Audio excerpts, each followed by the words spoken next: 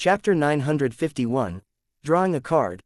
By the time Leonard reacted, he saw numerous towering stone pillars, as well as a towering palace that looked like a giant's residence above the endless grayish-white fog that was being propped up by these stone pillars. His green eyes wore a blank look. After a second, Leonard found himself sitting on a high-back chair beside a long-modeled bronze table at some point in time. Beside him and opposite him were high-back chairs that exuded solemnity, and at the end of the long-modeled table, where the seat of honor was, a figure was shrouded in thick gray fog. The figure was leaning into his seat leisurely, as though he was overlooking everything. When this figure appeared in Leonard's eyes, he felt as though he was on a liner, seeing a bottomless abyss whose boundaries were nowhere to be seen. It also felt like he had left the city and was on the outskirts, looking up to see lofty mountains that tore through the clouds. Instantly, many thoughts flashed through Leonard's mind. He had a rough guess as to what he was experiencing. As a Beander of the church, a believer who knew that deities truly exist, he wasn't able to resist his feelings. He subconsciously wished to leave his seat and prostrate before the existence before him. The might of a deity was boundless. Just as Leonard stood up, he was pressed down by an invisible force. A slow and calm voice resonated in his ears. "There's no need for such trouble. You can call me Mr. Fool." The fool, indeed. Leonard's fear of the unknown had settled immediately. Although he was still worried about what would happen next, he wasn't that perturbed any longer. He didn't sit uneasily with a dry mouth and parched lips. He got up halfway, pressed his hand to his chest, and bowed. "Honorable Mr. Fool, why did you summon me here?" As an experienced nighthawk in a red glove who had participated in major cases, Leonard knew how dangerous it was to establish a connection with a secret existence. He knew that he had slid down the edge of the abyss and had no chance of redemption. At that moment when he decided to chant the fool's honorific name, he was able to foresee his tragic end. But for revenge, he had made the choice regardless. However, everyone had the instinct to survive. Recalling how Klein Moretti, who believed in the fool, was still alive and had even become a demigod, Leonard couldn't help but hold out some hope and expectations. At this moment, he heard the fog-enshrouded fool chuckle. "Since you prayed to me for help, then based on the principle of equivalent exchange, you definitely need to pay the price." Leonard's body trembled as he bowed his head lower. "What is it you wish?" After a brief pause, the fool's voice sounded again. "There's no rush. Perhaps there will be something that requires you to provide help to certain people." Leonard slowly calmed himself down and sat. He looked around and asked, Klein Moretti, has been here like me?" The fool said with a calm tone, "In a different manner." Different manner, indeed. Klein didn't enter because he chanted the honorific name. He had been introduced by that death consul named Isaac Eggers before becoming one of Mr. Fool's faithful. Leonard couldn't help but survey the area, and he discovered that there were a total of 22 high-back chairs around the long-modeled table. It corresponds to the 22 Beander pathways. There are also 22 tarot cards. The fool, just as Leonard came up with a theory, he heard Mr. Fool chuckle. "Other than you, there are other living beings that have been pulled in here for various reasons. They earnestly wished for me to convene a gathering to carry out the exchange of information and the transaction of materials and formulas. They also help each other. This allows them to rapidly advance, eventually becoming high-sequence Beyonders. This is a little different from the secret organization represented by tarot cards I had imagined. It's rather loosely organized. What motives does Mr. Fool have to agree to such a request?" After coming to the ancient palace above the gray fog, Leonard felt high-strung, causing his thought processes to be a lot more agile than usual. He came up with all kinds of questions. After successfully achieving revenge, he had been feeling low-spirited and empty for a moment, as though he had lost his goal in life. However, he quickly pulled himself together. This was because Daly's death told him that he wasn't strong enough.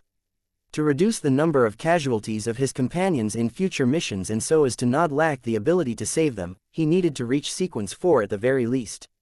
He needed to become a demigod. Therefore, the fool's words had stirred his heart. He felt that it was an opportunity. Meanwhile, he also believed that by joining the gathering, he could deeply understand the situation of the secret organization. It helped in maximally averting the danger that resulted from establishing contact with the fool. After some deliberation, Leonard asked, "Klein Moretti is also a regular member of this gathering. Does he have a seat here?" The fool replied without much concern, "Yes." Leonard fell silent for a second as he asked, "Honorable Mr. Fool, Can I join this regular gathering? Shrouded in the gray fog, the fool said with a smile, sure. But when you return, remember to mention this to Pallas Zoroast about it. Do not attempt to hide it from him. Old man really is an angel.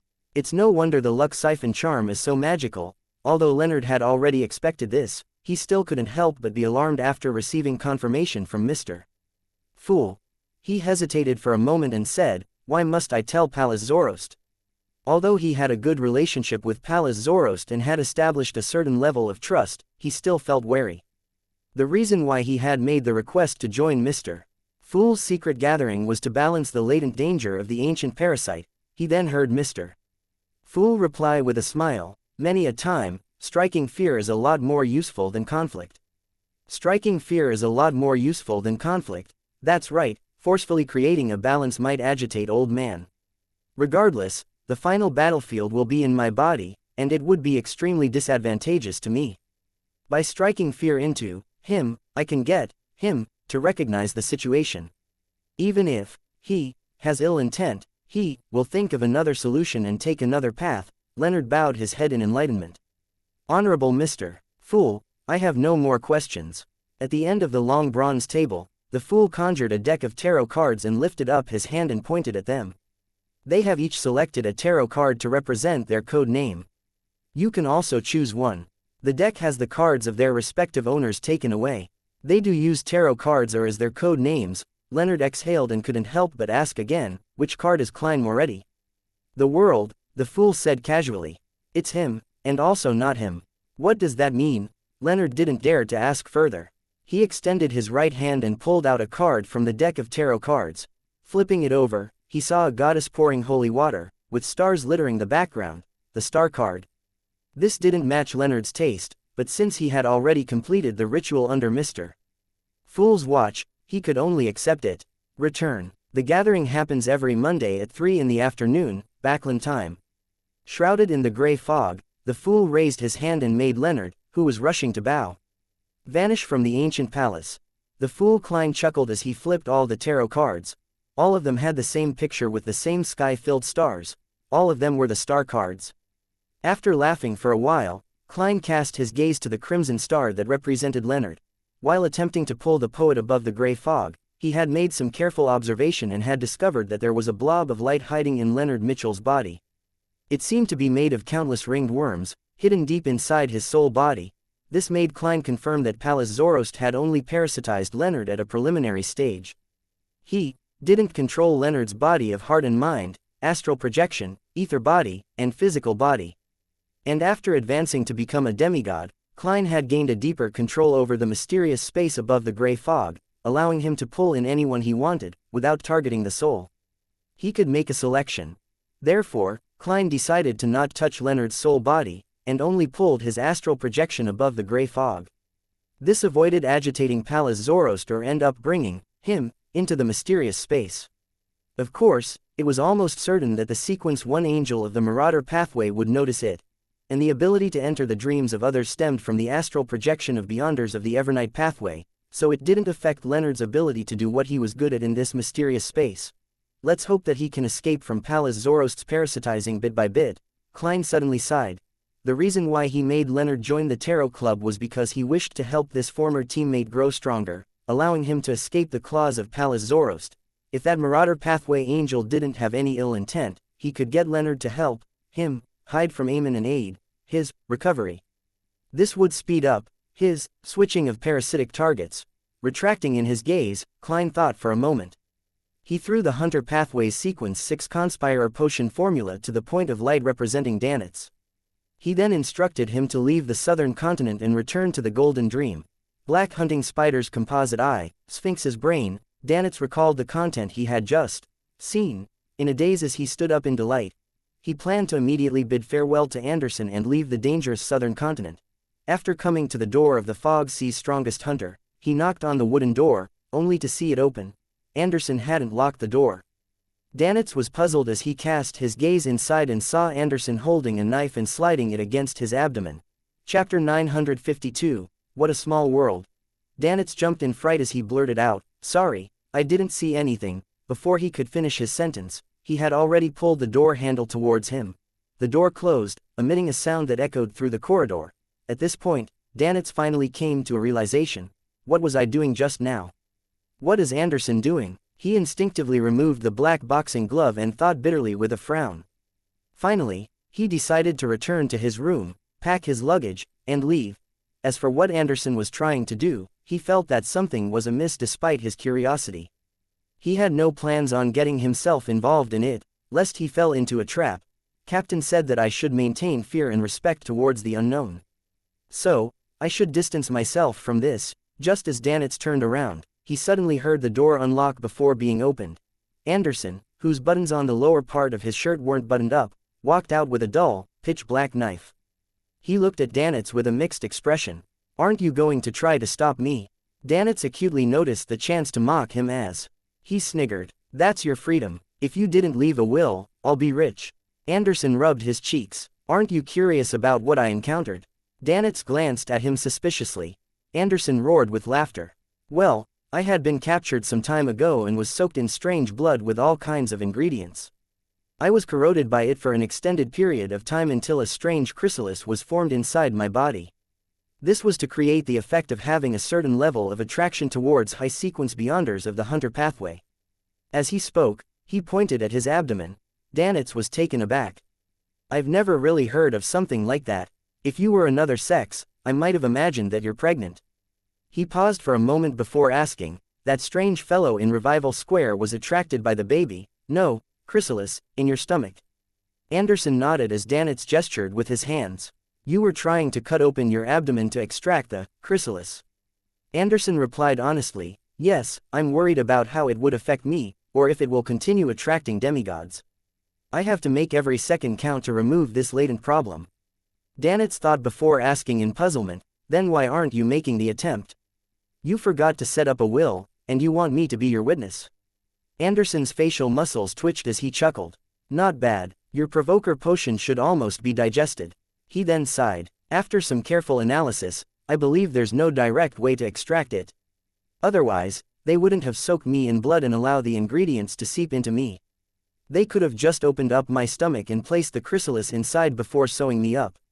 Without waiting for Danitz's reply, he said in thought, "Don't you have the method to contact Gehrman Sparrow?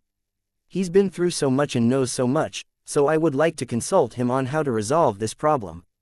In recent months, Danitz was extremely afraid of people raising the matter about him knowing Gehrman Sparrow, so he subconsciously retorted, "No. I haven't seen him since I left the Golden Dream." Anderson curled the corner of his lips and said, "When you were writing to Gehrman Sparrow, I was beside him and have met his messenger." Danitz's expression immediately froze. He forced a smile after a few seconds. "Then why don't you directly summon his messenger?" Anderson raised his hand again and touched his throat, chuckling. "I don't know the ritual for summoning his messenger." Danitz still suspected that Anderson was up to something, and was unwilling to confirm that he had been repeatedly communicating with Gehrman Sparrow. He then suggested, "Actually, you can always seek the help of our captain on such matters. She's very knowledgeable and good at research. She knows many secret techniques and can also seek the Church of the God of Knowledge and Wisdom for help. She should be able to give you the solution for resolving the matter of the chrysalis in your stomach." "Haha, if you're embarrassed, I can talk to her for you." Just as he said that, he saw Anderson's face beam. He quickly replied with a rushed tone, "All right, let's do that. I've already packed my luggage. When shall we set off?" Danitz fell into a daze for a few seconds, feeling that he had been tricked by Anderson. He returned to the room, drank his remaining beer, and threw all the miscellaneous items into his luggage bag, leaving behind a dried leaf with golden patterns. This was the token Danitz previously used to establish contact with the Northern States' dominant leader, General xianxia. Following Gehrman Sparrow's instructions, he left the leaf inside and allowed the person in charge to follow up. In the room that Danitz checked out of, a candle was suddenly lit as a 2-meter-tall scarlet flame burgeoned. Amidst the flames, a figure walked out. He was wearing a silk top hat, black formal suit, and had white sideburns. He looked outstanding with his deep, blue eyes and mature demeanor. He was none other than Klein as Dwayne Dantes. After picking up the leaf with golden patterns, Klein left the hotel, circling around the sealed-off Revival Square, and came to Kukawa's core region, White Feather Square. Xianxia's residence was there, located beside a death cathedral that descended downwards. As a standard Lonis gentleman, Dantes looked out of place when walking through the city. Here, the foreigners were a minority, with most foreigners seen around the few major embassies located around Rejoice Square. The other places were filled with mostly locals from Balam. Their skin was slightly brown, and they had curly black hair. Their facial features were soft, and in the eyes of most people from the northern continent, people of the same sex all looked the same, aside from the differences in height and weight. These locals, be it male or female, enjoyed rolling dried tobacco leaves into Balam cigarettes. Along the way, Klein would see residents spewing out smoke alongside the road from time to time. In addition, many of them hung a fruit known as dalawa by their waists. This fruit was the size of 2 fists, with thick skin. After digging open a tiny hole and eating the flesh inside, one could use it to store water, alcohol, and other beverages. Based on Klein's observations, they mostly drank an orange-yellow water. It was sour with a hint of sweetness, good at quenching thirst and relieving heat. It was also great at keeping people awake. I didn't have a chance to try it before, Klein mumbled as he found the guard manning the general's residence and sought to meet a man named Haggis. Due to his appearance as a Lonis person and a gentleman, the guard didn't deny his request or make it difficult for him. He got a person to head in to get a man in his 30s. The man's facial features and skin were that of a standard Balam native. However, his curly black hair had been pulled straight and neatly combed back as though he was trying to mimic members of high society in the various countries of the northern continent. He wore a white shirt and a black vest, matched with a very formal bow tie. Upon seeing Dwayne Dantes, he said in standard Lonis, "Good afternoon, I'm Haggis. Nice to meet you." His accent was a little odd, different from any borough in Lowen. Klein had lived in high society for quite a period of time, so he wasn't too surprised. He said with a smile, "Good afternoon, I'm Dwayne Dantes. I never expected to meet a gentleman who's so good at using the accent of Lonis nobles." Haggis couldn't help but smile. Many children of noble birth from Lowen have come to East and West Balam to seek out opportunities. I was fortunate to learn from them. Oh, I might know some of them. Klein wasn't in a rush to talk business as he began making small talk with Haggis like a gentleman. Haggis smiled. "My friend includes Colonel Alfred Hall, the second son of an earl." "Hall?" Klein let out a soft chuckle. "I once met Earl Hall at a charity party. He's a true noble. What a small world." Haggis nodded in agreement. Perhaps this is an arrangement of fate. Unfortunately, Alfred was transferred to East Balam last year.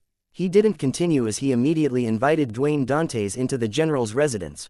When passing through the side door, Klein suddenly looked up, glancing at the embedded stained glass above. The glass shimmered like a rainbow under the illumination of sunlight, as though gazes were sweeping past. Chapter 953, Prophecy. Klein retracted his gaze in a natural manner, held his gold-inlaid cane, and followed closely behind Haggis before entering the general's residence. The architecture style was completely unlike those found in the southern continent. It didn't make any use of light manipulation to make the rooms appear dark and gloomy, nor did they boldly use some human bones as accessories to produce a strong visual impact.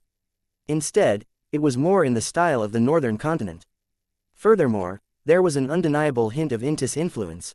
Every column was covered in segmented gold foil. The use of colors in the murals were warm, and there were sculptures embedded with gold. A beautiful spiral staircase descended from above, connecting all 4 stories before ending in the middle of the huge hall where it faced the entrance. It was extremely grand. I have to say that countries led by the Church of the Eternal Blazing Sun are really at the forefront when it comes to gold artwork. It doesn't have the feeling of the gaudy nouveau riche. Klein swept his gaze to the palm-sized golden angels that extended out from the staircase's railings and midsections of the columns, holding back his urge to caress them. Looking at the guards standing by the 2 sides, he casually found a topic and said to Haggis, "Colonel Alfred Hall seems to have made some significant contributions in West Balam." Haggis nodded and used a Lonis noble accent to say, "He's a determined and brave man. He once led a special forces team of more than 30 men to raid an Intis battalion with more than 1,000 people, completely crippling them. I heard that he had also made significant contributions in East Balam, therefore, becoming a colonel before the age of 30. Sounds impressive.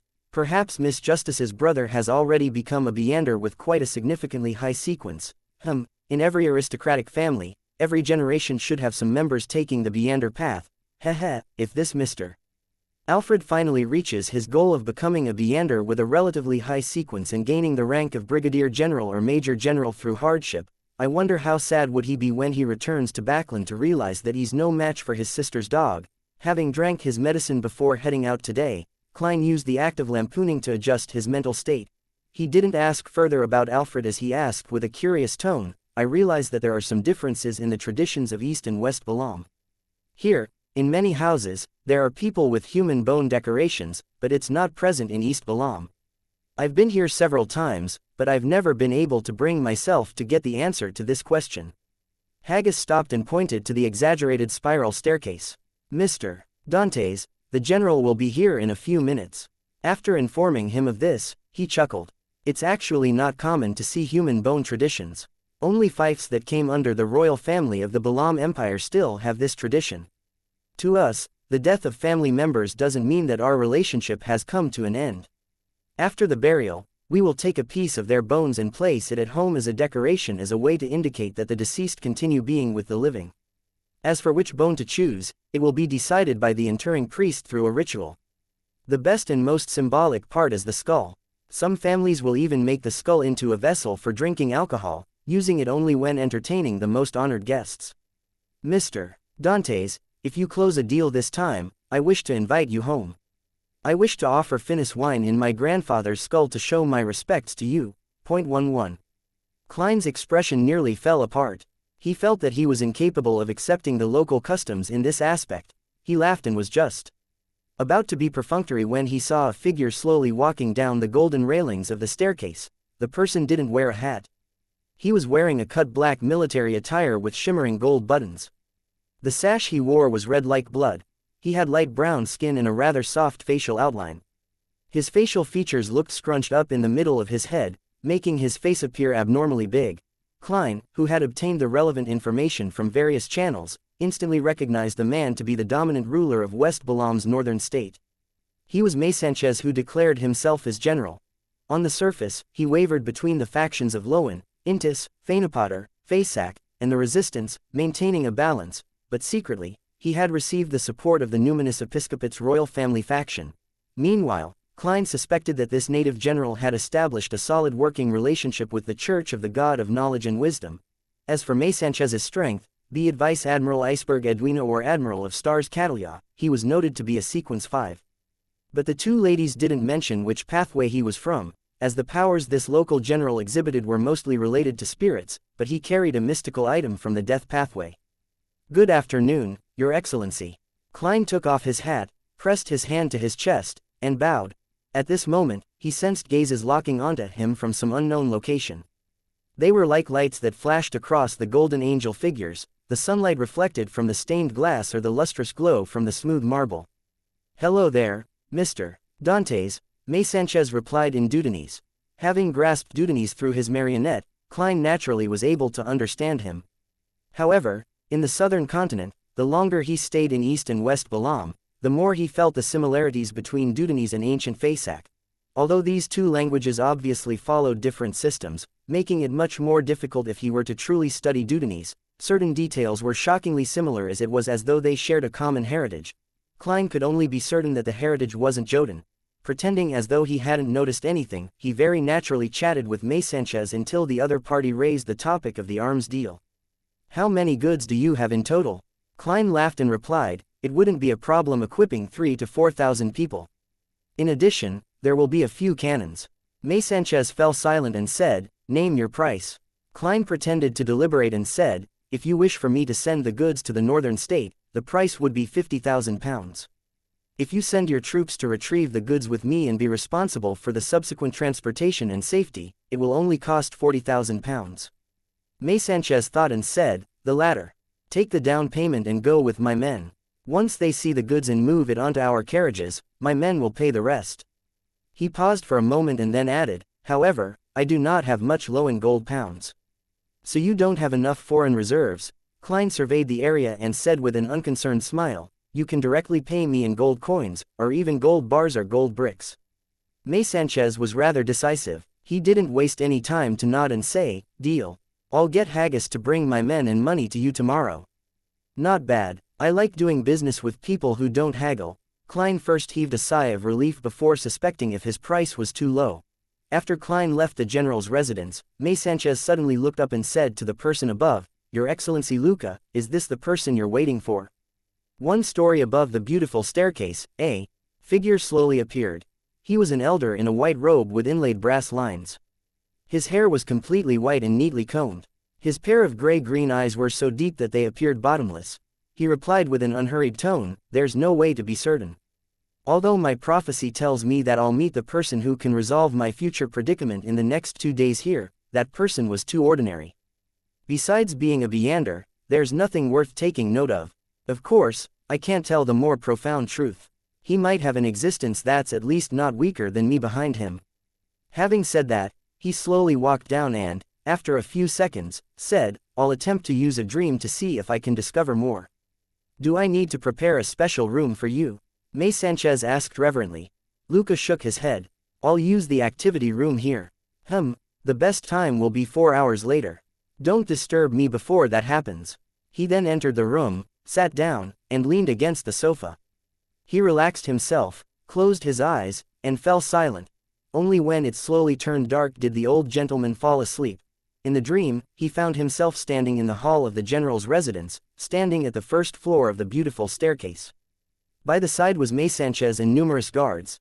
The middle-aged man named Demonesses was standing opposite him when he suddenly curled his lips into a smile, revealing an exaggerated smile. Flames soared up as poker cards fell from above. Luca's green eyes instantly darkened as Demonesses' body instantly fell into a strange darkness that appeared. The old white-robed gentleman immediately spread his arms open, revealing a dark vortex at his chest. The vortex expanded and devoured Demonesses. Before Luca could confirm the situation, he felt something. He turned to the side and saw xianxia's face squirming and turning tall before instantly becoming another Demonesses. Almost at the same time, Haggis and all the guards present turned into Demonesses. All of them were casting their gaze at Luca. Luca was jolted awake, and under the watch of xianxia, who had entered at some point in time, he faltered for 2 seconds and said heavily, "I have to personally meet that gentleman from before and see the demigod behind him." Before he finished his sentence, he subconsciously turned his head to look out the window. At this moment, the street lamps lit up. It was dark outside, and the crimson moon's moonlight was strangely tainted with a bloody color, another blood moon. "Thankfully there's Mr. Fool. I must say that there are way too many blood moons this year. It's only been 2 months since the last time. I didn't even have any time to prepare." Furs, who sat up, wiped her cold sweat, and muttered silently. She had arrived at a town near Delaire Forest and had checked into a hotel. She shared a room with Zio, and they had made preparations to do some investigations of the abandoned castle early tomorrow morning. To Furs' surprise, there was a blood moon just as she was preparing to get some rest. At this moment, she seemed to recall something as her body stiffly turned to the side. Zio, who had exhorted her to sleep early, had already woken up at some point in time. She was looking at her with her eyes open. Chapter 954, Strange Ancient Castle. Furs' gaze met Zio's in midair as both parties remained silent. After a while, Furs chuckled dryly. "Haha, you haven't fallen asleep." Zio frowned and said, "What happened to you?" "Nothing. Didn't I tell you before? Whenever the full moon happens, I won't be in a good state." "It's even worse during the blood moon," Furs replied as though everything was normal. Zio sized her up and pulled her blanket. "I remember that you brought sleeping pills. There's no need for that. I'm fine now." Seeing that Zio wasn't pressing further, Furs secretly heaved a sigh of relief. "Go back to sleep. We still have to head into the forest early tomorrow morning." Zio didn't say another word as she turned around, gripped the blanket, and closed her eyes. Before long, her breathing turned heavier and became more drawn out and uniform. Furs stared blankly at the ceiling as her thoughts ran wild. At some point in time, she fell asleep as well. The next day at noon, in the core region of Delaire Forest, in front of a collapsed, ancient castle covered in green vines, Furs wiped the perspiration on her forehead and exhaled. "We're finally here." Zio shot her a glance and said, "The boss at the hotel told me that we only need 2 hours to get here." They had set off before 6 in the morning, but they had spent nearly 7 hours to arrive. The corners of Furs' lips twitched as she said, "Ideal conditions in reality are different.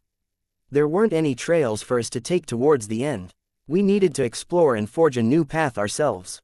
Zio took out her triangular blade, nodded, and said, You should have foreseen this from the beginning, but you refused to have a guide as suggested by the hotel's boss.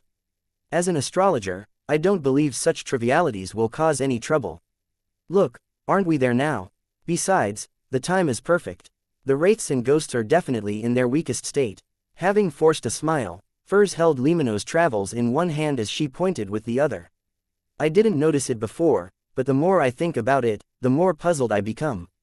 About what? Zio also cast her gaze to the ancient abandoned castle that was covered by vines. Furs casually found an excuse. Tell me, who would build a castle in the middle of a forest? Furthermore, they didn't open up a trail to it. Before she finished her sentence, she really found the matter a little odd. Zio thought and said, perhaps there was a trail, but after the castle was abandoned, whatever traces of it had been wiped out with time. Furs stroked the hair by her ear and shook her head. Then why would they abandon it? If they had considered safety back when building it, it would be more dangerous building it far from the town in an uninhabited castle. If it's just for vacations, with the way nobles do things, they wouldn't abandon it even if the maintenance and repairs are difficult. Zio blurted out, could it be because it's haunted? Furs thought for a few seconds. Won't someone who can build such a huge castle hire beyonders to deal with the ghosts? I suspect that the three churches and the kingdom's government don't know of this ancient castle. Otherwise, it doesn't make sense that they will leave the Beyonder ingredients inside. Upon saying that, she raised a possibility. An ancient castle of the Sanguine. Such extraordinary creatures enjoyed living in places with few people. Furthermore, they were usually connected to dark forests and ancient castles. In addition, information about this ancient castle came from the Sanguine to begin with. It's possible, Zio first agreed before disagreeing. Will the Sanguine be afraid of ghosts? They definitely have the means to deal with the ancient wraiths inside. Makes sense. Don't tell me those Sanguine don't like money and don't care about the search for Beyonder ingredients. Furs recalled Mr. Moon's behavior and denied her hypothesis. In deliberation, she said, unless there's some problem that's not easy to resolve. That's what made the bigwigs choose to skirt around it. In that case, her operation would become more dangerous than she had anticipated. Zio tersely agreed. Let's do some preliminary investigations while the sun is still strong. All right. Furs held Limano's travels and approached the half-collapsed ancient castle one step at a time. The two soon arrived at the entrance, which was two-thirds blocked by rocks. They discovered that, beneath the green vines, the stone walls were mottled and heavily weathered as though it had been in existence for a very long period of time. Zio wasn't in a rush to enter. Calling out to Furs, they circled around the castle slowly. When they returned to the entrance, she said in puzzlement, this castle style is purely defensive. It doesn't seem to consider the problems needed for living in it. Besides, many of the peculiarities of the building are ones I haven't heard of before. It has probably existed in the late 4th epoch or even earlier. What's there to defend again? Beastmen, treants, they've all gone extinct after the cataclysm. Haha, don't tell me that it's a building from the 2nd or 3rd epoch. Furs casually replied. She observed the terrain and left the entrance with Zio before arriving at a relatively complete wall. She reached out her palm and pressed on it. Although she lacked combat experience, she was rather skilled when it came to the various aspects before a battle. An illusory light appeared in front of her, allowing Furs and Zio to instantly enter the abandoned castle.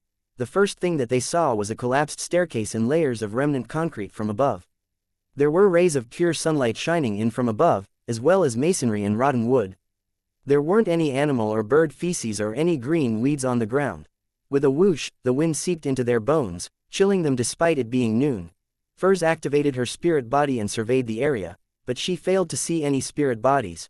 However, she noticed that on the right of a remnant collapsed wall, there was a rather intact stone staircase. The staircase was mottled and scuffed as it extended downwards to an unknown location.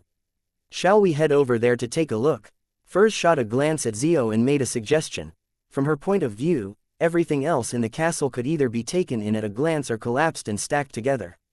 If they wished to do thorough investigations, it was certain that it would take a rather long amount of time. Therefore, it was better to gain a general understanding of the overall picture to assure themselves. Zio glanced around and nodded gently. The cold wind is gathering underground. I suspect that all the wraiths and ghosts are hidden in the area where the staircase leads to. Yeah. Furs cautiously walked towards the mottled stone staircase and followed the steps, which were covered in gravel, down. The staircase was rather narrow, allowing only one person to pass at a time. Furthermore, they spiraled down, leaving Furs shaken. Tap, tap, tap. As their footsteps echoed into the distance, the light that shone inside the staircase darkened.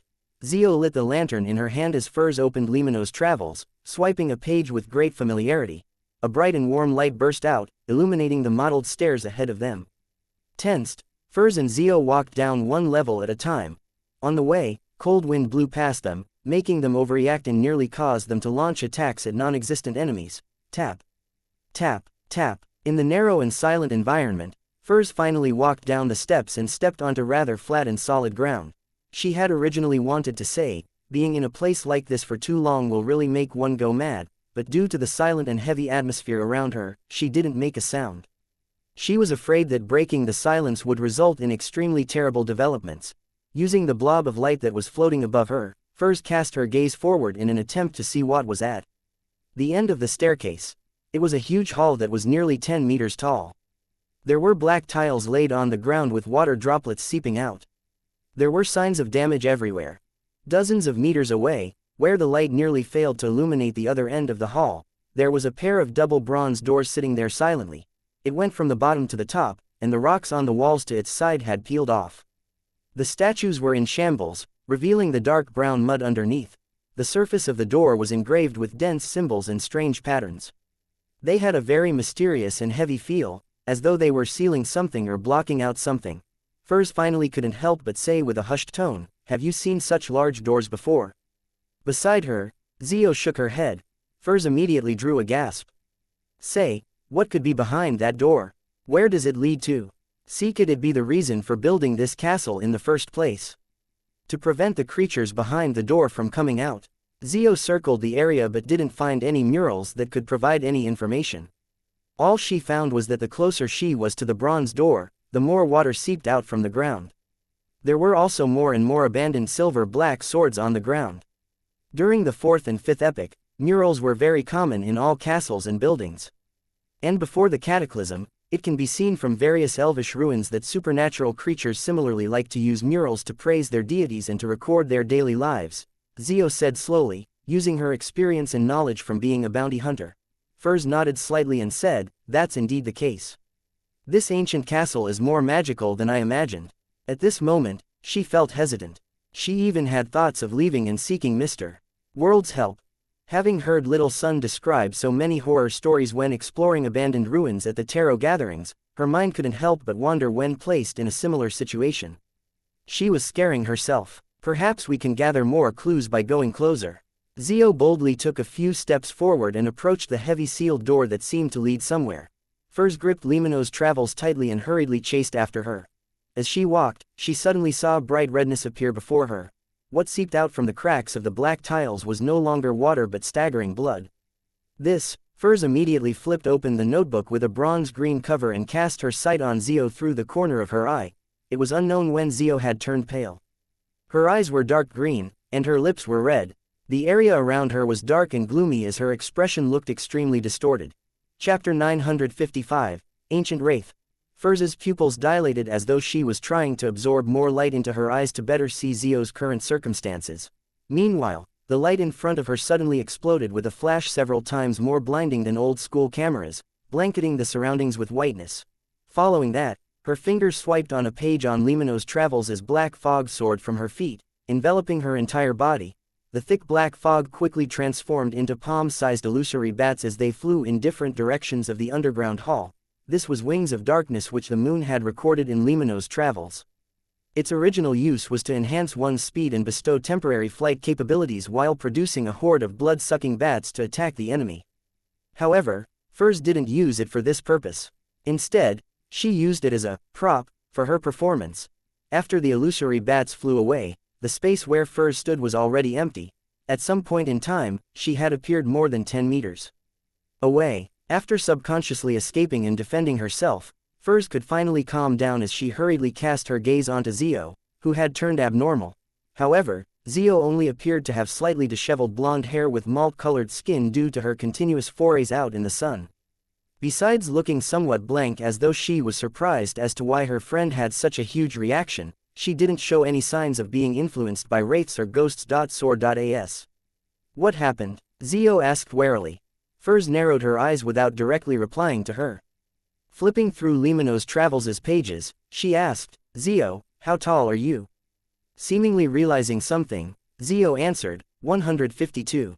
Isn't that so? Just as she said that, Furs's fingers slid across the notebook's page, which was filled with symbols and magical labels. Silently, a holy light swirling with fire plummeted down from above. The unadulterated and bright light instantly enveloped Zio before rippling outward with sunlight. As the blazing light stabbed into Furs's eyes, she saw the hall collapse and the surrounding space shatter like glass. This feeling was gone in a flash as Furs realized that she was still in her original spot. She had yet to flee. That was an illusion. She hurriedly turned to the side and saw Zio looking at the damaged region of the heavy door. Furs deliberated for a moment and asked, Zio, how tall are you? Zio glanced at her and angrily said, Stop asking such inane questions. Phew, she's real. Furs heaved a sigh of relief as she quickly described her encounter to Zio. After a few seconds of thought, Zio used her lantern-wielding hand to nudge Furs's arm. Let's retreat. Perhaps the closer we are to that door, the easier it is to hallucinate. Yes, that's possible. Furs nodded in agreement as she quickly moved back a few steps.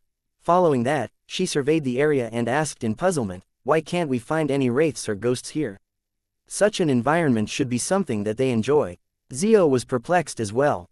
She then did a careful observation before landing her gaze on the blob of sunlight floating above Furs's head. Try extinguishing it, she suggested. Furs came to a realization as she immediately dispelled the light. Silent darkness blanketed the area and ruled the underground hall once more. Only the lantern's faint yellow light put up a resistance against all of this. Then, Furs saw two figures in her spirit vision. They were rather close to the bronze door. One was a female with coiled hair, wearing a knight's trousers and a garish shirt for ease of movement. The other was a man wearing silver-black armor as he held a sword that was almost snapping due to rust. The former's face was a blur as it kept wandering between the door and where Furs and Zio arrived. The latter was loitering beside the door, muttering something. These are the two ancient wraiths. Furs nudged Zio and said with a suppressed voice, I see spirit bodies. I see them as well. They aren't hiding at all. Zio curved her back as she readied herself for a fight. Furs hurriedly nudged her. Don't be hasty. We aren't sure that they're the targets. She attempted to take 3 steps forward, but the two relatively blurry figures didn't even look at her. Furs thought and suddenly said, Ma'am, what are you doing? She had heard of stories in other mysticism circles that wraiths, shadows, and other higher-level spirit body creatures could be communicated with. However, she regretted it the moment she said that. This was because communication didn't allow her to achieve her goal. There was no way she could persuade the other party to kill themselves and hand over the cursed item and remnant spirituality of an ancient wraith. Just as Furs was considering if she should launch a direct attack, the lady in the garish shirt and knight's trousers replied with a flat tone, I'm searching for my husband. He's a guard here. Communication is really possible. Furs pressed out of curiosity, where did he go? At this moment, Zio approached as she wore a look of extreme vigilance. The blurry-figured lady answered blankly. He's a guard here. He told me that magical power seeps out from behind the door, corrupting his teammates. He got me to leave as quickly as possible with a messenger. He said that he would ensure that I escaped safely, but I don't wish for that. I want to leave with him. After sending off the messenger, I returned midway and returned underground. But I can't find him. With the age of this castle exceeding the present epoch, the last defender has definitely transformed into an ancient wraith. This lady's story has moved me. I really can't bear to attack her. Furs's mind whirled as she carefully took a few steps and circled around the ancient female wraith and approached the bronze door. This time, she and Zio didn't suffer any more hallucinations. This seemed to imply that her encounter was subconsciously created by the lady. A distance from the silver-black armored knight with a rusty sword, Furs attempted to ask, Sir, what are you doing? The knight paused and said with a humming voice, I'm guarding this door of blackness. I need to ensure that my wife has escaped safely. If you meet her, tell her that her knight will fight for her to the very last moment. Ah, door of blackness. It's clearly a bronze door. Wait, what did he say? He said that he's guarding the door to ensure that his wife can safely escape. Isn't this the other half of that woman's story which she described? This is her husband. Furs was taken aback as she kept looking back and forth between the two ancient wraiths. The lady wearing a garish shirt and knight's trousers slowly approached the bronze door before returning to the middle of the hall repeatedly. As for the silver-black armored man, he was patrolling about the door with a rotting sword in hand. At times, they would pass by without noticing each other. Such a scene must have gone on for at least 1500 years, or even longer, Furs commented silently as she turned to glance at Zio. She realized that her friend's eyes were already welling with tears. What an easily touched person. Furs couldn't help it as she shouted at the female wraith, "Look at the door. Your husband has been there all along." The lady slowed down her pace and first glanced at Furs before casting her gaze at the heavy door. Her blank gaze penetrated the night, landing behind him. "Why can't I find him?" The wraith repeated her words and repeated her actions. Furs felt an inexplicable sense of sorrow, and just as she was about to shout again, she saw the knight turn to look at her and Zio. He shouted, "Who are you?" Just as he said that, the female wraith cast her gaze at Zio and Furs again. Furs immediately felt her thoughts slow down as a coldness quickly formed inside her body and rippled out, freezing her flesh and joints.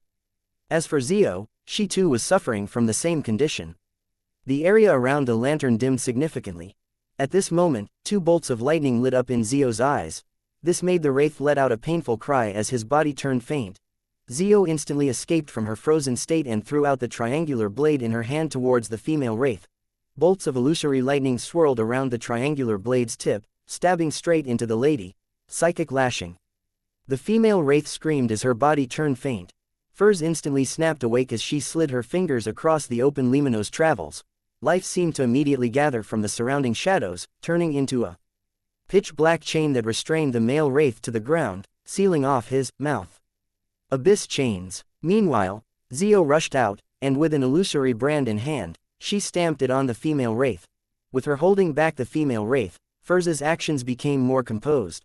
She flipped through Limino's travels and slid her fingers.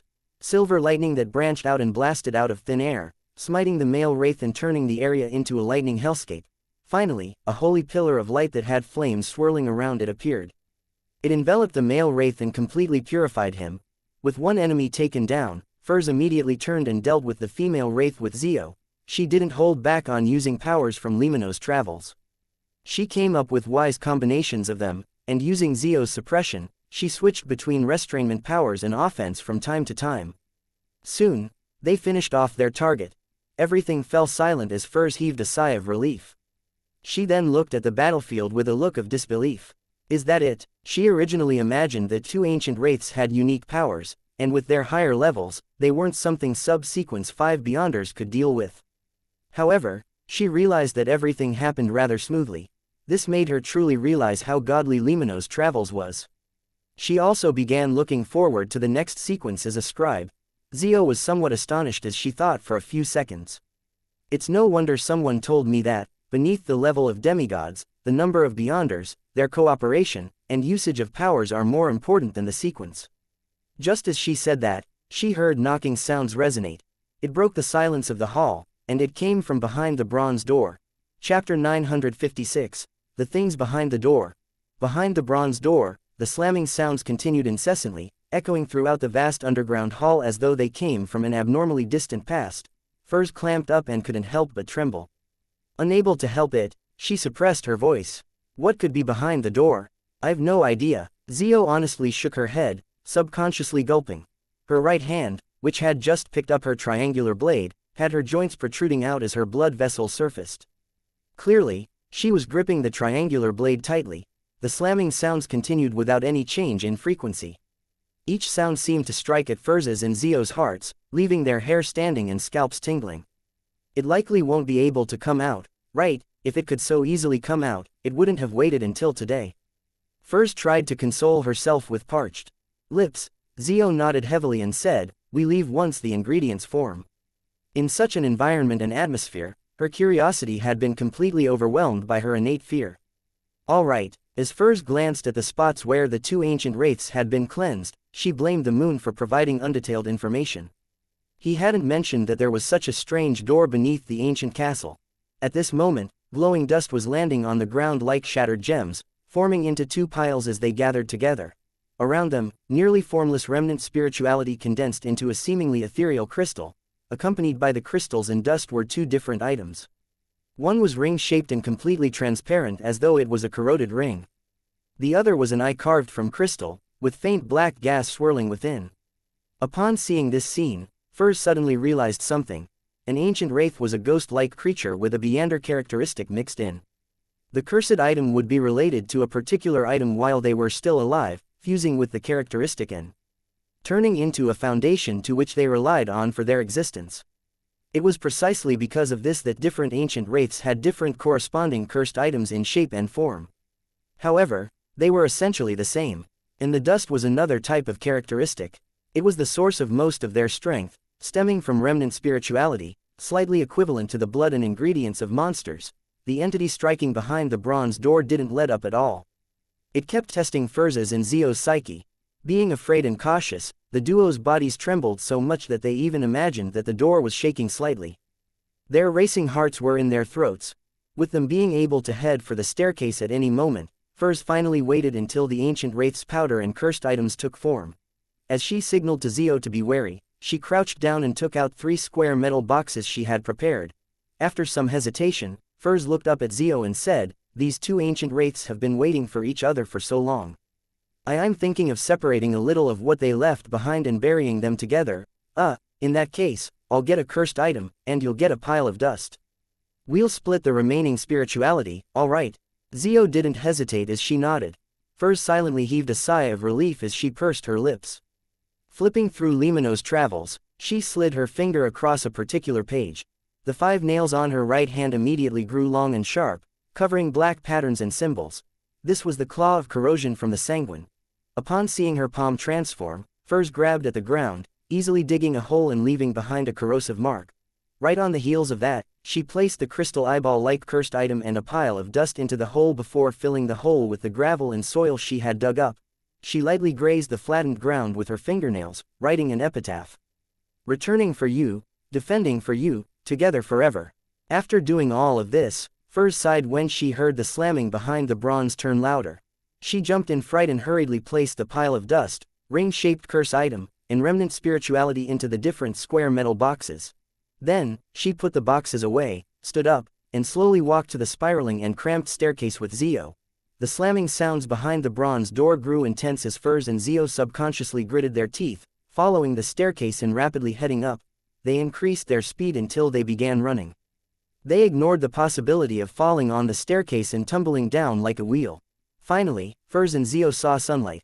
Sunlight beamed in from outside, shining upon the staircase ahead of them. It was bright, pure, and warm. At this moment, the slamming sounds from underground had come to a sudden stop without any follow-up. Furz and Zio exchanged looks, slowed down their pace, and after a few large strides, returned to the top of the abandoned ancient castle. The duo didn't say a word and directly left the area, returning to the periphery of the forest. After walking for some time, Furz calmed down and pursed her lips. It was really terrifying. Although the thing behind the bronze door didn't deal any harm to us, nor did it even show itself, I think it was more terrifying than the ancient wraiths. Compared to all my past experiences, it's far more terrifying. In those few minutes, I couldn't help but imagine all the different tragic deaths I might suffer. Each one was more terrifying than the last, but none of them were as terrifying as the slamming sounds. Zio turned her head and agreed with a nod. Yeah, I felt as though I was walking on the edge of a cliff. Furz was about to continue when she saw 2 streams of bright red blood flowing down Zio's nose. Zio, your nose is bleeding," Furz hurriedly warned her friend. Zio was taken aback as her pupils dilated. "You too." Furz blankly reached out her hand and wiped her nose. It felt warm to the touch, wet and sticky. She was appalled as she hurriedly held her right hand in front of her and saw red blood smeared across it. It was bright and striking. A result from being overly anxious. Furz muttered in puzzlement. At this moment, through the sunlight diffusing through the forest's canopy, she realized that faint black spots were quickly growing on her wrists at a discernible pace. The black spots rapidly spread, covering her arms and the back of her hands. Furz subconsciously cried out as she hurriedly looked at Zio. She saw Zio's cheeks and neck covered with black spots. This isn't normal," Furz blurted out. Zio sensed the abnormality happening to the both of them as she recalled and said, "Do you still remember what that female wraith said?" She said that the guards from before had been corrupted by the forces that seeped out from behind the bronze door. Could it be that we've been corrupted? Furz was taken aback for a second before she nodded heavily. It's possible. She hurriedly took out the medicine that she had prepared, handing over some of it to Zio. Then, she twisted the lid off and downed 2 bottles. However, they didn't show any signs of recovering. The black spots grew in number, turning their vision blurry. Badump. Badump. Before long, Furs, whose efforts to save herself were in vain, could hear her heartbeat and sense her body beginning to lose strength. Out of ideas, she quivered her lips, clenched her teeth, and turned her body around. She took a few steps to open up a distance from Zio. Then, she bowed her head and chanted Mr. Fool's honorific name. In about 10 seconds, she saw a dark red light appear, engulfing her like the tide. The ravings and roaring vanished and Furs saw the familiar mottled table and the 10 high back chairs opposite her. She then realized that her dizziness and blurred vision had vanished. There weren't any more of the strange, accentuated black spots on her spirit body. Thank you for your help. Furs hurriedly stood up and bowed at the figure shrouded in gray fog at the end of the long bronze table. Then, she heard Mr. Fool say in a calm tone, your spirit had been corrupted by some force. It should be fine now. Cleansed by Mr. Fool, Furs's heart stirred, just as she wanted to make a request to Mr. Fool regarding how Zio could be saved. The scene before turned red as light soared up. After a brief pause, she found herself in the real world, back in Delaire Forest. The black spots on the back of her hands and wrists were rapidly fading and receding. The blood that kept dripping from her nose had already come to a stop. Returning to her body, she saw Zio weakly slumped on a tree. Her face was covered in black spots, making her look terrifying. The muscles on both sides of her neck were tensed up as her mind spun. A few seconds later, she walked over quickly, pressed Zio on the shoulders and rapidly said, I have a way to save you, but you need to follow my instructions. Use ancient Hermes to say this, the fool that doesn't belong to this era. Zio could hardly turn her swollen eyelids. Looking at Furs for 2 seconds, she heavily chanted, the fool that doesn't belong to this era. Just as she said that, Zio saw dark red starlight surge out from the void, sweeping over her. Indescribable roars continued for a second before vanishing from Zio's ears. She then saw herself seated in an ancient and majestic palace. She was sitting beside a mottled, bronze table. At her feet was a boundless grayish-white fog. In front of her was a lofty figure looking down upon her. This scene was both unfamiliar and familiar to her. She had once seen it in a dream, but she hadn't ever had it again after the exorcism ritual. That purification was actually useless. Zio suddenly had this thought as she stood up in deliberation, bowing at the figure enshrouded in gray fog. You are the great king of yellow and black. She didn't appear too surprised or alarmed, as though she had already expected it. You can call me Mr. Fool. Have a seat, the figure with an epic aura replied calmly. Zio bowed again and sat down, confirming that she had escaped her unwell state. She looked to her sides and thought before asking, Honorable Mr. Fool, does Furs Wall have a seat here? Shrouded in the gray fog, the fool nodded gently and said, yes. Zio fell silent for a second and directly asked, can I join just like her? The fool chuckled, it's a gathering they organized on their own accord but is convened by me. There's still a seat available at present. You may join. Draw a card. They use one of the major arcana cards as their code name. Zio didn't ask or speak further. She immediately nodded. On the bronze table in front of her, a deck of tarot cards immediately appeared.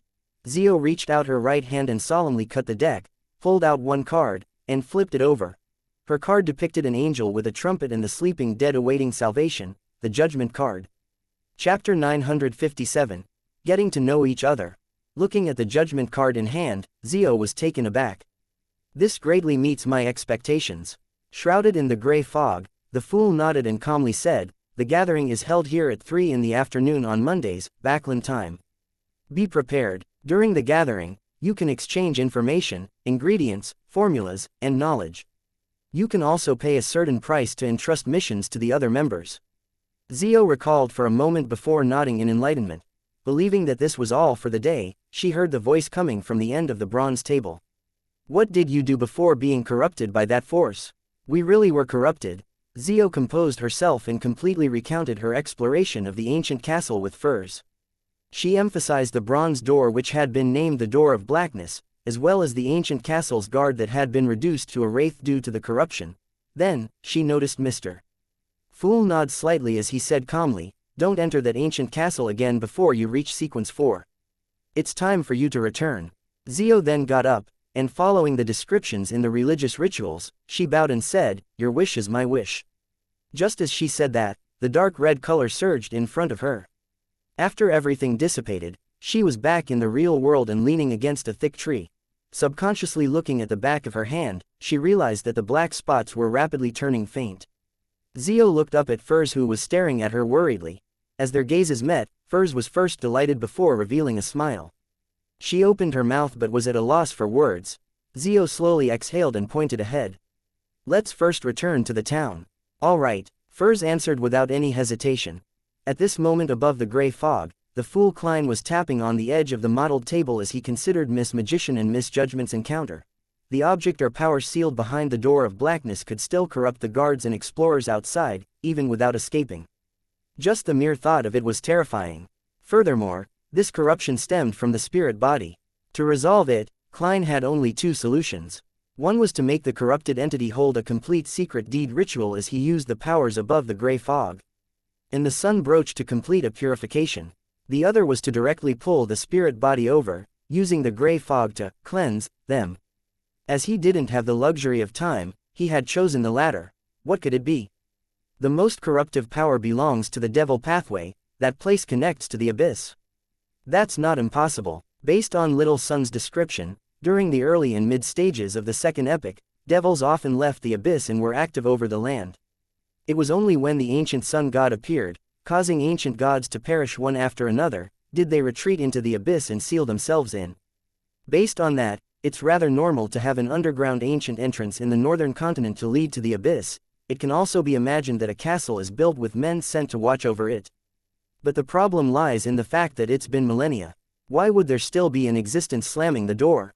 Are the devils planning on returning? Klein made a preliminary guess. He temporarily had no plans on exploring the abandoned castle to verify his thoughts, because it was unlikely that there would be any changes anytime soon. After all, since it was news that came from the Sanguine, he could get the Moon Emlyn to do some gathering of information to figure out the history of the castle. Reining in this thought, Klein removed the topaz chain from his wrist and divined if the matter regarding the ancient castle was pressing. He received a negative answer. He immediately returned to the real world and waited for the local ruler, General Xianxia, to send over the down payment. At 2 in the afternoon, Phaenopotter time, Haggis, with his hair combed backward while dressed as a northern continent gentleman, carried a black leather suitcase with a team of guards as he knocked on Dwayne Dantes' door. Please come on in. A warm and elegant voice sounded from the inside. It was first Lonis in a Backland accent before it was changed to the local language of Dudenese. Haggis turned the doorknob and entered. He saw Dwayne Dantes with his white sideburns and deep, blue eyes stand up from his reclining chair while pressing down the ends of his black vest. Good afternoon, my friend. This Loan gentleman with good looks and bearings took 2 steps forward and extended his right palm. This time, he switched to using Lonis. Haggis replied using the accent of a Lonis noble, "It's my honor to be your friend." After he shook hands with Dwayne Dantes, he surveyed the area and chuckled. Is this your servant? He pointed at a mixed-blood youth standing behind the arms dealer. In between the lines, he was asking if he was trustworthy. After all, Dwayne Dantes hadn't brought any servants back when he visited the general's residence yesterday. Yes, his greatest strength is the ability to keep secrets. Dwayne Dantes smiled as he pointed to the leather sofa across the reclining chair. With 2 guards following Haggis, he closed the door and sat down. He then said with a smile, I've heard of an Intis proverb that's said to be from Emperor Russell. He said that dead men tell no tales. Dwayne Dantes said with a laugh. Emperor Russell also said something else. Corpses can speak. Is that so? This is my first time hearing of this. Haggis enjoyed conversing with a northern continent gentleman, so they continued their conversation for a while before he lifted up the leather suitcase beside him and opened it. At that instant, there seemed to be overflowing golden lusters. Under the illumination from the sunlight outside, the entire room seemed to brighten significantly. Haggis then looked at Dwayne Dantes and said, 5,000 Loan gold pounds, as well as 5,000 gold coins and gold bars. This is the down payment. I'll bring along the remaining 30,000 pounds in cash and gold the entire time, and will hand it over when the arms deal is completed. Dwayne Dantes scanned the stacks of cash, the gold coins, and gold bars in the leather suitcase before retracting his gaze and saying with a smile, when do we set off? Haggis closed the leather suitcase and handed it to Dwayne Dantes' servant and said simply, tomorrow morning. He paused for 2 seconds before saying, Mr. Dantes, the general has a guest who would like to meet you. Dwayne Dantes's expression didn't change as he fell silent for a few seconds. When? Now, Haggis said without daring to show any signs of being perfunctory. He's downstairs. Dwayne Dantes nodded slightly. Please invite him up. Haggis immediately heaved a sigh of relief and left with his guards. They followed the stairwell down. Before long, Luca, in a simple white robe with brass lines adorning it, walked up. His silver hair had been combed very neatly. When he arrived by Dwayne Dantes's door, he heard a voice from the inside just as he raised his hand. This time they spoke using ancient Fasak. Luca's expression didn't change as he naturally pushed open the door. He then saw the middle-aged gentleman who had rather good looks and qualities from yesterday standing beside a reclining chair facing him, and sitting on the reclining chair was a young man. He had black hair and brown eyes, with a thin, cut face. He had a cold temperament. Luca was taken aback as he took a step forward, entered the room, and closed the door. After he sat down on the sofa in a composed manner, his gray-green eyes clearly reflected the young man in front of him. German Sparrow. Luca addressed him with a rhetorical question. German Sparrow curled the corners of his mouth. Directly addressing others by their full name is impolite. Luca nodded and said, "My apologies for my faux pas. I recall that you advanced to sequence 5 less than half a year ago, or it might have only been 3 months. Yes, it should have been completed when you were in the ruins of the battlefield of gods. I never expected that you were already a demigod. It left me a little bewildered." German Sparrow smiled without giving any explanations. After a brief moment of silence, he said in an unhurried tone, "Why are you visiting me?" Luca calmly replied, "I don't know." The atmosphere in the room suddenly turned somewhat odd. German Sparrow seemed to forget that there was an elderly man sitting opposite him that needed him to speak again. Luca indiscernibly nodded and said, "This is the thing. I made a prophecy by chance not too long ago. In that prophecy, I will be in a rather thorny situation in the future. And one of the people I met with over these few days will help me deal with it. I'm not sure if it's you, but I'd rather be safe than sorry. So I decided to meet you and get to know each other. My name is Luca Brewster, a clergyman who serves the God of knowledge and wisdom. I'm presently in charge of various matters in West Balam." German Sparrow nodded and said, "Not bad. I now know you. I don't believe I need to introduce myself, right?" "Of course," Luca thought and said. "You should be a bizarro sorcerer. I recently received some intel that there has been some reshuffling among the secret order in Intis." He didn't see German Sparrow reveal any looks of shock. This powerful adventurer, who was famous across the 5 seas, said after a moment of silence, "Zaratul has returned." The look in Luca's eyes changed immediately before being restored to normal. Then, he stood up and nodded. "Since we've gotten to know each other, it's time we bid farewell."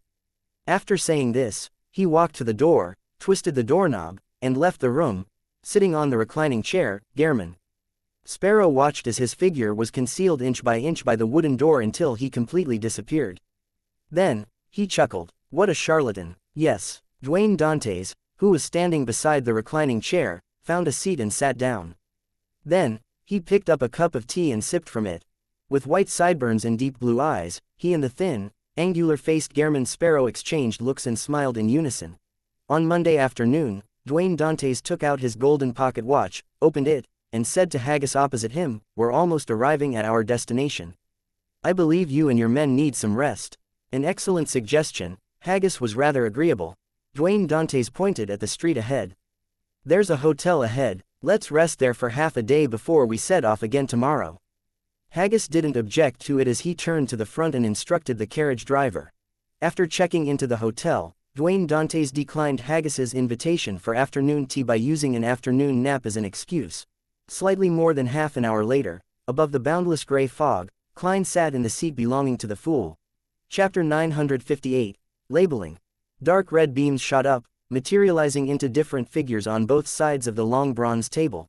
The unchanging silence above the gray fog was broken as the eternal palace seemed to have an additional, inexplicable sense of life to it. Just as Justice Audrey regained her senses of her surroundings, she prepared to stand up to greet the existence at the end of the long bronze table. At this moment, as a senior spectator, she acutely noticed a difference. There were 2 more members than last week. One of them was a man sitting to the right of Mr. Moon. The other was a lady sitting to the left of the Hermit. Audrey first felt happy that the Tarot Club was developing and becoming stronger, but then she kept to her professional instincts and quickly began observing. Due to where she sat, the man opposite her was much easier to observe compared to the lady 2 seats away from her. Therefore, she placed her attention on the man. Black hair, green eyes, he doesn't wear a coat, a vest matched with a shirt, he sits a little oddly. He's not accustomed to sitting properly, he's probably about 180 centimeters tall, he has quite a desultory temperament, he's rather tense. At one glance, Justice Audrey had read plenty of information from the rather blurry figure. She then noticed something different. The man was quickly surveying his surroundings. Such an action wasn't a problem in itself. Anyone who came to this strange and secret location would definitely subconsciously size up the other members and attempt to grasp their traits and general situation so as to calm down. But the problem was that the man was moving his gaze too quickly. His gaze had swept past the moon, the hanged man, and the other members without pausing. To Audrey, this was a very clear phenomenon. It didn't mean that the man was observing his surroundings and studying the members, but that he was finding someone. He was looking for someone he had in mind. Audrey instantly felt a little excited, as she believed that this newcomer knew one of the members present. Who could it be? She observed for another second and realized that the man sitting diagonally opposite her had fixed his gaze on the world German sparrow. Audrey was thrilled as though she had discovered a secret. She thought in enlightenment, the newcomer is a friend of Mr. World, or it's at least the case that they know each other in the real world. He also knows that he's a tarot club member. Or it could also be said that Mr. World had inducted him into the gathering. No, that's not very possible. If that were the case, the newcomer would be much more certain. He wouldn't be eagerly searching for someone he knows. He definitely would have placed his gaze on the other members for a longer period of time. Furthermore, such an action also proves that he's not a blessed of Mr. Fool. What is his relationship with Mr. World? Audrey held on to her thoughts of continuing to observe as she stood up and turned to face the seat of honor. During this process, she took the opportunity to sweep her gaze at the new member sitting beside Ma'am Hermit. She's exchanging looks with Miss Magician. Her height, Zio has finally passed the test and joined the gathering. Upon identifying her, Audrey did a curtsy towards the figure shrouded in gray fog. Just as she issued the brisk greeting, she realized something. Mr. Fool is a little different from before. This great existence seemed to be more one with the entire gray fog, palace, and space. His aura was lofty and mighty, like the sea or sky. This feeling isn't something that can be described with words. Mr.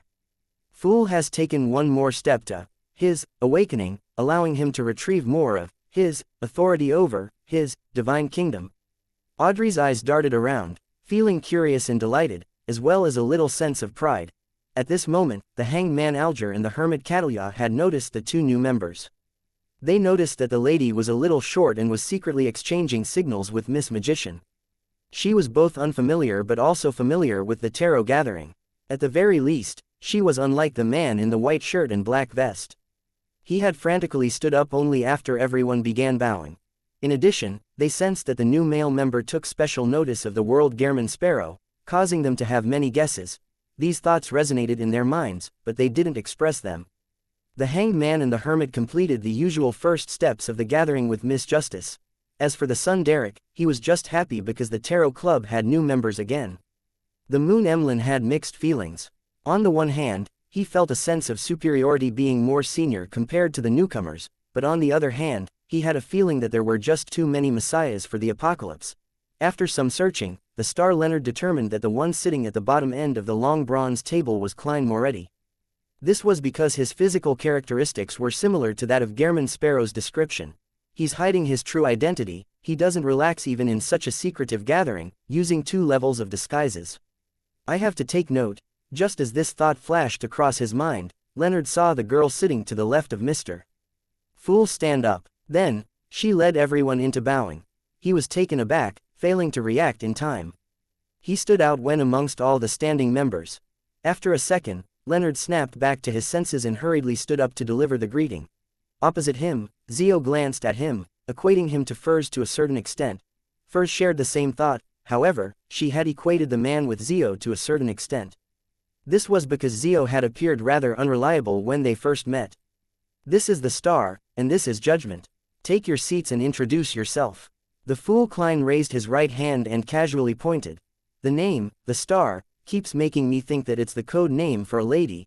As Leonard thought in exasperation, he focused and began labeling the members in the order of their introduction. Miss Justice. Seems like a young lady, but she might have donned 2 levels of disguise like Klein. She's rather optimistic and cheerful. Although I can't tell the details of her attire, it appears to be very classy. Mr. Hanged Man. Burly, restrained. He's likely to be a straightforward but rash person. Miss Magician. The way she looks at me is weird. From time to time, she will glance at Klein. I've no idea what's on her mind. She seems rather ordinary overall with nothing standing out. Mr. Sun. He's very tall, but the way he speaks sounds like he's going through puberty.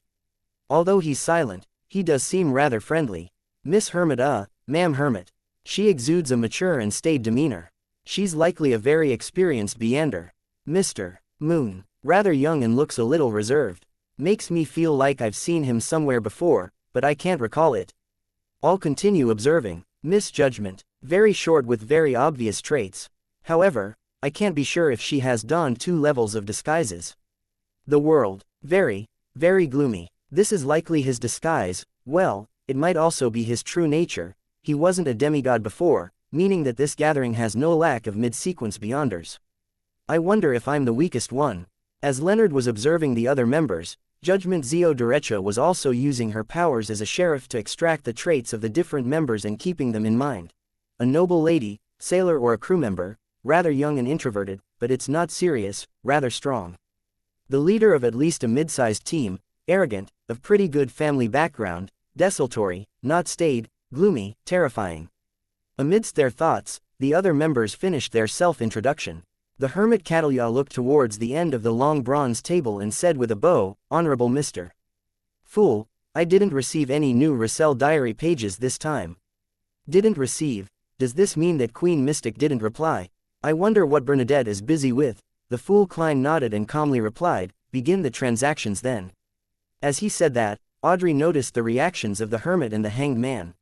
She realized that they had yet to notice Mr. Fool turning loftier and sublime. Was I the only one who noticed it? Audrey darted her eyes slightly in thought, feeling somewhat poignant and a little happy. Of course, she also knew that Ma'am Hermit and Mr. Hanged Man didn't dare to look at Mr. Fool too much, especially the former. Most of the time, she only dared to look at the table edge in front of Mr. Fool. Table edge, there's an additional card of blasphemy. Audrey's gaze froze before she retracted it in pleasant surprise. With her intuition as a spectator, she was quite certain that the obtaining of the new card of blasphemy was likely to be the same matter as the world Gehrman Sparrow's mental problems but with different outcomes. She hesitated for a moment and observed the area. I have nothing I need. Catalia, Derek, Emlyn, and Furs had already made preparations and were about to advance, therefore, they didn't have any requests. Likewise for Alger, who was still digesting his potion. Instead, it was Leonard who had the desire to purchase a mystical item. However, with no one showing him an example, he was momentarily unsure how to begin. All he could do was divert some attention to considering Mr. Fool's need for Russell diaries. After selling Tinder, he wasn't lacking in money. Furthermore, having had the experience using creeping hunger, he realized that having a powerful mystical item was rather useful. At this point, Furs looked at the silent Zio before looking opposite her. Mr. Hanged Man, I have a material that I wish to be made into a mystical item by that artisan. She was referring to the ancient wraith powder that Zio had. That artisan has been controlled by some members of the Rose School of Thought who believe in the primordial moon. That's all I know. The subsequent matters have been left to Ma'am Hermit to handle. Rose School of Thought, primordial moon believers, left to Ma'am Hermit to handle. Leonard and Zio looked around and suddenly realized that the gathering they were participating in wasn't as loose as they imagined. They were secretly traversing through the shadows of the world. Chapter 959. Even newcomers are different amongst themselves. Catalia turned her body slightly to the side and looked at the magician. It's a little complicated. I suggest that you wait for another 1 to 2 weeks. I'm unable to promise anything. All I can say is that there should be someone to help you create the mystical item when the time comes. Should be someone. It also means that it might not be the original artisan. Does this mean that she's planning on nurturing an artisan for herself? Or could it be that she's thinking of a way to turn the original artisan into a sealed artifact, using a machine to create machines? Ma'am Hermit is indeed an experienced Beander, Leonard listened quietly while doing some analysis. It was the first time he was this serious during a meeting. No problem. Furs had the utmost confidence in Ma'am Hermit. After all, she had already obtained the mythical creature's blood and was likely to undergo a qualitative change in time. At this moment, she heard the world say with a hoarse voice, "If this matter requires my help, you can get my help." To Klein, the mother tree of Desire's abnormal interest in the gray fog, as well as Emperor Rassel's warning to be careful of the moon, which made him, who was determined to figure out the secret of transmigration and the door of light, take note of matters involving the Rose school of thought and the primordial moon believers more than ever before. Furthermore, the artisan was now involved in both matters. Catalia never expected the world to offer his help. After some silence, she nodded slightly. "All right, if I'm unable to handle it, I'll seek your help through Mr. Fool," she had deliberately said, through Mr. Fool, to inform the two newcomers that the Tarot Club had a magical way of contacting one another. There was no need for them to be stumped or be in a dilemma in such aspects. It was something they would understand in due time. As the pirate admiral with the highest bounty across the 5 seas, and as a pirate crew leader of hundreds of subordinates, she wasn't doing this solely out of goodwill, nor was she worried that the two newcomers would affect the progress of the gathering because of excessive questions. Instead, it was a way to assert dominance in front of newcomers. Of course, unless time was of the essence, leaving Catalia no time to set up a ritual, she would in fact rather summon Gehrman Sparrow's messenger than trouble Mr. Fool. Seek help through Mr. Fool. Zio vaguely understood something and held back her urge to look at furs. Seek help through Mr. Fool. Leonard's thoughts raced quickly as he made a guess. Seeing that someone had begun, he relaxed a little and deliberated for a few seconds. Then, he said, "I need a mystical item."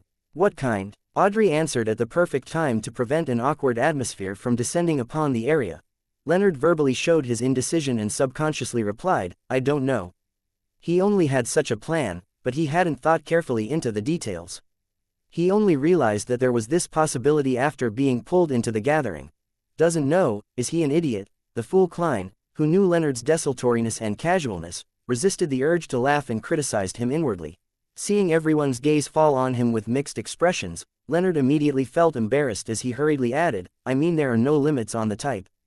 As long as it's geared towards offense, has rather stealth-oriented attributes, and lesser negative side effects, it would be fine by me." This was to boost his nightmare's control to its full extent. At times, he could control a target by himself while Pallas Zoroast controlled the mystical item, giving the dazed opponent a lethal strike. Once he became a spirit warlock, with a natural spirit or wraith or shadow sealed in his teeth to aid him, he could do 2 or even 3 things at a time. After Mr. Star finished his explanation, Alger didn't harp over the details. He asked, "Roughly what level is needed?" "Somewhere around a grade 2 sealed artifact but slightly stronger. Corresponding to sequence 5 or 6. Leonard had habitually described the item using the parlance of an official Beander before switching to more common terminology. At that instant, a thought flashed across the minds of Audrey, Catalia, Alger, and Zio. Mr. Star is an official Beander, or at least he once was. From their point of view, although Beyonders that didn't belong to any official organization would at times use the concept of grades when describing sealed artifacts, they wouldn't consider using such a vague description when precision was needed in expressing their thoughts and requests. One would often choose a method of explanation that was more direct and easier to understand. Therefore, the conclusion easily appeared. This way, things turned way more interesting. Mr. World is actually very familiar with an official Beander. How did they get to know each other? Why would he rope in an official Beander into the Tarot Club? Audrey didn't say a word as she maintained her state as a spectator while enjoying herself. At this moment, Alger tersely acknowledged. "A mystical item at sequence 5 costs at least £9,000. For one that matches your request, it can typically exceed £12,000. "Very frank." Leonard nodded. After hearing his reply, Klein nearly facepalmed as he sighed inwardly. Aren't you showing your hidden card to Mr. Hanged Man by doing so? I dare bet that if he has something suitable, the price will definitely be above £12,000. Aside from the £7,000 from Tinder, Leonard still actually has other savings. With the guidance of a grandpa from the Marauder pathway, he has likely amassed quite a bit. Otherwise, he wouldn't have been able to purchase Tinder. I get it, he's not afraid of being fleeced, because he still can purchase from the Hermits of Fate. He can compare the traits and prices from both sides, but the problem is that gathering happens once every half a year. It's totally not at the tarot gatherings pace. At this moment in time, Klein couldn't help but consider selling items to the dear poet that had repeated effects or were of little use after becoming a demigod. He then heard Mr. Hanged Man reply in a deep and calm manner, "All right. I'll keep an eye out for you." Okay. Catalia and the other members expressed their stance as well. Following that, there weren't any transactions, allowing the gathering to automatically enter the free exchange segment, without waiting for Mr. Hanged Man to inquire. Derek raised his hand and said, "I'm already back in the City of Silver. The chief has informed me that we will begin another round of preliminary explorations of the Giant King's court shortly. Does he mean that I should make use of this time to advance to become a priest of light?" Giant King's court, explorations of the Giant King's court. Leonard cast his gaze to the pubescent youth 1 seat away from him in surprise. From what he knew, the Giant King's court had already been destroyed long ago in the second epic. Pallas Zoroast, as an angel, had already said that it had vanished from the rivers of time. To his surprise, the son of the Tarot Club was about to explore the area, but none of the members were astonished. Yes, not one of them. Leonard subconsciously looked at Miss Judgment, who was also a newcomer, but he realized that she was apparently aware of this and had remained rather calm. This, Miss Magician has privately kept Miss Judgment up to speed. Only Leonard doesn't know anything. The fool Klein leaned into his seat and seriously analyzed himself. After he pulled Leonard above the gray fog and assigned him the star card, he had ignored him. He didn't even write to him or introduce the Tarot Club's general situation to him. Compared to women, men truly aren't meticulous with the details. Klein was just about to control the world Gehrman to explain to the star Leonard when he saw the Moon Emlyn glance at the poet beside him and say with a rather faint smile, "The Giant King's court is in the forsaken land of the gods." After saying that, he ignored Leonard's reaction, and he said to the son, "Have you obtained the ingredients to Priest of Light?" He knew that someone had only received the formula just 1 to 2 weeks ago. "Yes, I've gotten it from Mr. World," Derek answered honestly, but he didn't go into the details of the transaction. At this moment, Leonard's mind was filled with the words, "Forsaken land of the gods," and "Giant King's court." He had a feeling like he had walked out of a fantasy or myth. He instinctively reassessed his knowledge of the Tarot Club, realizing the weight of the simple words of how the members come from different places. Even the churches of the 7 deities are unable to find the forsaken land of the gods, but the Tarot Club can do so. It has even roped in a member from there. Right, Isaac Eggers, who I believe wields the death card, doesn't appear at the gathering. Apart from the members here, there are others that come directly under Mr. Fool. It's as I first imagined. It's a secret organization that might develop into an Orthodox church. It's not much weaker than the Aurora Order or Rose School of Thought, and it might even be stronger in certain aspects. This is really a divine council. Amidst Leonard's thoughts, Alger agreed with Derek's guess. That's what it is. Exploring the Giant King's court is a very dangerous matter. He wishes that you quickly grow stronger to resist that Elder Shepherd's level. Derek nodded in vague acknowledgement. "I get it, thank you, Mr. Hanged Man." He then shared information about what he saw at Noise City, leaving Leonard and Zio dumbfounded. They had no idea how such a strange state and atmosphere was generated. However, the fool Klein noticed something familiar. He felt that Noise City and the foggy town resembled each other to a certain degree. The walking crowd was suspected to be lifeless marionettes. Could it be that there's a higher sequence item of the seer pathway or some monster there? Klein didn't say a word as he silently took note of Noise City. At this moment, Zio glanced at the world and said, showcasing some goodwill, MI9 has recently been investigating Gehrman Sparrow's origins. Chapter 960. The Fool's Sigh. Upon hearing the name, Gehrman Sparrow, all the members on both sides of the long bronze table looked at the world. No one spoke or interjected. They more or less knew that the crazy adventurer, Gehrman Sparrow, had once again done something huge such as killing Admiral Hel Ludwell. However, Audrey didn't believe that this was the main reason why he would suffer mental problems, and the way they acted made Leonard instantly realize a fact: everyone in the Tarot Club knew that the world was Gehrman Sparrow. Klein's disguise is really well done, however, why does he let the other members know of his identity as Gehrman Sparrow? Isn't it common sense to hide one's background at such gatherings? Amidst his puzzlement, Leonard heard the blurry figure the world reply with a hoarse voice, "What clues has MI9 obtained?" Zio showed no Shame in betraying Mi9, as she replied frankly. They have confirmed that the identity, Gehrman Sparrow, is fabricated, and that it was sourced from Backland. Indeed, he was previously known as Sherlock Moriarty. He became Gehrman Sparrow after leaving Backland. However, Sherlock Moriarty isn't his real identity either.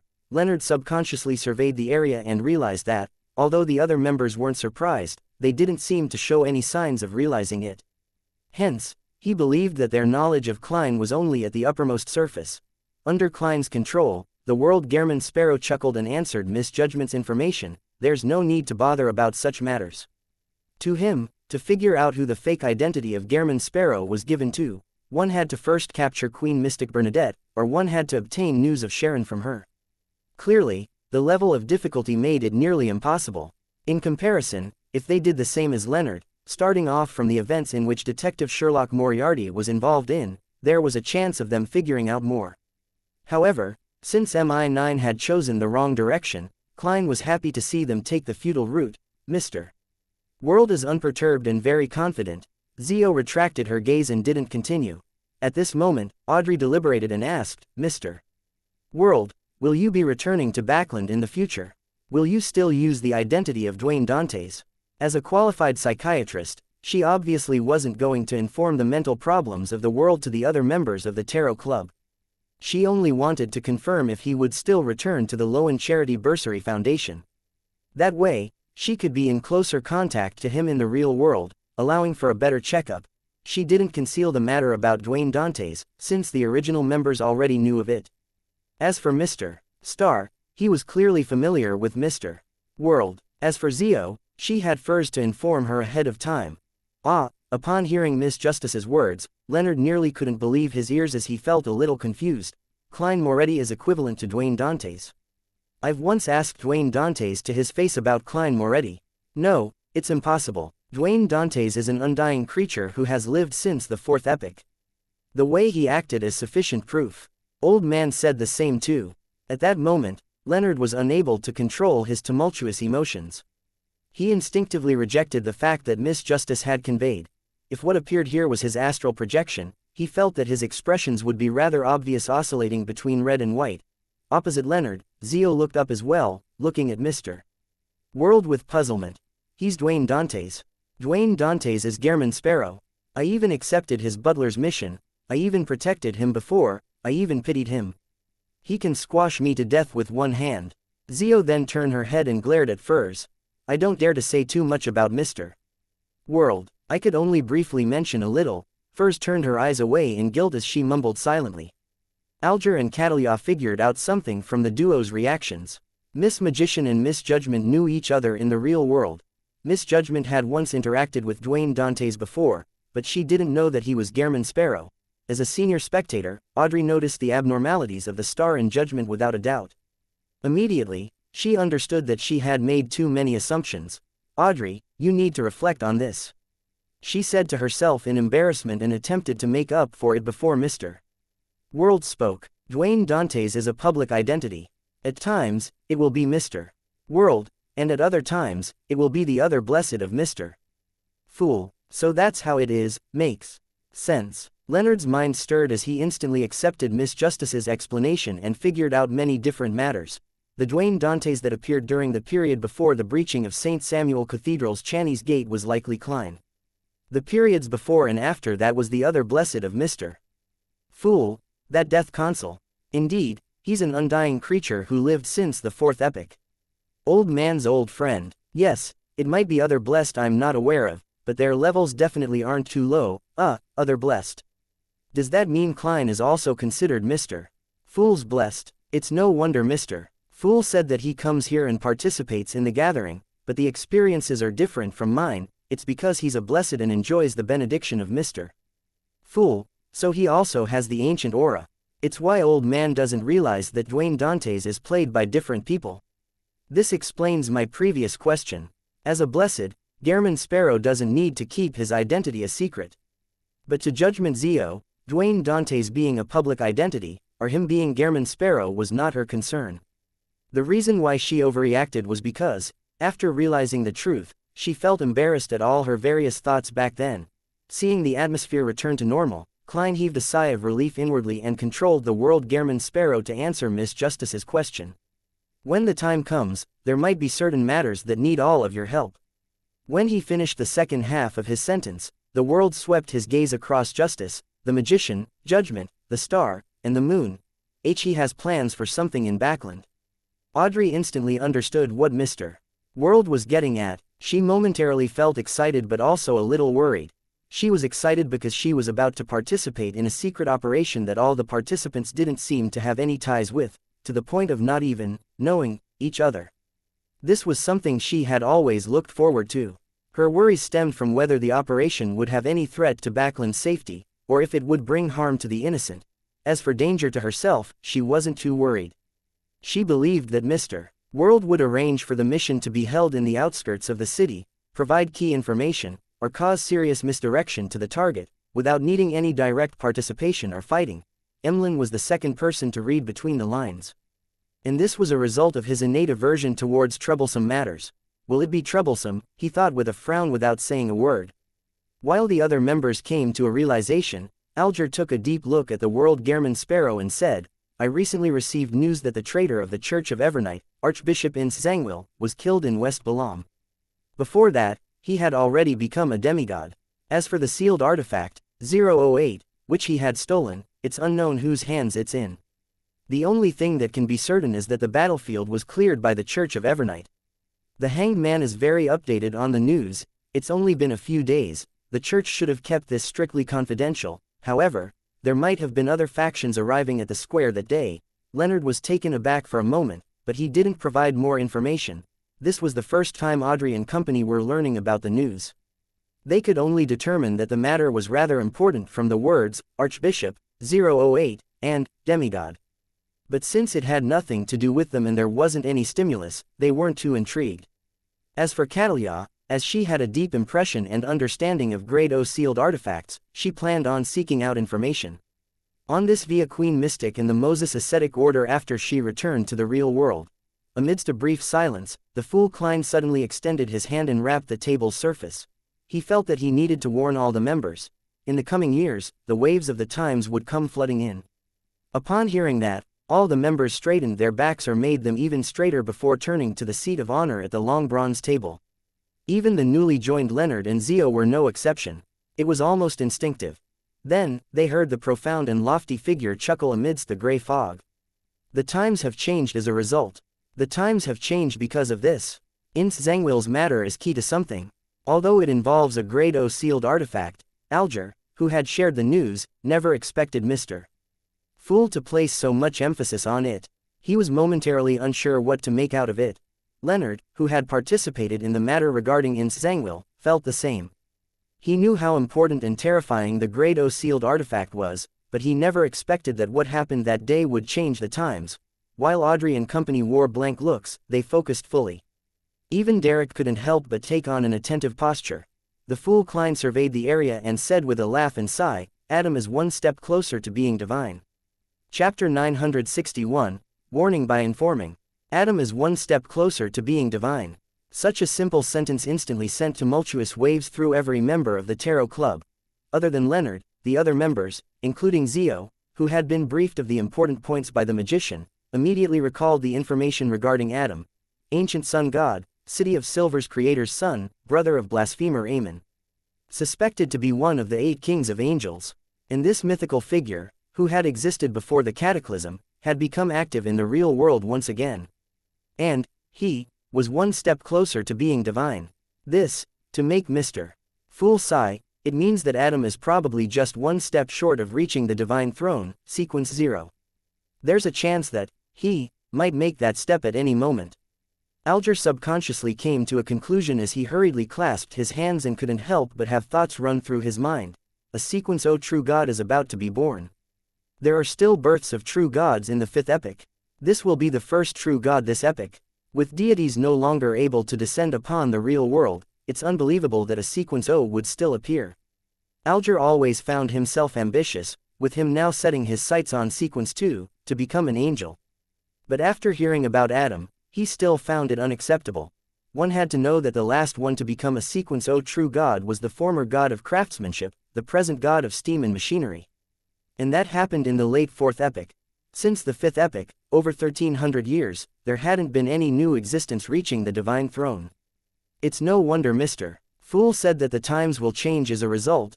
Amidst Catalya's scattered thoughts, she suddenly came to a realization as though she could see the waves that marked the end of an epoch flooding over. Having already gathered the ingredients and being in the process of making preparations for the Sequence 4 ritual, she believed she had the chance of attaining divinity in the near future to change her existence. She was still reeling in joy, anticipation, and unease. But at this moment, she suddenly felt a baffling sense of horror. All she wanted was to communicate with Queen Mystic face to face to confirm the future. Furs, Zio, and the other members had a myriad of reactions. On the one hand, they were shocked that Adam was attempting to achieve divinity, never expecting such a matter to happen in the 5th epoch. On the other hand, they were worried for their present life. After all, be it Emlyn from the Sanguine, or Audrey who lived amongst the Lowen Kingdom's upper class, all of them lived in the 5th epoch, living in a situation which had more than 1,000 years of history setting the foundation. They didn't dare have any sacrilegious thoughts towards true gods. Even when facing evil gods like the true creator, they still felt a deep sense of fear and awe, acknowledging their level and loftiness. Therefore, they couldn't believe that a god would soon appear. They couldn't imagine what would happen next. In their eyes, the Fool was a reawakened ancient god, an existence who originally sat at the throne of Sequence O. One step closer to being divine, becoming a god. Derek was mostly excited, as though he could see hope and have a target to strive for. To him, only a Sequence O could save the City of Silver. Adam, becoming a god. Although Leonard didn't know who Adam was, just the simple words of being one step closer to being divine was easy to understand. He connected it to that ordinary priest who had appeared after the battle ended and had picked up 008 in front of Klein. That's Adam. Or a subordinate of Adam. No, 008 is a grade O sealed artifact.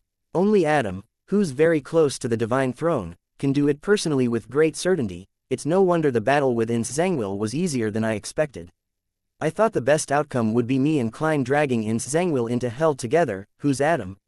Why haven't I heard of him? Perhaps a result of being parasitized by an angel, allowing him to know some of the secrets and developments of the 4th epoch. Leonard had a deeper understanding of Adam's path to being divine. The impact he felt wasn't too great, with most of his feelings puzzlement and curiosity over Adam's true identity. And at this moment, the Fool didn't speak again or give further explanations. It was as though he was simply warning the members to make preparations for the change of the times. Amidst the confusion and wandering thoughts, the world Gehrman Sparrow glanced at the star Leonard and simply said, Adam is the son of the ancient sun god, blasphemer Amon's brother. Leonard immediately jumped in fright and failed to control his expression. He had a deep impression of Amon, and he had a deep trauma for Amon because of old man's descriptions. And Adam was Amon's brother, so it was very possible that the level of horror was likely the same between the two brothers.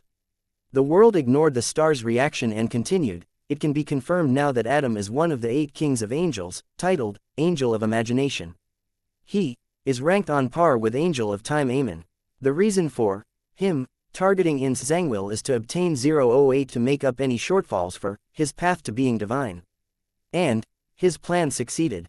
Angel of Imagination, Adam is a king of angels from the spectator pathway. Audrey instantly connected this to the Dragon King Anquelt's title, Dragon of Imagination. And she had long known that mind dragons represented the spectator pathway.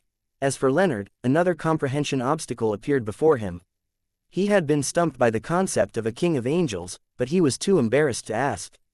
He had planned on seeking old man's help when he awakened. Alger pondered over Gehrman Sparrow's words as his expression turned slightly odd. He probed, You seem to have witnessed the matter. Just as he said that, all of them heard a familiar, hoarse laughter. After Gehrman Sparrow finished laughing, he looked at the star and said as though it was nothing, The murder of Zangwill was committed by me. And my partner. Catalya's mind instantly went blank. She could accept that Gehrman Sparrow could easily finish off Admiral Hell, but she couldn't imagine that he would one day kill a real Sequence 4 demigod. Catalya quickly calmed down because, with a king of angels involved in the battle, it was possible that a Sequence 5 could kill off a heavily injured demigod due to various coincidences. Furthermore, he had a partner. Audrey read confidence from the world's tone. She couldn't help but ask out of curiosity, Mr. World, have you already become a demigod? The world didn't give a direct answer as he chuckled. In the future, all of you can entrust matters involving demigods to me. Every member present figured out the meaning in between the lines. He had become a genuine sequence 4 demigod. Furthermore, he was the kind who had the ability to kill peers at his level. At that instant, Catalia became abnormally calm. She tried hard to recall everything that she had seen and heard regarding Gehrman Sparrow. She was very certain that he was only a sequence 6 before the visit to the ruins of the battlefield of gods. He relied on the glove to match a sequence 5. As for Gehrman Sparrow's search for mermaids without hunting any of them, it implied that it was a requirement of a ritual. This meant that he had indeed advanced to sequence 5 back then. His various performances after that proved this point. Today, it had only been about 3 months since Gehrman Sparrow stepped into the ruins of the battlefield of the gods, but he had already advanced to sequence 4, becoming a demigod existence. This overturned Catalia's understanding of the world. She wasn't too old, with her age being less than 30.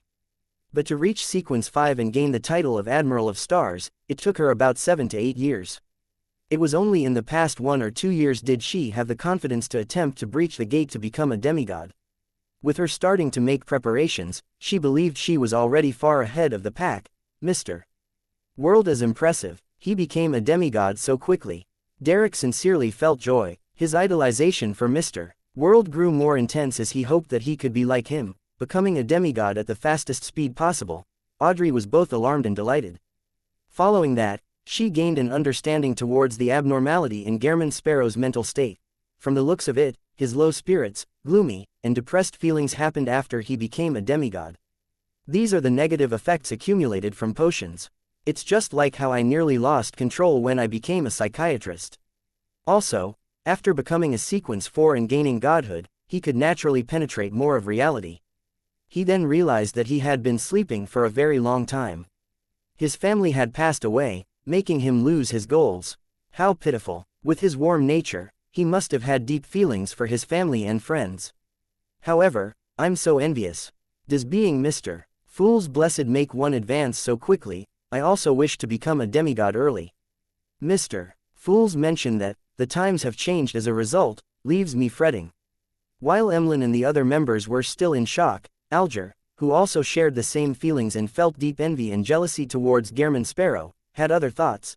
As Mr. Fool's blessed, Gehrman Sparrow's embroilment with this king of angels and 008 matter clearly isn't an accident. On the contrary, it might be more reasonable that it's a mutual plan between Angel of Imagination Adam and Mr. Fool. That will explain it. 2 mythical figures that existed before the cataclysm. One is awakening, and the other is making an advancement, the 2 secretly coming together. Amidst his thoughts, Alger had another idea. Since Adam had obtained 008 and opened the door to the divine throne, what about Mr. Fool? What benefit did he get in this matter? Subconsciously, Alger turned his body and slightly bowed his head to look at the seat of honor. He didn't dare look directly, and could only look through the corner of his eye. Chapter 962, Being Known. Almost instantly, Alger discovered that Mr. Fool was somewhat different than before. In the past, although Mr. Fool was distant and profound, making him appear unfathomable, as though he was looking down upon everything from above, that was all. It wasn't like he was now. Even though he wasn't doing anything, he seemed to have fused with the entire space, a clear expression of him being the ruler at the pinnacle level. Sweeping his gaze, Alger saw the 3rd card of blasphemy as he felt more certain of his guess. Indeed, Mr. Fool and the Angel of Imagination Adam had cooperated to machinate in Zangwill's demise. One of them obtained 008, making him take 1 step closer to being a god, while the other obtained the various benefits in a card of blasphemy and regained a substantial amount of his strength. The times will change as a result. At that instant, Alger had a deeper understanding of what Mr. Fool had just said. The other members undoubtedly noticed him turning his head, and they realized that he was looking at Mr. Fool. After a brief moment of surprise, they made a certain realization at different speeds. Mr. Fool was aware of Angel of Imagination Adam's plot against Ins Zangwill from the very beginning and had sent his blessed to cooperate. He had even provided a certain level of help. If that weren't the case, how could a recently advanced demigod participate in a matter that involved a king of angels and grade O sealed artifact? If this weren't the case, the world wouldn't have been able to understand the situation that well, even if he had been embroiled due to all kinds of coincidences. The obtaining of the card of blasphemy, Mr. World's advancement, xianxia's death, the meeting of Angel of Imagination Adam's goal, these all happened in 1 week. This means that the relationship between them is tightly intertwined. My previous intuition was right. The obtaining of a new card of blasphemy and the appearance of an abnormality in Mr. World's mental state were the different outcomes of the same matter. Audrey nodded very slightly as she confirmed her theory. Leonard was increasingly convinced that xianxia's matter was more complicated than he had imagined. Apart from King of Angels Adam, there were likely other important figures of similar levels appearing back then. Otherwise, Amon's brother, the son of the ancient sun god, had no need to seek out Mr. Fool's help. After all, no matter how powerful or terrifying 008 was, it was incapable of comparing with the blasphemer as described by Old Man, as Adam and Amon were likely on par with each other. The evil spirit that Klein pulled into the underworld probably isn't simple. It's definitely not something that, being from the hunter pathway, would be enough to describe it with. Klein's participation in the matter regarding xianxia isn't solely for revenge, but is also due to Mr. Fool's orders. As Leonard sighed, he didn't generate any negative feelings. Instead, he was secretly relieved. From his point of view, this was a very ordinary situation. Mr. Fool's agreement in convening such a gathering to establish a corresponding organization while hosting it as a deity was definitely not because he solely wished to make the area more lively or being done out of goodwill. He definitely had his goals and needs that he wished blessed like Klein or members like him could complete. Therefore, seeking revenge on xianxia and accepting Mr. Fool's mission wasn't in conflict. The latter didn't reduce the former's meaning and importance. As for why he was relieved, it was because Leonard believed that Mr. Fool's clear expression of his goals had made it better than having everything chaotic and unknown. He didn't need to guess or wait with trepidation. He originally had intense wariness for Pallas Zoroast precisely because he wasn't sure of his true motives. At this moment, the fool Klein didn't say a word. He didn't confirm or deny the members' guesses and theories. Controlling the world, he made him continue. Adam might have established a very secretive organization, and it has been secretly steering the development of the times. Many important figures you might never have expected are members of this organization. They would machinate one matter after another. Also, after leaving this place, do not say or write down Adam's name, including his title. Try not to think about such matters, because he has the trait of any mention of it will be known. The more you know about him, the more he might know about you. This is somewhat similar to 008. After hearing Mr. World's description, Audrey instantly recalled learning of the mysterious organization from Mr. Fool, the Twilight Hermit Order. This made her quickly come up with a corresponding theory. The King of Angels Adam was the leader of the Twilight Hermit Order. The Angel of Imagination was a member of the Spectator Pathway. Likewise for 008. Therefore, any mention of it will be known, was a beyonder power of this pathway at higher sequences. Likewise for, the more you know of it, the more it knows of you. Impressive, but won't this be rather noisy? Audrey momentarily looked forward to it with envy while also feeling worried and puzzled. Any mention of it will be known, so the organization behind the assassination of Duke Negan, the one backer behind Kilangos, was established by King of Angels Adam. Alger was first somewhat enlightened before his expression fell. He began to suspect that the primitive island that he had previously explored was related to this secret organization. This was because Kilangos had once ventured deep into it and discovered several items. Furthermore, the final disappearance of the island had resembled the powers of the Dragon of Imagination as described by the Sun. Putting the two together, Alger couldn't help but come up with such a theory as he made a deeper realization that Mr. Fool's cooperation with the Angel of Imagination had started when he and Gehrman Sparrow stepped into that primitive island. He was more convinced that it was the truth because after the existence in that island's ruin, awakened, the only thing that happened was a sigh. He and Gehrman Sparrow weren't stopped from leaving. So that's how it is, the way important figures set up their ploys are truly well concealed. I didn't notice it at all back then. The games between gods are truly complicated. Perhaps only Sequence 1 Beyonders or even King of Angels are qualified to participate. Alger sighed as he felt a baffling sense of desire. Furs had already forgotten the mysterious organization which Mr. Fool had mentioned previously. Only when she heard Any mention of it will be known. Did she recall that it was related to Duke Negan's assassination? However, she wasn't concerned about this problem but something else. Back when she was informing Zio about the general situation of the Tarot Club and the general knowledge, she had mentioned Adam's name. Adam has the trait of, any mention will be known. This, Zio and I are known by, him. Furs instantly felt horrified as she couldn't help but turn her head and cast her gaze to Zio. She had learned that Adam was the son of the creator from Mam Hermit. Furthermore, she had never emphasized to not mention the King of Angels' name in the outside world. I've mentioned Adam in the real world, Furs said with a clear stammer. Zio's nerves were taut as though a venomous snake had crawled into her clothes and was sliding across her back. Catalia tersely acknowledged. No need to worry, although not many people know of Adam and Amen, there's no lack of them. I've mentioned his name on several occasions. As long as the words you mention doesn't involve any secrets, I believe he will only observe you for a moment before casting his gaze elsewhere. She was rather certain when saying that because, in the Moses ascetic order that had been pursued by knowledge, Adam's existence wasn't a secret. People often mentioned him. At this moment, her mind was filled with another matter. Could it be that the secret, ancient organization that Emperor Russell joined was the one that King of Angels Adam established? Furs hurriedly tried recalling and said somewhat hesitantly, there were mentions involving the forsaken land of the gods, the giant king's court, Amen, King of Angels, and other knowledge. Would that be a problem? She was very happy that she had never mentioned the words, Tarot Club, or described the other members.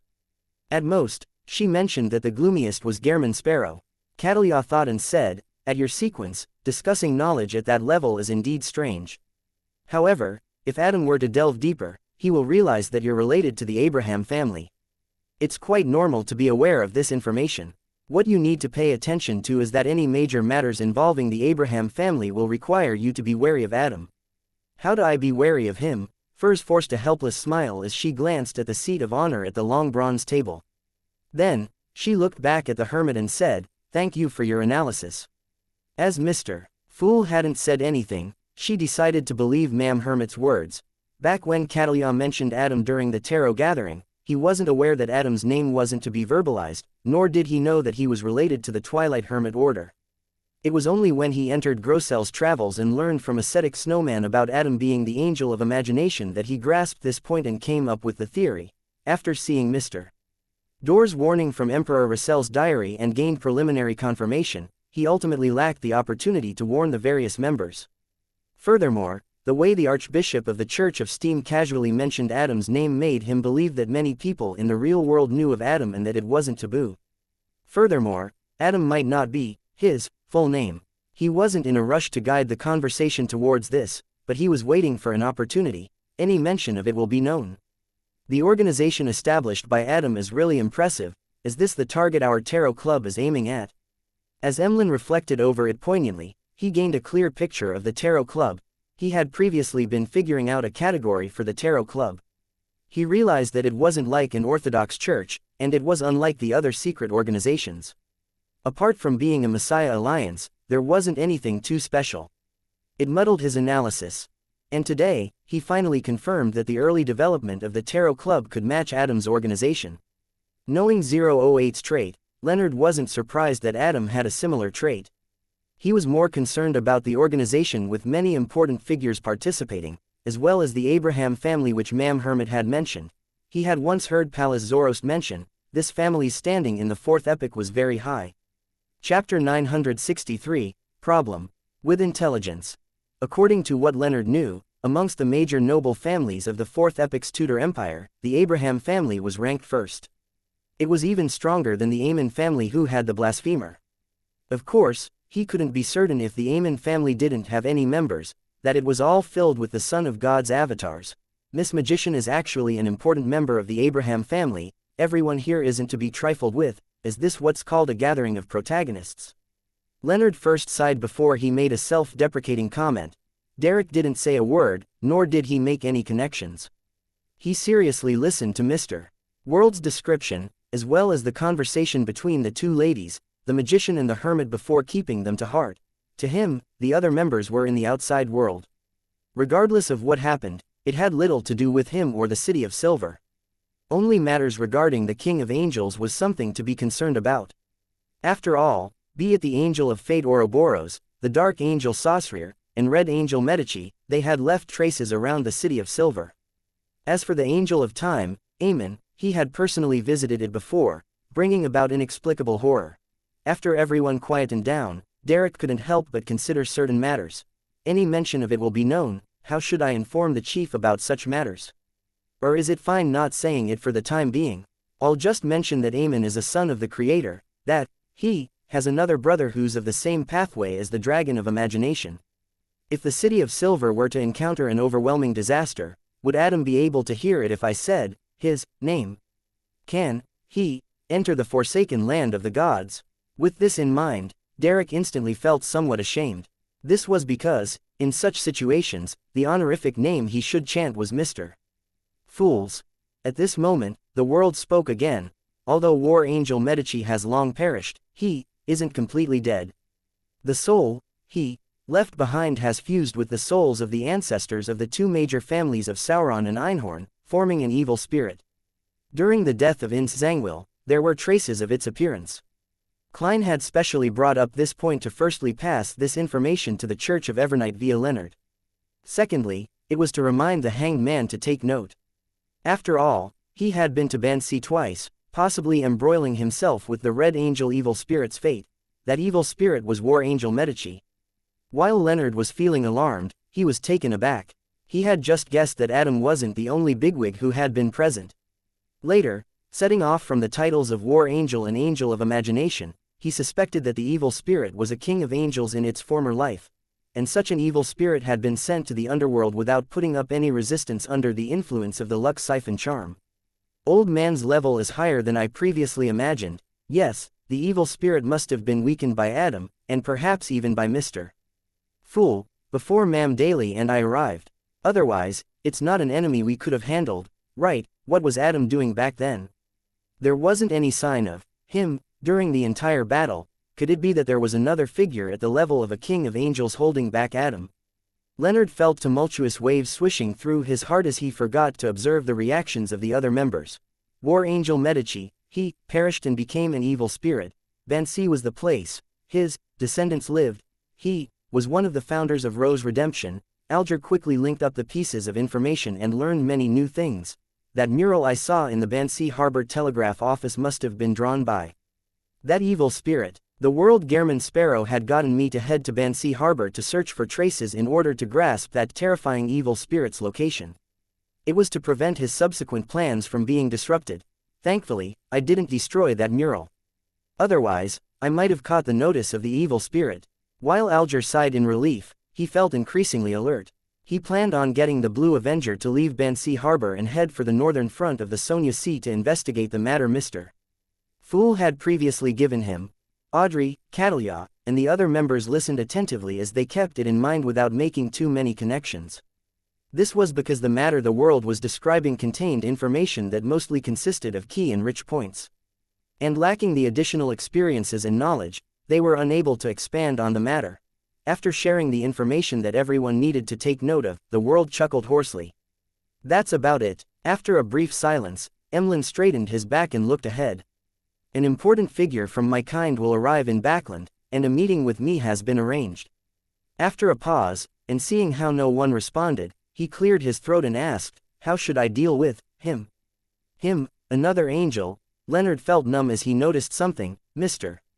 Moon had mentioned the concept of his kind, and he had red eyes. Leonard was taken aback as he thought to himself, he's a sanguine. Sanguine? Don't tell me he's Emlyn White from the Harvest Church. He had been close to Klein's identity as a detective. Leonard couldn't help but look at the Moon's side profile and figure a few more times. The more Leonard looked at him, the more familiar he appeared. He was almost certain. Without any doubts, Emlyn noticed the star sizing him up, just as Audrey was surprised and excited to confirm that Mr. Star had suddenly realized he knew Mr. Moon. Did I say something wrong? That fellow, the Star, looks somewhat astonished. He knows me in the real world. Do I know him? A series of thoughts flashed through Emlyn's mind as he subconsciously sniffed, trying to catch the scent of the new member beside him. However, the gray fog ensured that he failed. As he surveyed the area and waited for the hanged man, the hermit, and the world to provide him with an analysis and suggestion, He tried hard to recall if he had met someone like the star. Gradually, he felt a sense of familiarity, but he couldn't recall who it was due to the superficial impression the person left on him. At this point, Audrey recalled another problem. Mr. World and Mr. Star know each other, and Mr. Star knows Mr. Moon. Then, does Mr. World know Mr. Moon? She subconsciously sized up the person at the lower end of the long bronze table, but she failed to read anything of use from the World German Sparrow. As for Alger, he turned to look at the moon after a few seconds of thought. He said with some deliberation, Mr. Fool just mentioned that the times are changing. Although the important members of the Sanguine might not know of the ins and outs, at their level, they will more or less sense something and make preparations. The reason that this important figure wishes to meet you is both a probing action and surveillance. You just need to act as you usually do, but there will subsequently be some tests and missions. As I imagined, a second test and mission will begin. I wonder what revelation the ancestor has given. Emlyn nodded and said to the hanged man, thank you. With the question answered, Furs, who had been holding back all this while, finally spoke. Mr. Moon, the intelligence you gave me regarding the abandoned ancient castle was highly problematic. There were 2 ancient wraiths, but in the underground area was a door. Sealed behind the door is a powerful corruptive power. As long as one enters the region where the ancient wraiths are, they will be corrupted. This, Emlyn frowned slightly. He wasn't enraged, and he instead felt that her description was completely right. If the person who had provided the intelligence knew that there were 2 ancient wraiths, he wouldn't have ignored that door. As a cultured and noble Sanguine, Emlyn never wished for anyone to incur any losses or harm because of his mistakes or neglect. He was rather perturbed by this as he thought and solemnly said, I will investigate the source and provide you with an answer. As Furs had returned safely, she didn't mind it too much. She tersely answered, indicating that she was awaiting the outcome. As for being saved by Mr. Fool, with it happening once a month or even twice a month, she had already lost count. She was prepared to do anything Mr. Fool instructed her to do in the future. After they finished their conversation, Audrey was somewhat concerned. She asked out of curiosity, do you know what brought about that corruptive force? Furs shook her head. With Mr. Fool not sharing any information, and how she didn't have any Russell diary entries to exchange for the answer to the card of blasphemy, Audrey retracted her gaze and attentively listened to the conversation of the other members. After a while, the learning segment came to an end as the tarot club drew to a close. The members stood up and bowed at the existence at the end of the long bronze table to bid him farewell. This time, Leonard didn't appear too slow. The dark red light dissipated as he returned to the real world. In front of him was a red glove he hadn't worn. At this moment, a slightly aged voice suddenly sounded in his mind. Whose dream did you enter a moment ago? Old man has woken up. Leonard was first delighted before he heaved a sigh of relief. He didn't immediately answer Pallas Zoroast as he deliberated over an answer. Say, it is possible that, at certain times, Dwayne Dantes is Isaac Eggers who's disguised using some particular item. After learning that Dwayne Dantes was a shared identity, he began doubting old man's original theory. This was because this parasite had came to a conclusion based on the different appearances and auras of Isaac Eggers and Dwayne Dantes. Furthermore, not every one of Mr. Fool's blessed looked identical to Dwayne Dantes, nor were every one of them beyonders of the seer pathway. Therefore, since a shared identity was needed, it meant that they wielded a mystical item or sealed artifact that allowed them to transform into someone else. Together with the ancient aura of being a blessed causing some interference, it wasn't impossible for an angel to make an error in judgment. Pallas Zoroast fell silent for 2 seconds before saying, you reminded me. Isaac Eggers does have a mask that allows him to transform into anyone. Chapter 964, Medici's Cause of Death. As expected, after confirming his hypothesis, Leonard didn't harp on the matter as he returned to the topic at hand. Old man, didn't you ask whose dream I entered? Yes, on the day we sought revenge against Zangwil, Amon's brother and a king of angels appeared. In his mind, the slightly aged voice didn't immediately reply. After a few seconds, there was a sigh. It's just as I expected. Matters related to 008 will often attract Adam. Thankfully, I chose to sleep ahead of time. Leonard didn't have the time to ponder over Pallas Zoroast's words as he instinctively cried out, Old man, why you said his name. Adam's gaze was about to be cast over, or might have already landed on them. The slightly aged voice chuckled. You actually know about Adam's trait, however, me mentioning him doesn't matter. He will only imagine that someone else is talking about him. Of course, there's no need for you to know too much. That will definitely make you occasionally think of it. Once that happens too frequently or at a close physical distance, Adam will also know of it, just like 008. Furthermore, 008's influence is limited to a huge city, while Adam's is the entire world. As horrifying as Amen, another form of horror, Leonard composed himself and forced himself to stop thinking about Adam as he ruminated over what Pallas Zoroast had said. Suddenly, he nearly blurted out without suppressing his voice. "Old man, did you sleep not because you were weak, but because you were afraid of encountering Amon's brother?" Ahem. Pallas cleared his throat. It was a result of both reasons, but they don't contradict one another. After giving you the 2 worms of time, my condition deteriorated again. Under such circumstances, how am I to deal with a king of angels and conceal my existence? I'm already old and feeble. There's no need for such developments, so it's almost necessary for me to hide. Leonard was momentarily at a loss for words and said after a few seconds, Amen, his brother should be older than you. The ancient sun god is an ancient god before the cataclysm. Without waiting for Pallas Zoroast's reply, he heaved a sigh of relief. That is to say that, because of your act of sealing yourself and sleeping, that king of angels didn't discover a problem with me. Pallas chuckled. No, it was discovered. Leonard's expression sank as he nearly looked around frantically.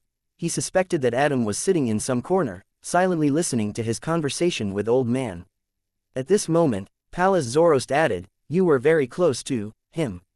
Do you think you can hide from a king of angels who has accommodated the spectator pathway's uniqueness? Besides, you likely cried out, 'Old man,' impolitely at the most critical moment." Leonard was taken aback as he subconsciously answered, "Why, you heard it."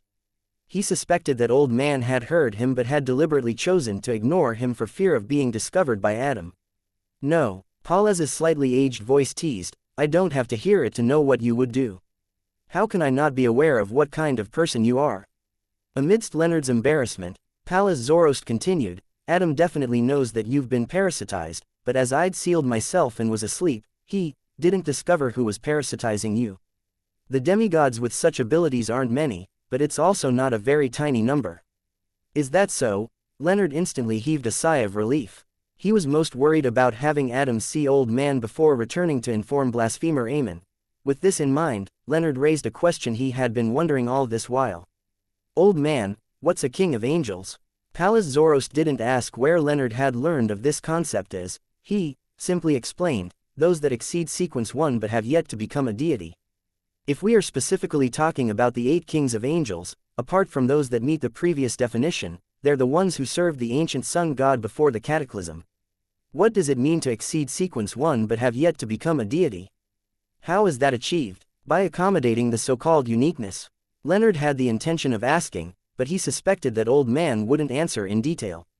He gradually decided to first talk about other matters before finding an opportunity to raise this issue again. He deliberated for a moment and said with a suppressed voice, "During the battle for revenge within Zangwil, I faced immense adversity, to the point of not being able to look at my enemy head-on, much less use the luck siphon charm, when seeking your help. Failed, I chose to chant Mr. Fool's honorific name and had received a response. After everything ended, I found myself heading for an ancient palace as though I was dreaming. It was above the boundless gray fog." Before Leonard finished his description, Pallas, who had been listening quietly, cut him off. "You met the fool." "Yes. His aura is vastly deeper than the sea, loftier than the mountains. His figure was cloaked in the gray fog, preventing anyone from seeing it clearly." Leonard recalled his encounter and described in a poetic manner. "He established an organization, holding a divine council, a true one, every Monday afternoon. I'm already one of the members." Pallas fell silent once again and didn't say a word for quite some time. Only after a while did he say, "The fool allowed you to tell me this?" "Yes." Sitting there, Leonard nodded and let out a suppressed voice into the air as he said, "Old Man, do you know him?" Pallas Zoroast sighed and said, "No, but I can roughly guess of his origins. You don't have to ask what it is because I won't tell you. Heh, this might be an opportunity for you. Otherwise, it will be difficult for you to become a demigod." Leonard turned agape before closing his mouth. He stopped mentioning the tarot gathering because Mr. Fool hadn't given him permission to go into the details of other matters. He thought and said, "Old man, is there another king of angels named Medici, known as the War Angel?" Pallas tersely acknowledged, "You can also address him as Red Angel. However, he has long perished. You were even close to where he died." "Where?" Leonard was surprised, but he had no impression of that happening. Pallas scoffed.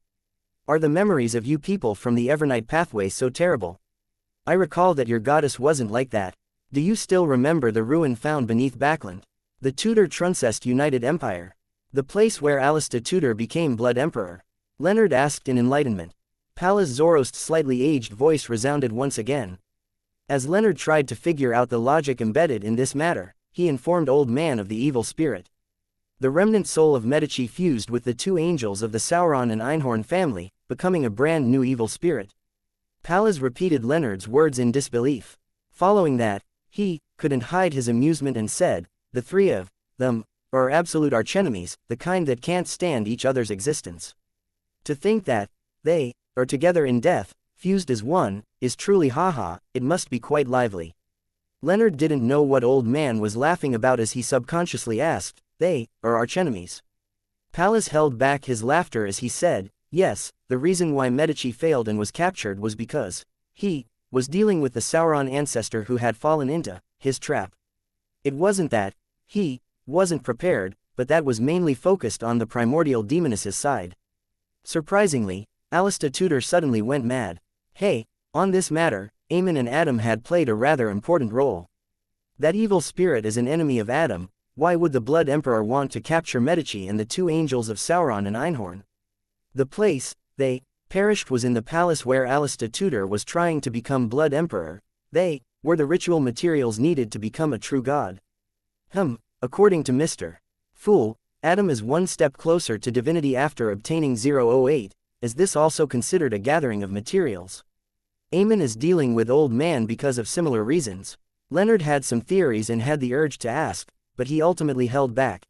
He was afraid that he touched on highly secretive matters, causing Old Man to react negatively. He planned on finding an opportunity at the Tarot Club to ask about such matters. After a brief silence, Leonard looked at the closed door and said with a suppressed voice, "Has Mr. Fool and the church reached a certain degree of tacit cooperation?" "That's the implication if no one is investigating you," Pallas Zorost answered in a rather direct manner. Leonard nodded indiscernibly. "What will they arrange me to do next?" "Arrangement. Reward you for the services rendered and allow you to advance to sequence 5 after you've finished digesting the potion. Then, you will be allocated a Red Gloves team, and you'll be sent to complete missions. Otherwise, they might send you to a large diocese like Backland to be a deacon in charge of certain matters," Pallas said without much concern. "Back to Backland, Klein seems to be planning something in Backland." Leonard's thoughts were suddenly liberated. He didn't converse with Old Man again as he slumped against the wall and cradled his head with his hands, sitting rather leisurely. Late at night, in the border town of East and West Balam, outside a row of warehouses, dressed in a formal suit, Dwayne Dantes, with his white sideburns, was holding a gold-inlaid cane. After exchanging signals and countersigns with the officer on duty, he watched as the officer opened the door to the warehouse and heard him say in a relaxed manner, "It's everything inside. Check the goods and move it yourself. Also, pay me the remaining amount before leaving." Dwayne Dantes nodded slightly and weighed the suitcase in hand. And it was £5,000 in cash entirely from May Sanchez's down payment. At this moment, two figures were silently watching this develop 2 warehouses away in a 3-story building. Chapter 965, Brief Crisis. On the top floor of a small building, a black-haired, brown-eyed man donning dark-colored clothes was looking down at the arms deal not far away. This man who looked about 28 couldn't help but say, he actually got May Sanchez. "Oh, Holy Lord of Storms, Alfred, if I had known it would turn out this way, we might as well have done the mission ourselves. Even if all the expenses are deducted, we should still earn at least £20,000. The man beside him was a young man in a black trench coat. He looked about 24 and had a head of resplendent blonde hair and blue eyes that resembled a lake. He had pretty good looks. Being addressed as Alfred, he shook his head and said, "No, that would be too noticeable. May Sanchez's allegiance has always been unclear. Before figuring out his take on matters, rashly discussing an arms deal with him is extremely dangerous. Dwayne Dantes is able to earn £20,000 because he dares to take the risk. The black-haired and brown-eyed man immediately scoffed. To think that Alfred Hall, who has led a few dozen men to assault a battalion with over 1,000 troops, would claim that he doesn't dare take risks. Alfred shot a glance at him and said, "Pagani, this isn't the same thing. That happened because I was confident of wiping out their command center. And once there's a lack of leadership, 1,000 scattered troops might not be as formidable as 1,000 pigs. In addition, the transaction this time is solely a test. It's to establish communications and to set up a channel.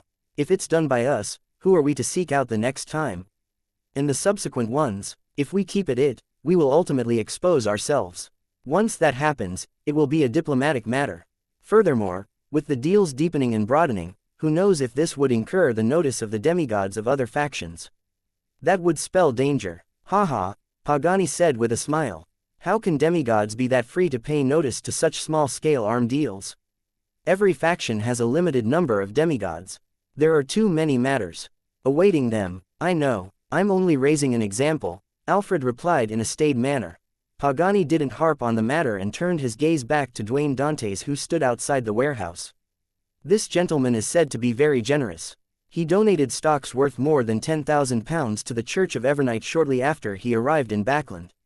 Is this the early-stage investments that you often speak of? Also, he seems to be working at the same charity foundation with your sister. Tisk, such men are very welcome with the young ladies. He's good-looking and has an outstanding demeanor. He's smart, experienced, and has the artifice. He has seen all kinds of women, and he's at the age to settle down. Alfred, you have to warn Audrey that a playboy will always be one and that one's moral character is a flaw that can never be corrected. You can't let the most dazzling jewel of Backland be taken by this fellow." Alfred turned his head to glare at Pagani. "There's no need for you to show any concern about such matters. Audrey isn't a young and clueless lady. Her knowledge of the world is far more mature than you imagine. Besides, my father and mother are in Backland. They have the ability to prevent any nasty things from happening." Upon saying that, Alfred looked at the nearby arms warehouse and paused. "Xianxia actually sent Haggis. I'll go greet him. This isn't the best time to meet, right?" Just as Pagani was about to say a word, Alfred had already turned to walk down the stairs. Klein, in the form of Dwayne Dantes, didn't bring any servants. He held his gold-inlaid cane and stood with Xianxia's representative, Haggis, outside the warehouse. They watched as crates of munitions were carried out and loaded onto carriages. At this moment, he half turned his body upon sensing something and looked elsewhere. The person that was reflected in his eyes was a young man wearing a trench coat without a hat. His blonde hair was combed into a slick back, and his blue eyes looked like a lake under a bright clear sky. He was tall with a good build. His every move exuded an indescribable sense of dignity. Even without any troops surrounding him, the authority he wielded was obvious. "Alfred," Haggis noticed the man as well when he cried out in delighted surprise. "Alfred, Miss Justice's second elder brother, this feeling resembles that of the arbiter pathway." Klein raised his right hand and took off his top hat to press it against his chest as a form of greeting. After Alfred Hall greeted Haggis, he turned to look at Dwayne Dantes. "Your character is widely spread across Backland. Even I've heard of you, despite being in East Balam. Character. A character at making arms deals." Klein lampooned as he chuckled. "I'm only doing things that I believe need to be done." Alfred nodded. "I believe there's no need for any self-introductions. Haggis should have mentioned me to you." "Yes, Colonel Hall," Klein replied with a smile. "I only learned that Miss Audrey has another brother here in the southern continent after I arrived, that he served in the military and has rendered impressive services." Alfred cast his gaze on Dwayne Dantes' face and changed the topic. "I thought you would take the opportunity to work at the Lowen Charity Bursary Foundation, but you surprised me by choosing to come to the southern continent." Klein maintained his smile from before. For an outsider to truly enter a pre-existing circle is quite impossible just by giving donations, doing charity, and hosting balls and banquets. Alfred tersely answered, "Very wise." After exchanging a few pleasantries, he asked Haggis, "Did something happen in Kukua?" It seemed rather serious. Haggis squeezed a smile. "I'm not too sure. I was hiding in an underground bunker at the general's residence. I later heard that there was a lightning storm at Revival Square." "Lightning storm?" Alfred's gaze turned towards Dwayne Dantes again. Klein nodded and said, "Indeed. The hotel I was staying at isn't too far from Revival Square." I did see continuous bolts of lightning striking that area. All of that happened in the day. Alfred's gaze turned towards Haggis again. What happened to the scene in the end? Most of the area was in shambles. There were marks of lightning strikes. Haggis didn't hide the truth at all. Alfred nodded gently and pointed to the side before saying to Haggis and Dwayne Dantes, I still have other matters to tend to. We can chat again when the opportunity arises. See you again, Klein politely replied. It made them appear to be at a social gathering instead of being outside a munitions warehouse. He was watching Alfred Hall leave when his body trembled. His head made an abrupt turn to the side. In the primitive forests that covered East and West Balam, a figure was slowly outlined with his back bent. He had a fleshy face with slightly brown skin. His clothes were baggy, and he had a rapier by his waist. In his hand was a silver mask. Looking to his sides, this figure straightened his body. He was none other than Admiral Hel Ludwell, who had previously entered the underworld. However, at this moment, 2 clumps of blood-red flames were burning in his eye sockets. He looked completely different from before. I'm starving. Ludwell opened his mouth, letting out a sigh that seemed to come from his chest. He then cast his gaze in a different direction, muttering, the owner of this marionette is over there. Fate has brought us together again. He has a hunter pathway item on him. It's perfect for replenishing myself. Just as he said that, a bloody mouth appeared on the left cheek of Ludwell's face. It opened and closed as it said, Medici, what we need to deal with first is our survival. After this marionette loses its connection to its owner, it's no different from the dead. The remnant spirit will quickly return to the underworld and not be able to maintain the body.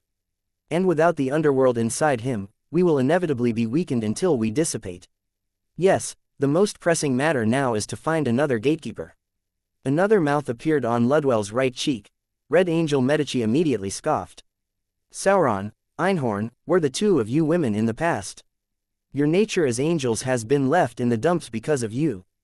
That fellow was able to resist 008's arrangements several times, implying that he's definitely not simple. With a chance to lock onto him, how can we give it up? Once this marionette completely dies, things wouldn't be that simple again. Besides, the hunter pathway item on him can effectively extend our existence. Once we finish him, it wouldn't be too late finding a gatekeeper. The bloody crack on Ludwell's left cheek immediately scoffed. Medici, have you sacrificed your brain to the true creator? That fellow has clearly advanced. In our current condition, defeating a bizarro sorcerer isn't difficult, but killing him is nearly impossible. Medici wasn't frustrated, and instead, he laughed deeply. This isn't something unresolvable. As long as you allow me to chant my lord's honorific name, helpers will immediately arrive. A gatekeeper might even be automatically brought here. The mouth on Ludwell's right cheek immediately opened and closed. Sauron, let's work together to stop him and search for a gatekeeper. All right, the mouth on Ludwell's left cheek didn't hesitate to reply. Upon seeing this, Red Angel Medici laughed. The 2 of you have fallen for it. My goal has been met. I can confirm that the 2 of you were previously women. The 2 mouths on Ludwell's cheeks roared. Shut up, Humph, we've been merged together for 2,000 years. Would we not know what tricks you're up to? There's no need to struggle again. As they spoke, the colors around Admiral Hel Ludwell instantly saturated and stacked upon one another. He had entered the spirit world and began traversing it. Outside the munitions warehouse, Klein finally retracted his gaze as his premonition for danger vanished. For that one moment, he had a baffling feeling, but he was unable to project the corresponding scene in his mind. What happened? Klein muttered to himself. Without waiting any further, he threw the suitcase in his hand to the officer who was in charge of handing and taking over. Then, he said to Haggis, the rest is yours. You can give me the rest of the payment. He was referring to the heavy case filled with gold bars and coins. Haggis had planned on having drinks with Dwayne Dantes after the completion of the deal to celebrate its success, and to discuss any future deals. He never expected Dwayne Dantes to be in such a hurry to leave. All right, it's on the carriage, he pointed and said. Alfred, who had already walked quite a distance, turned his head to look over, perplexed.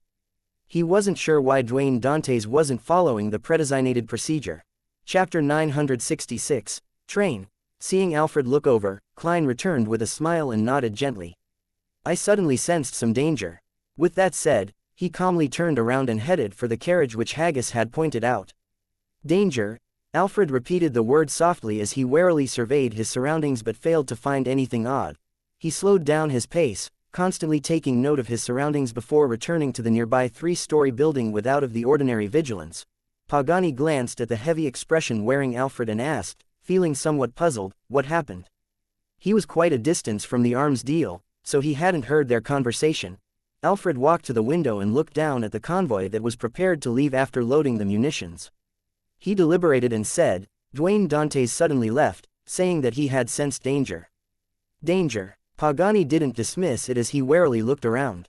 He didn't notice anything amiss even when Xianxia's men left the region and vanished into the darkness. He then laughed. Haha, Alfred, I think you're too sensitive. I believe it's solely because Dwayne Dantes is a coward and was unwilling to stay here for too long. Alfred retracted his gaze and frowned. After returning to his hotel, Klein made Enzo, who had turned into a mixed-blood lad, open the suitcase in his hand. He took out the gold coins and bars one by one and did the count. It was valued at a total of 30,000 Lowen gold pounds. Thankfully my previous agreement with Miss Messenger is 10,000 Lowen gold coins.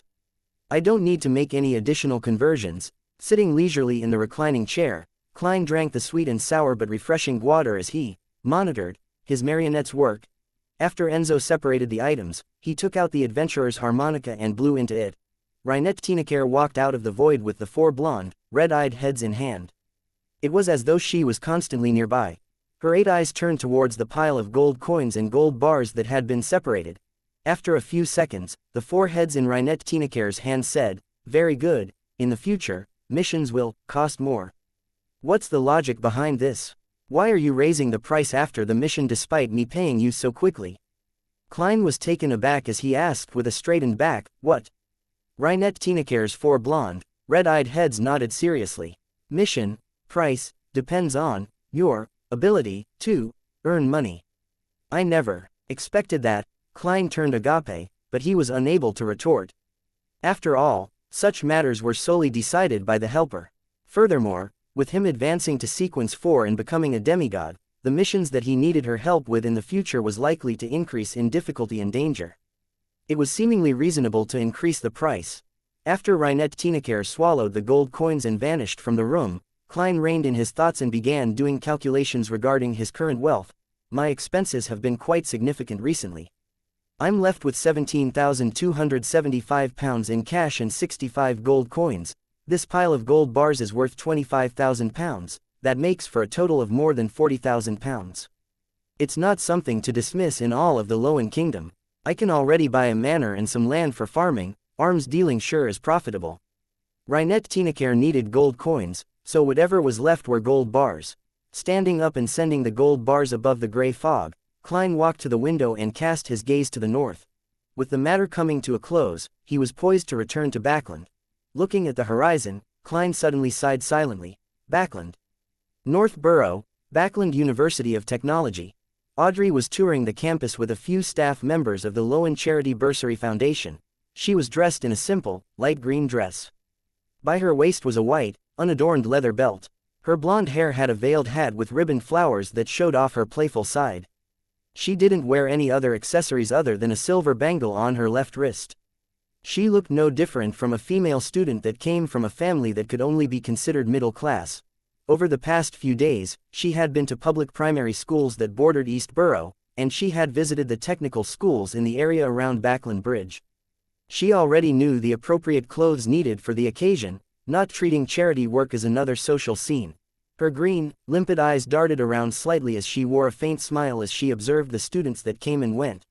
Backland University of Technology had recently sent out its acceptance letters, and it was matriculation day for the new class of students. Matriculation should have happened in late August or early September, but as a newly restructured university, Backland University of Technology's entrance examinations were later than the other universities. That also delayed the results, which also meant that students that applied to the school had also participated in the examinations of other universities or might have already been accepted. Therefore, they had brought forward the registration work to confirm the matriculated numbers before deciding how many more students needed to be accepted. Due to this, Audrey and the Lowen Charity Bursary Foundation staff came to help the first batch of approved applicants to complete their matriculation procedure. Wherever she could see, she discovered that the students on campus wore a beaming expression, and every action they made exuded obvious confidence. Their words and actions had an indescribable vigor, one that seemed to have immense hope for the future that allowed them to see light. And this feeling was completely different from the few public primary schools that Audrey had experienced in the past. The students there were either boorish and noisy or silent and gloomy. A common trait of theirs was being uneasy and confused. Whenever they encountered strangers of status, they would be filled with trepidation. Their eyes were dull, lacking the spirit that youths ought to have. I really wish those kids will have a chance of receiving higher education and be like the students here where they can work hard for a better future, as Audrey sighed silently. She swept her gaze to a male-female duo who were likely siblings. The elder brother had clearly stepped into society and started working. He wore a silk hat and wore a rather thin black formal suit. He appeared to be in his 30s and had the air resembling a civil servant. He had borrowed a rather old camera from somewhere and had placed it on a tripod.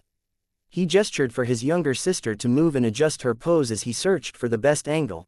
The sister was about 17 or 18, and her black hair simply cascaded down.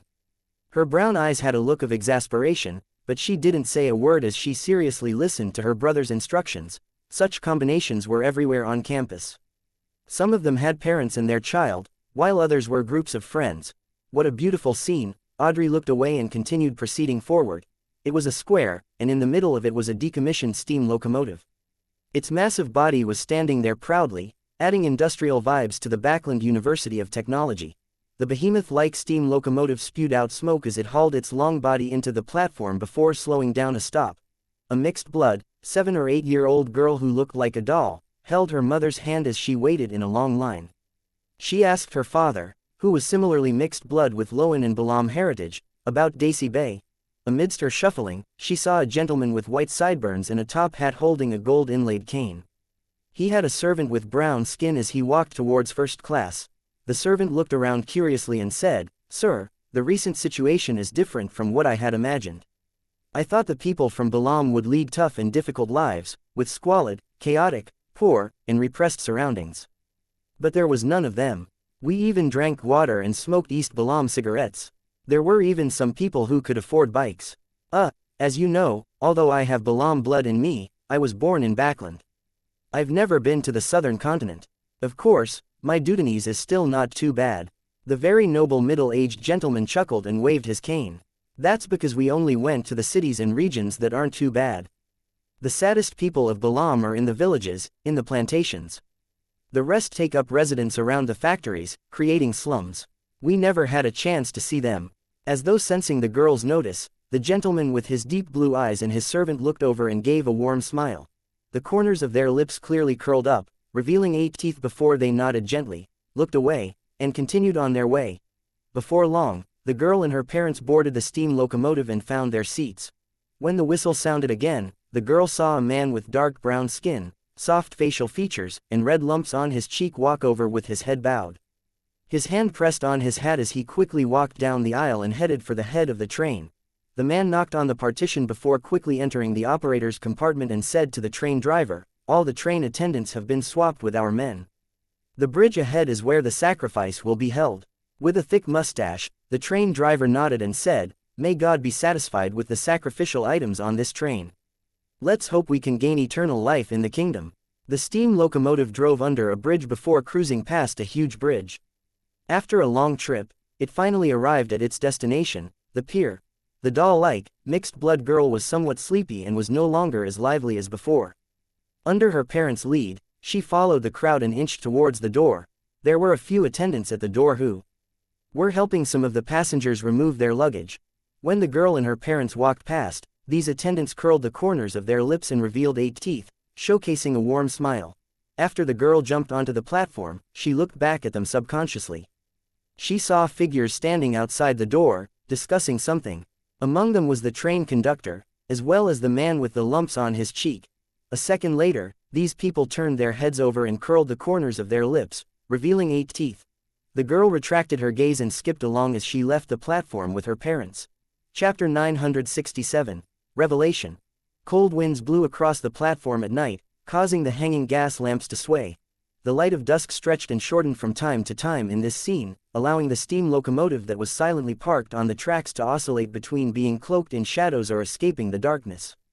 It had an indescribable sense of gloom and death. At this moment, a squad of black and white checkered policemen entered the platform. Under the lead of the railway company's duty manager, they walked to the huge train that appeared old. For some reason, after the passengers disembarked, all the train staff, including the train driver, returned to the carriage and never came out again.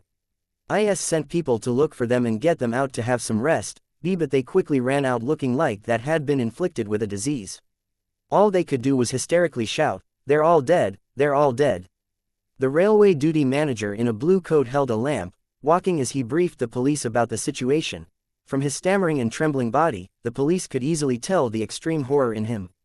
It was as though a sudden tap on his shoulder would literally cause him to jump and abandon everything to rush for the exit. His emotions infected the police. All of them held their hands to their waists as they pressed onto their holsters. Tap. Tap, tap, the leather shoes hitting the solid, hard ground left reverberating echoes. The police followed the duty manager and warily entered the front carriage. Inside the carriage, there were 2 people sitting in each row. They were distributed to the left and right, and they stood away from the windows. At that moment, they were leaning against the backs of their seats, motionless. Through the illumination of the gas lamps outside and lanterns in their hands, the inspectors leading them very quickly recognized the scene before him. Here were the staff of the steam locomotive. They were wearing blue uniforms that differed for men and women, and they were sitting in different seats in silence. Their faces were pale and their eyes wide open. Although there wasn't any sounds of breathing, the corners of their lips were curved up, revealing 8 teeth. Everyone present felt their hair stand up upon seeing the uniform smiles as they subconsciously held their breaths. This was an extremely bizarre and terrifying scene. All they wished was to turn around and leave, beginning investigations only when it was bright. The leading inspector drew 2 deep gasps before he instructed the constables beside him. "Go confirm if they are dead." Upon saying that, he glanced at the duty manager. "Follow him and see if there's anyone missing or excess people included." "All right, officer," the duty manager said with a trembling voice. As he and the constables ventured deeper into the carriage, the other policemen drew their revolvers and remained on high alert. In an unbearable silence, time slowly ticked by until, finally, one of the constables stopped at the end of the carriage, turned around, and shouted, "It's confirmed. All of them are dead." The railway manager stuttered immediately after him, "There are 2 missing. The train driver and the train conductor." The inspector calmed down significantly when he realized that nothing had happened all this time. He thought and said to all the constables, "Maintain the corpses, present state and await an autopsy." Meanwhile, split into 2 teams. One team is to head to the other carriages to search for the train conductor and driver while the other team is to check the scene for clues and relevant information. Once the sun rises, we will begin investigations starting with the train personnel and the passengers who were previously on board. We will search for any commonalities and peculiarities. Although many passengers didn't present their identification documents when purchasing tickets, the inspector believed that it was possible to find people who had registered themselves and learn from them of any abnormalities on the train or passengers worth paying attention to. Just as he said that, a biting cold wind stirred, blowing through the carriage. When all of this came to an end, the inspector was about to emphasize his orders when he suddenly noticed something amiss. The steam locomotive staff members who were in their seats still had their eyes open with their whites showing and their faces pale. However, their mouths had closed at some point in time and were no longer showing their 8 teeth. Inside a luxurious hotel room, the wall lamps shone brightly onto the carpeted region where a desk stood. Klein had transformed into Gehrman Sparrow and was sitting on a single-seater. He had his left leg crossed over his right. Beside him was Enzo, who looked like a native. In front of him stood a row of cultist marionettes. They were the people involved in attempting to make a sacrifice on the steam locomotive, the man with the lumpy cheek, the train conductor and the train driver. They had circled from different streets donning different looks to gather here. "Who made you do the sacrifice?" Klein asked in a deep voice. After advancing to sequence 4 and becoming a bizarro sorcerer, not only was he able to read the thoughts of his marionette's superficial consciousness, he could also use the increased control of spirit body threads to do things similar to spirit channeling. Of course, the higher the level of the marionette, the poorer the effects of the spirit channeling. After a brief silence, the conductor, who was clearly low and with rather thick body hair, said blankly, "It's a revelation from God." "Which God?" Klein received the porcelain teacup from Enzo and took a sip. The train conductor replied in a daze, "God is God. There are no others." Klein lowered his cup and asked, "How did he reveal his revelation? What was said exactly?" The conductor instantly turned reverent. "He gave a revelation through a divine item, requesting us to sacrifice many lives to pleasure him. In return, he will give us eternal life in his kingdom. Sacrifice many lives. Compared to the numinous episcopate, the Rose school of thought prefers doing such things. They have always been infamous for blood sacrifices, but to have eternal life in God's kingdom is closer to the numinous episcopate's beliefs. Of course, I can't eliminate the possibility that it was fabricated. Klein pondered for a moment and asked, "What divine item?" The train driver didn't reply as he glanced at the man with the red, lumpy cheek. The man then took out an item from an inner pocket. It was a cloth doll of shabby craftsmanship with curved eyes and mouth.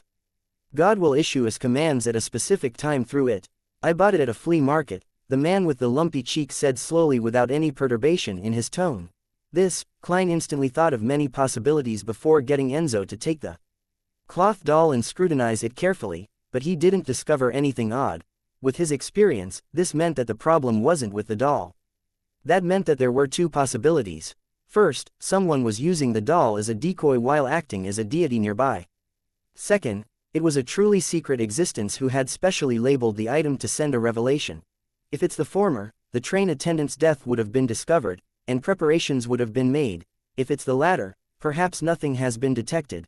Klein contemplated for a moment and made Enzo place the cloth door on the desk in front of the window. He then stood up and instantly transformed into another train attendant and stood with the row of cultists. Similar changes happened when Enzo returned. After an unknown period of time, the night grew deeper. Suddenly, on the desk bathed in crimson moonlight, the cloth doll with curved eyes and mouth moved its limbs and slowly stood up. Chapter 968, Descending Saint. The cloth doll turned its lifeless eyes before its body stood up straight. It looked towards the area that the crimson moonlight failed to illuminate. There, the man with the lumpy cheek and the other cultists had been standing quietly, but at this moment, they bowed their heads, raising their arms as though they were praying, piously listening to the revelation. About 2 to 3 seconds later, the cloth doll finally stood up straight. Just as it was about to open its tongueless mouth and produce a voice that didn't belong to the body it was in, all its movements suddenly turned sluggish, as though it was a highly rusted robot. Hidden amongst the cultists, Klein had seen a strange spirituality thread extend from the cloth doll.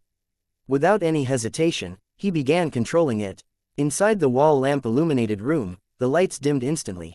The doll with curved eyes and mouth instantly lost the support that seemed to arise from having a skeleton before slumping to the table, motionless. Amidst the flickering street lights that were more than 1,000 meters away, Klein lost control over the blob of spirit body threads. The power that descended with the help of the doll took less than 2 seconds to escape out of his range. A biting cold wind swept up inside the room as the rug with tables and chairs above was suddenly tugged, sending the man with the lumpy cheek and most of the other cultists tumbling. Only the disguised Klein had jumped up in time to avoid the accident. Of course, Winner Enzo stood perfectly fine at the border of the rug, completely unaffected. Amidst the cold wind, the rug rolled up and bound the few cultists and covered their noses and mouth tightly, gripping their throats. Meanwhile, the fountain pens on the table had their caps removed autonomously before shooting forward, stabbing into the neck of the man with the lumpy cheek. They left no gaps in the dense array of pens. A wooden chair exploded as its splinters swept over without sparing any of the remaining cultists. Near the wall, the pipe of a wall lamp cracked, causing the gas inside to whistle out.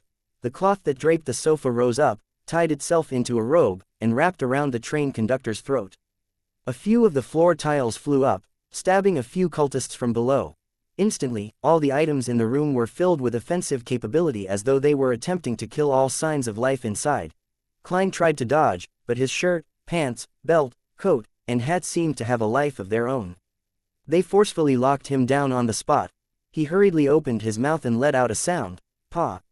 He had mimicked the sound of snapping fingers. Scarlet flames surged out from his clothes, instantly blanketing his body and removing the restraints. At this moment, the cloth on another sofa rose up as though it was draped over someone. This strange scene reflected in Klein's eyes immediately as he trembled and turned stiff. He had been possessed by an evil spirit. The flames that soared up from before hadn't extinguished. They were burning away his clothes and flesh, only to reduce him to a pitch-black paper figurine.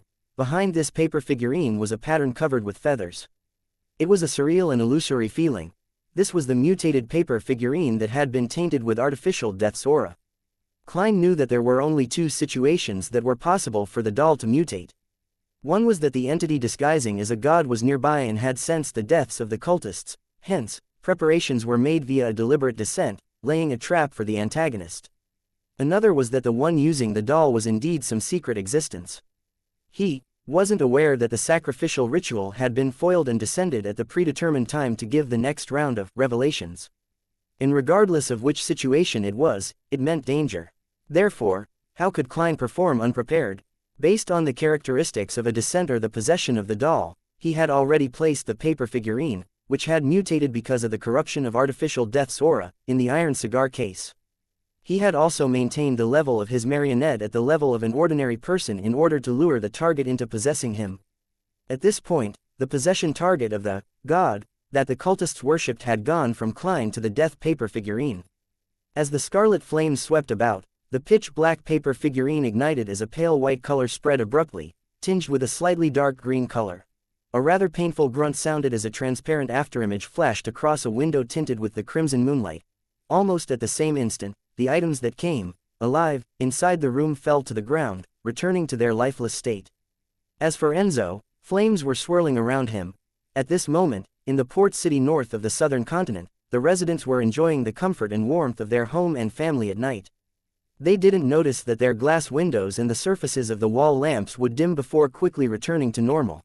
Alongside this dimming environment, the flames in the fireplace either intensified or dwindled. The remnants in the kitchen were ignited and snuffed out. During this process, the glass windows in that room dimmed the most, and the fluctuations in the flames kept happening. However, the believers in the room were praying to the primordial moon, paying no notice to what was happening. After an unknown period of time, the crimson moonlight brightened a little, as though covering the entire city in a light veil. Such brightness quickly returned to normal as a scarlet-red flame flared up on a silver candle on a dining table. Enzo walked out of it as his body and face rapidly changed into Gehrman Sparrow. Just moments ago, at the instant when the crimson moon brightened, he had lost his target. Not only possessing the Beander powers of a high-sequence Beander of the Wraith pathway, but they can also borrow the power of the crimson moon. Regarding these two aspects, one of them is only possible with a sealed artifact or mystical item. Klein muttered silently and came to a preliminary judgment. After the demigod who possessed the doll had been corrupted by the death paper figurine, he had believed that he had the chance to take his opponent down. To his surprise, the enemy's strength and means available to them were more varied and potent than he imagined. The only thing he could confirm was that it wasn't an angel, as the strength and level were far inferior to one. Just as this thought flashed through his mind, Klein left the dining room and entered the activity room. There were a few believers praying to the primordial moon. Unlike the cultists on the steam locomotive, they knew who they were praying to, as though they were more formal members of the parish. 1 step. 2 steps. 3 steps. Klein entered the room in an unhurried pace before they turned their heads when they noticed him. With the powerful illusion power of a bizarro sorcerer, they treated Gehrman Sparrow as an oracle that had descended upon them. They saw a bright moon halo at his head. The believers plopped to their knees in devout prostration. Klein didn't beat about the bush as he asked in a deep voice, "Who was the saint you met previously?" Although one of the believers was puzzled, he still respectfully answered, "Oracle, it was Shaman King Klarman." Shaman King Klarman? That's a familiar name. All right, the author of that book of secrets, isn't he long dead? He was alive in a time over a millennium ago. Saints of non-special pathways have no way of living that long. He joined the Rose School of Thought but still believes in the primordial moon. Through some means, he has extended his life. Or could it be that his sequence alone affords him a long life? Klein's mind whirred and recalled the origins of the name, Klarman. A sailboat was docked by the pier as the faint moonlight illuminated the cabin's interior. A figure with frizzled black hair with white streaks in them walked out of a mirror. He wore a back robe with crimson patterns. He had wrinkles that were neither too deep or shallow on his face. His eyes were bloodshot. At this moment, on the skin he exposed, such as the back of his hand, his pores had expanded, producing white feathers that were stained with pale yellow oil. This elder's expression was somewhat warped as if he was enduring pain. He quickly sat on the bedside, bowed his head, clasped his hands, and silently chanted. In his jarring voice, his forehead slowly cracked apart, revealing a red full moon that seemed to be embedded in it. The moonlight dispersed and cloaked the elder, causing the white feathers on him to contract and recede into nothingness. But at this moment, his abdomen bloated up as though it was filled with liquid. Finally, his clothes, together with his skin, tore apart as a blob of flesh and blood covered in white feathers flew out onto the deck. After squirming for quite a while, it rotted and died. Phew, the elder looked up and slowly exhaled. His bloodshot eyes were filled with puzzlement. He muttered softly, "Death's blessed. But death is no more." Early in the morning, the Church of Storms' mandated punishers, who had taken over the case of the mysterious deaths of the steam locomotive staff, had received new intelligence. The missing conductor and driver, as well as a few suspicious passengers, had been found. Before long, this mandated punisher team followed the clues and found their targets. They were silently hung outside a building in a row. "This is a provocation," the mandated punisher's captain growled through clenched teeth. But after they lowered the corpses and carried out their investigations inside the room, they saw that these people had been piously praying to the primordial moon in the activity room, holding a rather diabolical ritual. "Apprehend all of them," the mandated punisher captain issued a command after a second of surprise. The believers of the primordial moon seemed to regain their reason as they tried to resist. However, they were quickly suppressed, either dying or being injured in the process. The mandated punisher captain surveyed the area and inexplicably said to his peers, they didn't notice the row of corpses hanging at their doorstep. A member of the reader pathway thought and said, "Those corpses might have been left there to guide us to investigate the area." The mandated punisher captain calmed himself down and nodded in thought, which church's demigod passed by. Chapter 969. Duke, Backland, Westborough, within the Odora family's villa. Emlyn White, who had been summoned, took off his hat and coat and entered the activity room to wait. In this room, there were a few other sanguine members who had been called by name to meet the important figure. After surveying the area, Emlyn picked a spot to sit in, right beside a man with a nose so high that it almost seemed deformed. Adorning his cut face was brown hair and red eyes. He held a comic in his hand, reading through it aimlessly. He was none other than the sanguine who had provided Emlyn with the information about the ancient, abandoned castle in Delaire Forest. His name was Ernst Boyar, a viscount. Emlyn had planned on visiting this viscount in the next couple of days, but he never expected to bump into him here. After some careful consideration, he said in deliberation, "Your lordship, I would like to know where you obtained the intel regarding the ancient abandoned castle in Delaire Forest. Why, did your client say that there weren't any ancient wraiths?" Ernst Boyar moved his gaze away from his comic and shot Emlyn a glance. "No, not at all." Emlyn didn't provide an explanation as he stubbornly emphasized his question again. "I'm just very curious of the source. It doesn't seem that simple." Ernst Boyar closed his comic and nodded slightly. "It's not a secret. I learned of it from Lord Nibs. To be frank, I've never heard of this before. I find it hard to imagine that there's such an ancient castle in Delaire Forest." Lord Nibs, Emlyn instinctively had some thoughts arise in him. It's another test. But isn't such a test too dangerous? It even needed Mr. Fool to resolve it. Emlyn frowned slightly as he recalled the details he had contemplated previously. He probed, "Your lordship, then why didn't you explore that ancient castle? I remember you being an archaeologist. And during this process, you'll be able to obtain the corresponding Viander ingredients of an ancient wraith. Lord Nibs told me that it's very dangerous. One shouldn't approach it unless they're at the level of Earl." Emlyn's mouth gaped as his expression fell into a daze. He then held back his anger and asked with a suppressed voice, "Then why didn't you warn me?" Ernst laughed. "Isn't it obvious? How can a location with Viander creatures present, one that's known by a sanguine, still exist if not for special reasons?" Emlyn fell into a daze as Ernst added, "Normal reasoning should be like this. Ancient wraiths might exist in some place in Delaire Forest. People have encountered it before, but they were unable to find their origins. This means that finding those ancient wraiths is a very difficult and troublesome affair. The time cost exceeds their value, which allows them to live to this day. I thought you'd have easily discovered the problem with this reasoning. Likewise for your client, if they had chosen to take action, they must have had possessed the corresponding confidence." At that instant, Emlyn felt that Viscount Ernst made plenty of sense, and he could hardly rebut him. He believed that it was because he and Miss Magician were too foolish, resulting in her slamming headfirst into danger. It had nothing to do with him. The next instant, Emlyn felt embarrassed and frustrated, filled with anger towards himself. Finally, Emlyn figured out another problem. Regardless of whether the intel exposes any danger or not, Ernst Boyar should have clearly informed me of this point, because figuring out the level of danger, the source of danger, and how the danger manifested itself, it held immense importance in the subsequent exploration, one that can't be missed. He did it on purpose. Emlyn came to a final conclusion as his scarlet eyes narrowed. He raised his chin and said, "Indeed. It's easy to tell, but I'm more curious about the danger lurking in that ancient abandoned castle." Ernst picked up the black tea that nearly resembled the color of blood and sipped it. "I'm not sure either. Lord Nibs didn't mention anything." Emlyn's expression sank. Just as he was about to make a derisive remark, he suddenly saw Odora Cosme walk into the activity room and look at him. "Emlyn, it's time for the meeting." "All right." Emlyn reined in his emotions and pressed onto the bottom half of his vest, standing up unhurriedly.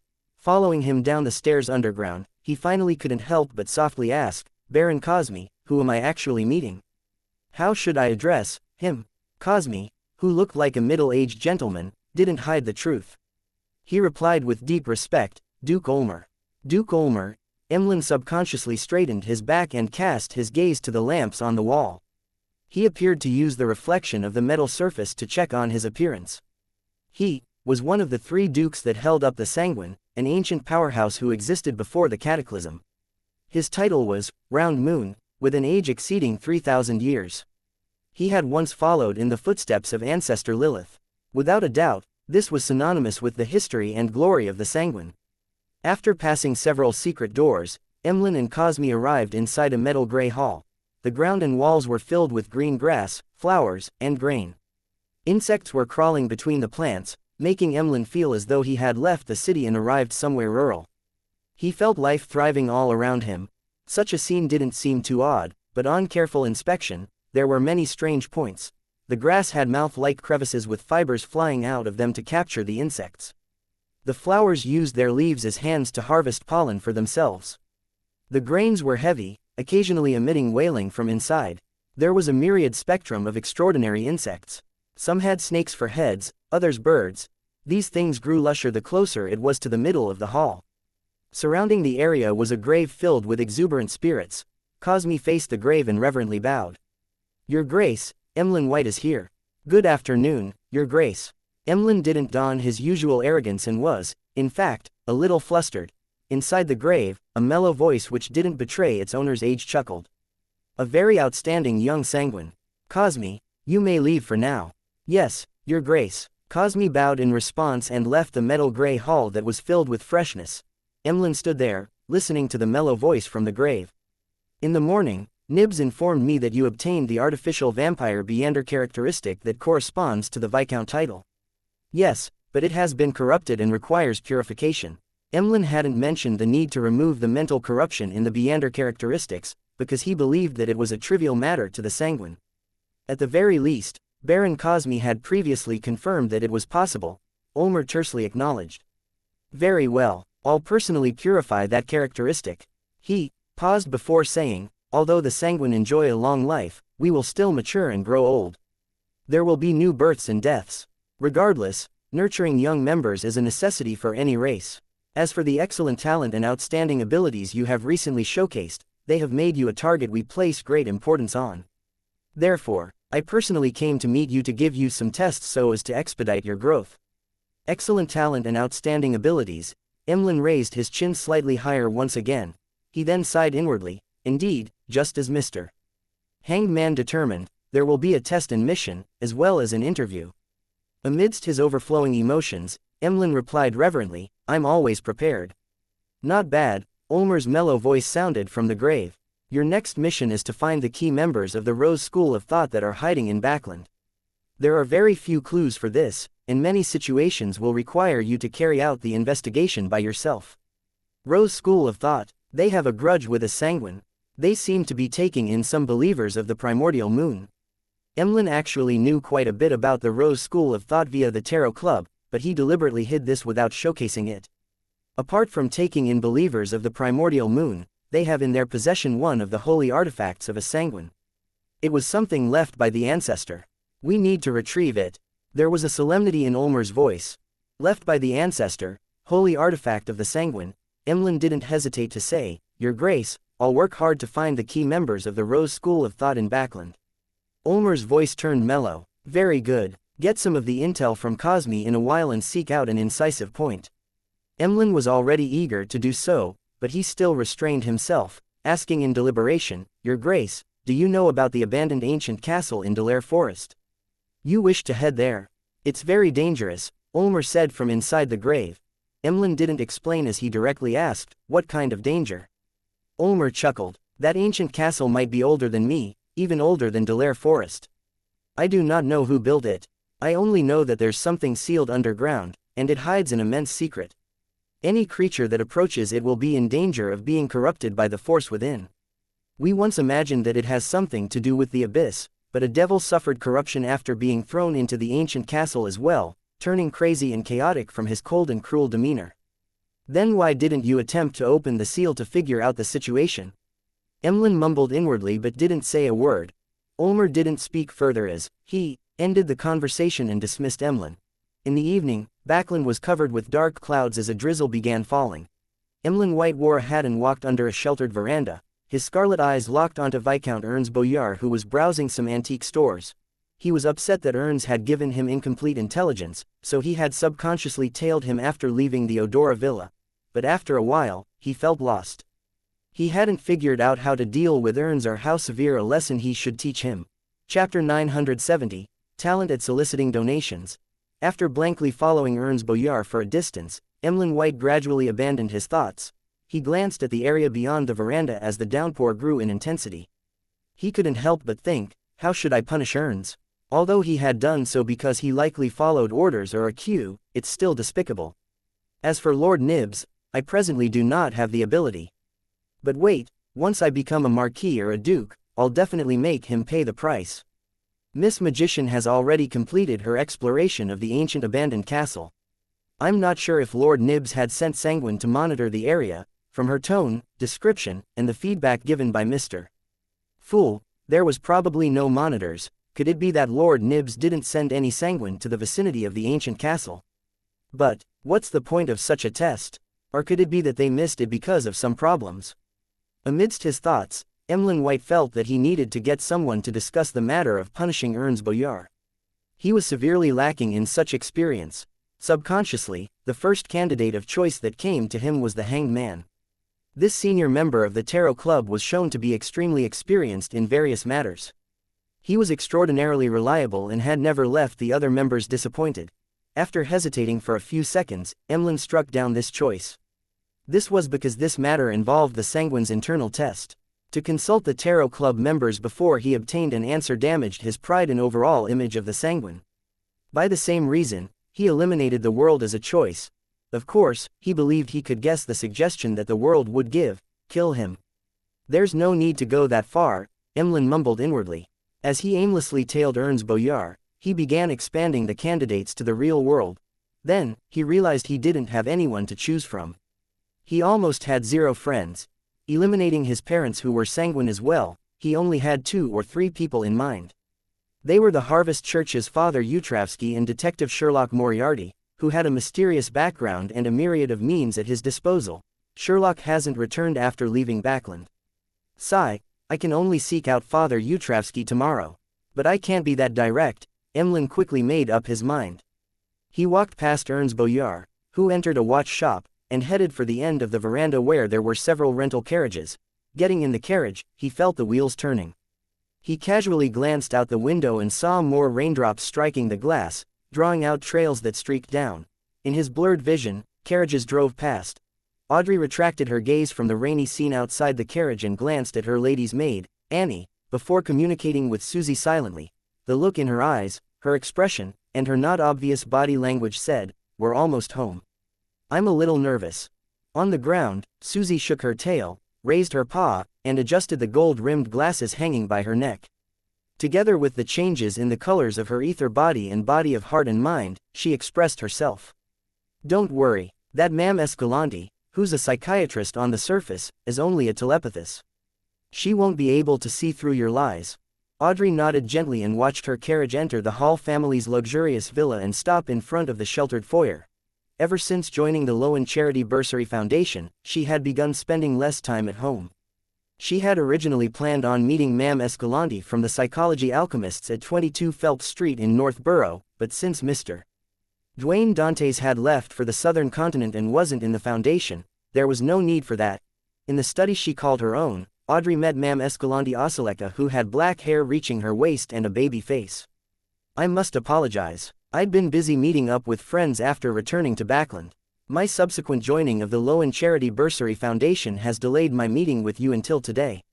After leaving Susie outside, Audrey elegantly bowed to express her attitude. In fact, this has been deliberate. By dragging out their meeting for about a month, her digestion of the psychiatrist potion and advancement to hypnotist became rather reasonable. It was the progress one would expect from a genius in nothing else. Escalante returned the greeting without much thought. I heard that you have been busy with children who desire knowledge. Your virtues are more dazzling than diamonds. As Audrey gestured for her to sit, she walked to a single-seater and tersely acknowledged. Those children are in situations I've never seen before. There's often a voice inside me that's urging me to do something. Ma'am Escalante, if you're free, you can join me and the staff of the Lowen Charity Bursary Foundation to go visit the different schools. There, you will get to see what most children in the world are experiencing. Having said that, she chuckled as though being self-deprecatory. I apologize. I've recently been accustomed to kickstart such topics. It's because I wish for more nobles and the wealthy to involve themselves in such charities. I hope they can donate more to help even more children. After hearing Audrey, Escalante replied somewhat uncomfortably, I will do so. I'll also donate some money to the Lowen Charity Bursary Foundation. No, I'm not forcing you to donate. This has to be an action that comes from the heart, and something voluntary. I only wish for you to take a look and then inform the people around you of these children's plight and their possible futures. This includes the members of the Psychology Alchemists. Audrey shook her head, rejecting Escalante's suggestion.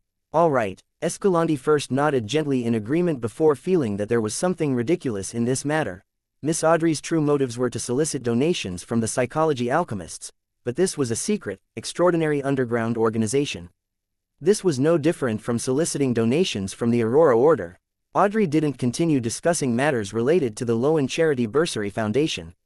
Instead, she said, Ma'am Escalante, I have something I'd like to inform you of. What is it? Escalante, read the solemnity, joy, and pride from her actions and emotions. Audrey smiled and said, I've already become a hypnotist.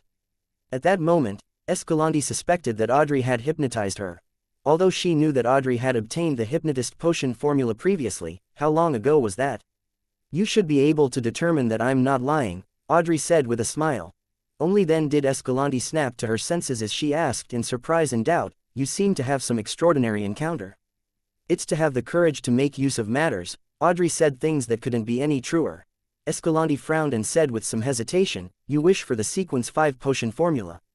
Yes, what do I need to do, or what price needs to be paid? Audrey didn't hide her motives. Escalante looked at the beautiful, blonde, and green-eyed lady in front of her and deliberated. This isn't something that's up to me to decide. I will report it and try to arrange for you to meet with Hilbert and Stephen. She was referring to psychologist and jewelry designer, Hilbert Alucard, and furniture merchant, Stephen Hampras. Clearly, in this group of Psychology Alchemists members, Escalante was in a subordinate position. Audrey wasn't surprised by Escalante's reaction, but this didn't mean that her handling of matters wasn't without a problem. A Sequence 6 Beander who had the wish to advance was someone that required deep importance to be attached to in any secret organization. This was even the case with the Orthodox churches. They were people who were qualified to meet high-ranking members directly. This also meant that, after advancing to hypnotist, Audrey was already an elite in the middle-ranking members of the Psychology Alchemists. Her next goal was to become a quasi-high-ranking member. The person she needed to meet was a counselor of the Psychology Alchemists Council, and not Hilbert or Stephen. As her thoughts flashed across her mind, Audrey deliberately showed some of her displeasure. Escalante acutely noticed this and hurriedly explained, meeting Hilbert and Stephen is to confirm your condition before a counselor meets you.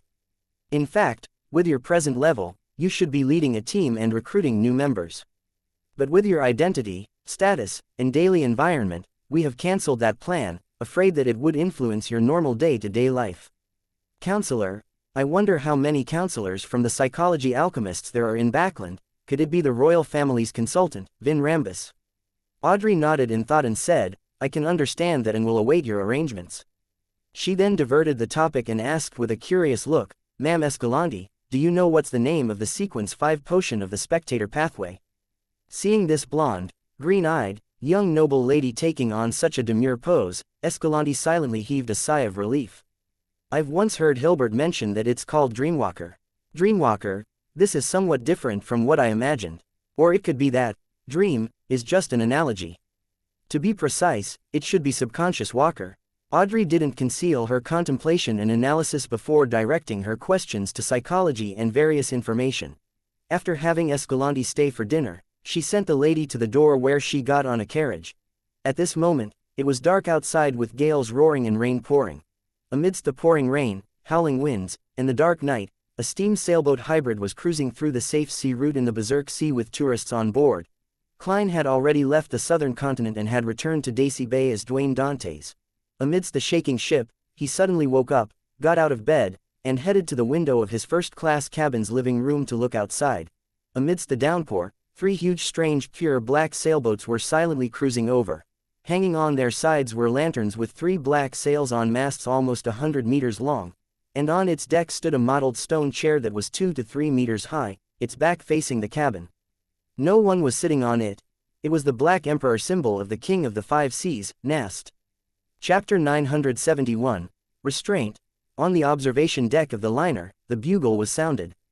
It tore through the obstacles put up by the wind and rain, awakening all the passengers on board. Unable to dress up in time, they could only don a coat or their pajamas, rushing barefoot to the window to observe the situation outside. Half of the passengers quickly saw a gigantic sailboat that didn't adhere to common sense. They saw its 3 pitch black sails and the blob of pale flickering yellow amidst the dark environment. Together with the howling winds, spattering rain, and the moonless and starless night sky, many passengers felt as though the ship was approaching them from hell, bringing with it an inexplicable sense of horror and dominance. After a brief pause and frenzy, a name surfaced in their minds: Black Emperor. Anyone who had been out at sea for some time, or people who lived in port cities in the various colonies, more or less knew the existence of such a pirate ship. Sigh, may the storm be with you and me.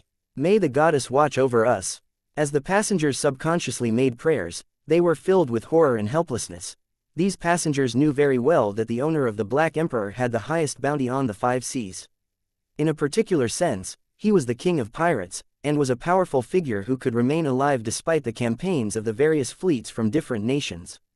He was definitely not someone the cannons and crew of a liner could resist. This meant that they were about to fall into the hands of pirates.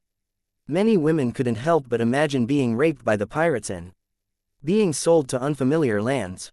Some trembled while others collapsed to the ground. Some rummaged for daggers or revolvers. It was unknown if they wanted to resist, or if they were unwilling to face the worst outcome. Having failed to find weapons, some moved a clothes rack to their side. The men didn't react any better. Apart from a number of them drawing weapons in a bid to organize themselves to resist, the remaining froze in a daze or sought places to hide. Other cursed the darn liner and the King of the 5 seas. Finally, the captain's voice boomed into the ears of every passenger via the broadcasting equipment or something else. Silence. Don't be afraid. The owner of the Black Emperor has his own code. He's not like other pirates. His subordinates can only plunder for items and wealth, nothing else. Such words were repeated a few times as the panicking passengers finally calmed down and no longer exhibited such horror. Compared to the outcomes they had imagined, being able to live and not be raped was an excellent outcome. Almost a minute late, a number of passengers were overwhelmed with sadness and cried upon realizing how their hard-earned savings would be wiped out. Some of them were doing business through loans. If they were unable to pay their loans, it was possible that their family would end up on the streets, relying on the workhouses for survival. Upon having this thought, they hurriedly took action and hid their wealth in all kinds of hidden compartments, hoping to keep as much as they could from the pirates. After doing this, they held their weapons tight, prepared to fight the pirates to the death at critical moments. Even feral beasts would fight back when cornered, why not humans? At this moment, many of the pirates on the Black Emperor were waiting by the broadside according to their orders.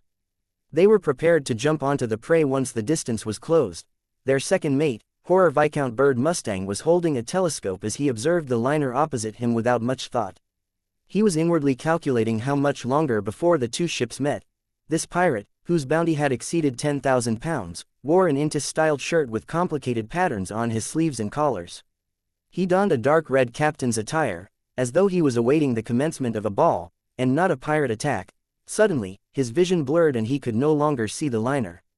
Bird Mustang hurriedly searched with his telescope, but regardless of the direction he aimed it at, there was nothing but stormy waves and red-headed sea eagles who enjoyed hunting fish during storms. Such a huge liner had vanished. The light in Bird Mustang's eyes flickered as he failed to make an accurate judgment. Where's the ship? Where did such a huge ship go? It was still around. The pirates on deck also noticed something amiss as they exclaimed, "A ghost ship?" No, there aren't any ghost ships with such a make. This is a steam and sail hybrid that got popular in recent decades, an illusion. Someone had hidden a liner with a large-scale illusion. An illusion at this scale has to have been done by a demigod. Bird Mustang's thoughts raced as he retracted his telescope and headed for the cabin. During this process, the distance he traveled seemed to distort. In about 8 steps, Bird Mustang covered quite a sizable distance and arrived in front of the captain's cabin. He reverently bowed and said, "Earl Nast, something abnormal has happened with the hunt." On the Black Emperor, King of the Five Seas, Nast continued, having himself addressed as an earl, as it was a title conferred upon him by Emperor Russell. Of course, he had publicly announced that it was a matter of time before he established a pirate's kingdom, becoming a duke, king, or even an emperor. After a brief silence, a solemn voice sounded from the captain's cabin. "Circle around it, by your will." Bird Mustang didn't ask why, as he directly accepted the order. Of course, he could imagine the reason. Be it an illusion or not, to make such a huge steam and sail hybrid liner vanish from the scrutiny of hundreds of pirates, it was definitely not something a low or mid-sequence Beander could accomplish. The ship definitely had a demigod or a powerhouse wielding a demigod-level sealed artifact. And to clash with an unknown demigod for an ordinary liner was definitely an irrational act. Even if the Earl of White Maple Nast, as the King of the Five Seas, he wouldn't do such rash acts unless there was something worth fighting for. From this angle, the demigod was only hiding on the liner and had not launched any counterattack. This also implied that he didn't wish to clash with the Black Emperor and the King of the Five Seas. Therefore, he had only exhibited his existence for shock and awe purposes. Bird Mustang immediately got the sailors to leave the broadside and turn the Black Emperor around. At this point, a huge and heavy red-headed sea eagle suddenly flew out of its flock and headed for the Black Emperor, spiraling above the ghost ship. Amidst the pirates' confusion, the red-headed sea eagle looked down upon the deck and spoke deeply in a human's voice. "I wish to meet the Earl of White Maple." Bird Mustang was taken aback for a second before he cast his eyes at the cabin. King of the Five Seas Nast's solemn voice sounded again. Instead of directly answering the sea eagle, he instructed his subordinates, "Let him in." Bird Mustang immediately followed the order as the sea eagle swooped down in the storm. Its body gradually changed and turned into a humanoid form. When it landed on the deck, it was no longer a red-headed sea eagle, but a man with a tall top hat and tuxedo. His face wore a feathered mask. Bird Mustang's eyes dilated slightly as though he was trying to take in the figure clearer.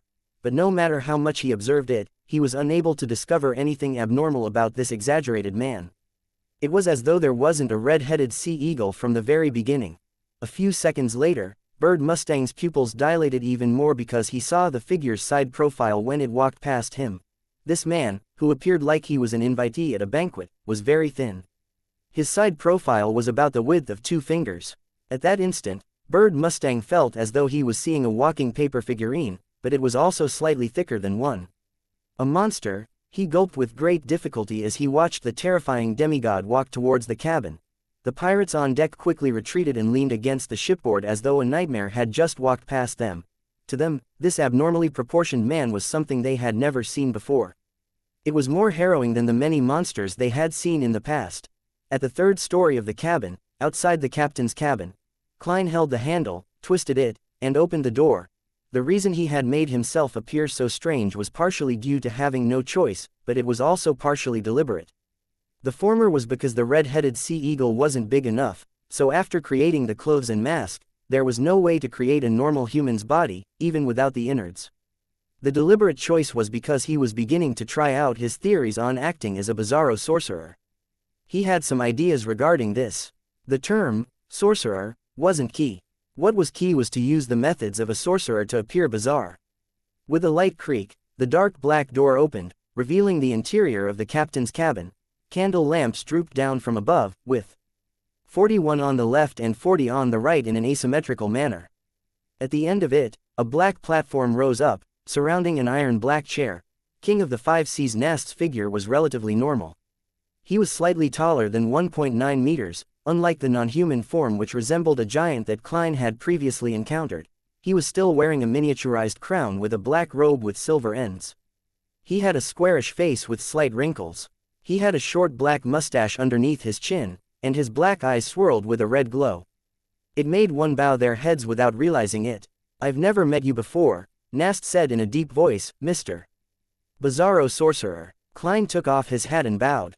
"You know me now." Nast made his voice, which made spirit bodies tremble, resound inside the captain's cabin. "Speak. Why are you visiting me?" "Emperor, I wish to know of your impression of Emperor Russell. Everyone knows that you and your father have met him in the past far more than once," Klein replied without being affected. Nast swept the paper figurine like demigod as his dark red light brightened significantly. "Have a seat first." Before he finished his sentence, Klein felt a potent suppressive force on him. His body involuntarily sat on a chair beside him. However, he was only here as a marionette. With a flick of the spirit body threads, the figure that was thin as a book had quickly restored its balance. Chapter 972, Nast's Memories. With the pressure relieved, Klein casually pulled a chair over and placed it by the door, sitting opposite King of the Five Seas Nast with the entire hall separating them. Although the Pirate King was more than 1.9 meters tall and was sitting on a black platform, allowing him to look down in a domineering manner, Klein didn't play second fiddle in this encounter. He wore his tall top hat again. After a brief silence, Nast, who had the official title of Earl of White Maple, said with a solemn tone, "Give me a reason why I should answer your question." Klein's thin body casually leaned back as he said, "You will not need to hear the same request when you have something you need to trade with me in the future." The dark red light flickered in Nast's black eyes as he said, "I basically know all the saints active in this world, but that doesn't include you." Klein caressed the feathered mask on his face and laughed. Without answering, he asked in return, "Have you met Zeratul?" "I've met him twice in Emperor Russell's palace. I'd also interacted with quite a number of Secret Order members," Nast replied with a calm and direct but extremely domineering tone. "Quite a number of Secret Order members. You should introduce me to them when the opportunity arises," Klein couldn't help but quip. He then smiled and said, "I've also met Zeratul." Nast raised his hand to stroke his short black beard. His already tall figure seemed to burgeon, making the mood in the captain's cabin even gloomier and repressed. After a few seconds, he stared at Klein from above and said, "My impression of Emperor Russell is very simple. No one is more suitable than him to be the Black Emperor." He didn't explain what Black Emperor meant or pointed to, ignoring if the demigod opposite him understood or not. "Is that so?" From this King of the Five Seas' words, although the Emperor's diary implied that he made up his mind only in his later years to switch to the Black Emperor pathway and make preparations, he had long had such inclinations. He had unconsciously exhibited it and set up the situation ahead of time. Klein thought in enlightenment. He believed that Nast's impression of Emperor Russell was limited to that. After all, they had only met a few times.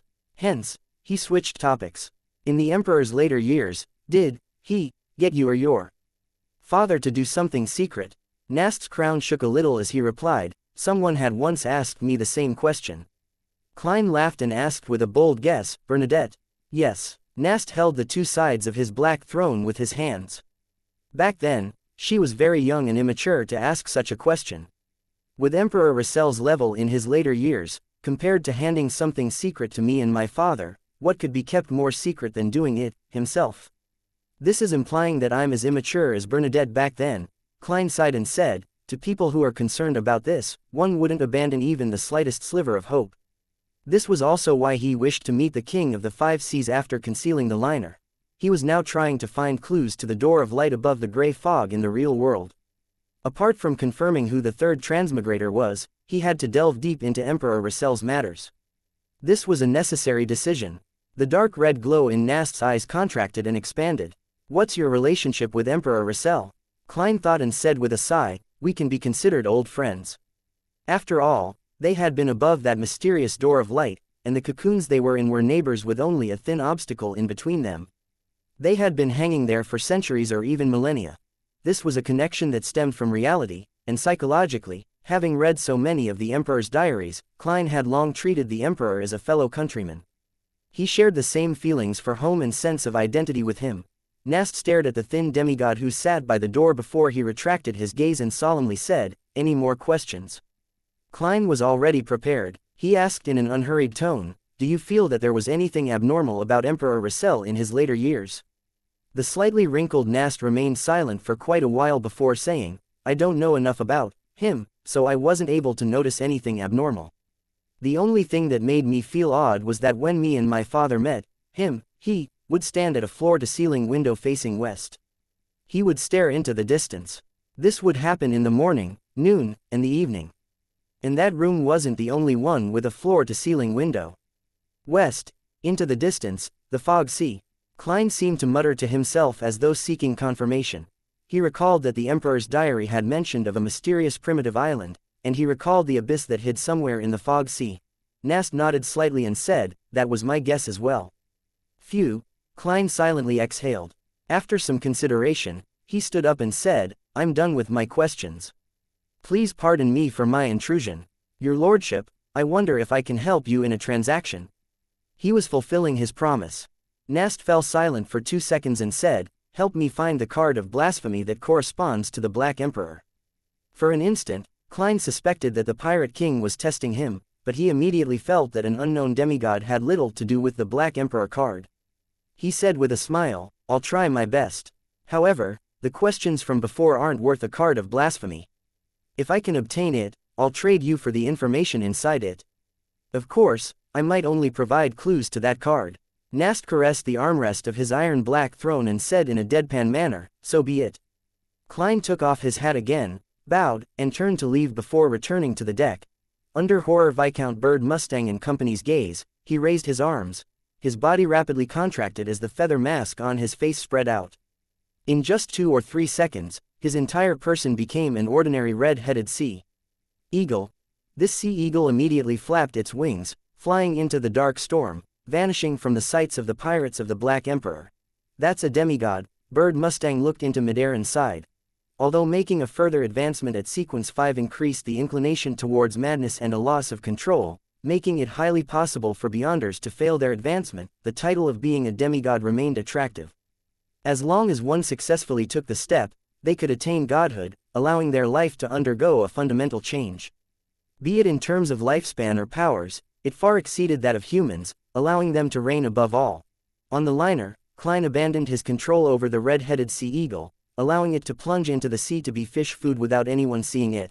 And at this moment, the passengers on board felt high-strung because the Black Emperor was about to approach. In fact, this should have happened a few minutes ago, but for some reason, the Black Emperor had ignored the liner and headed forward. Yet, the liner didn't use this opportunity to escape, and it had instead circled around the Black Emperor, maintaining a few hundred meters from it. This bizarre situation continued for a while before it finally ended, leaving dozens of meters between the two ships. The Black Emperor passed the liner and steered into the stormy night without returning. The passengers and crew watched blankly and realized the reality of the situation only a few minutes later. The Black Emperor was gone. It hadn't attempted to plunder them. A number of passengers cheered while others had tears stream down their faces. A few collapsed to the ground and relaxed. Only a few maintained their lucidity, feeling puzzled as to everything that had happened. However, they were unable to find an answer that agreed with the situation at hand. All they could do was console themselves. The Black Emperor must have completed a plunder already. Since this is a liner and not a cargo ship, it didn't catch its eye. As the euphoria spread across the ship, Klein, donning the appearance of Dwayne Dantes, cast his gaze to the north. Compared to King of the Five Seas Nast, who had only met Russell a few times, there was another person who knew the Emperor even better, Queen Mystic Bernadette. Being an equal peer to Nast, she had recently been in Backland. "After I return to Backland, I'll get Admiral of Stars to contact Queen Mystic and try to meet her as soon as possible." Klein retracted his gaze, drew the curtains, and went to bed. In the Rorstad Archipelago waters, on the future, Admiral of Stars Catalia finally received a letter from Queen Mystic Bernadette. She had no idea when the invisible messenger arrived, but this didn't stop her from effusing her joy. Tearing open the envelope and spreading open the letter, Catalia eagerly read the first line below the salutation. "That's indeed Ciel's descendant. That artisan is really Emperor Russell's direct descendant. I can't allow him to mix with the believers of the primordial moon. I have to bring him on board the future." As Catalia thought, she nodded indiscernibly. After making up her mind, she thought of artisan Ciel's character and morals that only spelled trouble. She felt that she had the responsibility and duty to discipline him. Amidst her deliberation, she walked to the window of the captain's cabin and cast her gaze outside. After some searching, her gaze fell onto the shipboard where Frank Lee was munching on mushrooms. "Frank," Catalia shouted out with her normal tone. Frank, who had his sleeves rolled up, snapped out of his deep thought. "Captain, is there something?" Catalia said seriously, "I'll get you an assistant for your experiments." Frank was taken aback before he revealed a pure smile. Chapter 973, New Angel. Upon seeing Frank's smile, Catalia had mixed feelings. She then retracted her gaze and turned it to the nearby fishing village where the future was docked. No one expected this place to be an important base of the Moses ascetic order. To avoid the pursuit of the Aurora order, Catalia and her crew had been docked here recently. She wasn't in a rush to set sail but was prepared to go ashore. She planned on using the equipment in the fishing village to make contact with her subordinates who were monitoring artisan sea elf in Byam. Through that, she could confirm the situation and make plans. Only with this in place could the future set sail again, headed for the capital of the Rorstad archipelago, Byam, that was several days away. In Backland, the sky brightened especially early in July, but the overall temperature wasn't considered hot. It didn't even exceed 30 degrees Celsius. Emlyn wore a top hat to shelter him from the sunlight that penetrated the clouds as he disembarked a carriage and walked into the Harvest Church. Looking over, he saw the mountain-like Father Utravsky, who wore a brown priest robe and a clergyman's bonnet. He was standing in front of the sacred emblem of life, preaching to the few believers that came to pray in the morning. Emlyn didn't take a second look as he walked straight to the back of the cathedral. He arrived in a room that he called his, and he familiarly changed into his priest robes. As he wiped the candle stands, he waited for the believers to leave. About 20 minutes later, he finally found an opportunity to sit beside Bishop Utravsky and muttered to himself while looking at the sacred emblem of life, "Father, I have a question I would like to consult you about." The thin-browed, light blue-eyed Bishop Utravsky with some clear wrinkles replied with a smile, "Go ahead." Emlyn held his breath and verbalized the words he had been thinking over the entire night. And I'm saying, if there's a distant relative who fools you, making you and your friend fall into danger and almost lose your life, and this matter isn't suitable in court, how would you punish him?" Despite sitting down, Utravsky remained like a hill. He said in a deep but gentle voice, "First, you have to confirm if the relative had made a mistake due to negligence, or if he had deliberately fooled you and led you into a trap. If it's the former, you need to warn him, remind him, and teach him, instead of thinking of punishing him. If it's the latter, you still need to confirm if this is the way he usually does things. If it is, then you need to eliminate him. Otherwise, he will definitely bring more harm to others, bringing harm to innocents. By ending his life and sending him back to the land, it will restart the cycle of life. It's a type of compassion and a type of purification. Elimination. Father speaks of murder in a way that's more natural, mellow, and calmer than the world." Emlyn's facial muscles twitched as he hurriedly interrupted Utravsky's reply. "No, he usually doesn't act this way. It's just that due to various reasons, he had targeted me this once. I don't wish to kill him because of this." Just as he said that, Emlyn froze. He had apparently, probably, most likely, just expressed the fact that he was the victim, expressing that this matter was a sanguine internal matter. Utravsky turned to look at him and revealed a smile. "Not bad. You already understand how precious life is." Emlyn forced a smile. Then, how should he be punished? Utravsky looked at the sacred emblem of life in front of him. "I do not advocate appealing to violence. You can bring him here and have him listen to my preaching and reading the Bible. He will understand the value of life and experience the compassion of Earth Mother. He will serve to redeem his sins. Isn't this what I experienced?" Emlyn was taken aback before realizing that this method was in line with his intentions. This neither caused Ernst Boyar's death, nor was it comparable to simply beating him up and demanding compensation. More importantly, this wouldn't escalate to a conflict that would cause strife among the sanguine. Of course, every method had its flaws. To Emlyn, the biggest problem was, how was he to bring Ernst Boyar to the Harvest Church? From the moment he began doing volunteer work here, all the sanguine in Backland knew to avoid this region. Ernst Boyar was no exception. It was impossible to trick him into coming in.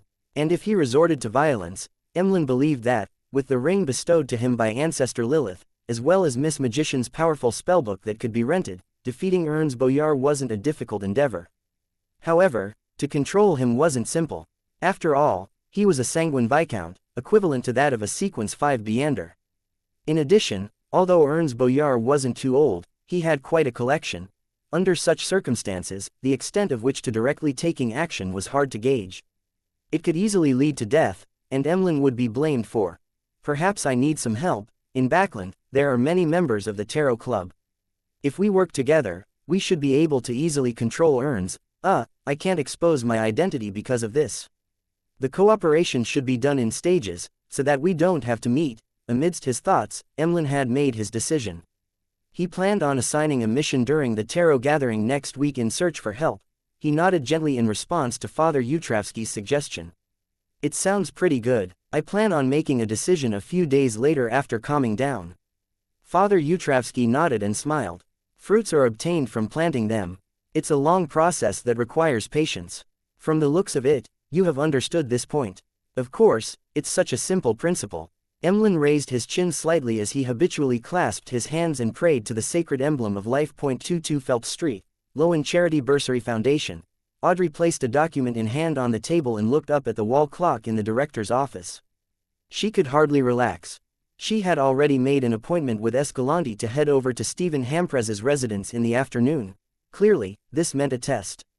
If the Psychology Alchemists' team was careful enough, they would have already reported the news, and there might be a counselor secretly observing everything. Based on her current level and abilities, although Audrey was unable to determine how terrifying a high-sequence spectator was, she could imagine the kinds of performance they had in certain domains. This made her uncontrollably nervous, afraid that she would be seen through. In fact, I should have delayed it a little more. Although the time and the emotions I showed are in line with logic in psychology, delaying a meeting would definitely incur suspicion. But compared to a little bit of suspicion, it's more important to wait for Mr. World to return from the southern continent. That way, I can directly arrange for them to meet at the Foundation. I don't have to worry about a high-sequence spectator discovering anything. Sigh, Audrey, your plans weren't well thought enough. Audrey sighed silently and cast placate on herself to calm her emotions. After the afternoon, she wasn't in a rush to leave the Lowen Charity Bursary Foundation. Sitting inside her office, she bowed her head, clasped her hands together, and softly prayed to Mr. Fool. After completing this, she got onto her carriage with Annie and Susie, heading for the residence of the furniture merchant, Stephen Hampres. Just as the carriage began moving, Audrey suddenly saw a gorgeous beam of light appear. Amidst the beam of light, a 12-winged angel bathed with golden light descended. The wings, which were made of flames, had wrapped her in layers before they dissipated layer after layer. Audrey's vision quickly recovered as she swept her gaze past Annie and Susie through the corner of her eye in an unnoticeable manner.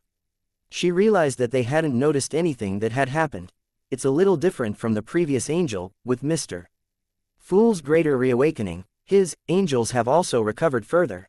As the corners of her lips quivered, Audrey wiped the smile from her face, her inner heart becoming abnormally firm. In less than half an hour, her carriage had stopped by Stephen Hampres's door. After passing her hand to Annie, Audrey was helped down the carriage, and she walked straight to the door. She watched as her attendant pulled the doorbell. Before long, Escalante came to open the door. Like before, she directly brought Audrey to the activity room on the first floor. Annie and Susie were brought to the living room by the servants. Upon arriving at the activity room, Escalante reached out to hold the doorknob as she gestured for Audrey to enter. This, Audrey had a guess, but she didn't show it. She slowly walked through the door which Escalante had opened. Escalante didn't enter as she closed the activity room's door. Audrey looked ahead and saw that on a single seater facing the activity room's door, there was an elder sitting there quietly.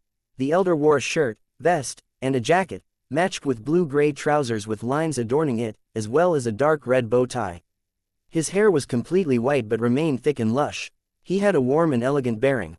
He had a pair of blue eyes that seemed to hide wisdom and knowledge. Apart from the wrinkles on his forehead, he didn't have any wrinkles elsewhere. Audrey knew him. He was the royal family's consultant Vin Rambus. Of course, Audrey had long known of this old gentleman's secret identity from the Tarot Club, a counselor of the Psychology Alchemists. She didn't disguise her surprise, because she truly was surprised. Although she had guessed at the possibility of Vin Rambus's appearance, she never expected him to appear directly. She imagined that he would observe her in secret, allowing Hilbert and Stephen to speak on his behalf. "You're very surprised?" Vin Rambus asked with a faint smile. He then stood up and bowed. "A pleasure meeting you, Miss Audrey." Audrey deliberately opened her mouth before closing it again. Following that, she replied with a mixed smile, "I'm not sure how I should address you." Vin Rambus chuckled. Like always, he pointed to the sofa beside them. "Let's have a seat." Audrey took a deep breath, wore a smile, and unhurriedly walked over. Sitting by the sofa, she maintained an adequate distance from him. Chapter 974, Mind World. Vin Rambus picked up the porcelain teacup and took a sip. Looking at Audrey, who sat in a flawless posture, he said genially, "There's no need to act so reserved. This isn't our first meeting. I still recall discussing Berman's philosophy of ethics and Kongsoka's pragmatism with you 2 years ago." Audrey smiled faintly and said, "I just find it difficult to put the idea of you and a psychology alchemist's counselor together." Vin Rambus hadn't introduced himself, but it was a reasonable inference based on Audrey's knowledge of the psychology alchemists and the present situation. Vin crossed his right leg and said with a smile, "This isn't something worth paying attention to. Never forget that our psychology alchemists is an organization established with the goal of studying the psyche and to build knowledge. We are more about the academic side of things rather than handling matters. Hey, since it's academic, you can always treat a counselor as a university's professor." If she hadn't learned from Mr. World that Vin Rambus was behind Quaron's suicide, Audrey would have been able to conclude that he was a knowledgeable, amiable, humorous, and humble scholar, regardless of the amount of observation that she did. However, since she was wary, Audrey wasn't someone who would so easily believe things that appeared on the surface. As she looked at him and organized her words, she prevented herself from focusing too much on one point. She kept her thoughts lively and scattered to prevent herself from being hypnotized. At this moment, her mind suddenly turned adrift. She seemed to see the 7 pure lights that contained infinite knowledge, and the dense, indescribable figures. She saw them blanketing everything from high above. This was the spirituality sky, the reflection of the spirituality in one's mind. And beneath the spirituality sky was a deep, dark sea. Every drop of water resembled a point of light as though they represented an imprint on each subconscious. Near this sea were several islands.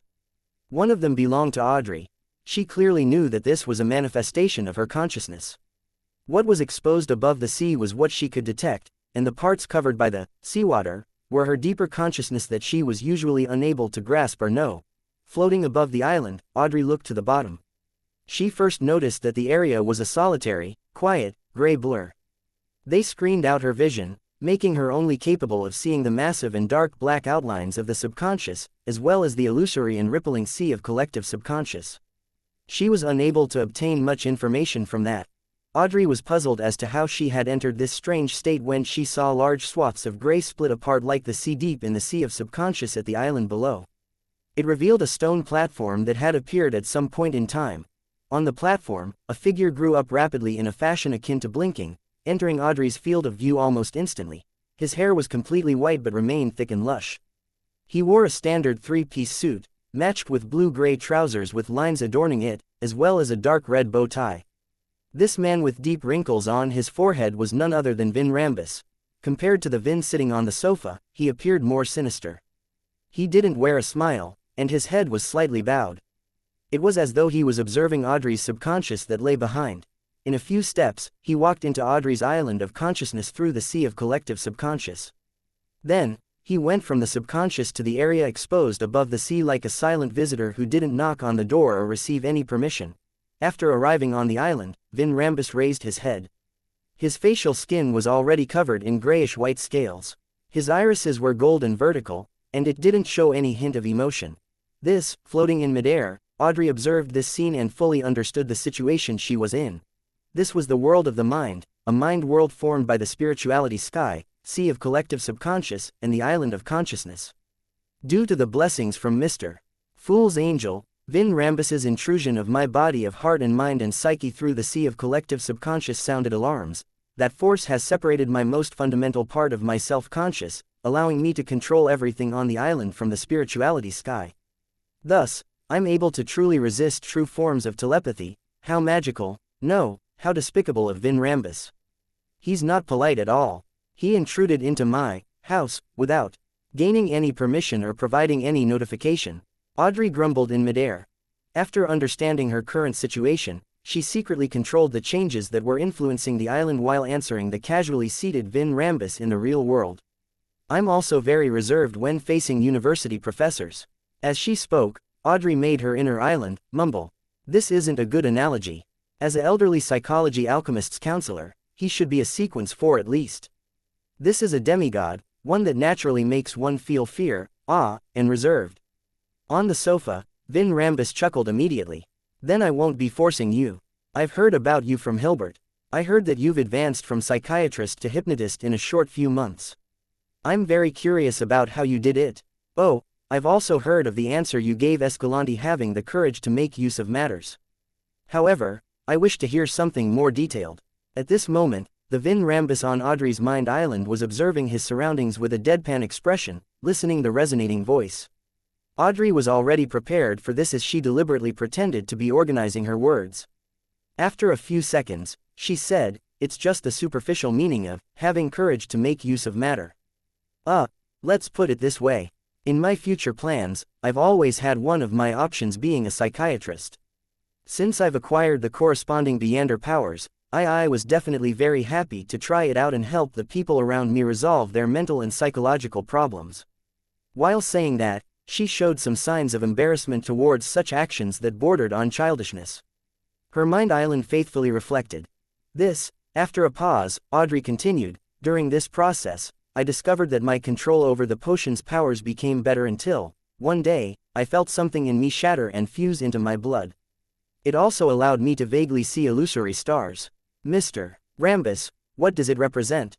For some reason, I firmly decided to become a hypnotist from that day. This might also be a cue from my subconscious. After saying that, Audrey deliberately stuck out her tongue on her mind island like when she was little, doing things she usually wouldn't do. It was a way to prove that she was feeling a little embarrassed because playing psychiatrist was no different from playing princess when she was little. And embarrassment often meant the truth. Vin Rambus nodded gently and said, "Very talented. You seem to have figured out the acting method by yourself." Acting method? Audrey wore a surprised and blank look both inside and outside before coming to a realization. Vin Rambus said with a genial smile, "It's exactly as you think it is. By acting based on the potion's name, and concluding the corresponding principles, that will speed up the digestion of the potion. It is an effective method for reducing the negative influences. However, before Sequence 6, we do not teach it because we do not advocate members using this method to accelerate the digestion of their potions. Surprisingly, you have figured it out yourself. Why don't you advocate it?" Audrey asked sincerely out of curiosity. Vin Rambus sighed and said, "This will make the members not be themselves. Some might even be assimilated by the remnants of the potion. To put it simply, the first 3 sequences are for one to slowly grasp their powers and get used to being extraordinary. It allows one's subconscious to be deeper, become clearer, and turn more mature. It aids in resisting the subsequent problems that come from the acting method. Of course, I can only give my opinion on the spectator pathway. As for the other Beyonder pathways, I'm not too sure if they're the same. But clearly, pathways that focus on the domain of the mind would have some differences in the area of self-consciousness." Audrey was unable to determine the veracity of Vin Rambus's words. She felt that there was definitely some reason to it, but it was not entirely the truth. Little Sun mentioned before that one key thing to remember regarding the acting method is, remember that you're only acting. I find this more appropriate. Yes, I've been strictly abiding to it, and will keep doing so in the future. Audrey, you mustn't be careless. From this moment forth, you must put more emphasis on your self-consciousness. From Mr. Fool's point of view, this must be trivial and doesn't require additional emphasis since it's included in the statement of only acting. But to the ordinary person, perhaps it's relatively more important. As Audrey's thoughts raced, she asked, "Can you explain the acting method in more detail?" Vin Rambus explained it to her in a relatively more detailed manner before saying, "You are indeed talented and qualified to obtain the Sequence 5 Dreamwalker potion formula, but before that, I'll give you several missions. This is out of fairness and also a form of training for you. This is because once you achieve Sequence 5, you will be leading 2 to 3 psychological discussion groups. Your every judgment and choice will influence the future and even the lives of the members beneath you. Therefore, we mustn't allow people who deeply lack experience in handling matters to advance to Sequence 5. Understandable. Audrey didn't object to it. What's the first mission? Vin Rambus said with a smile, a simple but rather long-term mission. Every piece of feedback you provide will count towards your contributions. The fracture between the new party and the Conservative Party is widening. The more conflict there is, the more divided the kingdom's internal politics will be. I wish that you can take note of the attitude of your father, Earl Hall. Inform me of some of his views towards various bills and matters. Don't worry, this will not cause him any harm. We only wish to mend the fractures. His final statement was, in fact, not supported by logic. It was solely a promise. But with Vin Rambus raising his right hand to his temples while on Audrey's mind island, Audrey felt that what he said was very reasonable and deeply relatable. Floating above her mind world, she immediately snapped to her senses and realized something was amiss. Chapter 975, A Familiar Feeling. How can you not cause harm to my father from knowing his trump cards? This will bring about negative impacts to matters that he's trying to push for or object to. Floating in the mind world, Audrey looked down at her island of consciousness. Her thoughts were so calm that it surprised her. Right on the heels of that, she suddenly realized why Vin Rambus had directed Quaron's suicide. Audrey had always been concerned about this matter.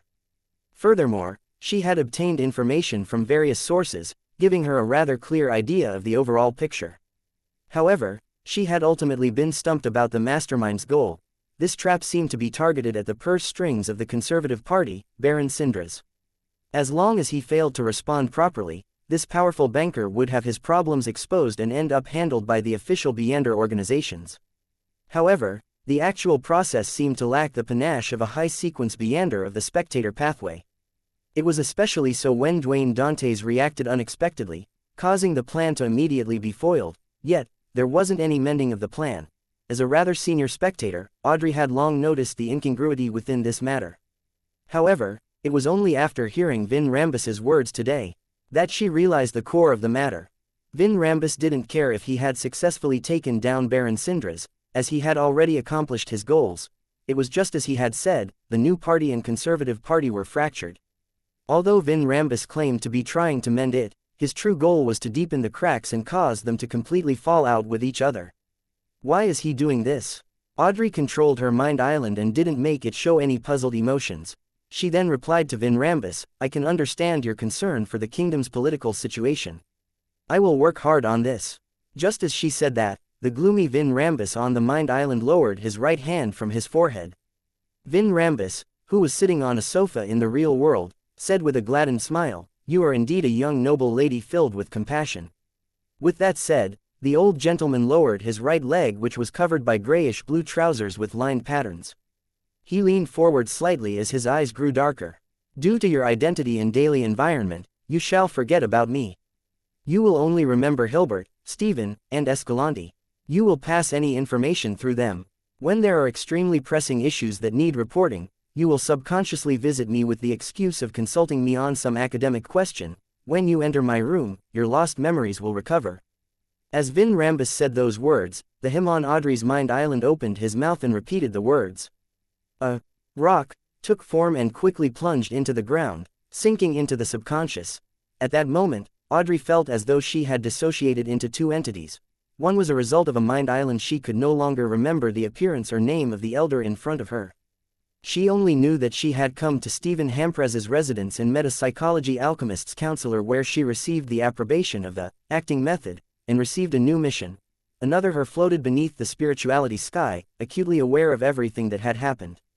However, there wasn't much emotional changes. It was more optimistic than gloomy. Audrey was certain that the one in midair was her true self-conscious. Therefore, she didn't feel confounded. With her, as the true self, she controlled her other self and got up in a muddle. Yes, sir. After answering him, she rapidly straightened her body, and like a puppet who was being controlled by invisible strings, she walked to the door and left. At the instant she closed the door, the her in the mind world sky and the her corresponding to the island of consciousness fused as one. There were no longer any differences.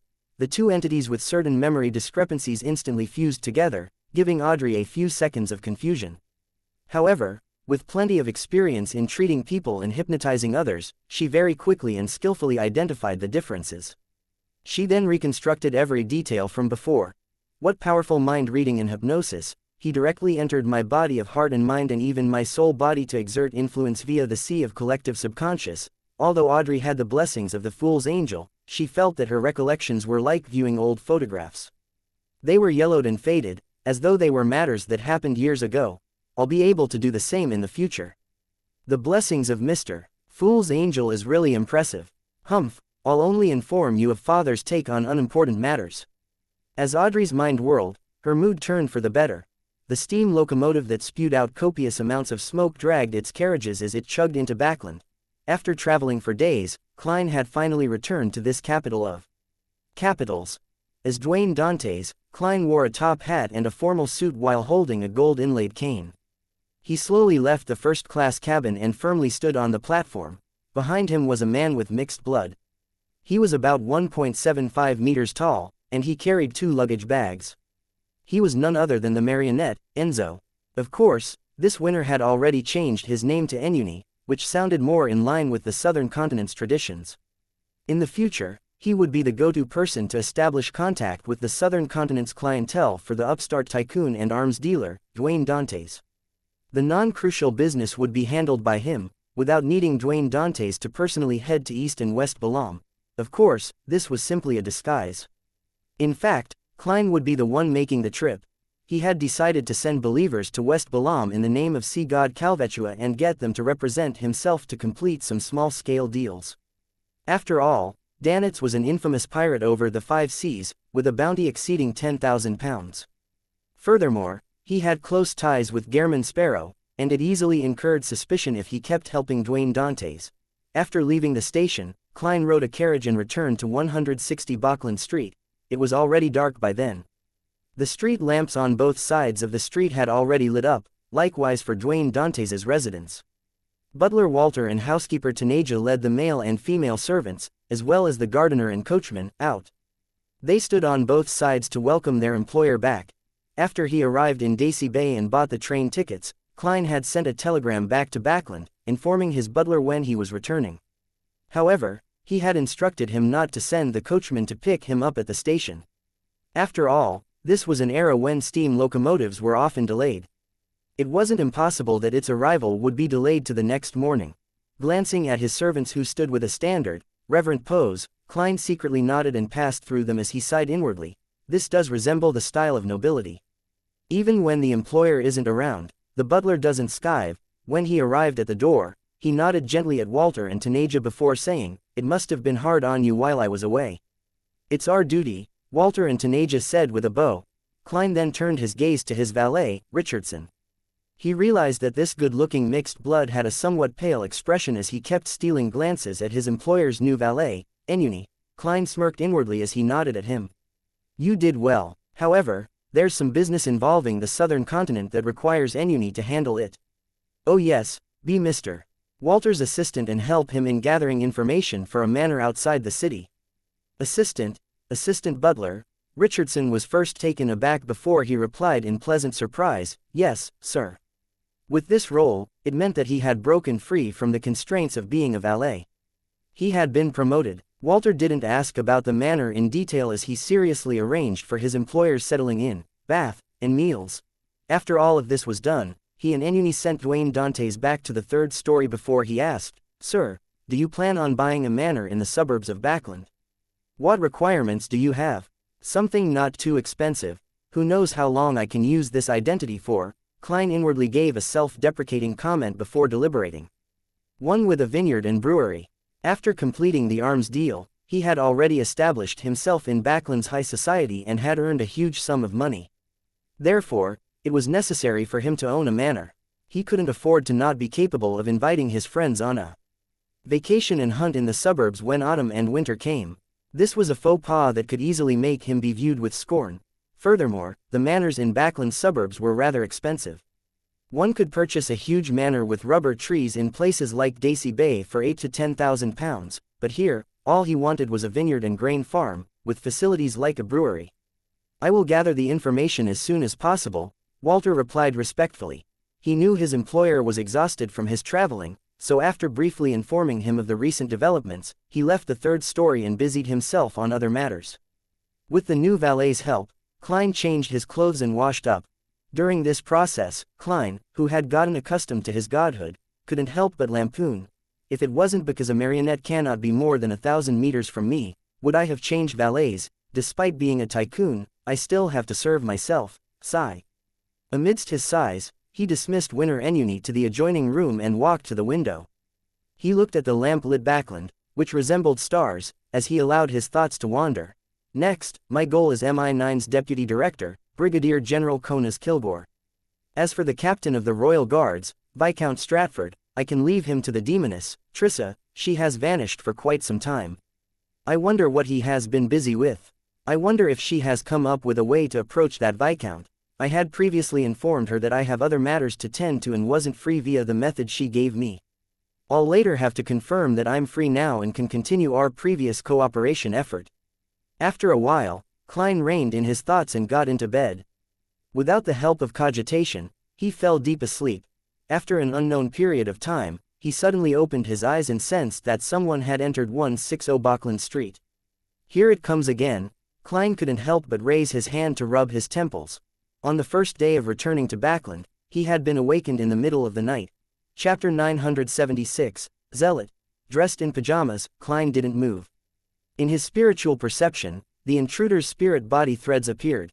This also meant that if he so wished, he could turn everyone in 160 Bachland Street into his marionette without leaving the bed. Of course, to a demigod, a bizarro sorcerer, the neighbors a few buildings away were within range. There are many spirit bodies around. One of them is helping him fly. He has landed on the opposite balcony. Is it a Beander from the Death Pathway, or the Evernight Pathway? To be able to do this, he must at least be a Sequence 6, he's here for Richardson. No, he's walking towards my bedroom. He has paused and has reached out his right hand to knock gently on my door. He's certain that I've detected him. Klein sat up with a slightly heavy expression. He had made the initial judgment via the spirit body threads, but subsequently, he did it via direct sight, a scene that formed in his mind. After Klein reached Sequence 4, not only was his danger premonition as a clown enhanced, the amount of power he could stir and use from the mysterious space above the gray fog had experienced a qualitative boost.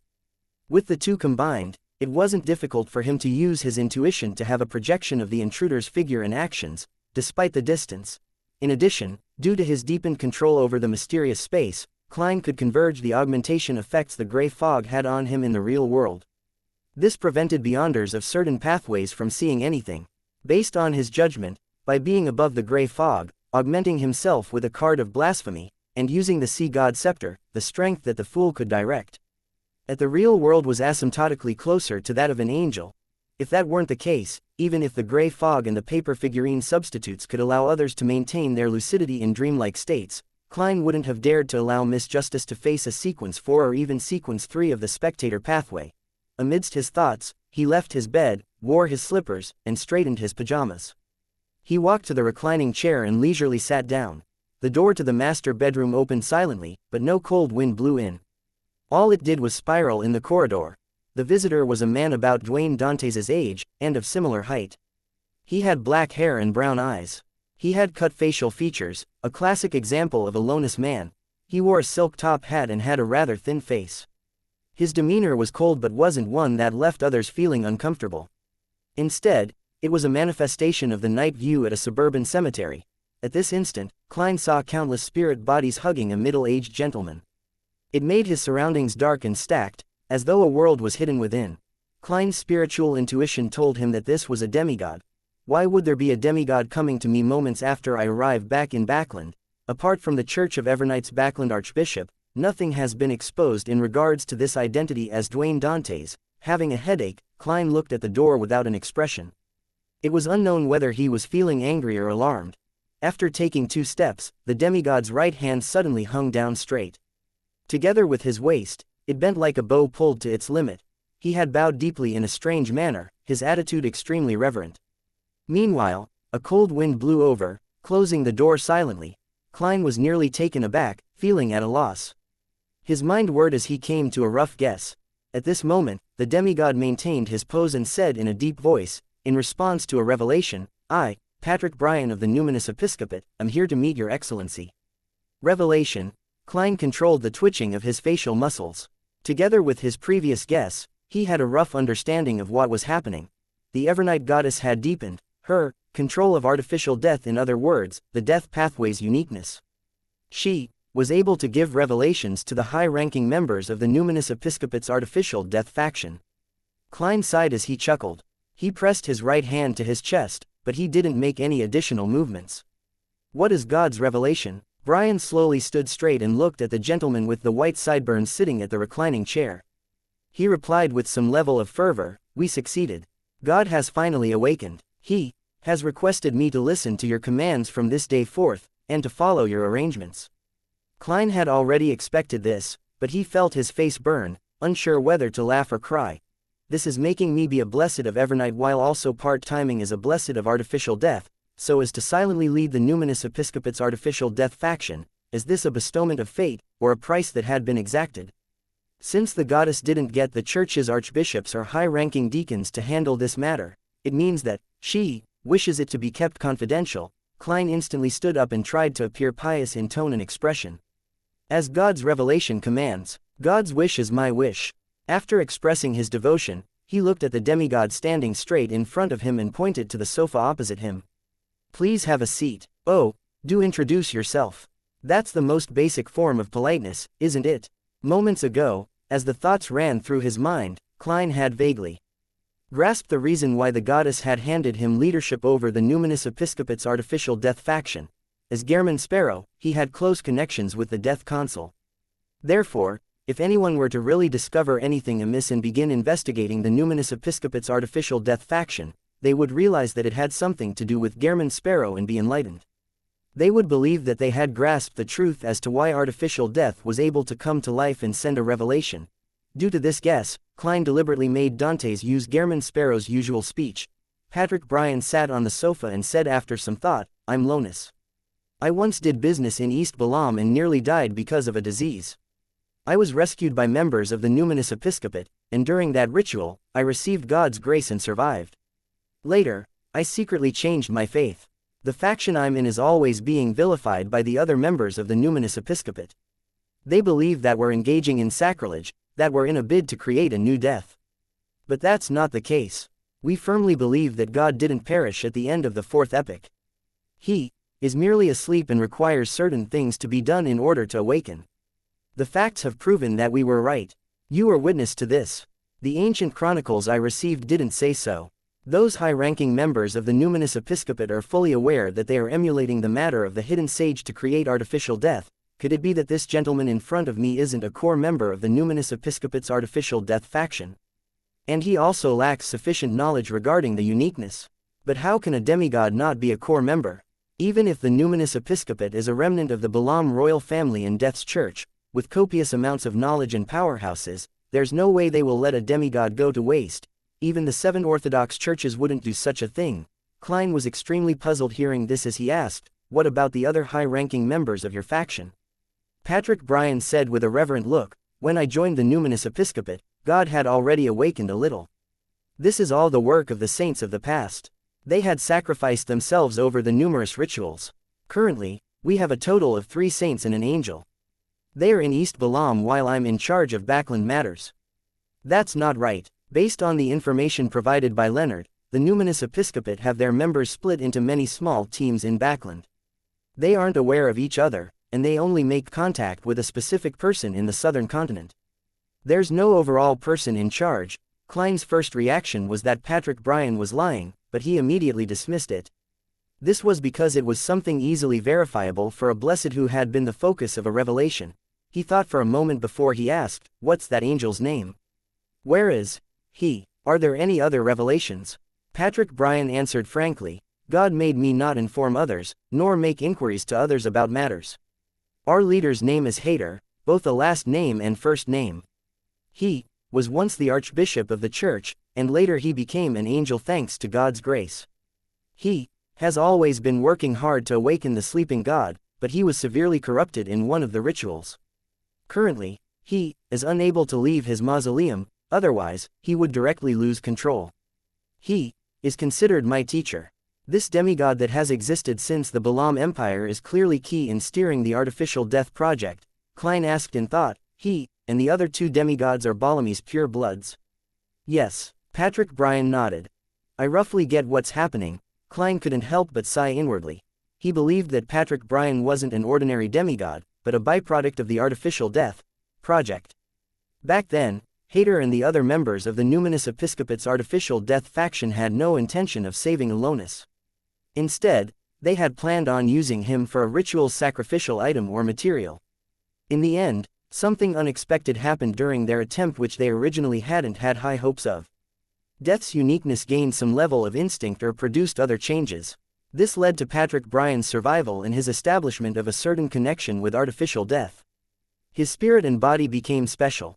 Upon witnessing this, Hayter and the other high-ranking members began viewing Patrick Bryan as key to the success of the Artificial Death Project.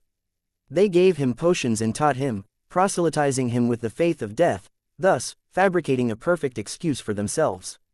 And due to Bryan's specialness, he had advanced rapidly and became a demigod. Of course, no matter how key he was merely an experimental subject. Patrick Bryan had never been treated as one of the members of the Numinous Episcopate's Artificial Death faction. Later, he was sent to the Lowen Kingdom's backland to lead 2 or 3 teams. He did various kinds of rituals in a bid to bring the uniqueness alive.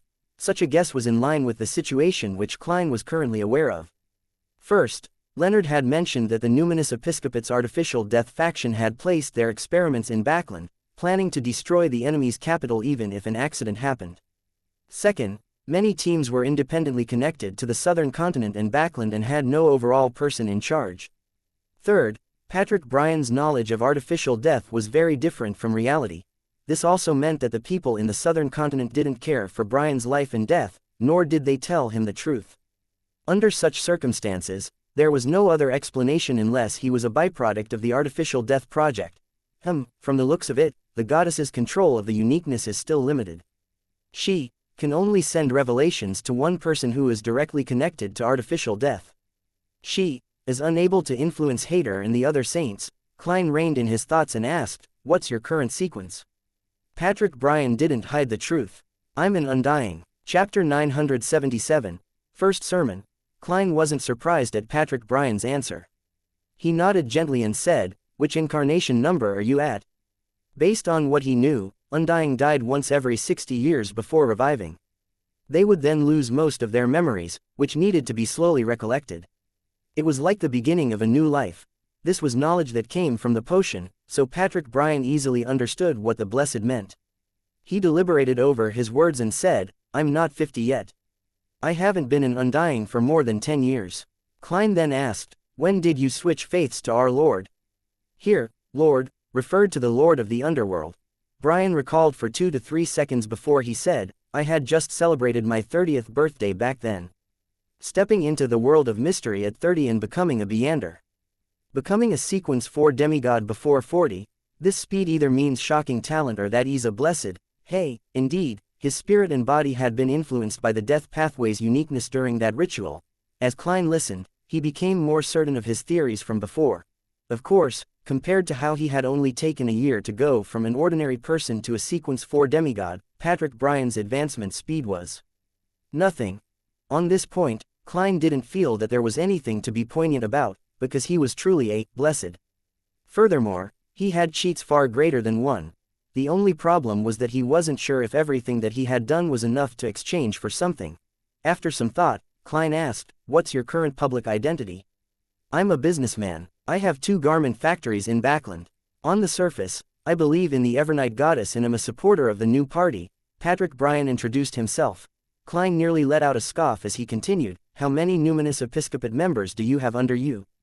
What are they doing?" "Already prepared," Bryan answered eloquently, 2 teams, a total of 12 Beyonders. Some of them are working at my garment factory while others are in the watch and clock industry. All of them have their own formal occupations. Typically, they will be careful when proselytizing to the people around them. The progress on this is very slow, nor is it the main goal. We do not have more than 100 believers. Most of the time, they are searching for clues that God had left behind, as well as the different materials needed for the awakening ritual.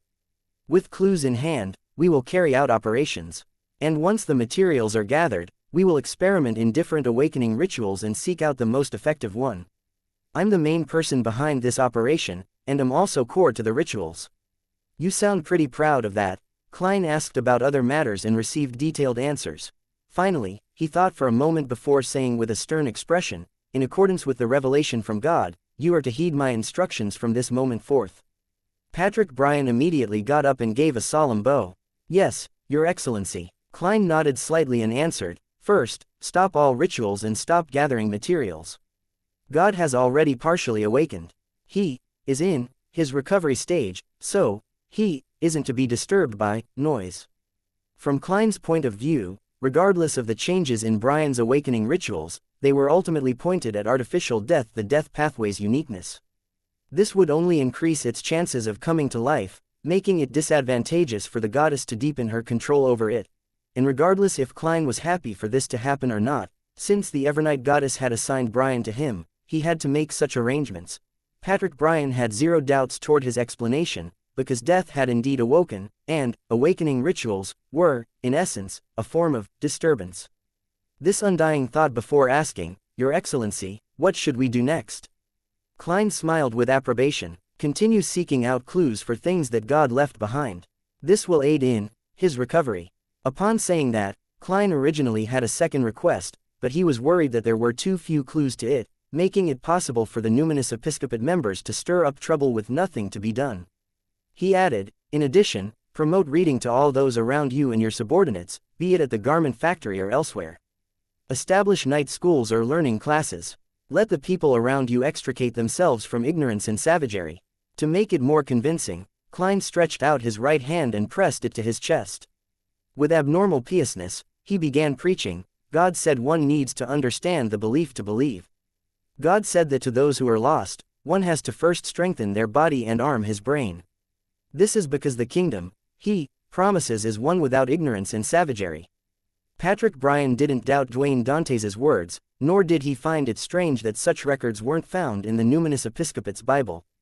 This was because this person before him was God's blessed, a representative appointed by God. He earnestly nodded, I will heed God's teachings. May every spirit gain eternal life in God's kingdom. As he said that, he used the praying gesture that the numinous episcopate's artificial death faction used. It was to raise both hands high, thumbs facing each other as he held them at his forehead. In mysticism theory, this was the core to the underworld contained in every gatekeeper. It represented death's position. Klein returned with the same gesture and words before saying, second, orders from the southern continent, no matter who it comes from, has to be handed to me first. They can be done only after I give permission. If no permission is given, you are not to do it in private. You can only give feedback based on what I say. This was because he was worried that Hader, the angel of the death domain, would still remain fervent about the artificial death plan, occasionally instructing Bryan and the others to make new attempts. Meanwhile, he also had to ensure that Hader and the other two saints wouldn't notice anything amiss before the goddess gained a deeper control over the death pathway's uniqueness.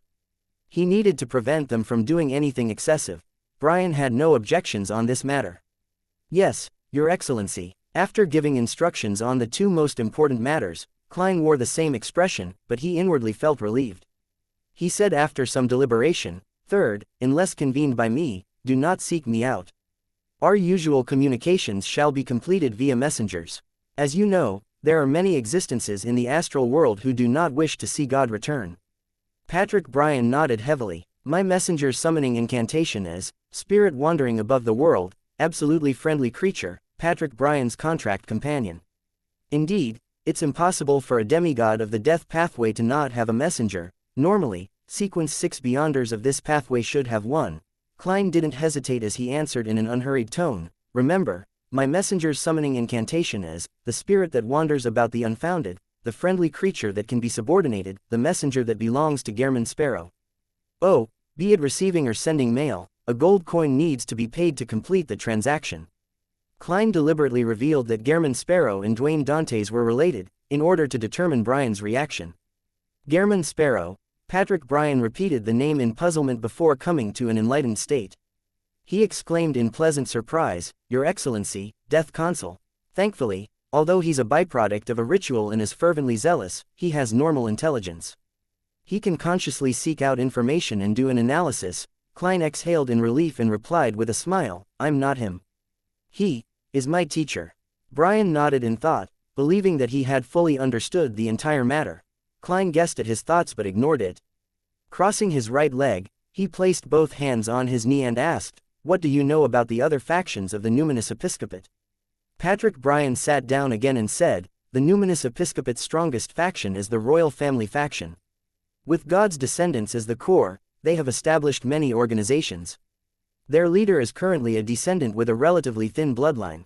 Her name is Sia Palenque Eggers. She might be an angel or wields an important relic of God. She calls herself Pale White Empress. Other than her, the royal family faction had 5 other saint apostles. Some of them are true demigods, while others rely on sealed artifacts.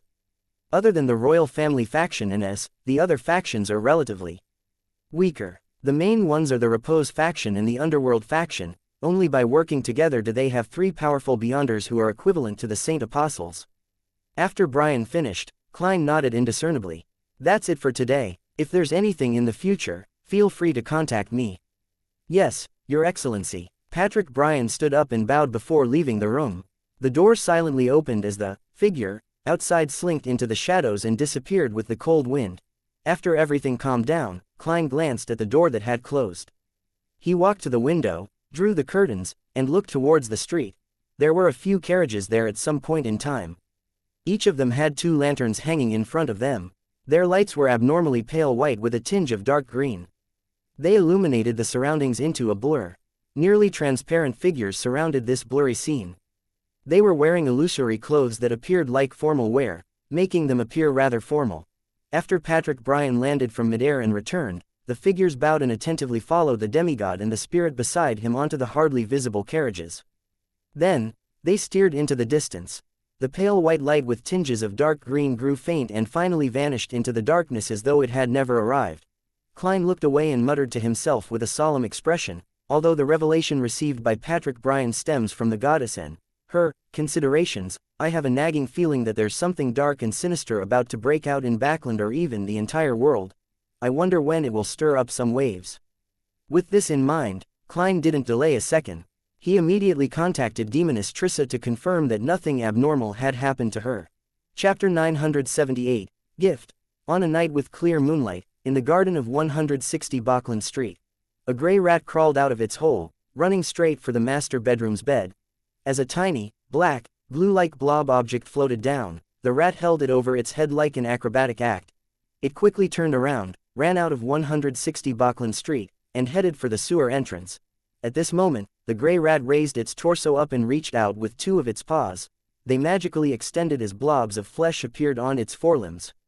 Then, using its mutated front paws, it moved the manhole cover away without causing a sound. Without stopping at all, the gray rat headed straight down the sewers, going all the way to the spot where Demoness Trissa previously hid. It kept digging in a corner until it excavated a mirror fragment from the soil.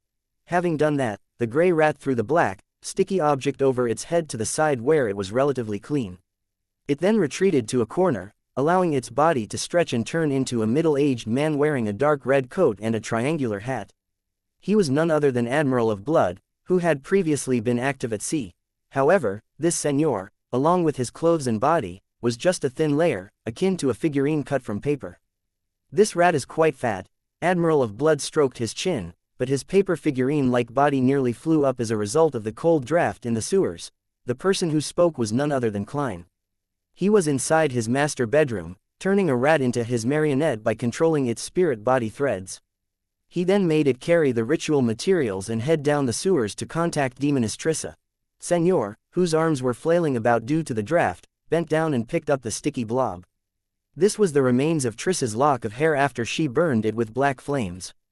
It could be used for a communication ritual. Right on the heels of that, he wiped the mirror. Fragment clean and smeared the material onto it. After this step, Klein made his marionette take 2 steps back from the mirror. With a smacking sound, Señor was plastered to the mossy wall like an oil painting. East Burrow.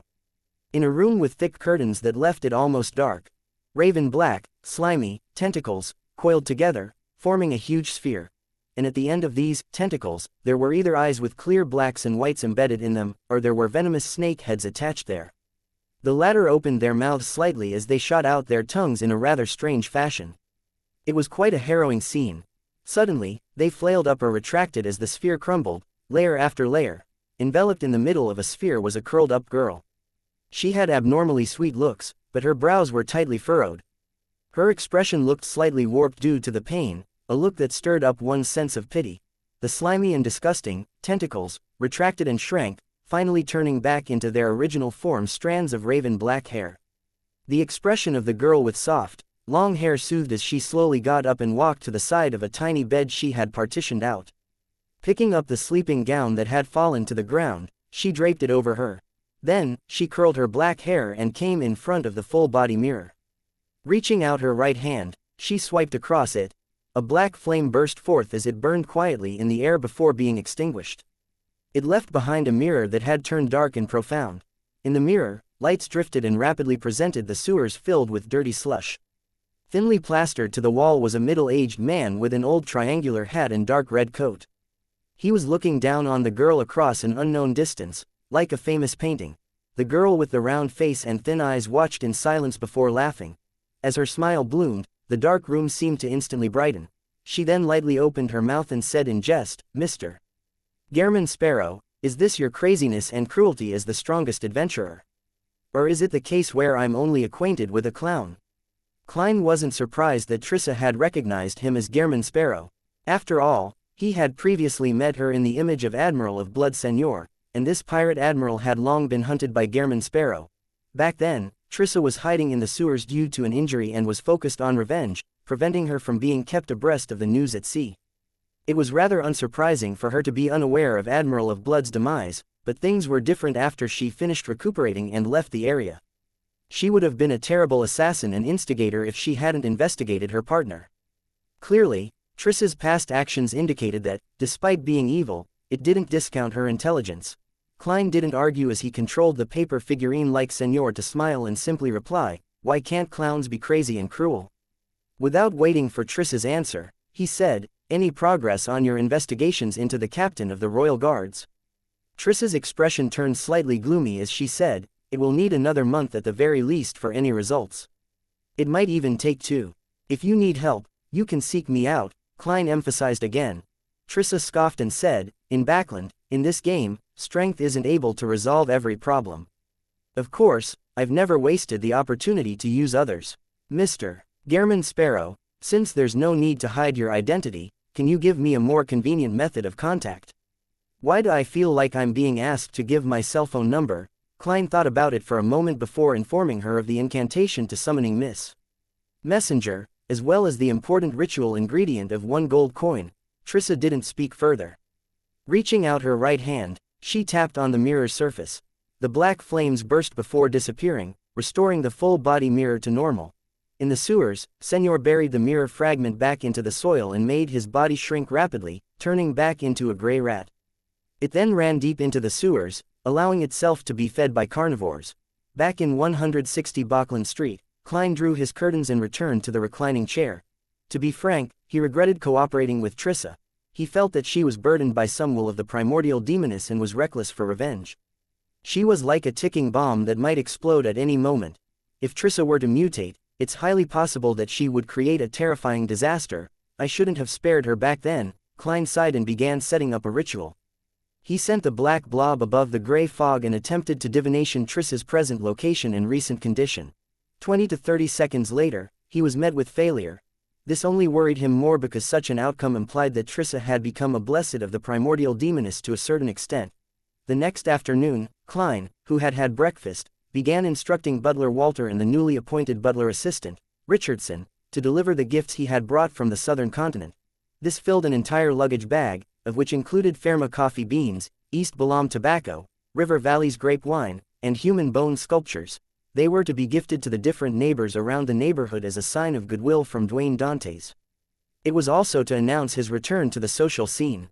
"Oh yes, remember to mention to Member of Parliament Matched or his wife that this bottle of River Valley grape wine is suitable for making cocktails. It's best matched with lemon juice," Klein exhorted Walter. Particular care was needed in gifting others. It had to take into account the receiver's preferences, and obviously, the most popular product of the southern continent at present, Donningsman Hair Tonic, wasn't suitable as a gift, as it would only appear to be a veiled attempt at ridicule. Walter solemnly nodded and said, "Yes, sir." After receiving no more instructions from his employer, Richardson glanced at the remaining pile of gifts and asked, "Where will they be sent to?" "This is for the staff of the Bursary Foundation. I'll deliver it myself," Klein said with a smile. He then pointed at the golden amulet in his hand and said, "I missed the birth of Dr. Aaron's child, so I'll need to express my apologies in person. Heh, I'll head over in the afternoon and plan on gifting this amulet with Southern Continent characteristics to that child. Of course, as a baby, Will Osepton series probably won't like it. Compared to this, I'll just call him, he would rather have ice cream," Klein grumbled inwardly after answering Richardson. After the butler and Richardson left, bringing gifts and male servants to the different neighbors, Klein got into his carriage and headed straight for the Lowen Charity Bursary Foundation at 22 Phelps Street. After alighting, he headed forward with his valet, Enuni, carrying plenty of gifts behind him. Along the way, he greeted and gifted any members of the staff he saw. Soon, Klein arrived at the second story and arrived at one of the director's office. He knocked gently on the door. "Please come in," Audrey Hall's gentle voice sounded. As a rather senior spectator, she had already noticed that Mr. Dwayne Dantes had come to the Lowen Charity Bursary Foundation. She had been patiently waiting for him.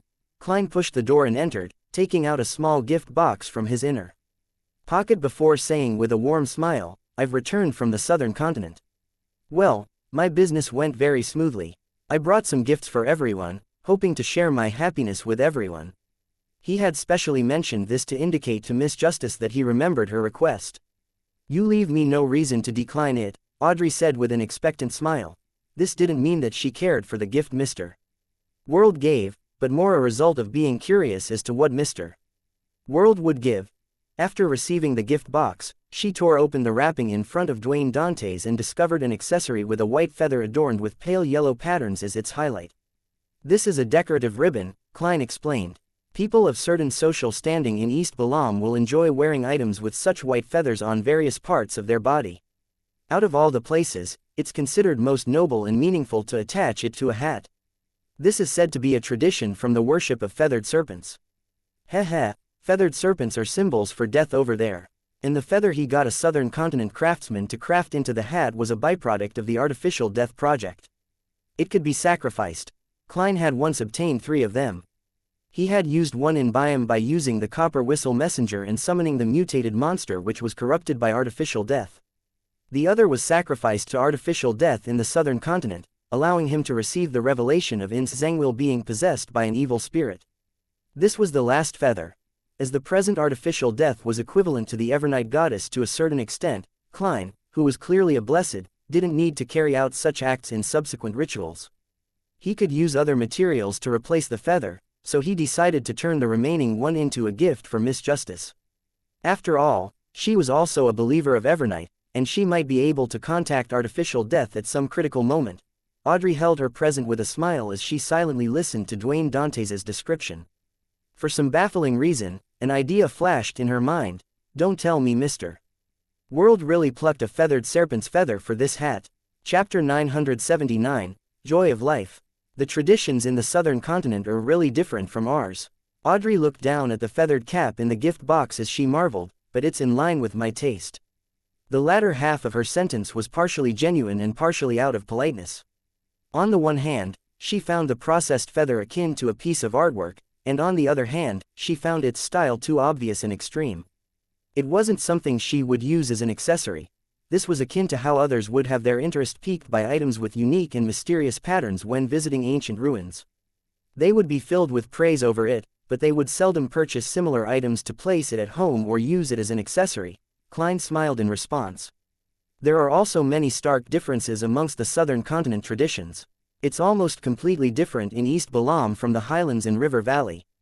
Of course, they also have their similarities such as their adoration of gold. They believe that this metal possesses magical powers. As he said that, he pointed at the feather in Audrey's hand. Legend has it that people who wear such accessories would receive the blessings of the feathered serpent, or in other words, death. He was hinting to Audrey about how she could use the feather. As a sequence 6 of the spectator pathway, Audrey easily read in between the lines. She understood that the hat accessory allowed her to receive a response from the so-called death at critical moments, bringing about certain effects. As for how she should use it, it was basic knowledge and mysticism. Audrey had a solid foundation and didn't require Mr. Dwayne Dantes to explain in detail. She faintly smiled without revealing her teeth and said, "I really like it. I will attach it to my hat in appropriate situations." "Not bad. It's so easy talking to spectators," Klein returned with a smile and pointed at the door. "I still have presents to hand out. You will be the most welcomed person here today," Audrey replied with a smile, a euphemistic way of expressing her gratitude. Meanwhile, she was a little vexed. She was hesitant about finding an opportunity to inform Mr. World, who had been embroiled in Quaron's suicide, about Vin Rambus. He had shown some deep interest and importance on the matter. "Oh, it's almost Monday. I'll leave it until the tarot gathering. It will be much easier to communicate when the time comes. I can also seek advice from Mr. Hanged Man and Ma'am Hermit on how to deal with my current situation, especially the problem of being wary against the cues and hypnotism from a high-sequence Beander. After all, I can't always pray to Mr. Fool ahead of time to receive an angel's blessing." On careful thought, such a form of hypnotism is truly terrifying, carrying out instructions without realizing it. Audrey's mind was awash with thoughts as they bubbled. This made her suspect that many people in Backland's high society had been hypnotized, acting in ways that violated their true intentions and will. In addition, she also came to realize something. Every time her parents attended Mass at St. Samuel Cathedral, the one in charge of the rites was definitely Backland's archbishop. And to hold such a post, he was definitely a demigod of the Church of Evernight. At times, His Grace will even visit in person to chat with us. This is to prevent such matters from happening. That's why Vin Rambus's hypnosis effect on me didn't go overboard. Audrey watched as Dwayne Dantes left her office. After closing the door and sitting down at her desk, she picked up a fountain pen and mindlessly scribbled on it. After she reined in her thoughts, the piece of white paper was filled with interlocking circles. There was a face with cold eyes and scattered lines. At a glance, Audrey tensed up.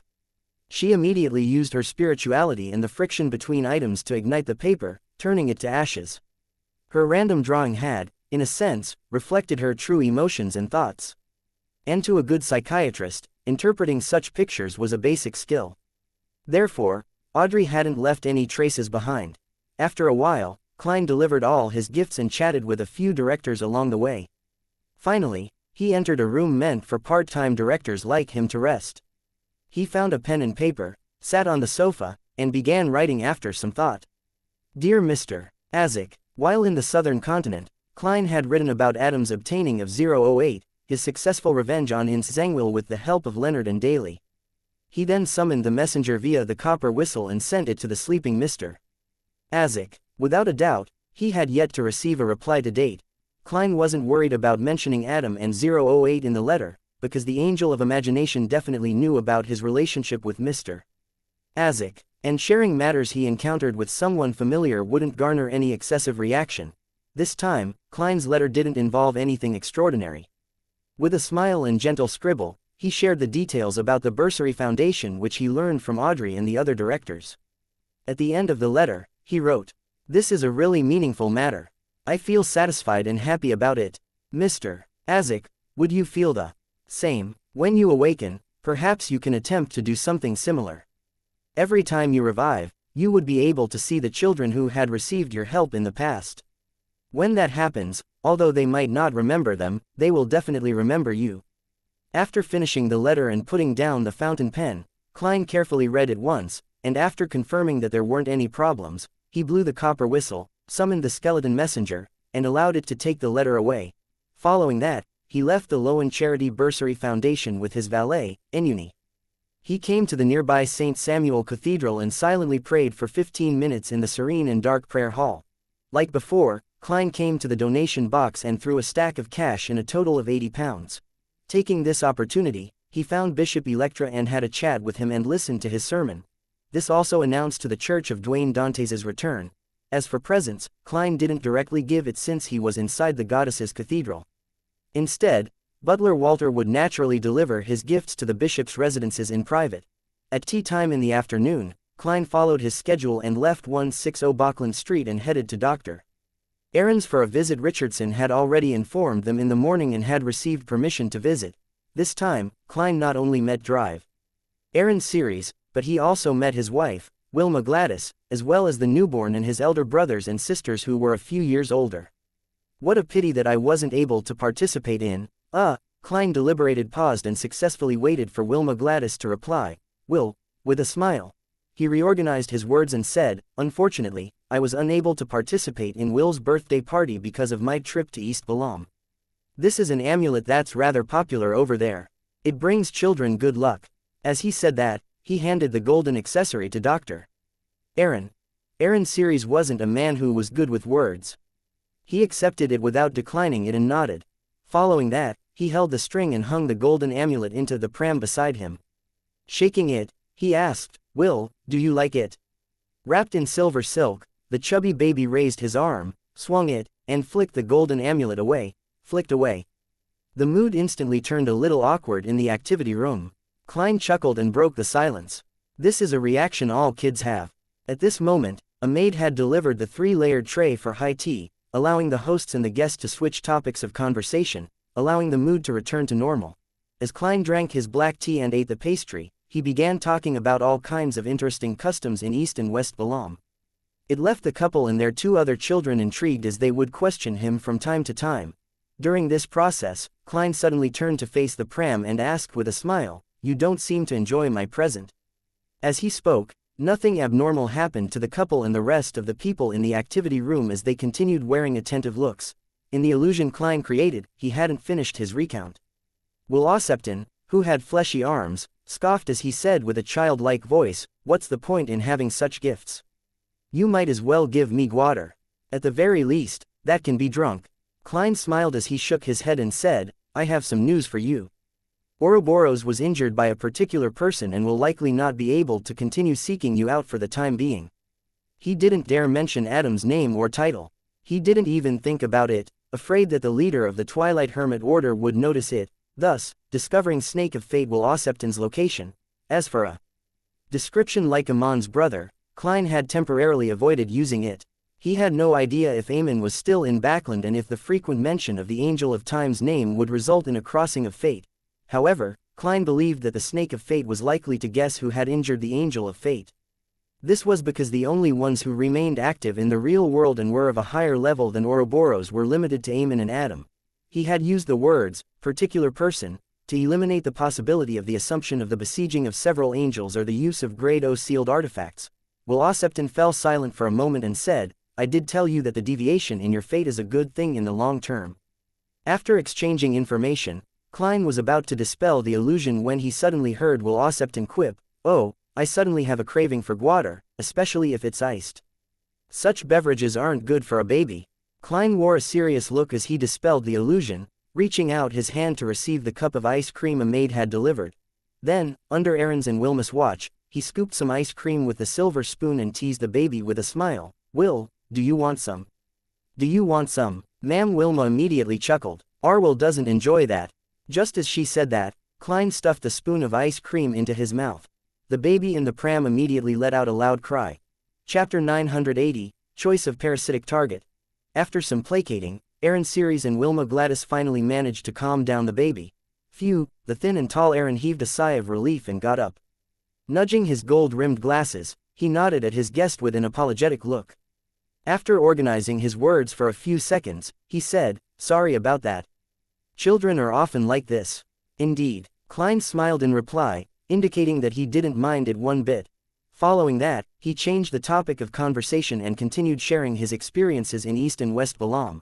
During this process, he made use of his Beander powers once more, making everyone in the activity room fall under the effects of an illusion. Then, he picked up the ice cream which he hadn't finished, changed the spoon and got up with a smile.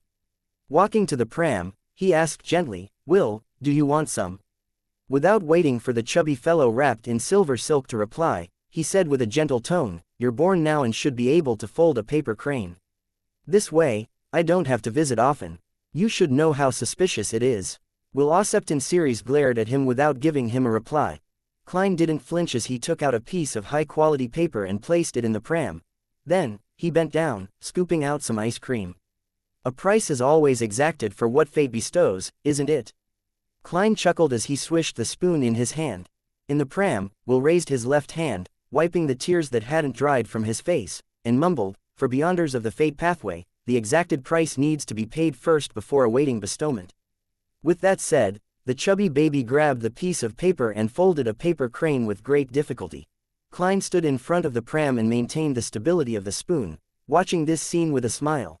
A carriage set off from Pinster Street and headed for St. Samuel Cathedral. While passing by 160 Bauckland Street, Leonard Mitchell looked out the window and seemingly muttered to himself, "Dwayne Dantes is back as well." The slightly aged voice rang out in his mind. "Fate will ultimately intertwine. Old man, you're becoming more of a charlatan after you woke up." Leonard couldn't help but mock. Pallas Zoroast chuckled without a reply. After coming to St. Samuel Cathedral, Leonard entered the study of Bauckland's Archbishop, St. Anthony, under a priest's lead. Anthony Stevenson was wearing a black robe with red hues. His eyes were deep and his face clean-shaven. Standing by a cupboard, the shadow created seemed like an unknown existence that observed everything from the darkness. It stirred fear into anyone. "Your Grace, you summoned me." Although Leonard had already anticipated it, he still bowed in a rather lacking manner. Anthony nodded gently and said, "You have already rendered enough services to apply to become a Sequence 5 Spirit Warlock. However, you haven't finished digesting the Soul Assurer potion, therefore, I'll be extracting you out of Soest's team and assigning you some separate missions." Leonard replied, "As per protocol, I am at your command."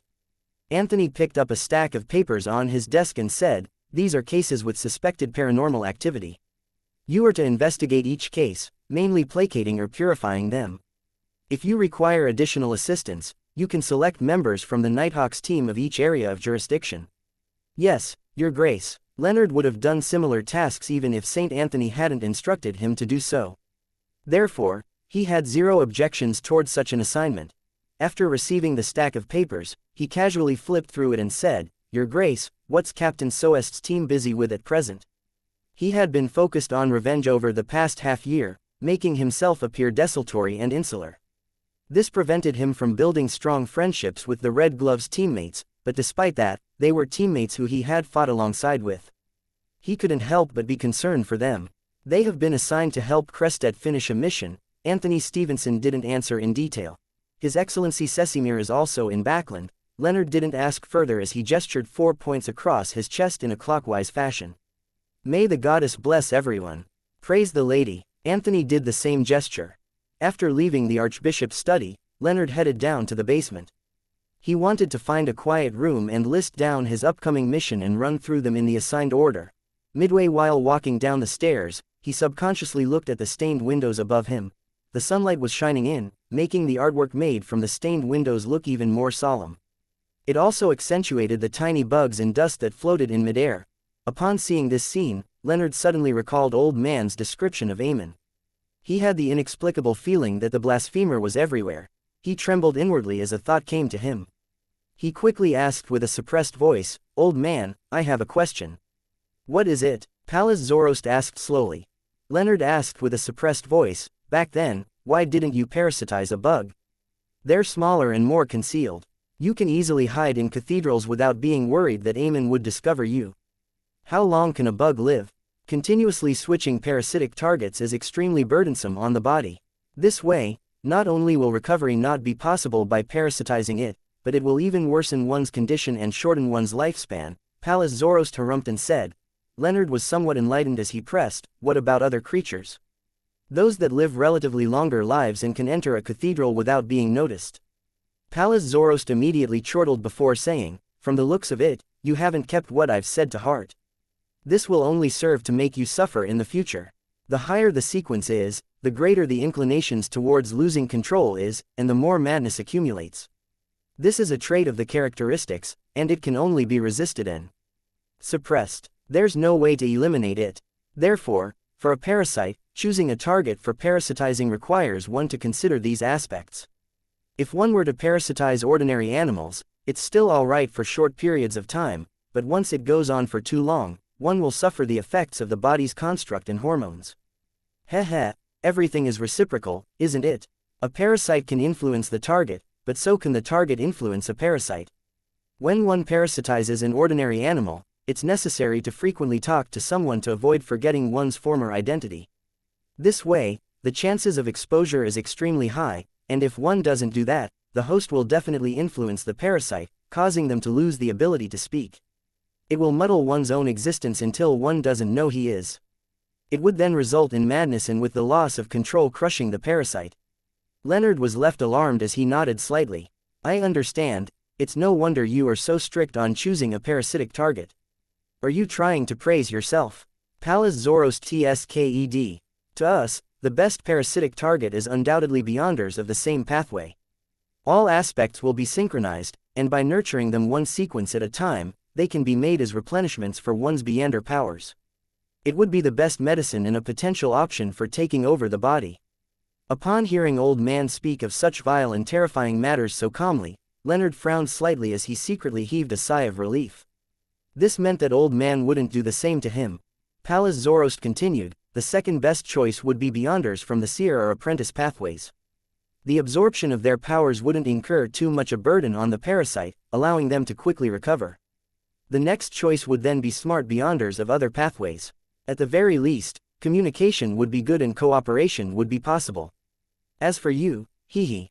Leonard was just about to retort old man when he suddenly saw a bishop walking down from above. He hurriedly shut his mouth, held onto the railings, and sped up his pace. 7:30 in the evening, 39 Bachland Street, Member of Parliament Matched's house. Dressed in a tailcoat, Klein got off a carriage as he buttoned his clothes. Under the lit fountain's illumination, he entered the foyer and met Maury Matched, who was dressed in an olive-green military uniform with an orange-red sash across his waist. His chest was covered with medals, accolades of his achievements in war. His wife, Rihanna, was wearing a shoulder-exposing dress. She greeted Dwayne Dantes with a smile, "Welcome, our traveler. Everyone has been waiting for you to share your experiences at Balam this time. Should I launch a travel column at a newspaper company?" Klein replied with a joke. Match knew that Dwayne Dantes had headed for Southern Continent to do business. Furthermore, it was a business he kickstarted. Therefore, after exchanging a smile, he came close and gave him a hug, suppressing his voice by saying, "Well done." Klein smiled with a nod and asked, "Do you like the present?" He was referring to the bottle of River Valley grape wine that could be made into a sour cocktail. "It was excellent. I still fondly recall the taste," Matched said earnestly. Klein was about to enter the hall when he noticed something amiss. He did a cursory glance and asked out of puzzlement, "Miss Hazel isn't in? Has she been sent to study at an all-girls public school?" Rihanna sighed as she shook her head. "No, she's only sick. She'll head for public school only in September. She caught a cold." Klein expressed the concern a guest should have. Matched said with a helpless smile, "No, she was bitten by a rabid rat when she was at the Manor Inn. The outskirts. Her wound hasn't healed completely yet." Hazel got bitten by a rabid rat, Klein nodded in thought. "Did she see a doctor?" "Oh, has that rat been caught?" "The doctor gave her an injection to prevent any infections," Matched said simply. "That rat still hasn't been found. Perhaps we need to rear a few more cats in the manor." Chapter 981. Hazel's Decision. After hearing Matched's reply, and combining what he knew, Klein guessed that the rat in the manor was likely the marauder demigod which had been by Hazel's side. As for why it went rabid and bit Hazel, he was unsure. He nodded slightly and tapped his chest 4 times in a clockwise fashion. "May the goddess bless her." After saying that, he walked past the host, entered the hall, and waited for the ball tonight to begin. In a particular bedroom on the 3rd story, Hazel was sitting on a reclining chair feeling dispirited, her feet curled up. Her left hand was wrapped in thick bandages, but there weren't any more signs of blood. Her expression was heavy, nothing like her usual arrogance. In the manner, her teacher, that was in the form of a rat, had suddenly bitten her. This resulted in her being stuck in a similar state, her entire being turbid and muddled. It was as though it wasn't her hand that was bitten but her heart. To Hazel, although her arrogance stemmed from her upbringing, with her ability to absorb new information exceeding that of the average persons, her outstanding looks, her family's standing in high society, and her maturity compared to her peers, those feelings were still within normal boundaries before she gained extraordinary powers. None of the aforementioned traits made her feel that she was different from others or that she was fundamentally superior to ordinary people. Therefore, with her teacher, who maintained her sense of arrogance while being a representation of her fortuitous encounter and the source of her strength, suddenly becoming a real rat, to the point of not being able to speak clearly and even bite her without any reason, it left a deep impact on her. She began to question if supernatural powers represented being extraordinary or a monster. Amidst her thoughts, Hazel subconsciously pulled her black-green hair to the back of her ear and felt frustrated with the melody that came from downstairs. At this moment, she heard the creaking sound of the door as she turned her head in hesitation. Walking in was a gray rat with slick fur. Its eyes were deeper than its kind, closer to dark red. "Hazel," the rat said in a deep voice. Hazel was first taken aback before she reeled in delight. She hurriedly stood up and blurted, "Teacher, why you've recovered." Just as she said that, she saw gray rats crawling out from the corner of her bedroom, balcony, and bed. All of them had dark red eyes but could only produce squeaking sounds. Hazel took a step back in shock, overturning the reclining chair. Her body staggered, almost to the point of collapsing. It took her a great deal of effort to recover her balance. At this moment, she discovered that the red-eyed rats had vanished. The door had been shut tightly, having never opened. Everything that had happened was a hallucination or a nightmare that stemmed from the worries inside her. After a moment of silence, Hazel pursed her lips and sighed. She sat back down, raising her hand to her temples. As she massaged her temples, she frowned slightly. She had a nagging feeling that what had happened was too surreal. Her dark brown eyes darted about slightly as Hazel removed the necklace she wore around her neck, clenching it in her palm. The necklace's 7 green gems were equidistant from each other. Embedded around them were tiny diamonds. At this moment, one of the gems lit up slowly, emitting a green glow, giving her face a sheen and filling her eyes with mysterious symbols. The scenes from before surfaces in the girl's mind as her blurry dream-like state gradually turned clear. While observing the scenes, Hazel sensed something amiss. She confirmed that she hadn't been dreaming, nor was it a short hallucination from having her mind go adrift. Instead, she had been thrown into an illusion for nearly 10 seconds. Cryptologist. This, Hazel's dark brown eyes widened as she muttered a word filled with horror. She jumped to her feet and looked around anxiously but failed to discover anything. But the more she looked, the more terrified she became. She had no idea what she would encounter next, nor did she understand what the person who created the dream was up to. The only thing she was certain of was that the other party's level and strength in the supernatural domain far exceeded hers. This shattered what little pride she had left. After a few minutes, the entire bedroom remained silent. The brisk melody from downstairs instantly connected oneself to the current dance steps. Hazel finally composed herself, believing that nothing would happen next. Only then did she have the mood or energy to consider the motives of the person who secretly cast the illusion. As various thoughts surfaced in her mind, Hazel suddenly came up with a theory. The person from before was here for her teacher. Through the illusion, the person had confirmed her teacher's current situation. Is it teacher's friend, or an enemy? He's definitely headed off to look for teacher. What do I do? He likely doesn't know where teacher is hiding. No, all my neighbors know that I was bitten by a rabid rat. Hazel was thrown into panic as she clenched her necklace with increasing strength. She couldn't be sure of the motives of the other party, nor did she know what she could do. She wished to head to the manor and inform her teacher, but she was afraid of encountering danger and end up being sacrificed. Furthermore, her teacher had seemingly lost the ability to communicate. Her warnings might not necessarily be conveyed. Without realizing it, Hazel stood up and paced about in her bedroom. Finally, she made up her mind. Pursing her lips tightly, she walked to the door and said to her lady's maid outside, "I'm a little tired. I plan on sleeping now. Don't let anyone disturb me." "Yes, my lady," the maid immediately replied.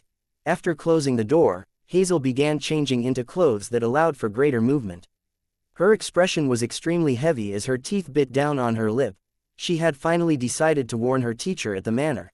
She didn't wish to become a seemingly arrogant person but, in actuality, was a coward, one who would abandon all principles upon encountering danger. She found it despicable of herself. While the bodyguards were focusing their attention on the ball's attendees, Hazel took the opportunity to enter the garden using a water pipe from the balcony. When leaving 39 Bachland Street, Klein was holding onto a cup of sweet and iced fizzy wine, discussing business in the southern continent with a few gentlemen. He turned his head slightly, glancing at the garden. He had already noticed Hazel's actions thanks to his intuition. Although she's not a likable girl, she has quite a kind heart. Klein nodded indiscernibly and praised her inwardly. He wasn't worried about Hazel's actions, because to go from North Borough's Bachland Street to Match's Manor in Bachland's northwestern suburbs would take 3 to 5 hours on carriage. And before she arrived, he would have already used an excuse to leave the ball, teleporting over directly to confirm the situation. Although Match's Manor was in the northwestern suburbs, it was on the other side of the Tussock River. Hence, to head there, one needed to take a detour to an area with a bridge. It was fine in the day, as one could use the steam metro to head to the south side of the bridge beneath the river. At night, there were only 3 bridges to consider. It was inevitable to spend 5 hours traveling. Of course, as Klein had used Tinder before and had read 2 to 105 blood vessel thieves' information, he had some idea about the powers of the Marauder pathway. Therefore, he suspected that Hazel, who had an item of a higher level, could steal the flight abilities of birds and use that short period of time to cross the river. This way, she might arrive within 3 hours. Regardless, I'll be faster than her. Klein retracted his gaze and began considering who his next dance partner should be. 10 in the evening, Moose Manor in the northwestern suburbs of Backland. This place originally belonged to a viscount, and it had more than 100 years of history. Matched had bought it after his marriage, spending tons of money to maintain it every year so as to invite friends over during winter weekends for a vacation. At this moment, the land steward was arranging for the servants to check every corner and to lock all the windows and doors. This was a necessary procedure before they slept every night. A few maids walked out of the wine cellar in a group, heading straight for the kitchen to ensure that all flames had been extinguished.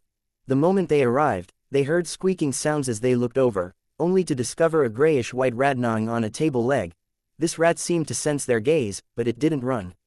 Instead, it turned its head and glared at them with its slightly red eyes. Meanwhile, there were more squeaking sounds as red-eyed rats ran out from the roof beams, storage cabinets, and all kinds of miscellaneous, even appearing beside the furnace which had some water boiling over it. The maids nearly screamed in fear. As members of the lowest classes of society, they were no strangers to rats. They had even killed quite a number. However, it was their first time to encounter so many at once. They couldn't help but feel a heavy blow to their senses. "We need to get Guide and the others to deal with this," a maid left the kitchen and suggested in fear. Another maid nodded immediately. "Miss Hazel was bitten by a rabid rat. These don't look normal in any way." As they spoke, they retreated a great distance back, distancing themselves from the kitchen. At this moment, a figure quickly appeared on the table. He wore a white shirt and black vest under a dark-colored formal suit. On his head was a half-top hat, and he had a pair of bright leather boots. This figure slowly lifted his head while holding down his hat. He surveyed the surroundings, revealing his black hair and brown eyes. He had a thin face and cut features. He was none other than Gehrman Sparrow. Having left the ball ahead of time, Klein returned to Dwayne Dantes' residence and entered his bedroom. Then, he teleported over with Winner Enuni. Of course, the latter had been left outside the manor to allow for any instantaneous switches in positions. The rats reflected into his eyes as Klein pulled the human-skinned glove on his left hand, casting his gaze towards the flowerbed in the manor. Almost at the same time, the rats in the kitchen stirred as their movements turned sluggish. However, they quickly returned to normal. They had become a Bizarro sorcerer's marionettes, and Klein could control as many as 50 marionettes, a number that would rise once he finished digesting the potion. Chapter 982, Bizarro Sorcerer vs. Parasite. When he cast his gaze towards the garden, the scene of the area was naturally reflected in Klein's mind. In the dark corner concealed by the flowers, grayish-white rats spun around wildly like they had been possessed. They kept squeaking as they attempted to push away their own kind and enter the core area. In the core area lay a gray rat the size of an adult Lowen Shorthair, a particular cat breed. Its eyes were slightly red like congealed blood. Its tail was swishing about rapidly, seemingly in a bid to vent the irascible feelings within. And whenever ordinary-sized rats approached, it would grab them and bite them to their deaths, causing rat corpses to pile up around it. But even so, this didn't stop the other rats from surging over. Upon seeing this scene, Klein suddenly had 2 thoughts. First, having his intuition boosted by the gray fog was a boon for a Bizarro sorcerer's controlling of spirit body threads. This wasn't apparent in open areas where the owner of the spirit body threads could be instantly determined, but when inside a bustling city or a place with many buildings, Bizarro sorcerers who lacked X-ray vision were unable to determine the owners of the spirit body threads that bunched up from afar. It made it difficult to accurately lock onto an enemy unless they did something special, making them stand out from others. Of course, Bizarro sorcerers could also ignore the possibility of collateral damage and just indiscriminately control their targets. Second, the Marauder pathway demigod that parasitized the rat was already on the verge of losing control. Not only was it several times bigger than when Erodes showed it, but its condition appeared very unstable. It was filled with a violent and crazy aura. Thankfully, I came in time. If I had waited a few weeks, who knows what kind of tragedy would unfold. A thought flashed across Klein's mind as illusory black threads appeared in front of him. At this moment, he was less than 50 meters away from the mutated rat, making it completely feasible for him to control the spirit body threads. And at this moment, the huge rat with slick fur noticed something. It hurriedly stood up and turned its head towards the kitchen. A glint flashed in its dark red eyes, instantly leaving the young man wearing a silk hat and black suit pausing in his spot. It had stolen the main thoughts of the antagonizer for the next 2 seconds, leaving his mind blank. Furthermore, it didn't do the follow-up actions that a Sequence 5 Dream Stealer would have done. Right on the heels of that, this rat raised its right forelimb and attempted to steal the enemy's Beander powers. At its level, it was able to steal 3 Beander powers from the same target and possess them for 2 hours. Of course, one attempt was limited to 1 power. At this moment, the gigantic rat's thoughts turned extraordinarily sluggish. The actions of it using its powers seemed to be bound by invisible threads, making it appear extremely lethargic. Initial control of its spirit body threads had been obtained.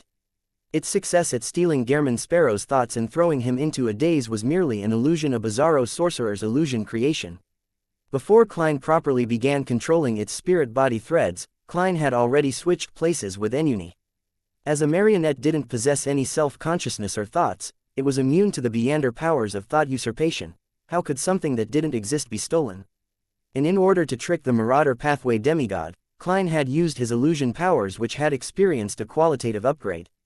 He had also deliberately made Enuni, who wore Gehrman Sparrow's appearance, put on the corresponding act. At this moment, he was outside Matched Moose Manor. His straight-line distance from the gigantic rat exceeded 500 meters. However, this didn't stop him from controlling his opponent's spirit body threads. This was because a bizarro sorcerer could gift his Beander powers to his marionette. This included the control over spirit body threads, the core for converting a target into a marionette. This also meant that if there weren't any other restrictions, a bizarro sorcerer could use their marionette and extend his control of spirit body threads from 150 meters to an unlimited range. After all, as long as there was a marionette placed every 1,000 kilometers, he could rely on extending his influence by gifting his Beander powers. Of course, there was no ability in the world without restrictions. On the one hand, Klein's maximum number of marionettes was 50, and it was currently impossible to exceed this number.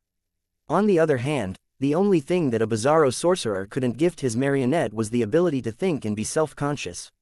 Therefore, the limit of using a marionette to control a marionette was the limit of his control over a marionette, 1,000 meters. Once he exceeded this range, the marionette wouldn't be able to do anything. In addition, by gifting his Beander powers to his marionette, a bizarro sorcerer was effectively separating a maggot that was related to his mythical creature form. It was transferred into the marionette's body via the spirit body threads. Unless he had prepared via giving the same marionette additional maggots, the marionette lacked the means of separating another maggot when converting a new marionette or giving the new marionette his Beander powers, and at present, Klein could only split a maximum of 50. Exceeding this number exerted a huge burden on his spirit body and produced signs of his soul fracturing.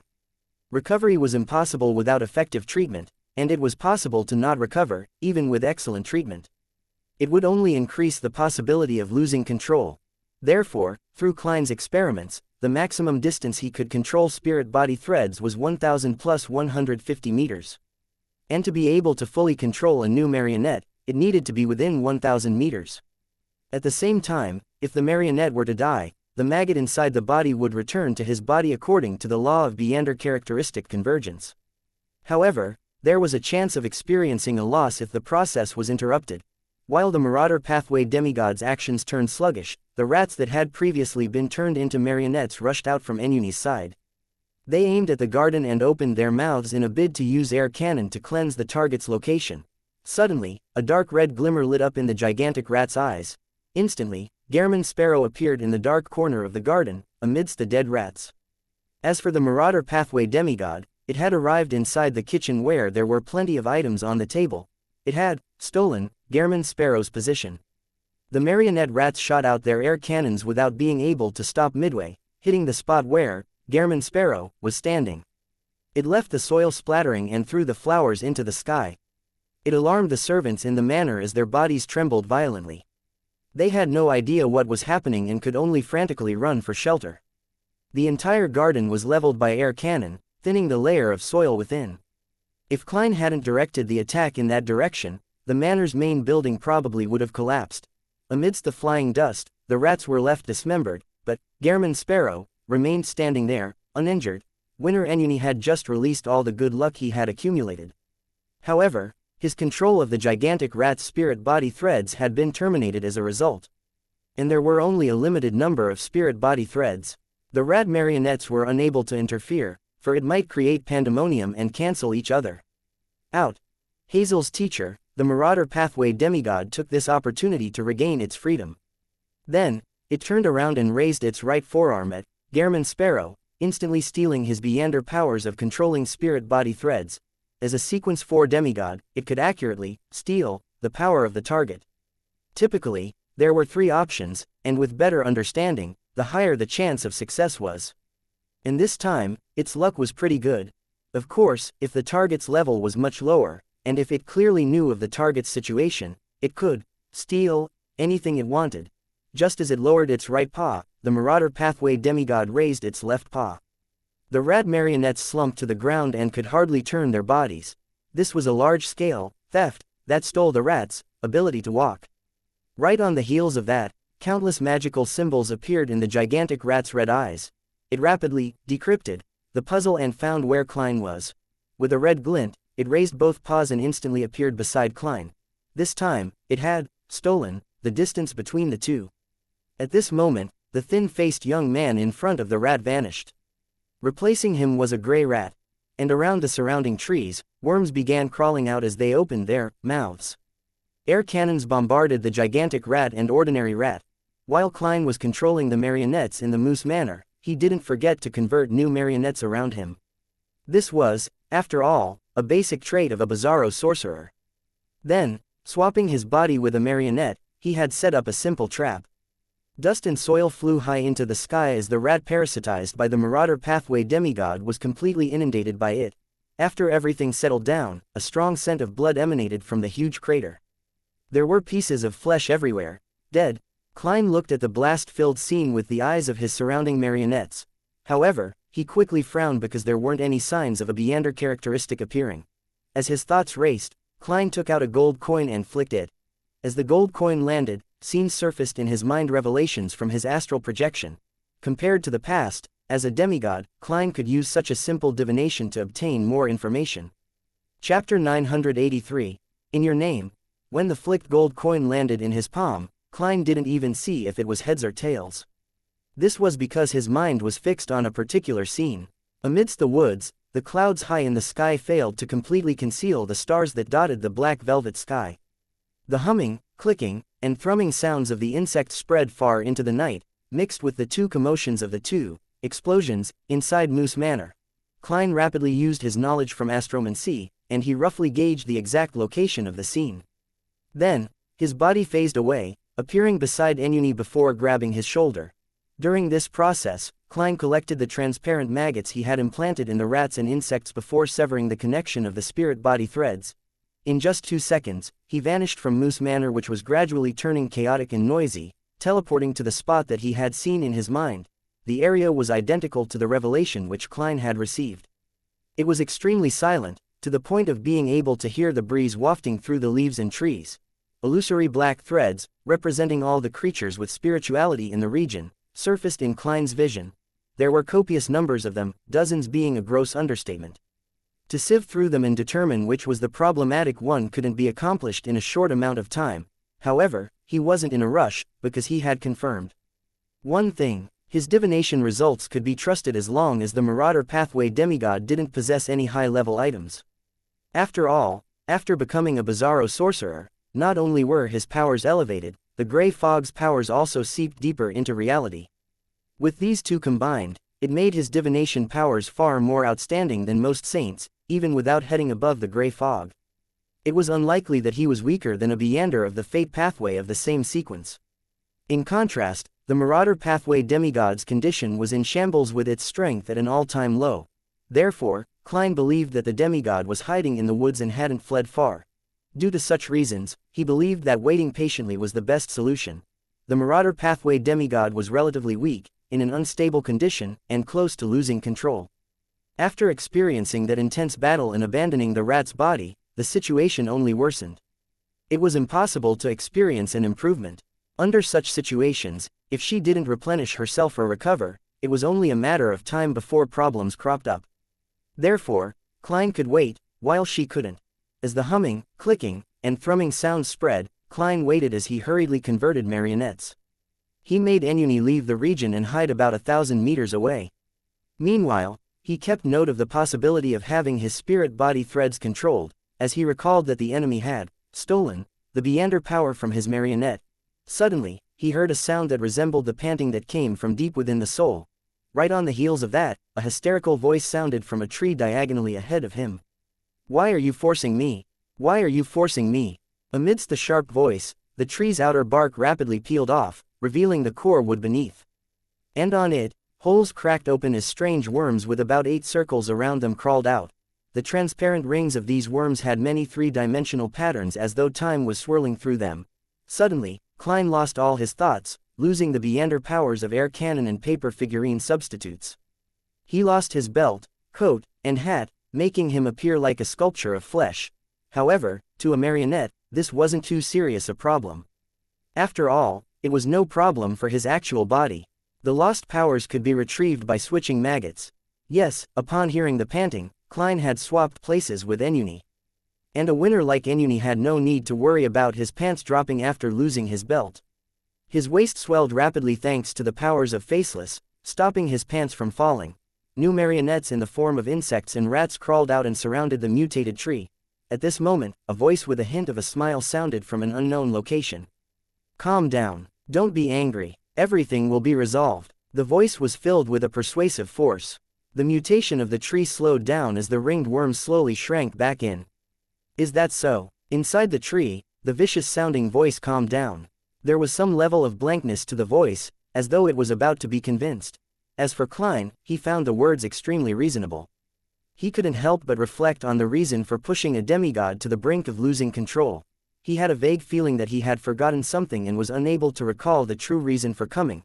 Then, he saw a chuckling figure walk out of the woods. "Relax, I have the means to stop you from losing control. All you need to do is to follow my instructions." The figure was wearing a black trench coat that resembled a robe. He matched it with black trousers and leather shoes. He had a broad forehead and a thin face. Wearing a tall hat and a striking crystal monocle, he appeared extremely refined.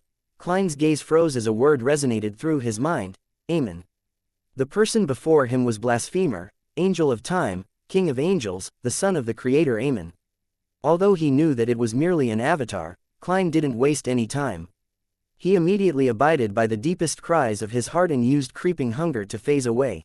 During this process, Enuni snapped his fingers and lit the matches in his pocket and fallen leaves a distance away, allowing him to appear beside Klein with flaming jump. Klein grabbed him and vanished with him.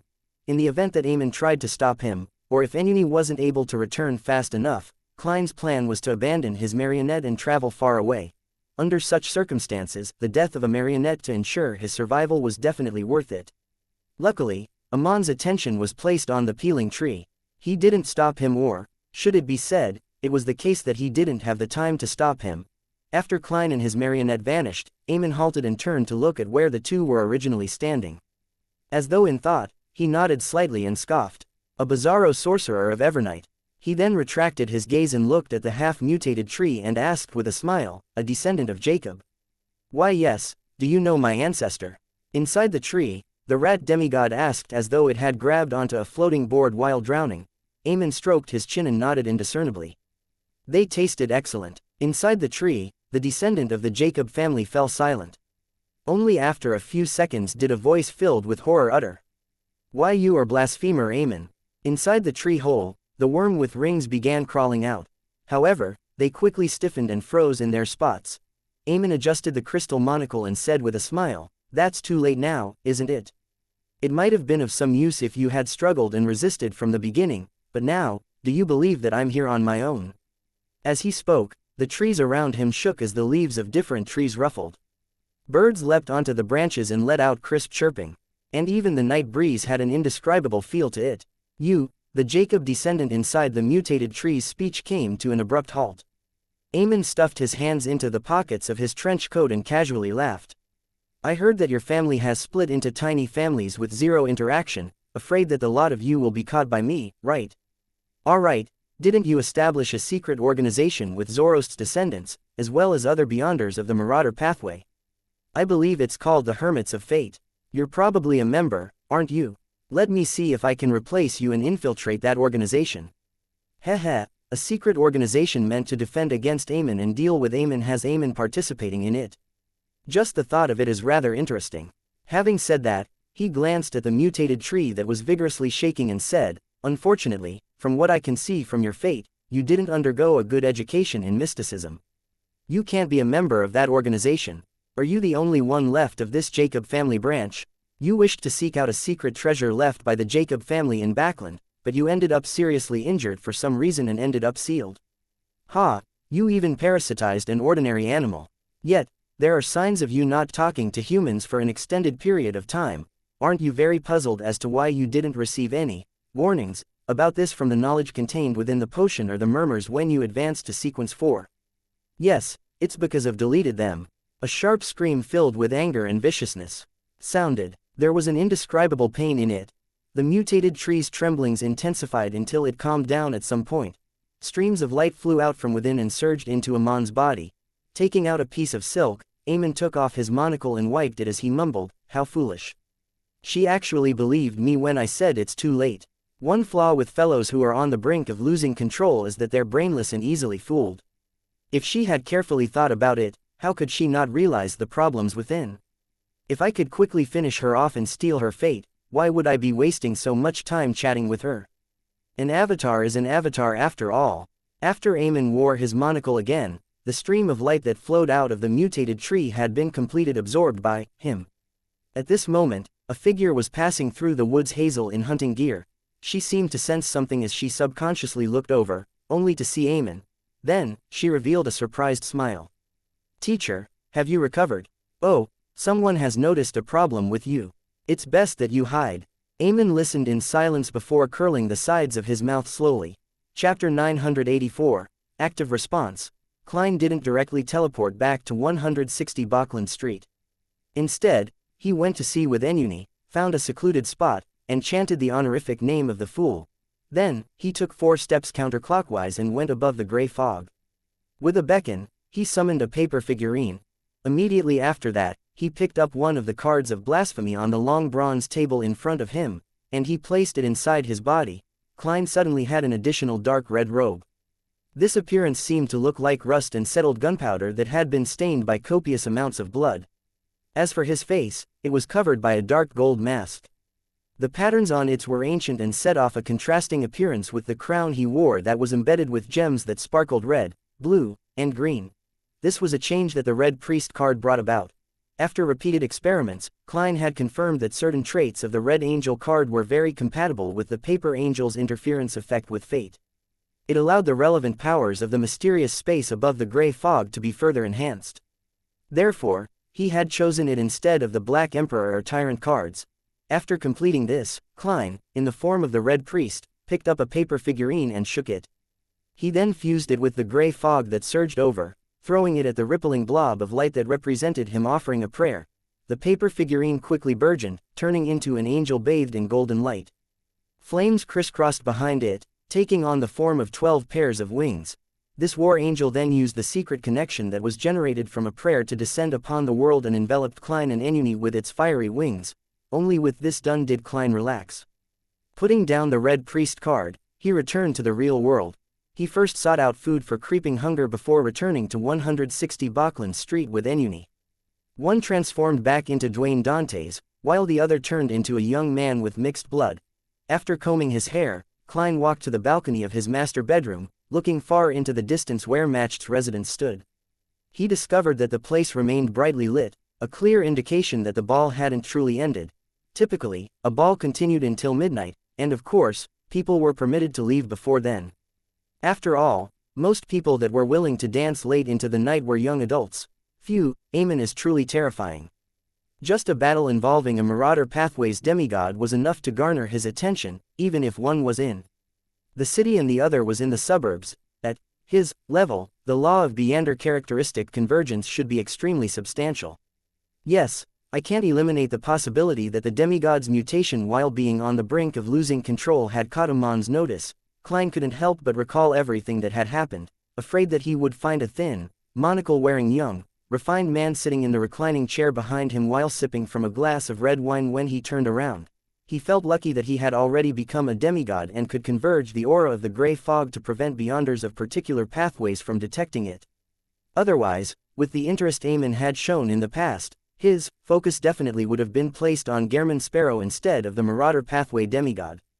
If that had been the case, he might not have left so successfully by teleporting, as the Eamon in Backland was likely only an avatar. Klein was still rather confident of the Paper Angel's interference. He believed that this King of Angels had no means to trace him all the way to 160 Backland Street from a trail of breadcrumbs, and also determined that he was Dwayne Dantes, but this still didn't ease his mind. This was because the Marauder Pathway demigod was involved in Backland Street as well. She had encountered Admiral of Blood here and had been forced to trigger the explosives, finally parasitizing a rat. Here, she had been warned by a mirror, learning about the Marauder Pathway Angel who was in need of replenishments and that Blasphemer Eamon was on the way. As she had refused to answer the mirror's question, she was struck by lightning, and had to move to Moose Manor. In addition, Hazel, the target she attempted to parasitize but was her student on the surface, was influenced by a powerful illusion tonight, exposing her teacher's condition. All of these factors combined might make Eamon pay a visit. The more Klein thought about it, the more unsafe he found Backland Street. From his point of view, just the warning about a Marauder Pathway Angel in desperate need for replenishments was enough for Eamon to take up residence in Backland Street for a period of time. Of course, there was an extremely small chance that the Marauder Pathway demigod escaped and that nothing was divulged. However, Klein believed it was impossible. After all, even he had the confidence of handling the matter himself, much less Eamon, who had a certain level of control over Marauder Pathway existences. Sigh, I shouldn't have been wary against the grandpa in Leonard. If I wasn't worried that he would achieve another stage of recovery and cause Leonard harm, everything would have been settled rather quickly. I wouldn't be in this situation of attracting Eamon. What do I do next? Regardless, I need to do something. Otherwise, not only will my identity as Dwayne Dantes be at risk, I might even implicate Leonard on Pinster Street and the ordinary people on Backland Street. Who knows if Eamon will suddenly parasitize them or not? As Klein's thoughts whirled, his expression grew heavy as he began seriously considering eliminating Amon's avatar. His first idea was to establish contact with Leonard and come up with a plan with the grandpa in him, Pallas Zoroast. With this Marauder Angel's knowledge of Eamon, who shared the same pathway, it was likely that he could come up with a good plan. Klein immediately took out his pen and paper in preparation to write. But after making a few scribbles with the fountain pen, he paused. He found the confidentiality lacking because describing in detail might result in having an effect on fate, allowing Eamon to notice it ahead of time. The more secure method would be to pull Leonard above the gray fog. The discussion can be held there, and have him relay it and discuss it with Pallas Zoroast. Apart from this, what else can be done? Report it to the church and get them to disinfect all of Backland. Klein put down his fountain pen and muttered silently as he considered other proposals. He soon gave up the thought of reporting Eamon, because Leonard hadn't done so previously. With the understanding that the grandpa in him had of Blasphemer Eamon, it implied that this method was useless. Either there was a huge flaw, or it might end up affecting oneself. It's better to ask Leonard first and gain a better situation of the exact situation before coming to a decision. Klein quickly made up his mind. He temporarily suppressed the urge to draw the symbol to ask Rhodes or use the paper crane to contact Snake of Fate Will-Osepton. After dismissing Enuni, he entered the master bedroom's bathroom, took 4 steps counterclockwise, and arrived above the gray fog. Sitting at the seat of the fool, Klein conjured the world Gehrman Sparrow and made the fake person pray piously. Honorable Mr. Fool, please inform Leonard Mitchell that I've discovered traces of Blasphemer Eamon. I hope that he can head to your kingdom as soon as possible to discuss the subsequent actions. The time will be up to him to decide. After throwing the prayer's content into the crimson star representing Leonard, Klein added as the fool, there's no need to hide it from Pallas Zoroast. In the outskirts of North Borough, in a sparse forest, Leonard extended his right hand and held down a blurry wild wolf's figure. The wolf whimpered as the flames burning in its eyes dissipated, returning to normal. its body faded away and vanished into the wind. However, it no longer had the bloodthirsty feeling it previously exuded. All was calm and serene. In the northern continent, after the Pale Era, the 7 Orthodox churches, along with the various nations, jointly pushed for a cemetery burial act which had been strictly carried out to this day. As the number of humans that turned into ghosts were rare, the only exception involved the difficult-to-detect deaths in the slums or drowning victims that couldn't be fished out in time. However, the spirits of the deceased weren't only limited to humans. All kinds of wild animals and all kinds of creatures with spirituality could become specters under certain conditions. Furthermore, it was impossible for them to head to human cemeteries to have themselves interred. This often resulted in rumors of ghost sightings in the wild. Just as he put the wild wolf to rest, Leonard suddenly saw a boundless grayish-white fog appear before his eyes as the world German sparrow's prayers resounded in his ears. Traces of blasphemer Amen. He is still in Backland. Leonard's eyelids twitched as he tensed up immediately, as he had received Mr. Fool's instructions. He didn't hesitate to speak with a suppressed voice. "Old man, did you see it? Did you hear it?" Although I sensed an anomaly, I didn't see or hear anything. It will only happen if I deepen my parasitization of you, allowing me to directly control your astral projection. Do you think I'm a fool? From the looks of it, Mr. Fool's response is done through the astral projection, Leonard thought before he said in deliberation. "Old man, Klein informed me via Mr. Fool that he has discovered traces of Amen. He wants me to head over to Mr. Fool's kingdom to discuss this matter." Pallas Zoroast fell silent for a few seconds before he let out a long sigh.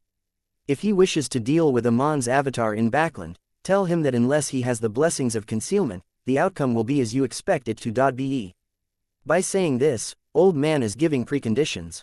He means that he will only be willing to cooperate with the blessings of concealment. Leonard's mind raced as he immediately found a dark corner and informed the world Klein via prayer that he could do it immediately. As for the danger that resulted from losing control of his body in the wilderness, Leonard wasn't worried since he still had a Marauder Pathway Angel in his body. Before long, he saw a crimson tide surge towards him and inundate him. Chapter 985, Blessed of Concealment. Above the boundless grayish-white, inside the magnificent palace, just as Leonard Mitchell's figure appeared to the side of the long bronze table, he subconsciously stood up and wanted to bow to Mr. Fool.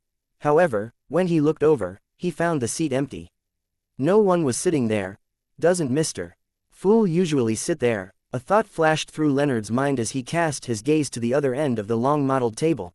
The world was sitting there silently as though he was fused with the gray fog in an indistinct blur. There's only the two of us. There's no need to deliberately use German Sparrow's appearance, Leonard casually said to the world as he sat back down. After discovering Mr. Fool's absence, he instantly became relaxed. He wasn't as reserved as he was in the previous tarot gathering, just short of throwing his leg up on the table. "It's a habit," Klein replied succinctly. Leonard nodded in thought. "I heard that German Sparrow's persona at sea is a cold, reserved, refined, and polite person. Your current performance matches that description very well. However, you wasn't like this in the past, Klein. You have to remember that you're only acting. Do not be affected by your persona as German Sparrow. Hey, I pulled you up here to discuss Amen, not to have a chat. Why do you show so little concern towards your grandpa's matters?" Klein had indeed made it a habit to use the world's persona in such situations. But when this was pointed out by Leonard, he was a little embarrassed to change back into his original appearance. He tersely acknowledged that he would keep it in mind. "Did Pallas Zoroast teach you about the part that you're only acting?" "Yes," Leonard answered frankly. "This grandpa seems pretty good." He mentioned such crucial information to Leonard. Compared to him, the rat demigod from before was really up to no good. She didn't teach Hazel any of the most common knowledge. Even if she did, she distorted some of it.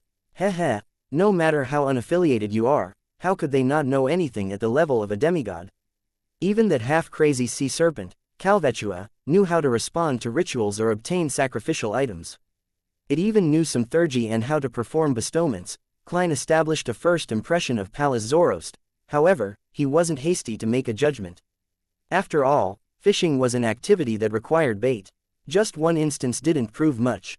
Seeing Klein being silent, Leonard cut the small talk and got down to business. "Where did you discover traces of blasphemer Amen?" Klein went straight to the point. I was pursuing a demigod of the marauder pathway who was on the brink of losing control. However, I ended up encountering Eamon in the outskirts of Backland. All I could do was use Mr. Fool's powers to directly escape. Amon's avatar really is still in Backland. Leonard sighed before he asked in a rather curious and desultory manner, why were you pursuing a marauder pathway demigod who's on the brink of losing control? After he asked the question, he realized something and swiftly added, if it involves some plans of Mr. Fool, pretend as though I never asked. Why, isn't dealing with beyonders on the brink of losing control or those who have lost control the duty of a nighthawk? Klein sighed when he heard Leonard's question. It stirred up memories of his time in Tingen City. In that short 2+ months, he had handled many similar matters.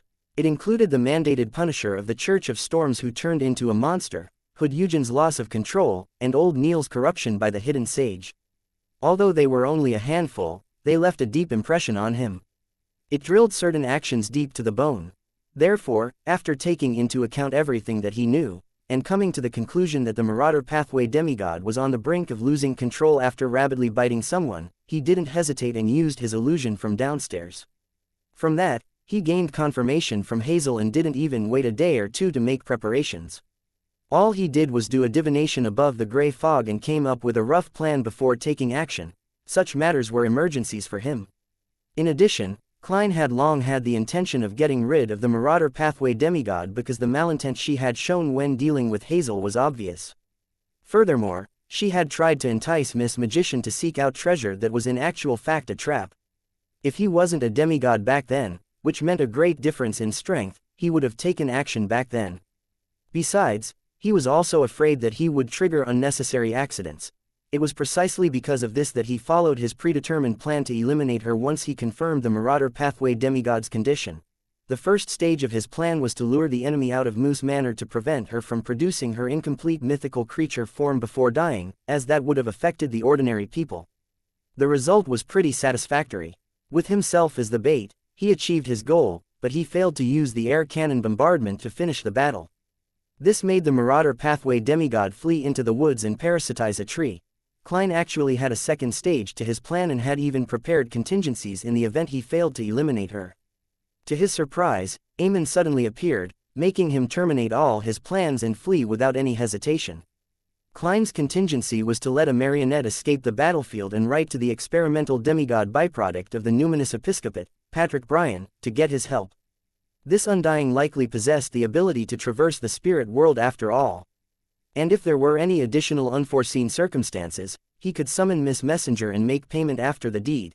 As his memories surfaced, Klein replied to Leonard with a sighing tone, a secret. After pausing for a second, he asked, why didn't you find an opportunity to inform the Church of Evernight about the arrival of Amon's avatar in Backland?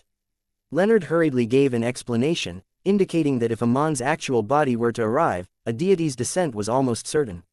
He also explained that Eamon could use the death of his avatar to see the corresponding changes in destiny, thus, finding the source of the stir and figuring out the activity range of the mastermind. It was also Amon's style to circle about a superficial avatar but hide a dozen, dozens, or hundreds of avatars. Amon's avatars could parasitize all kinds of creatures with spirituality. If one wasn't a demigod, they wouldn't even notice the parasite. Towards the end, Leonard informed Klein in detail about the example old man had raised of how Eamon would steal one's destiny. This sent a chill running down Klein's back, thankful that he hadn't been rash in dealing with Eamon. Otherwise, Mr. Fool might have been replaced. It's no wonder Leonard didn't report the matter, for Eamon to appear so openly, he is actually fishing.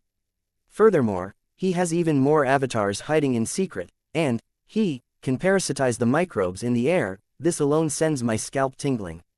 The creatures I can control at the moment can't even reach that state. The smaller the creature, the harder it is to see the spirit body threads. It's quite a special case. Sigh, I can't use the Church's power, unless it's done by someone who is without any problems in every aspect, Klein commiserated as he gained a deeper understanding of Amon's terror. It left him a deeper impression. From his point of view, Leonard was an excellent candidate to report the matter to the Church of Evernight, but with Pallas Zoroast parasitizing him, he didn't dare expose his existence to Eamon.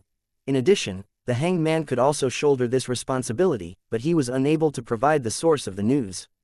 This meant problems that deserved deeper investigations into. One choice after another flashed across Klein's mind. Finally, he paused on himself his identities as Klein Moretti and Gehrman Sparrow. As a blessed of Evernight, it's entirely reasonable for me to inform the church about Amon's appearance in Backland. Aemon won't be able to pick faults with that, and having involved myself with the battle with the Marauder Pathway demigod tonight, as the bizarro sorcerer who witnessed Aemon and is now in possession of the knowledge that the Angel of Time's avatar is here in Backland, it's also very normal and not something that will garner Amon's suspicion. At the same time, as I'm a blessed of Evernight, just the loss of an avatar likely won't incur his full wrath for revenge. After all, he might be facing a very possible trap, a deity's descent. Having a backer really feels good. However, a price is always exacted for what fate bestows. Klein quickly came to a conclusion over the matter. Then, he habitually changed his point of view and began considering this matter from Amon's point of view. Aemon is definitely no stranger to bizarro sorcerers. He can determine my pathway from my control of the marionettes and my swapping of locations. Since Aemon allowed a bizarro sorcerer to flee, he must have made preparations to be exposed. He might even be hoping to attract the target he is looking for.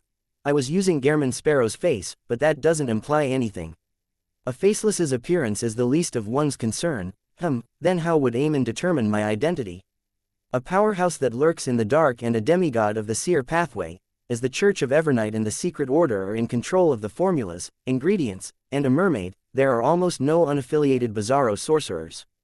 The descendants of the Antigonus family have all been wiped out.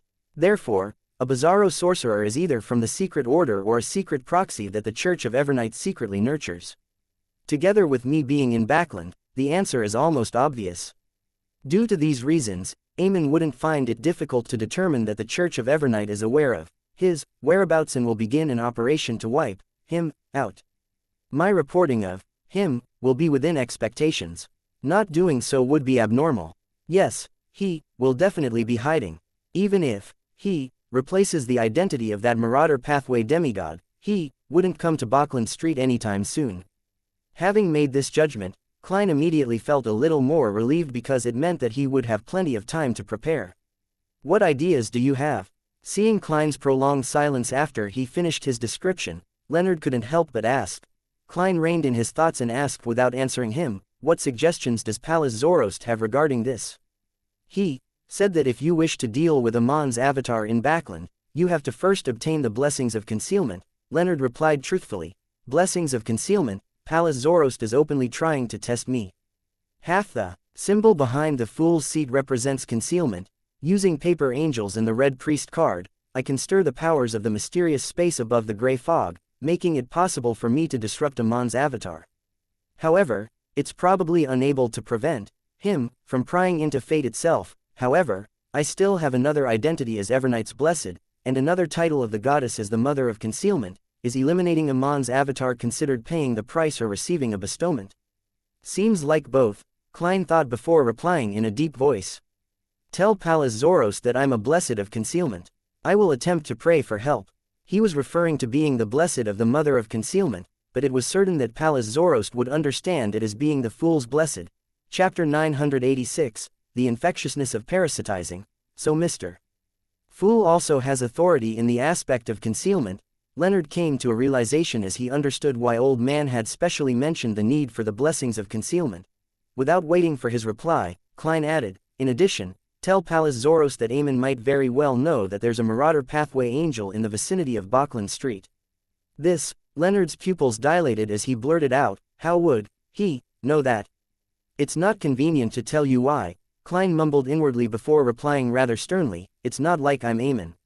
Which of his actions or words made you come to this conclusion? Leonard asked subconsciously.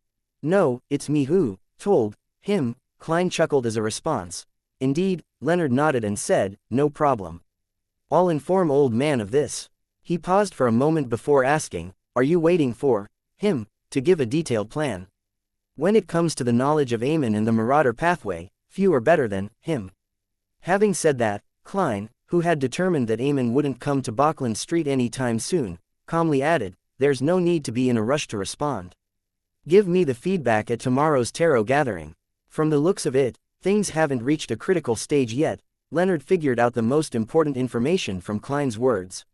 He nodded slightly and said, "All right, we will discuss this in detail at tomorrow's tarot gathering."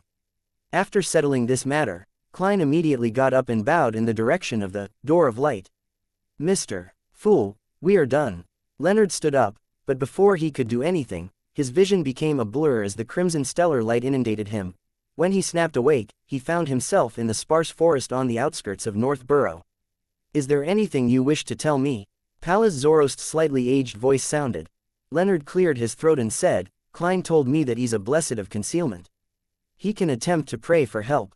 Blessed of concealment. Indeed, Pallas sighed and said, "Tell him that as long as he can really gain the blessings of concealment, I'm willing to provide help when it comes to dealing with Amon and finding all his avatars hiding in Backland." Leonard wasn't surprised by this answer as he chuckled. "Old man, you don't sound as weak as you make yourself out to be." Pallas Zorost chuckled without a hint of anger in his tone. "Didn't you read through Russell's quotes?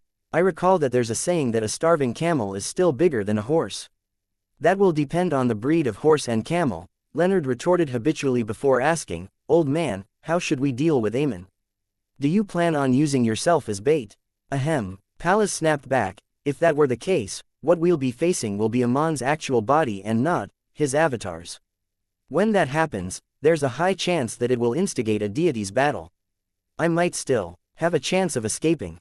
As for you, perhaps you will return to Evernight's tenebrous heaven." Leonard could only reply with a chortle.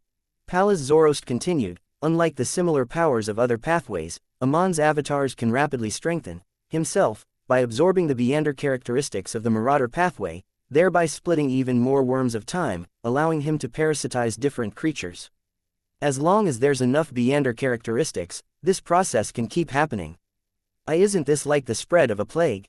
Leonard felt a chill run down his back once again. If one had enough Beander characteristics of the Marauder pathway, Amon's avatars could go from parasitizing one person to the entire city.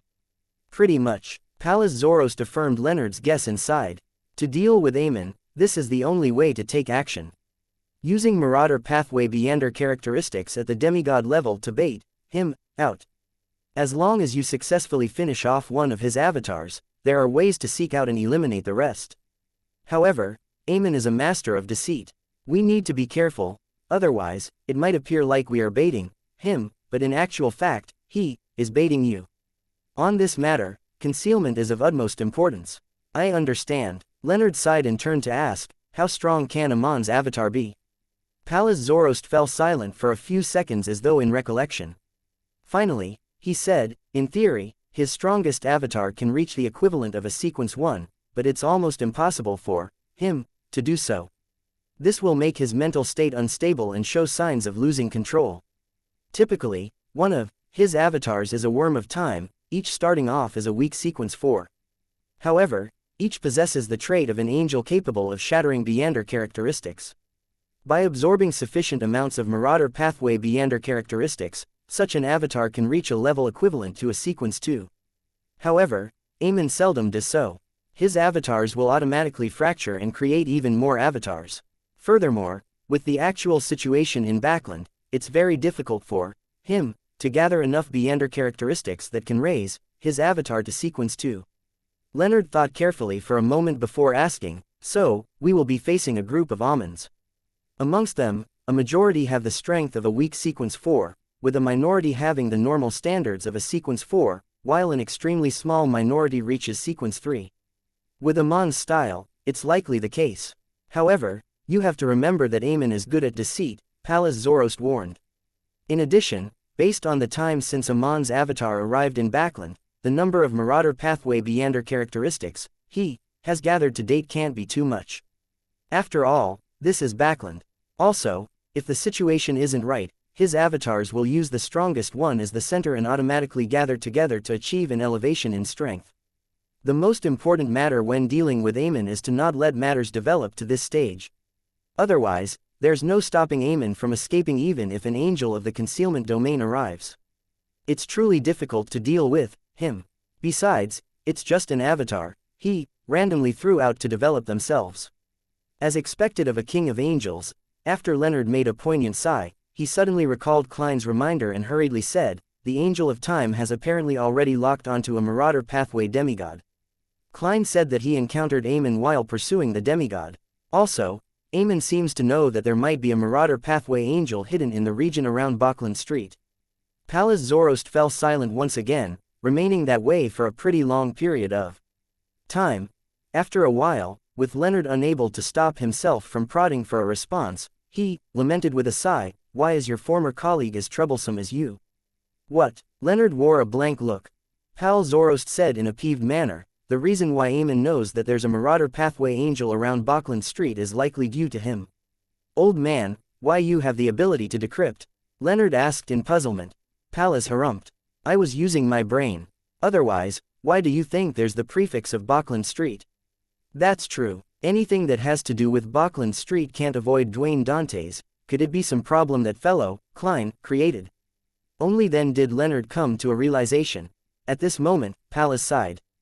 "Thankfully, he only said an angel and not my name. Otherwise, I suggest that we immediately leave Bachland. Tell him that there are currently two solutions. First, it's to seek out a Grade 1 sealed artifact of the Marauder Pathway or find a demigod of the Marauder Pathway. Using them, we design a trap. This entire process requires the blessings of concealment. Furthermore, it needs to be natural, reasonable, normal, and in no way incur suspicion. Second, wait for Eamon to enter Bachland Street. He might do a combination of replacing someone's identity and infiltrating through the air. Therefore, your former colleague needs to see through the grafting of fate or notice the abnormalities in the microbes. Otherwise, no matter what plans are employed, it will simply be feeding Eamon." Leonard's eyelid twitched when he heard that as he solemnly nodded. "I'll discuss these matters with him tomorrow afternoon." "All right," Pallas Zoroast sighed and said, "Also, if all the Eamon avatars in Bachland can be eliminated, most of the worms of time left behind will belong to .me. As a form of replenishing himself. It's no wonder old man is willing to take the risk." Leonard asked in enlightenment, "Do those worms of time have the Beander characteristics of the Marauder Pathway?" "It might be the case in my hands, but not necessarily for others," Pallas explained simply. "The worms of time left when Amon's avatars die will indeed contain a sufficient amount of Beander characteristics in the beginning, but they will quickly deplete and return to the main body. The corresponding power is needed to prevent this phenomenon from happening." Leonard first nodded before asking in confusion, "Why was the Lux Siphon charms made from the worms of time so powerful?" Pallas instantly scoffed. "Have you forgotten what the essence of the charm is? Its essence is the power obtained from a high-level existence. It then uses a material that can handle this power, as well as the powers obtained from the corresponding symbols, to stabilize it. The worm of time's role is to be a unique vessel. If the level is high enough, its essence is compatible, and there is sufficient spirituality, the requirements will be met. Therefore, the power of the Lux Siphon charm actually comes from Mr. Fool?" Leonard asked in thought. Pallas Zoroast chuckled and said, "Yes, you can try praying to Eamon as well and use his power to create Lux Siphon charms. Of course, the uniqueness of the vessel material will also affect the effects of the final product. In other words, different special materials will lead to different characteristics in power based on the response." Sigh, charms are a very profound and complicated piece of knowledge. It's not something that can be completely grasped by having some cursory education.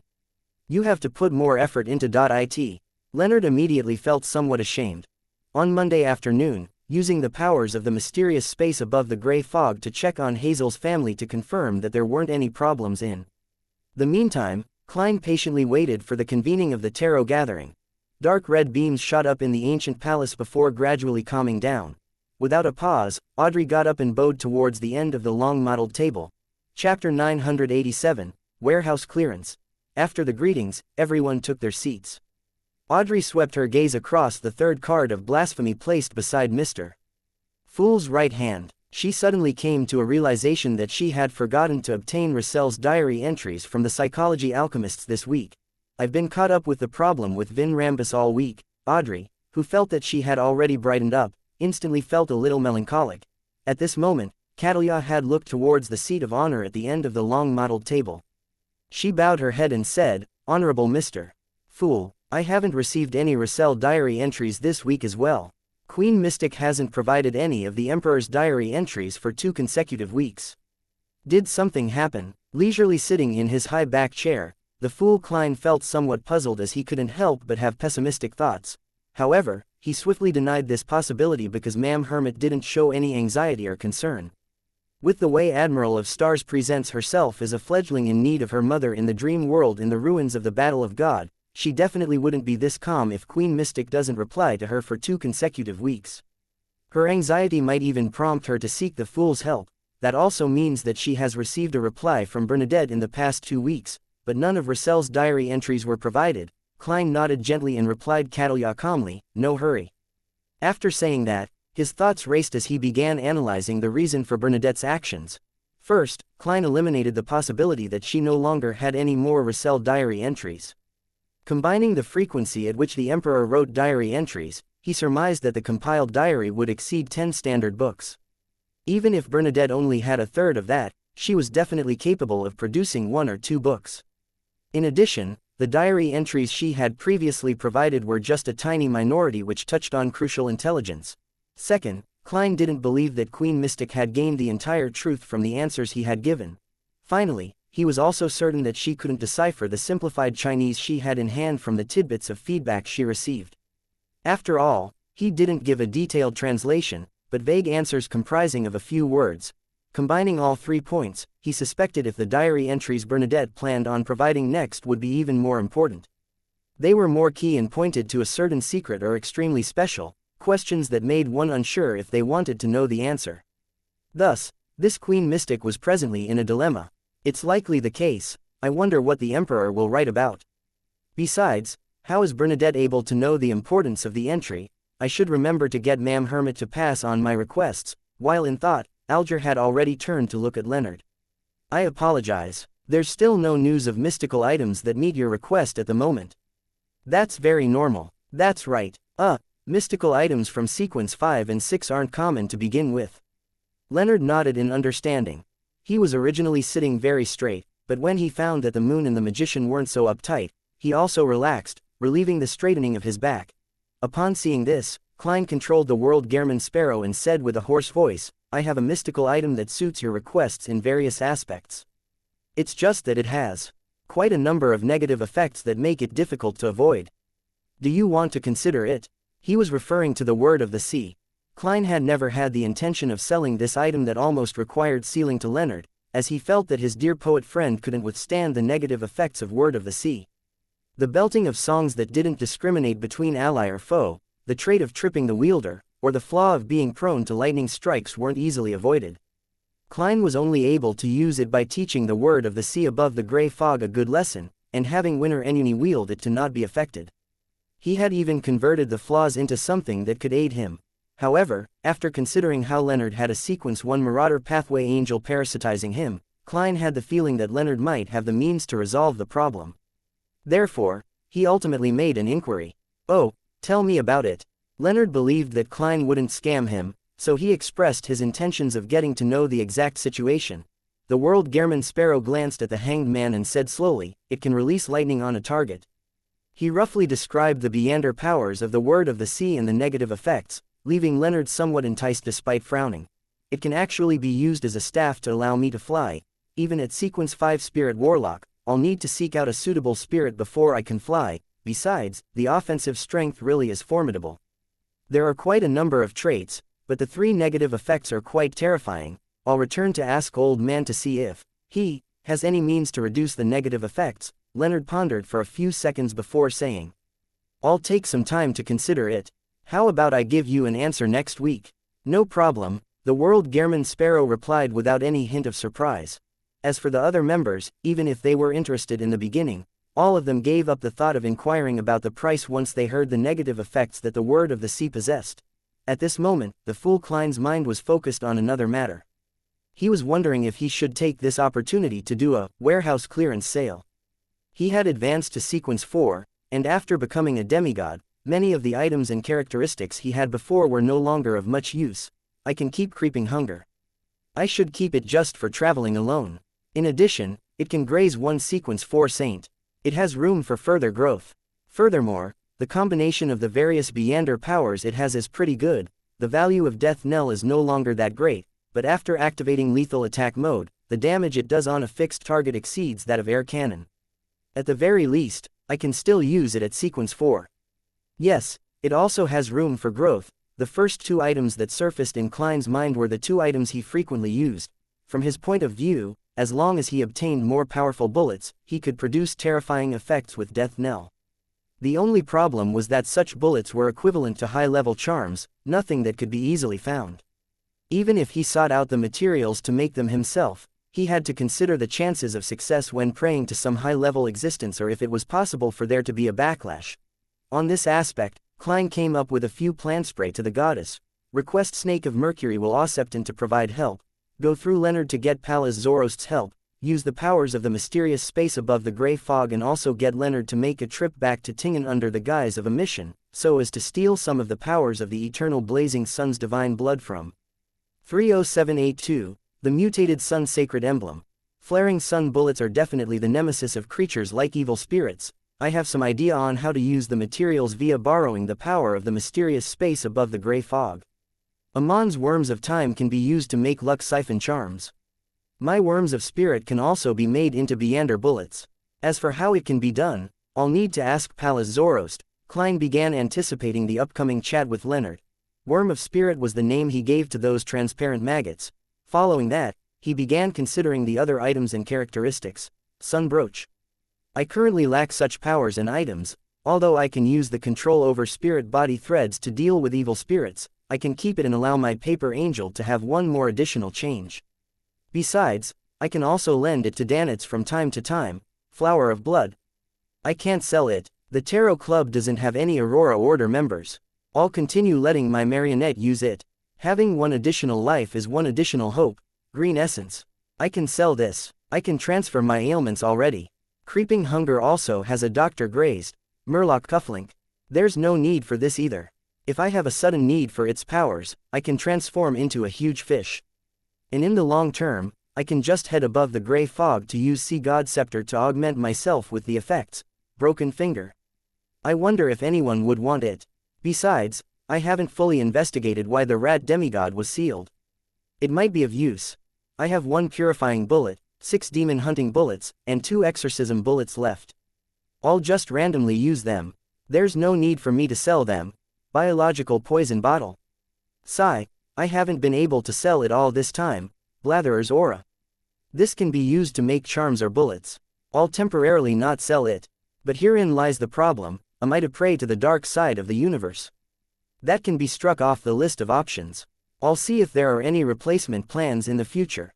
An Interrogator Beander characteristic, a Lunatic Beander characteristic, 15 milliliters of 1,000-faced hunter's blood, 40 grams of Spirit World Plunderer powder, an eyeball of a 6-winged gargoyle. Tarot Club members have no need for these. I might be able to reward the believers of Sea God or the resistance in Rorstad Archipelago. As these thoughts flashed across his mind, Klein quickly made a decision. As for items which were at least at the demigod level such as the Sea God Scepter, Grossel's Travels, the Giant King's Court Key, he didn't consider selling them. Then, he made the World Gehrman Sparrow say, I have 2 mystical items for sale. Their levels are relatively low. Catalia immediately replied, a low level doesn't mean it's useless. Many low sequence Beyonders' powers can even turn the tides of battles involving sequence 5 Beyonders. I'm rather interested in knowing the detailed situation of those 2 mystical items. Klein nodded gently and described the uses and flaws of Murloc Cufflink and Green Essence. After he was done, he said, Murloc Cufflink for £500, Green Essence for £1,000. Just as he said that, Audrey raised her arm. I wish to buy the Murloc Cufflink. She actually wished to say that she wanted both. After all, the 2 mystical items have extremely minor negative side effects. However, considering how others might have their needs, she found it inappropriate for her to take them all. Audrey finally decided to only take Murloc Cufflink. This could provide her a layer of illusory scales, preventing her from being easily caught. And more importantly, she didn't know how to swim. This could effectively make up for her weakness. As for the heat and the dry weather easily causing fatigue, she wasn't too worried about it. This was because, be it in East Chester County or Backland, the temperature seldom exceeded 300 C. The humidity was also rather high. Seeing Miss Justice having her eyes on Murloc Cufflink, the other members wisely gave up without raising the price, allowing the trade to quickly come to an end. Following that, Alger bought the Green Essence ring. To him, Although the water domain had certain restorative spells, they were inferior to a dedicated item. As a Beander who often had to engage in melee battles, it was of great importance. As for attracting mosquitoes, Alger wasn't bothered. This was because he had illusory scales beneath his skin, preventing him from being afraid of bites. After the transaction segment came to an end, Emlyn cleared his throat and asked a question. Chapter 988, Joint Operation. Emlyn couldn't help but clasp his hands together, lift up his chin, and say to Miss Magician diagonally opposite him, I've already confirmed that the ancient abandoned castle in Delaire Forest is an internal test that the Sanguine had given me, having hidden the key situation. With that said, he felt as though a weight had been lifted off his chest. He no longer felt as hesitant, embarrassed due to the difficult situation he was in. He surveyed the area and looked for Ma'am Hermits and Mr. Hanged Man's reaction. He realized that they appeared to have expected it, showing no signs of surprise. From the looks of it, they had already an idea when Miss Magician mentioned the problem with the intel. Emlyn nodded his head in secret and added before Miss Magician replied, I'm very sorry. I will refund you the £300 for the intel fee. In addition, I'll pay you another £300. Also, I will punish the Sanguine who deliberately omitted information. Although Mr. Moon always wears a proud demeanor, he's rather sincere when a mistake has been made. He didn't find an excuse to push the blame onto. However, I've already obtained the ancient wraith's cursed item and remnant spirituality, so the matter is already over. He didn't deliberately wish to cause harm to me and Zio. There's no need for me to get so much compensation. Furs remembered Zio's exhortations. Without looking at her, she said, it's only a matter of oversight. There's no need for compensation. Just refunding me for the intel fee is sufficient. Just as she said that, she suddenly thought of something. Since the ancient abandoned castle was a test of the Sanguine, didn't that mean that Zio and herself had been targeted by the Sanguine? Furs finally couldn't hold back as she turned to glance at Zio. She found Misjudgment shaking her head slightly, indicating that she hadn't discovered anyone monitoring them. This, Furs felt puzzled and found it inexplicable. She then allowed her thoughts to wander as she recalled the situation back then. We did the exploration only after quite a while. The Sanguine had already lost their patience by then. The boss of the town's inn knew of the ancient abandoned castle. He was a Sanguine in disguise. That's not right. Many of the locals knew of this matter. However, that place was too far away and there wasn't anything of value left inside. That's why, unless one was out hunting, people usually wouldn't head in that direction. That's not right. If the ancient abandoned castle were that dangerous, why are the people who use it for shelter from the rain completely fine? They only describe it as creepy and a little scary. Yes, the Sanguine would usually seal off the passage that heads underground. They opened it for the test. This means that there was some form of monitoring. Because the ancient castle is too dangerous, the monitoring was done outside the forest and not inside. As Zio and I got lost, we circled around the monitors and weren't detected. Mr. Fool didn't mention anything about it. It's probably not a huge problem. More attention needs to be taken when I return. As Furz's thoughts raced, Emlyn said after some pondering, okay. He didn't insist on additional compensation, because he believed that the best form of compensation was to punish Ern's Boyar instead of giving money. Then, he waited for Miss Magician to ask about the punishment, hoping that he could take the opportunity to make an inquiry to the other Tarot Club members. He wanted to see if he could get any good suggestions. As for Furs, upon considering that it was an internal matter for the Sanguine and that although she was a victim, Mr. Moon hadn't offered a plan for action, she decided not to press further in consideration for his feelings. Instead, she decided to wait for the conclusion to see if it was satisfactory. The palace that looked like a giant's residence turned silent as the mood turned odd. Audrey looked opposite her and glanced to the side. Pursing her lips, she, curiously, asked, Mr. Moon, how do you plan on punishing that Sanguine? Phew, Emlyn silently exhaled as he subconsciously looked at the world. He did so because of orders from the higher-ups. I believe that this mistake isn't something that deserves payment with his life. In between the lines, Emlyn was implying that Mr. World didn't need to intervene in this matter. There was no need to escalate the matter. Seeing the world having no objections, Emlyn cast his gaze forward. I plan on leading that Sanguine to a particular cathedral of the Church of Earth Mother in Backland. Having participated in so many tarot gatherings, even if he couldn't be concerned about certain details, he knew the requirement of hiding matters regarding himself in the real world. Therefore, He didn't mention the Harvest Church. The Church of Earth Mother only has one cathedral in all of Backland. That's the Harvest Church. The rest are all in the outskirts and surroundings villages. Leonard held back his laughter as he looked up at the dome above. You wish to have the Beyonders of the Church of Earth Mother purify that sanguine? Furs blurted out in surprise. From her point of view, this was no different from directly killing the person in question. Emlyn was momentarily at a loss for words. At that moment, Catalia interrupted. The Church of Earth Mother has the habit of inducting the sanguine into the church, converting their faith and making them priests or bishops.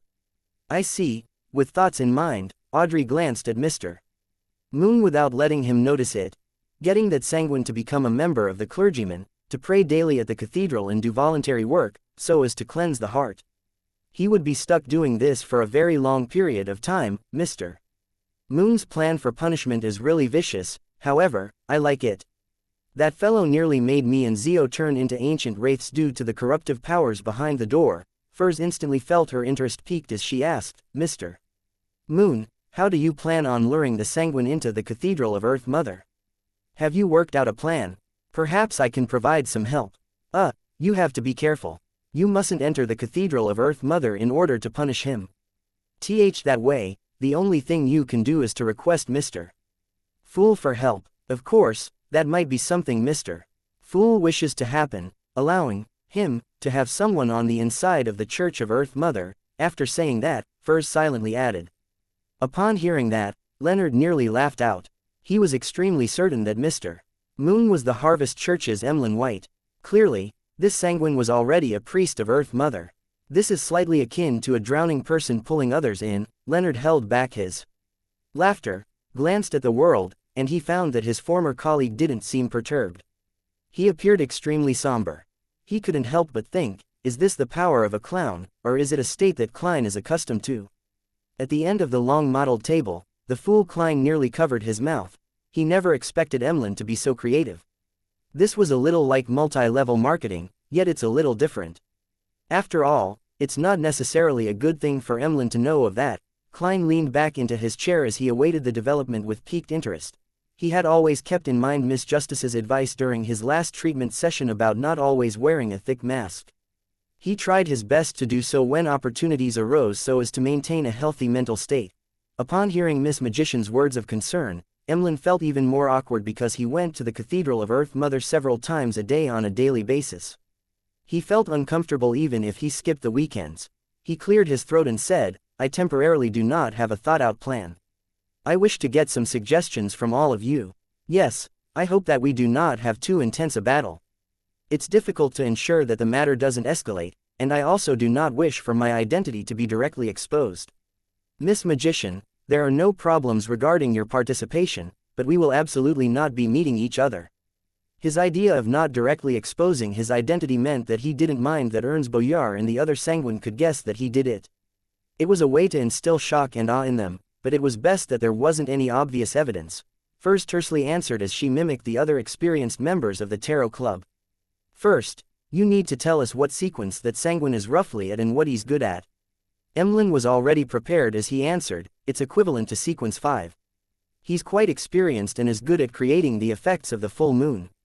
Effects of the full moon. Furs was taken aback as she turned agape but was unable to say a word. After Emlyn finished the introduction, Furs said with a hollow chuckle, I recall that I have other matters to tend to. It might not be convenient for me to participate in this matter. When in a state similar to the full moon, she would hear Mr. Door's ravings, and this meant that she would instantly be heavily injured by the target, losing all her combat strength. Emlyn frowned slightly, displeased with Miss Magician's sudden change in attitude. At this moment, Zio, who had been listening silently, said, I can participate. I just need a portion of the spoils. Miss Judgment's tone is very firm. It's like she wants to exact vengeance. Emlyn mumbled silently to himself and glanced at Ma'am Hermit and Mr. Hanged Man, only to discover that they temporarily had no intention of speaking. It appeared as though they wished to observe what kind of plan the Backland members of the Tarot Club could come up with. As this involved her friends and how it could be the first mission that the Tarot Club members would participate in at the same time, Audrey was rather intrigued. After some observation, she said in deliberation, I can hypnotize that sanguine, allowing him to enter the Cathedral of Earth Mother himself. However, To not expose ourselves and to ensure a high chance of success, it's best that he's in a lost or half-dazed state while I hypnotize him. Mr. Moon, can you do that? Emlyn was summarizing his powers and items to consider a solution when Leonard suddenly laughed. That's simple, but I'll only be responsible for making that sanguine unconscious. Of course, the premise is that there's sufficient intel, and it depends on how we go about taking action. Just as he said that, Zio nodded and said, I'm good at tracking an investigation. You can leave intel matters to me. All right, first, Mr. Moon will have to inform me of that sanguine's name, address, and appearance. All right, Emlyn heaved a sigh of relief before saying in a somewhat lost manner, then what's my part in all of this? Also, what kind of payment do you want? Chapter 989, Mentor Alger. Upon hearing the Moon's question, the rest of the Tarot Club members realized that the main instigator for the punishment had ended up with nothing to do. According to the established plan, all he needed to do was provide the name, address, and appearance before waiting for the outcome. Misjudgment was in charge of tracking and investigations to figure out the target's patterns. Miss Justice and Mr. Star would then choose a suitable location based on the feedback before Mr. Star threw the sanguine into an unconscious state without attracting any attention. Miss Justice would then take this opportunity to complete a hypnotism act and make the target proceed to the predetermined location. In this entire process, there was nothing for the Moon. Audrey deliberated and said, Mr. Moon, what you need to do is to ensure that the hypnotized sanguine doesn't encounter any accidents on the way to the cathedral, without him struggling or being rescued.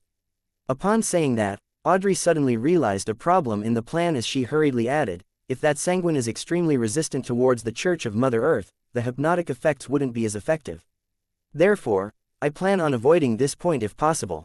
I will imbue in him the thought of nabbing some target he hates so that he wouldn't realize that he's entering the intended cathedral during the pursuit. How about letting you be the target of his hatred? This will require you to be able to ensure your own safety while maintaining a distance without being caught. It's not a problem, Emlyn answered after some thought. With Duke Ulmer removing the mental corruption of the Sequence 5 artificial vampire Beander characteristic, Emlyn just needed to wait till a full moon to become a Viscount. That would place him equal to Ernst Boyar, and this opportunity was available next week. When that happened, he didn't believe that he would be caught up to by a Viscount just like him when he was equipped with the Ancestor's Ring. If it really won't work, I can borrow Miss Magician's spellbook. I recall that there are powers in the wind domain. Emlyn was rather confident. By the side, Leonard felt a baffling sense of horror when he heard the conversation between Miss Justice and Mr. Moon. To him, no matter how terrifying a head-on battle was, it was nothing compared to the horror of doing something that went against his own will without him realizing it. He paused for a moment and replied to the second problem that Emlyn had raised. My payment is the same as misjudgment. I want a portion of the spoils. To Leonard, this entire matter required him to determine the time and location to pull the target into a dream before he left. He didn't need to care if the operation was successful or if any accidents cropped up. It was as simple as heading to a coffee shop to order a cup of Daisy coffee. The only thing that needed him to take into account was to not expose himself. Therefore, he couldn't bring himself to ask for an advanced payment, planning to obtain a cut from the final spoils of war. In addition, he believed that this was a necessary thing to do in order to fully blend in with the Tarot Club. He didn't need to nitpick on such matters. Audrey turned her head and glanced at Zio before retracting her gaze. Revealing a smile, she said, my request is the same as Mr. Star and misjudgment. I'll take a quarter of the spoils of war. In fact, she wasn't insistent on getting payment, because she believed that the Sanguine had bullied a Tarot Club member and her two friends. Punishing him was something she expected of herself. The reason why she took a portion of the spoils of war was to take into account Mr. Moon's feelings. She was afraid that her voluntary help would leave the prideful Sanguine embarrassed and angry. Furthermore, Mr. Moon doesn't have any money, so the payment can only be the spoils of war, Audrey added silently. Although she didn't deliberately keep count, based on her ability to take note of details and the memory of a spectator, she believed that Mr. Moon, who had spent £5,000 to purchase the Sequence 5 artificial vampire Beander characteristic, wasn't in the best financial state. Furthermore, he had to refund the intel fee that he earned. 4 participants, with each obtaining a piece of the spoils of war. That's very fair, Emlyn nodded and surveyed the area. Any other suggestions? Furs asked in disbelief. It's that simple. That's a sanguine equivalent to a sequence 5. The plan you came up with sounds like it would succeed very easily. In her mind, sequence 5 Beyonders were the strongest among unaffiliated Beyonders. Some were even the host of gatherings. Even the powerful pirate admirals were of that sequence, but now, in the conversation of the Star and the others, such a sequence 5 was to be finished so simply. There didn't seem to be any difficulties. Upon hearing her question, Leonard thought and said, as long as that sanguine doesn't have any items that resist my powers, even if he's equivalent to a sequence 5, I'll definitely be able to throw him into an unconscious state for some time. It will just depend on Miss Justice to grasp this opportunity. If I arrange the location and make preparations ahead of time, I'll be fine, Audrey replied in a confirmatory tone. She was actually a little uneasy. After all, this was her first time in battle, but her confidence over her Beyonder powers and knowledge in psychological mysticism allowed her to say those words with confidence. After Furs heard the response, she suddenly felt her mind a little adrift. Without realizing it, apart from Mr. World, the rest of the Tarot Club members have the ability to finish off sequence 5 Beyonders as well. That's right, Miss Justice is already a sequence 6 hypnotist. With the cooperation of a Beyonder of the same level, there really is a relatively high chance of hypnotizing a sequence 5 Beyonder. Just as Emlyn felt that this matter had been settled without needing any more questions to be raised, Alger, who had been observing from the side, spoke. As members of a secret organization, I believe that everything needs to be considered at a deeper level. Ah, Emlyn and Leonard cast their gaze at Mr. Hangman with a puzzled look. Audrey and Zio were taken aback before they realized something. Alger cleared his throat and looked at Derek. Since Delaire Forest's abandoned ancient castle was a test, why isn't the obvious sanguine a test as well? Exactly, I knew that Mr. Hangman would have given a warning. The fool Klein controlled the world Gehrman Sparrow to nod. Catalia then looked at the hanged man with a look of approval and agreement. This, Emlyn's pupils constricted, at a loss for a retort. In an instant, he found himself too careless. Leonard was taken aback. Immediately, he realized that he was too desultory. He had involved himself without fully understanding the details and without consideration of any latent risks. Of course, this style had to do with his identity as an official Beyonder and its thought processes. As expected of Mr. Hanged Man, he considers all the details with such meticulousness. Audrey, you need to build up more experience. Audrey focused on something else as she asked, so we need to abandon the punishment and take action when the sanguine are unable to maintain the secret surveillance. Alger chuckled and said, there's no need to. Just a few acts of misdirection would do. He then looked at Emlyn and said, first, hand the investigation of the sanguine to bounty hunters in Backland. Use their existence to hide misjudgment's actions. Second, when determining the location, try to do it near an Orthodox deity's cathedral. This will effectively disrupt any subsequent divinations. Third, before Miss Justice and the others take action, you have to do something that leaves one suspicious but is nothing eye-catching. Make it seem like you will be exacting revenge somewhere else so as to attract the eyeballs of the secret monitor away, thus, creating the desired opportunity. This is combined with the first point. Fourth, only after the sanguine is successfully hypnotized do you become the bait. Having said that, Alger paused. If there's the addition of anti-divination and anti-prophecy at the demigod level, this entire matter will be flawless. Of course, Miss Justice, Mr. Star, you must be disguised during the operation, without leaving behind any traces. This speech left most of the members taken aback, especially Derek. He couldn't help show his respect and amazement. Although he had no means of participating in this punishment operation, as a member of the Tarot Club, he couldn't help but be concerned and pensive about such matters that required a clear line of thought. He hadn't noticed any problems with the original plan of Mr. Moon and Company, so now, he couldn't help but be impressed by Mr. Hanged Man's ability in such matters. Emlyn thought and said, you mean that I should use a superficial form of punishment to hide Miss Justice's and Mr. Star's secret operation? It's like I would make it appear that I'll take action in a particular corner of a square after the target leaves a coffee shop, attracting all the attention, but in actual fact, Miss Justice and Company would have already completed the hypnosis inside the coffee shop without anyone realizing it. Alger nodded gently. I learned something new. Mr. Hanged Man really is an experienced Beyonder. Audrey felt overjoyed receiving an epiphany. The problem now is where are we to find an item or charm with anti-divination and anti-prophecy effects at the demigod level. Leonard also felt that he had enriched himself greatly as he asked.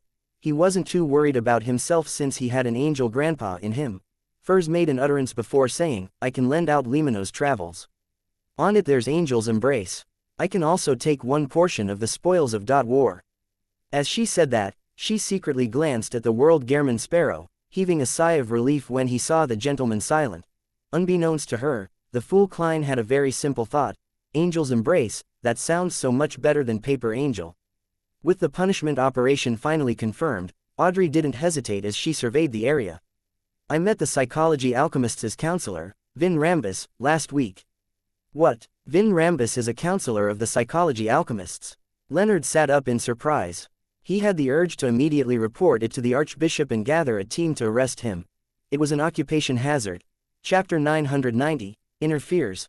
Almost instinctively, Leonard looked around the table and realized that none of the other Tarot Club members showed any hint of surprise.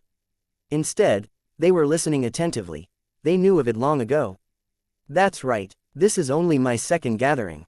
I haven't had the chance to learn about many things, the secrets that get exchanged here are plentiful. Leonard retracted his gaze and returned to his original sitting posture.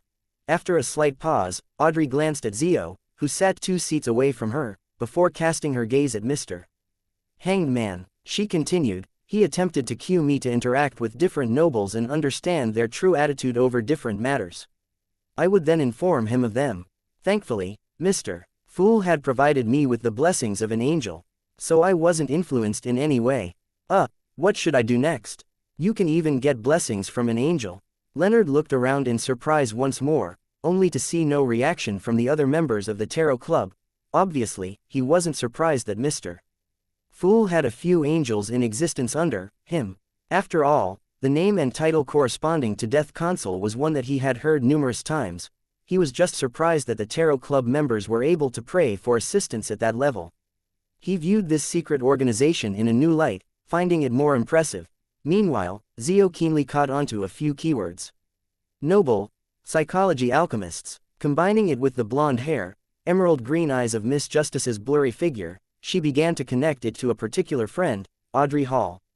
However, she couldn't be sure because blonde hair, black hair, blue eyes, and green eyes were common among the Loan nobles.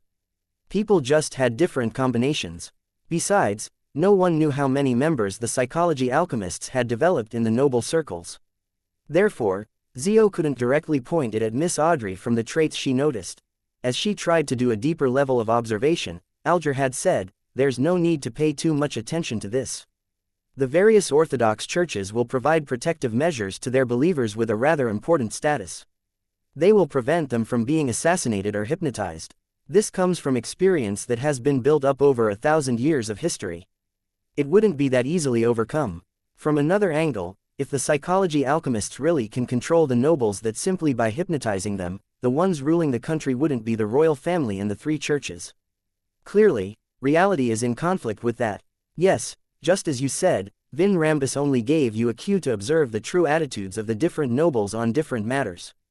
This means that he's holding himself back greatly, afraid of doing anything too overboard. It's to prevent himself from leaving behind any clues. In addition, your true status among the nobles should just be in the periphery. You have no way of directly involving yourself in various political matters. Therefore, in contrast, the protection and monitoring over you wouldn't be too strict. This is also why Vin Rambus targeted you. Mr. Hanged Man's analysis is really detailed. Although he often taught Little Sun and the others, he would secretly gain something during the process, wishing that he could get more useful information from the feedback. However, there's none of that this time. It's the same for the suggestions for the punishment operation from before as well. On careful thought, his change has been happening for quite some time. It just wasn't too obvious in the past. I even missed out on it. Audrey's professionalism stirred up as she quickly did a mental analysis of the Hanged Man. She quickly had a theory, suspecting that Mr. Hanged Man was trying to transform his standing within the Tarot Club. Ever since Ma'am Hermit joined the Tarot Club and showcased her resources and channels at sea, Mr. Hanged Man has been unknowingly searching to transform himself in a bid to distinguish himself from her. Before problems cropped up with the artisan, this transformation wasn't that obvious. Even Mr. Hanged Man didn't realize it himself. It was only recently that he seemed to finally come to a realization and thought it to be true. Indeed, to maintain one's standing in the tarot club, the raising of one's strength is one aspect, but providing help to the entire group is another aspect. Audrey's mind raced as she turned her attention back to the topic at hand. She pondered for a moment and subconsciously, her tone turned heavy. Does this also mean that the Orthodox churches will have certain levels of surveillance, control, and guidance for the important nobles? This was something that she had thought about while in the Lowen Charity Bursary Foundation's office. She had subconsciously drawn a scene that represented her concerns on this matter. In psychology, elements she drew out in such a state often didn't point to something particular. It was more like an abstract expression. The cold eyes mostly represented her fear for people monitoring and controlling her and her family. Combining it with her subconscious drawing, her worry of Vin Rambus's queuing, and the celebrant of the Mass at the Church of Evernight her parents attended being Baklan's archbishop, Audrey's interpretation was that not only was she afraid of the hypnosis and cues of the psychology alchemists, but she had also become fearful of the Orthodox churches. She couldn't be sure if they would directly use their Beander powers to imbue thoughts into aristocratic believers with high standings, so as to guide them into doing actions that violated their true will. This was sacrilegious and rebellious to Audrey, who had received an Orthodox education from a young age. Therefore, she had tensed up back then, immediately burning that drawing. After hearing Miss Justice's question, Alger scoffed.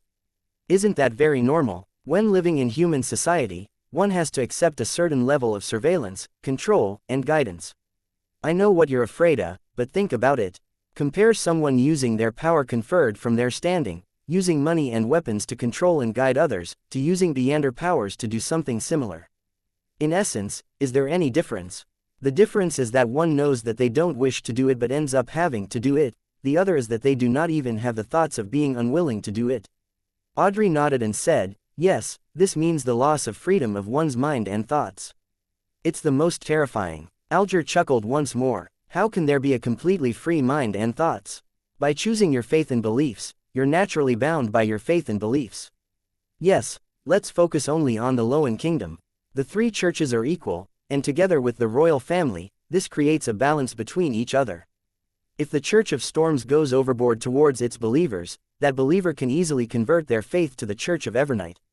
Therefore, under most situations, the Orthodox churches will tend to use their standing and beliefs as a religion to guide important believers instead of using Beander powers. Balance. Audrey pondered over this term. She came to a new realization of the kingdom's upper circles and the entire world. This was something she had come into contact with before but had never deeply understood the word. At this moment, many of her thoughts matured. Thank you for your explanation, Mr. Hanged Man. Audrey sincerely addressed him with an honorary title. Then, how should I deal with Vin Rambus? Alger calmly said, the problem with him isn't anything to panic about. You fully have the ability to run circles around him. You can provide him unimportant information while keeping the core secrets to heart. You can seek this opportunity to obtain potion formulas and even their Beander ingredients. After some time, when there are corresponding changes, you can consider switching strategies. Of course, you can't be too careless. Duke Negan is an example of this mistake. Just as he said that, sitting at the bottom of the long-mottled table, the World Gehrman Sparrow glanced at Miss Justice. He said with a hoarse smile, when the time comes, even if Vin Rambus were to die, no one will suspect you. Even if Vin Rambus were to die, he's a demigod, Mr. World has plans of attacking Vin Rambus. It's possible. He has always been investigating Quaron's suicide case. He was even the one who informed me of Vin Rambus's true identity. Audrey's eyes widened slightly as she felt perturbed. Even when she hated and felt the most fear towards Vin Rambus, she had never had thoughts of killing this psychology alchemist's counselor. All she considered was the means to avoid being guided. On the one hand, it was because she didn't have such thoughts, and on the other hand, it was because he was a demigod. This meant the top-ranking power in the kingdom and churches. I understand what needs to be done. Thank you, all of you. Audrey drew a breath and politely thanked them. Klein sure sounds bombastic these days. Yes, he even wishes to get rid of Amon's avatars in Bakland. Vin Rambus is really nothing. Leonard looked at the World Gehrman Sparrow with mixed feelings. Catalia and company also remained silent. With the topic of the psychology alchemists coming to an end, Klein controlled the World Gehrman Sparrow to make him look towards himself. Honorable Mr. Fool, I wish to communicate privately with Mr. Star. Klein temporarily didn't wish to let the other members of the Tarot Club learn about the eradication of Amon's avatars. It wouldn't be good for keeping the matter confidential, and it might lead them to be targeted by Amon. Sure, the fool Klein naturally didn't deny his own request. As Leonard was feeling poignant at the possibility of private communication, he informed Klein of the main points in Pallas Zoroast's reply. It also included the problem of the Worm of Time Beyander characteristics loss. This made Klein suddenly realize how he could use his Worms of Spirit to create charms and bullets, split off a few and kill them. When the characteristic contained in them return to my body, the remaining material can also be used like a Worm of Time. The only problem is that killing Worms of Spirit deals a certain level of damage to myself. After all, each Worm of Spirit contains a part of my spirit body. Yes, I have to limit the number each time. Only after I fully recover can I do it again. In thought, Klein got the World Gehrman Sparrow to reply, I will try my best to confirm if a blessing of concealment is possible before I give you an answer. If there's no problem, we can attempt to seek out sealed artifacts of the Marauder pathway at the demigod level. Of course, I will try to think of the means to identify the grafting of fate. Klein wasn't sure if observation from above the gray fog would allow him to see the truth of fate, just like how he was able to see his believers being parasitized. Hence, he planned on using the paper crane to contact Snake of Mercury will Osepton and gain his expert opinion. Alright, as Leonard grumbled about how Old Man would have recovered further if demigod-level sealed artifacts at the Marauder pathway were that easy to find, he nodded slightly in response. Chapter 991, A Ritual Without a Reply. After ending the private communication, Klein made the World Gehrman Sparrow look at Catalia. Please inform Queen Mystic that I wish to meet her to talk about something. The exact time and location is up to her. Queen Mystic, so Ma'am Hermit represents the royals above. The 5 Cs. Leonard was first taken aback before he came to a realization. What's the matter? Catalia frowned slightly in a wary manner. I will forward her your intentions, but I cannot provide any guarantees over her agreement. Okay. The World Gehrman Sparrow nodded simply, indicating that it was fine. At this moment, Derek finally had an opportunity as he asked, everyone. He glanced at Mr. Hanged Man and Mr. World before continuing, the ritual needed for me to advance to Priest of Light requires pure darkness. I need to bury my entire body in ice that usually doesn't melt. In the City of Silver, such ice isn't difficult to find. However, how do we create pure but safe darkness? So that's the Priest of Light's advancement ritual. Little Sun sure is honest and simple. Due to her lack of experience and knowledge, Audrey was unable to provide any substantial suggestions. All she could do was cast her eyes at the person she believed was capable of resolving the problem, the World Mr. Gehrman Sparrow. And at this moment, the World raised his hands to pinch his temples. As for the fool Klein, he was rapidly trying to think of a solution. Sigh, if this were the outside world, pure darkness is extremely easy to obtain. Ice that normally doesn't melt would be the most troublesome thing to obtain, but the City of Silver is the complete opposite. There, darkness is too dangerous. Just being within it will result in one's disappearance or suffering the attacks of strange monsters. I can get Leonard to provide charms from the Evernight domain, and then I can stir some of the powers of the mysterious space above the gray fog. Using Little Sun's prayers, I can provide an area of artificial darkness. But the problem lies in me being unable to determine if this would bring the normal danger that the City of Silver encounters. This is not something that can be answered with divination. When matters do not involve myself, I can only determine if a matter is dangerous or not, or when matters should be done. And under such situations, there are too many elements involved, and the sources of danger are diverse. Yes, I'll summon Erodes later and ask it.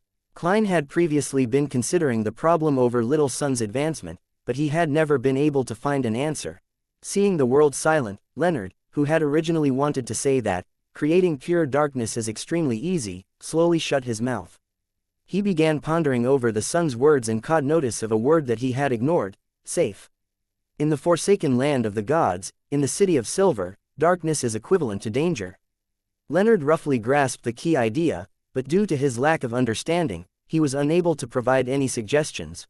Finally, it was Alger who spoke. He glanced at Derek and said, I will help you gather information and seek out solutions. But in the process, you might need to provide some help to confirm that it can be done. No problem, Derek answered without any hesitation. Right on the heels of that, He added, "There's no need to rush it. I still have about a month before I can finish digesting my notary potion." Alger nodded gently, indicating that this wasn't something that needed any reminders. At this moment, Catalia deliberated for a moment and said to Derek, "Perhaps we can consider this problem from another angle. Your advancement ritual wouldn't last too long. We can simply increase the time you can survive in pure darkness to resolve this matter. I remember that you've mentioned that after being left in darkness with zero light, there are two dangers. The first would be the attacks from strange monsters that come from unknown origins, and the second would be a baffling instance of disappearance that is akin to evaporating. The former situation is easy to resolve. You can make a request to your chief for certain sealed artifacts, or you can get him to stand guard by your side. As for the second case, I don't know enough. You can attempt to ask your chief." Derek thought about it carefully and suddenly felt that this was a viable train of thought with a rather significant chance of success. He immediately replied in pleasant surprise, "Thank you, ma'am hermit." The exchange and learning session continued until the gathering slowly came to an end. Seeing that it was almost done, the fool Klein rapped gently on the table's corner. "Your wishes are will." Audrey and company stood up and bowed reverently. After they vanished from above the gray fog, Klein left the area and returned to the real world. He first took out his wallet and got the paper crane which was folded by wuxia. Spreading it across the table, he picked up a pencil and simply wrote, "There's something." After folding the paper crane and stuffing it under his pillow, Klein got into bed and genuinely took an afternoon nap. In his hazy dream, he once again saw the pitch-black plains and the towering steeple. Passing through the plains and through the wooden doors, Klein arrived at the familiar corner. A black pram came out of the thick shadows as wuxia, wrapped in silver silk, sucked at his right thumb and derided angrily, "You are getting more and more impolite." Klein laughed dryly and said, "With our relationship, there's no need for such pleasantries, right?" wuxia harumphed and said, "Speak, what's the matter?" "This is the thing. I recently encountered Amon's avatar," Klein said directly. The baby's mouth widened a little as though he was about to cry. It took him great effort to control himself as he said, "I haven't been born for more than a month. There's nothing I need from you. I only wish to ask you a question," Klein quickly added. wuxia raised his fleshy arm and waved it. "What is it?" Klein immediately said with a smile, "Amon's avatar can steal the destiny of others and appear while replacing their identities. I wish to know how I can see through such a terrifying matter." wuxia chuckled as he pointed up at the sky with his index finger. "Pray for help. From the looks of it, using the powers of the gray fog can be used to discover the grafting of destiny." Klein heaved a sigh of relief as he felt even more certain. When he thought of the word, using, he was referring to using his marionette to pray to the fool while he entered above the gray fog. Through the point of light representing his believer, he could survey the surrounding area to seek out any abnormalities. In a sense, this was equivalent to the fool's observation, and equivalent to an augmented, true vision. But the problem is that I can't stay above the gray fog to observe for grafting all the time. It might be the case that, in between two of the observation periods, Eamon could have entered Bachland Street and have done something, Klein thought before asking with some deliberation. "Anything you would like to remind me of?" wuxia turned his head away without looking at him as he mumbled, "You have to visit me and my parents once this week." During high tea. "No problem," Klein agreed without any hesitation. Only then did the baby turn his head back and giggle. "Next week, around Wednesday or Thursday, there might be some changes in your destiny." "Is that so?" Klein nodded in thought as he watched the black pram slowly retreat into the shadows. After waking up from his dream, he packed up his items and began setting up an altar without any rest. This time, the target of his prayer was the Evernight goddess, herself, and not artificial death. This was to prevent Eamon from prying upon the source of the stirring via the changes in destiny and, thus, noticing something wrong. How could the Evernights blessed be praying to artificial death? After setting up the ritual, Klein wiped his face and turned into the cold-looking German sparrow, causing his height to drop a little lower. After igniting the first two candles in front, Klein made the ordinary candle representing himself burn with a yellow flame. There were two candles in front. One was a candle made of night vanilla and slumber flower to represent Evernight, and the other was a candle made up of white chestnut flowers and wild rose to represent concealment. Following that, he created a wall of spirituality, dripped full moon essential oil, and burned some herbal powder that pleased the goddess. Bit by bit, he completed the ritual. Towards the end, Klein took 2 steps back, activated his spirit vision, and chanted softly, I pray for the power of the Dark Knight. I encountered Blasphemer Amon's avatar in Backland. He was gathering the characteristics of a marauder pathway demigod. I seek for the blessings of concealment so as to complete the mission of eradicating the Blasphemer's avatars. Night Vanilla, a herb that belongs to the red moon, please pass my supplication to the goddess. Moonflower, a herb that belongs to the red moon, please pass my supplication to the goddess. After he was done chanting, Klein patiently waited for a while, but nothing happened. There wasn't any reply. The goddess is in a critical period of gaining control over the death pathway's uniqueness and is unable to respond beyond anything normal. Should I try to pray to artificial death? After all, if there are the blessings of concealment, Aemon wouldn't be able to see it. If it doesn't, then the source of stirring destiny wouldn't point to me. Klein frowned little by little as he ended the ritual and cleared the altar. He felt that he needed to find other solutions. After he finished clearing the desk and turned around, prepared to head for the reclining chair, a figure suddenly appeared in front of him. The figure wore a simple linen robe with signs of patching. By the figure's waist was a belt made of tree bark. Raven black hair cascaded down freely as the figure's feet didn't wear any socks or shoes, making them covered in dust and wounds. It was a lady. She had extremely normal facial features. Her ghostly black eyes were no different from the common person, but just looking at her left Klein feeling a sense of extreme peace and serenity. Even though feelings of alarm rose up within him, they were unable to overpower the peacefulness. Chapter 992, Orodes' Congratulations. You are? Klein asked in a rather complicated state of calmness. The lady in a simple robe nodded and said, Ariana, servant of concealment. Servant of concealment? Ariana? Klein's eyes constricted, as he knew who the lady was. As a former Nighthawk, how could he not be aware of the name, Ariana? She was the Evernight Cloister's matron, head of the 13 archbishops, a likely candidate for the future pope. Regardless of which identity she had, she was part of the general knowledge that couldn't be avoided in religious studies and mysticism. As for the name, servant of concealment, Klein had read about it in Emperor Rassel's diary. Considering the similar name of attendant of mysteries, he suspected that this pointed to an angel. Meanwhile, based on the law of Beander characteristics conservation, with a sequence O in existence, it meant that attendant of mysteries couldn't be a sequence 1 angel. Therefore, Klein believed that the servant of concealment was likely sequence 2 of the Evernight pathway. It isn't that the goddess didn't reply, but that she used a very special way to respond. She directly sent her servant over. Klein felt mixed emotions that could hardly be described. He fell silent for a few seconds before giving a solemn bow. Good afternoon, Your Eminence. In the various churches, if a demigod at the angel level walked the land, there was a need to address them as Your Eminence, as a show of respect. Likewise, towards the pontiff, pope, and chief shepherd representatives of the deities one had to use Your Holiness. In addition, a church's head was synonymous with the Holy See or Apostolic See. Of course, many a time, the Holy See could also represent the church's headquarters itself. Ariana tapped her chest 4 times in a clockwise fashion and replied in a pious manner, May the goddess bless you. She then said, I'm an ascetic. You can just call me ma'am. Yes, ma'am Ariana. Klein didn't insist. Ariana looked at him calmly for 2 seconds and directly asked, You plan to deal with Blasphemer Amon's avatars in Backland? Yes, I wish to obtain the blessings of concealment, Klein frankly replied. At this moment, he felt a little stumped because this was different from what he expected.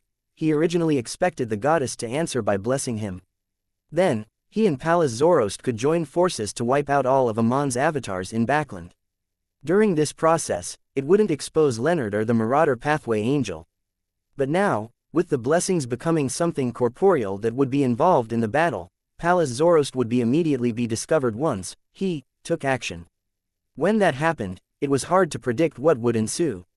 Don't tell me I don't need to ally with Pallas Zoroast.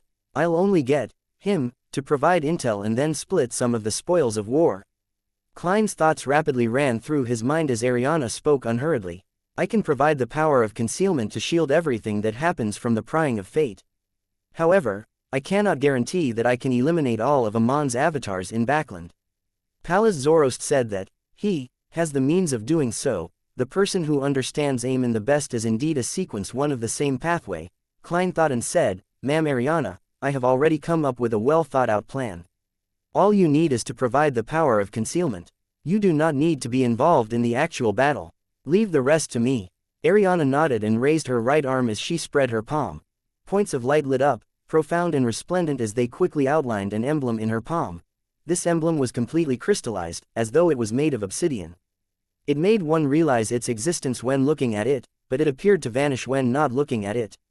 This is my Evernight coat of arms. It doesn't possess any characteristics or power by itself. The only use is that, when triggered, it will establish a connection with me, regardless of where you are in the real world, Ariana explained simply. Before you begin your operation, remember to use it. I will provide you with the power of concealment. If you need more direct assistance, use Ancient Hermes to chant, Ariana, when triggering it. This is equivalent to an itemized altar and ritual that points to her. Oh, at the level of angel, the range of responding to prayers has extended to the entire world. Klein instantly grasped the true nature of the Evernight coat of arms. As a bizarro sorcerer, he did not have the means to reply to prayers. This was a trait that could be obtained only at sequence 3. Of course, as Sea God and the Fool, he was very well versed in such matters.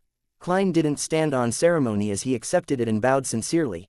After saying that, he tapped 4 spots in a clockwise manner on his chest, forming the sign of the Crimson Moon. This way, he could still join forces with Pallas Zoroast. As long as he triggered the Evernight coat of arms without using Ancient Hermes to chant Ariana's name, everything would be fine. Praise the lady, Ariana replied piously. Her figure then vanished as though she had been erased by an eraser. This is a departure by entering a concealed state. Klein pursed his lips in thought. Meanwhile, he was filled with suspicion over Ariana's swift arrival. After all, the Evernight pathway wasn't well versed in methods such as teleport. To go from Winter County all the way to Backland required a significant amount of time. My ritual isn't the kind that prays for a direct descent. Could it be that Ma'am Ariana happened to be in the vicinity, in the Backland diocese? Isn't that too much a coincidence? If it isn't one, it only serves to exacerbate the problem. What is she doing in Backland? The undercurrents are stirring. Klein retracted his gaze and patiently waited a while before turning back into Dwayne Dante's. He found a pen and some paper once again and drew the symbol that was a mixture of concealment and mystery prying. When the final stroke was written, the full-body mirror in the master bedroom produced a dark but pure light, as though a silent undercurrent was surging out from the bottom of a lake. Right on the heels of that, fireworks appeared, bursting in the sky. Colors of gold, silver, red, and blue exploded as words formed in the mirror.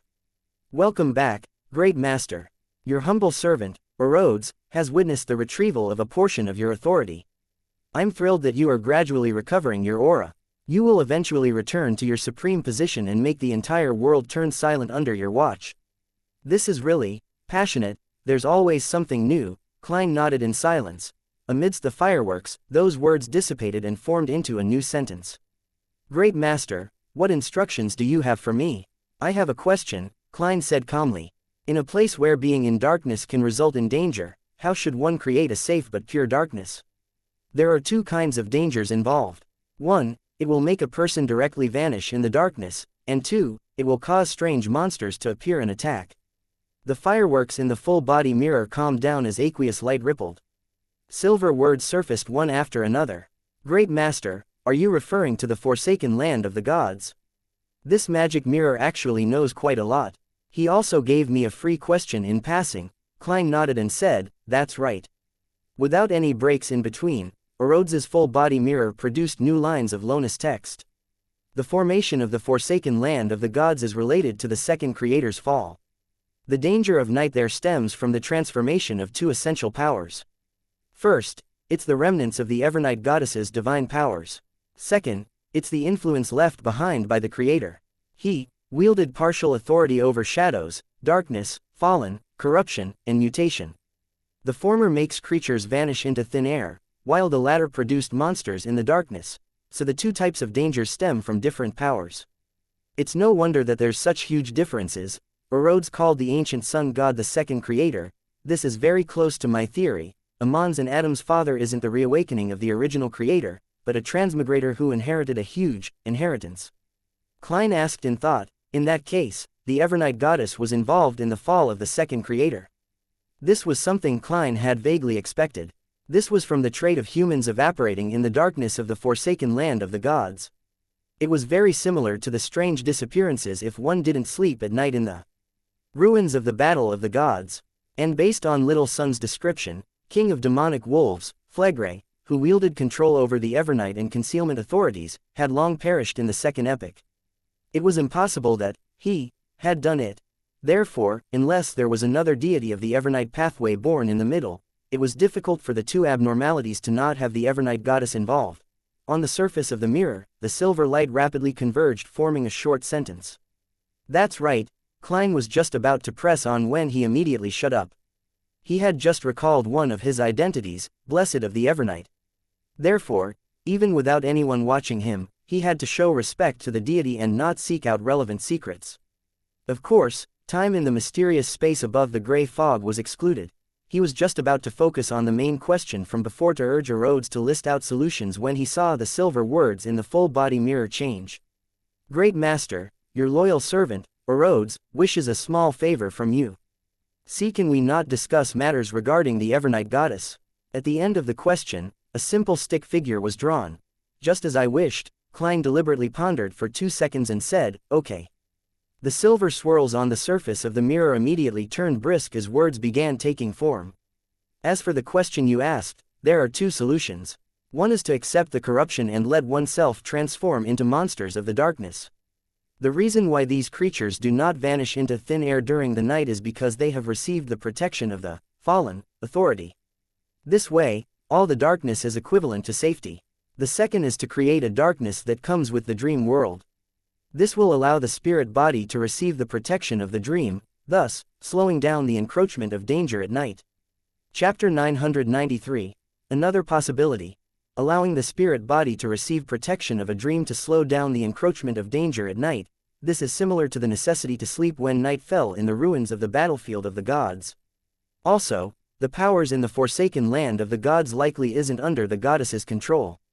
Once one vanishes in the darkness over there, they definitely won't enter the foggy town. Where will it point towards? Or would they stay in the same spot, unable to interact with companions in the real world until they die of starvation or old age? After reading Rhodes's reply, Klein was somewhat enlightened as he roughly grasped the crux of the issue. However, he felt that this wasn't necessarily useful, because the sun only required pure darkness so that he could be buried in ice that normally wouldn't melt to consume the Priest of Light potion.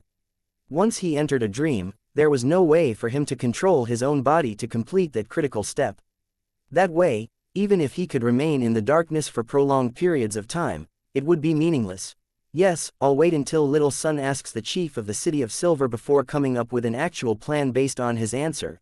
Of course, before that, I can try to get a corresponding solution from Leonard to figure out how to create darkness with a temporary dream world. Klein nodded slightly, acknowledging the answer provided by the magic mirror. As for the first option of accepting corruption and turning into a monster in the darkness, it wasn't even considered. In the extraordinary world, this was equivalent to committing suicide, which almost couldn't be reversed. Upon considering how he still had one question left to ask, Klein deliberated and asked, where can I obtain the potion formula of the Seer Pathways Sequence 3, Scholar of Yore? The full body mirror's surface had aqueous light ripple once again as it reflected a dark cathedral without any natural light. Klein found this scene very familiar as he immediately recalled what it represented. This was where Zeratul, who had turned into a monster, hid. However, this time, deep inside the cathedral, the cluster of blurry and huge maggots were no longer present. Just as Klein's pupils dilated, the silver words appeared beneath the scene depiction. Great Master, Zeratul has vanished. I can't find him. Vanished. Klein momentarily forgot to breathe. Although he had long known of Zeratul's return, since he was the one who began the chain reaction by opening the door to the foggy town, he never expected this big shot to secretly leave the cathedral, his whereabouts becoming unknown. Even Rhodes is unable to locate him. What is he plotting? The more Klein thought, the more a chill ran down his back. Having become a Sequence 4 demigod, he could confirm one thing. His control over the mysterious world above the gray fog was still insufficient. He could temporarily only converge the leaking specialness that it had augmented him within the real world, making it difficult for beyonders of corresponding pathways to see it, but it was unable to repress the law of beyonder characteristic convergence. As for the gray fog, it had proven time and time again that he had an invisible form of attraction towards beyonders of the Seer, Apprentice, and Marauder pathway. Amongst them, the effects on the Seer pathway was most evident. Besides, I myself am quite an attractive sequence for Bizarro Sorcerer. It's not impossible for Zeratul to suddenly come to Backland one day. Klein maintained a deadpan expression and said to the full-body mirror that was switching scenes, "Got it." Antigonus presented another scene which Klein was equally familiar with. It was the Antigonus family's treasure trove, at the peak of the Hornassus mountain range. Below this scene, silver words quickly surfaced once again. "Great Master, there's another possibility, but I can't tell. I just know that it's easier than the first two. The Antigonus family's notebook isn't there this time." "That's right. It will lead the wielder to the main peak of the Hornassus mountain range to seek out the Antigonus family's treasure trove. It's basically the same as the previous option. What's the possibility that even Erodes can't tell?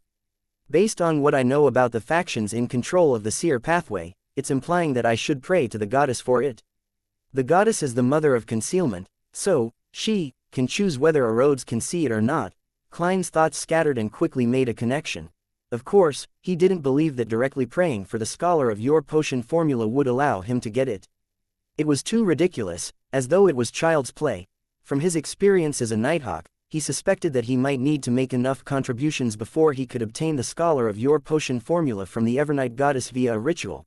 Making enough contributions, this sure is a familiar phrase. Klein sighed as he began having some ideas. Clearly, he had hints on how to do so handle the artificial death faction of the numinous episcopate. However, Klein suspected that the goddess only had up to the scholar of your sequence for the seer pathway potion formulas, and not the subsequent ones at the angel level. This was because the Antigonus family's angel didn't perish immediately back then but had hidden in a secret palace, losing control to become a monster and was in a half-sealed state. In addition, the Fool card was also there and hadn't been retrieved yet. At this moment, Klein had the intention of asking about Amon's avatars, but he suddenly recalled that within the memories of the rat demigod, the warning about the marauder pathway angel and Aemon had been given by this very mirror. As his thoughts flashed through his mind, Klein narrowed his eyes, looked at the full-body mirror, and nodded. "All right, that's it for today. Head back. If there's anything in the future, I'll summon you again." "Yes, Master. Goodbye, Master. Your loyal and humble servant, Erodes, is constantly waiting to return to your side." Light gathered on the mirror's surface, depicting a stick figure waving its hand. After everything returned to normal, Klein turned around and picked up the paper with the previously drawn symbol. With a snap of his fingers, he made it burst into scarlet flames. The ash floated down as he spread open his left hand. In it were two maggots shimmering with solid mysterious symbols. The two maggots squirmed gently, using their life force to fill the entire bedroom with madness and bizarreness. The surrounding lights then dimmed and brightened from time to time in a non-uniform fashion. They were none other than the worms of spirit which Klein had separated from himself. Suddenly, Klein reached out his right palm, suddenly pressing them towards the two transparent maggots. Instantly, his palm paused, just short of touching the worms of spirit. He raised his palm again, lowering it only to pause. He repeated this several times until he finally exerted his strength with a deadpan expression. Amidst an invisible and illusory cracking sound, his head suddenly felt a stabbing pain. This made his soul feel like it was being ripped apart. It was even more painful than encountering a gunshot or a slash wound. Klein used his clown powers to control the twitching of his facial muscles. After a few seconds, he raised his right hand to rub his temples, inwardly mumbling, "Indeed, the death of every worm of spirit deals damage to the spirit body. My current limit is 6. I'll temporarily stop trying. Let's see how long it takes to recover. Thankfully, this is a tolerable matter. Otherwise, it would be dangerous if a marionette is destroyed while the worm of spirit isn't able to be collected in time due to an intense battle. Yes, it's different from Amon's worms of time avatars. A Bizarro sorcerer's worms of spirit will not necessarily die when a marionette is destroyed. Most of the time, a Bizarro sorcerer is able to retrieve them in time. It's because the distance between the body and the marionette isn't that exaggerated." After confirming the situation, and waiting for the Beander characteristics contained within the worms of spirit to return to himself, Klein rummaged for some materials and set up a ritual to pray to the Fool. After a series of tasks, Klein used the carcasses of 2 worms of spirit, 2 silver plates, and the complicated symbol which he had previously recorded down to make 2 silver black bullets, of which the latter came from Snake of Mercury will Ausepton. The 2 bullets were carved with strange, indescribable patterns. They kept extending inwards as though they were coming together in the middle at one point. Their entire bodies were gloomy but not dark. Just one look at it made one's thoughts sluggish. Klein flicked a gold coin and used divination, together with his spiritual intuition, to swiftly determine the abilities of the two bullets. The target would immediately enter a state of paralysis upon being hit. The length of time that one was left in this state depended on the potency of one's spirit body. Even Sequence 3 Saints would be in a state of stiffness for a second or two. This already exceeds my powers. Of course, the premise is that contact can be made. Oh, this is a result of the Grey Fog's augmentation. These two bullets should be at the same level as the Fate Siphon charms. Although my worms of spirit can't be compared to Amon's and Palez's worms of time, the amount of power I can now draw from the mysterious space above the Grey Fog is clearly superior to what I could do in the past. I shall call them a control spirit bullets. Klein drew Death Knell from his underarm holster, snapped open the cylinder wheel, and stuffed the two silver-black control spirit bullets inside. Following that, he spread open a piece of paper beside the altar and wrote, "Next, your mission is to seek out relatively high-level charms and Beander bullets. May God be with you.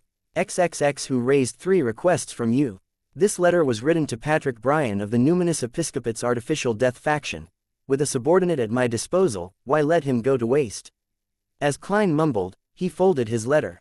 At the altar from before, he summoned Patrick Bryan's messenger. The surface of the desk burst into pitch-black flames and quickly gathered together, forming a translucent bird with dark feathers.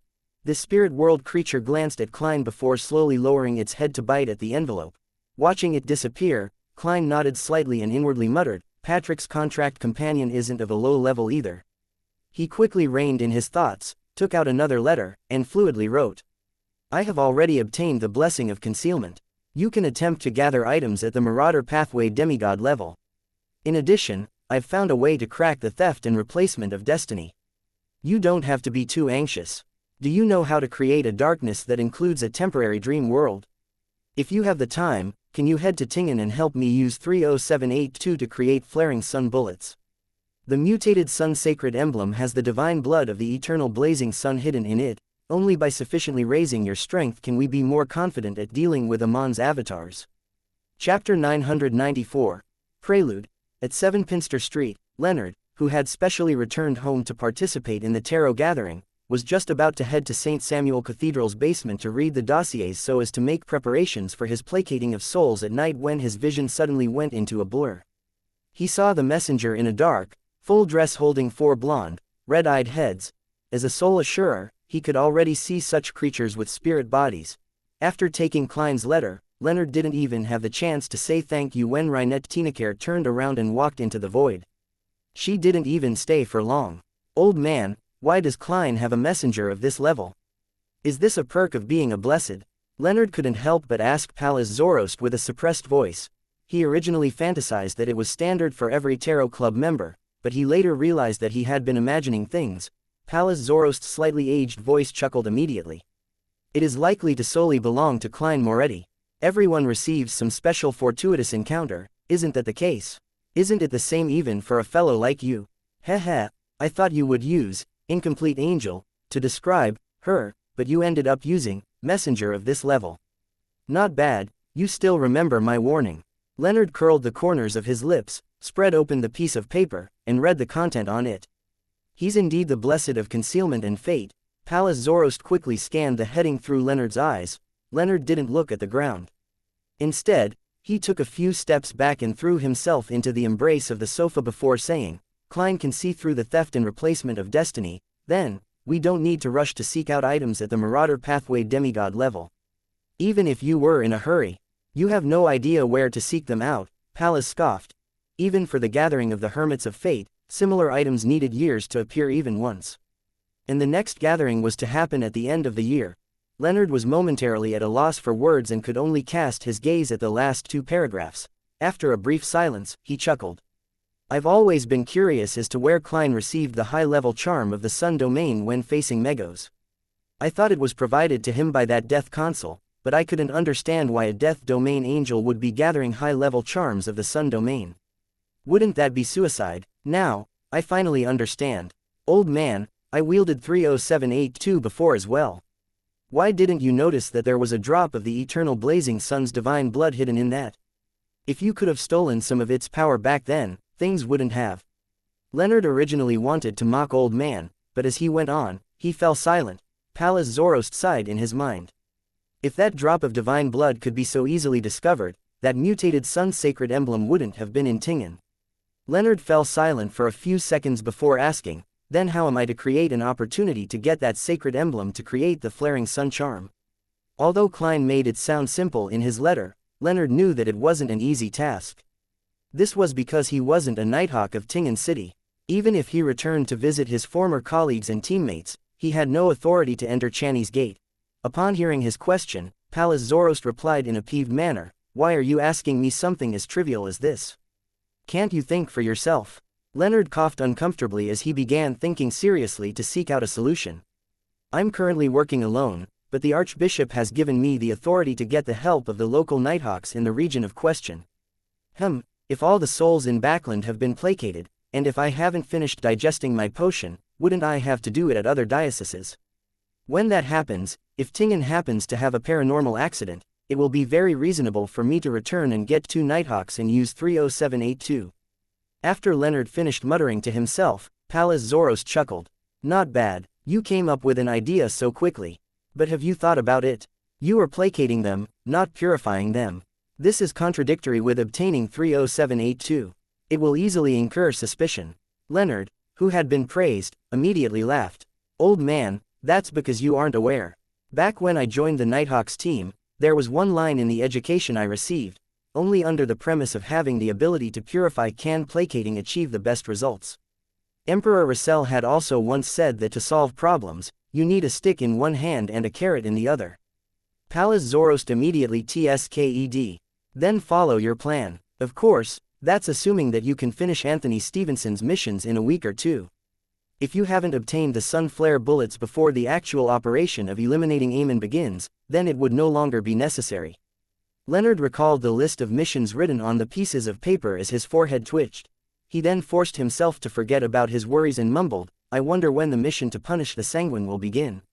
I wonder if the Sanguine has a sealed artifact at the Marauder Pathway's demigod level.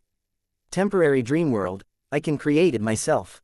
I'll find a chance to make some charms, but can power at this level be able to resist the corrosion of the darkness in the forsaken land of the gods?"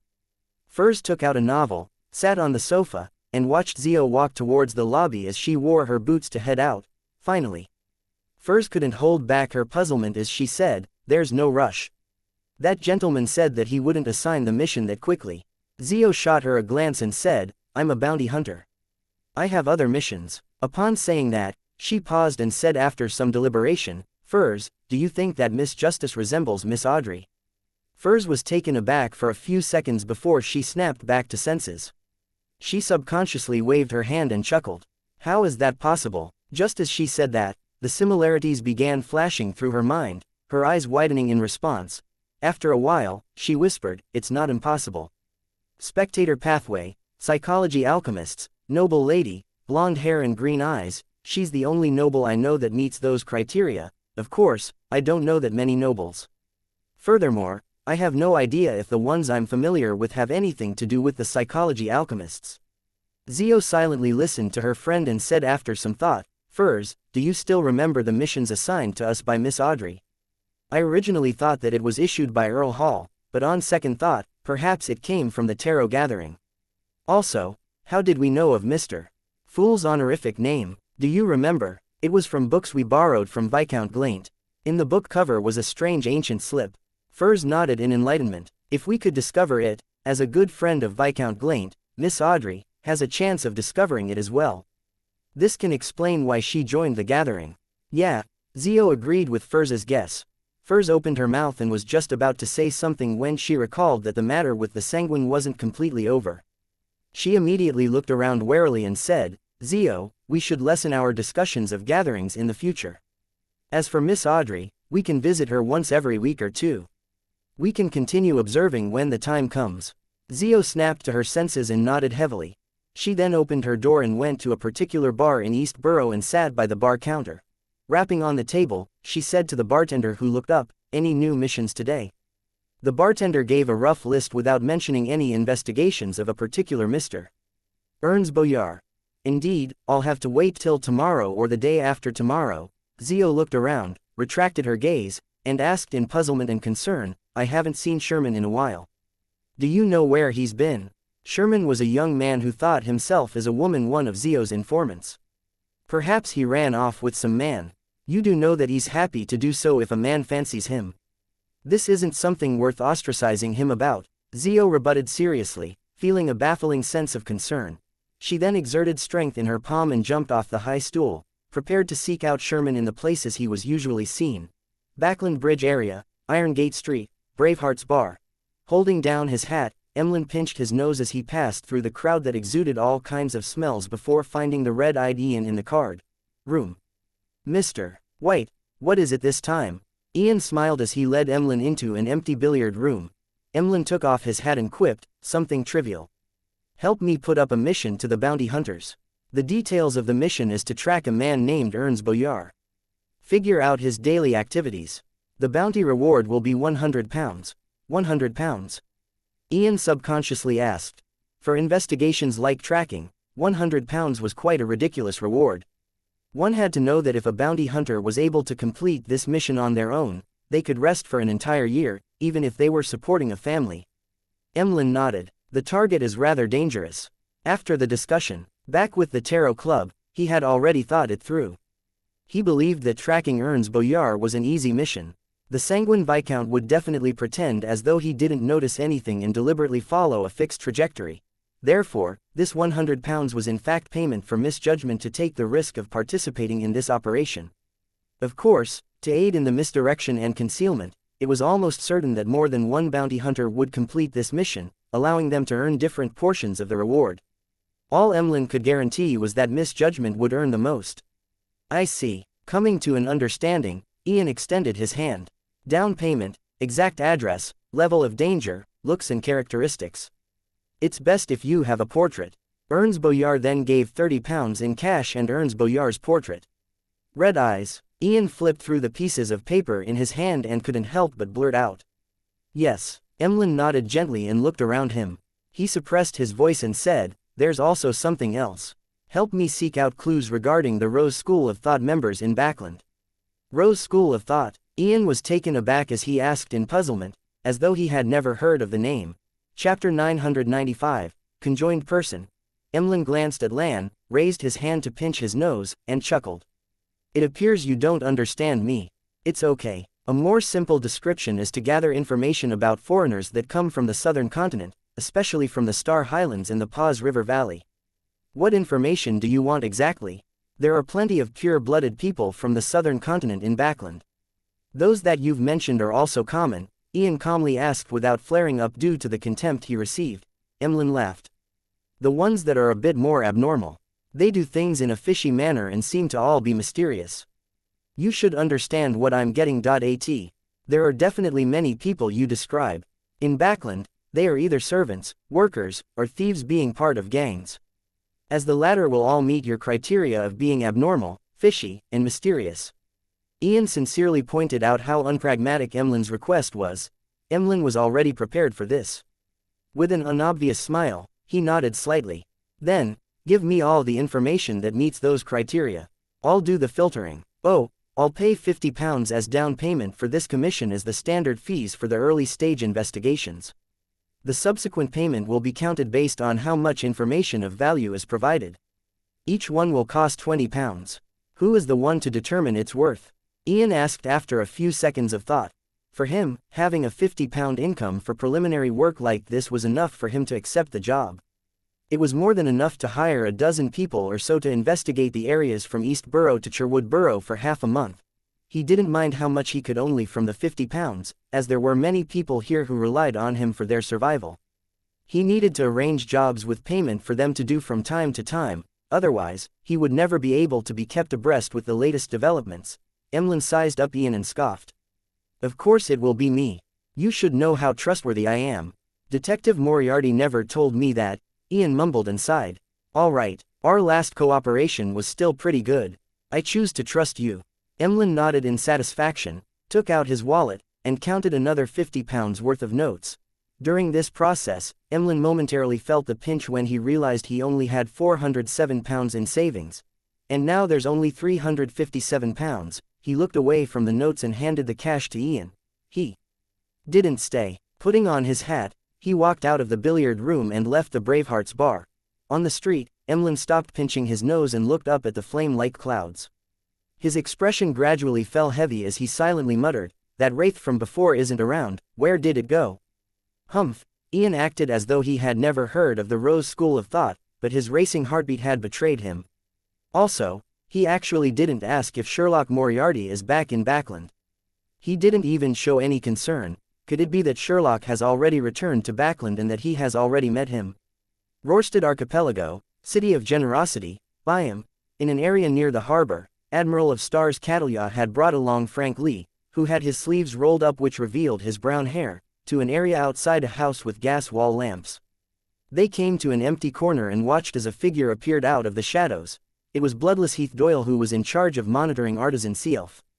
He was thin and his skin was so pale that it was transparent. He looked so frail that a gust of wind could topple him. "Did anything strange happen recently?" Catalia nudged the gold-rimmed glasses on her nose. Heath Doyle tersely acknowledged. 3 days after you left, a stranger visited Sealf. He stayed for about 15 minutes. I didn't approach for fear of being discovered. Based on your instructions, I sent men to tail the stranger, but they lost his trail. What did that stranger look like? Catalia asked with a slight nod. Heath Doyle took out a piece of raw beef from a leather pouch by his waist. The blood on it remained fresh, but it didn't show any signs of contamination. It appeared to be a pure piece of solid meat. Right on the heels of that, this piece of beef melted in Heath Doyle's hand, dripping to the ground like water. They then squirmed like they had life, drawing a portrait. This is the effect I want. Frank Lee's eyes shimmered as he watched this scene, expressing his intentions with excitement. Under his gaze, Heath Doyle had the intention to run, but he slightly slanted his body and pointed to the ground. Roughly like this. At this moment, a blood portrait had already taken form. It was that of a man with a mustache, with facial features that resembled that of the Paws River Valley. His greatest characteristic was the 3-ear studs on both his ears. Golden ear studs, thin body, not much fat, very athletic, Heath Doyle added. Catalia retracted her gaze from the ground and asked, and then? No one visited Sealf after that, other than his temporary servants and chef he hired. I got men to investigate them. They are clean. Sealf has an evening stroll at a fixed time every day. He will bring a prostitute home, allowing her to leave only at daybreak. I've been constantly tailing him, but I never discovered any contact with odd people. He has been acting very normally all this time. Catalia asked with a frown. From her point of view, not having any abnormalities made it most abnormal. After all, this involved Rose School of Thought members that believed in the primordial moon. Heath Doyle nodded in affirmation. Catalia turned her head to look at the building's main door and said after some thought, I actually planned on using Beander powers to infiltrate and bring Sealf under control in the fastest speed possible before taking him away to prevent any accidents. But from the looks of it, the best solution is to knock on the door. Unknown danger was what terrified people the most. At the thought that he had been busy with his experiments recently and hadn't done his duty as first mate, Frank Lee hurriedly said, Captain, I'll go with you. Catalia took off her thick glasses and hung them by her waist of her black warlock robe before nodding. With that said, she left the shadowy corner and walked towards the main door of Sealf's residence. As she approached, she looked up at the crimson moon that could be seen penetrating through the clouds. She curled her fingers and tapped thrice on the door. Before long, footsteps approached and the door creaked open. Sealf didn't show any obvious changes from the previous time. He remained thin and dark. His eyes were somewhat puffy, and his brown eyes were trying hard to force a smile. Admiral, is there something this time? He stood by the door, blocking the gas wall lamp's light behind him. It made the area appear dark and gloomy, as though he was sinking into the shadows.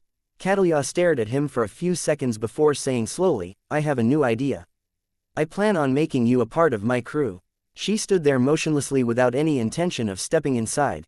Sealf's expression warped as his voice turned somewhat dark. Catalia's eyes seemed to freeze as she slowly said, because I'm a pirate. Pirates didn't need reasons. They did whatever they did out of their own desires. Sealf's facial muscles twitched as a smile suffused his eyes once again. I can be your sailor, but as an artisan, I'll be of much greater use in a city. I agree, Catalia destroyed his resistance. But before then, I need you to spend some time on the future to be partners with others. Seelf's expression gradually turned cold as he replied in an ethereal voice, I'm afraid I won't be able to control myself. I have a strong urge to procreate every day. Strong urge to procreate? Frank Lee's eyes lit up as he asked, seemingly in confirmation. Seelf was taken aback as he wasn't sure whether to nod or shake his head. Frank then looked at Catalia and asked in excitement, Captain, is he going to be my assistant for my experiments? I love this trait of his. Catalia fell silent for a few seconds before nodding heavily. Frank immediately revealed a bright smile and offered his right hand to Artisan Seelf.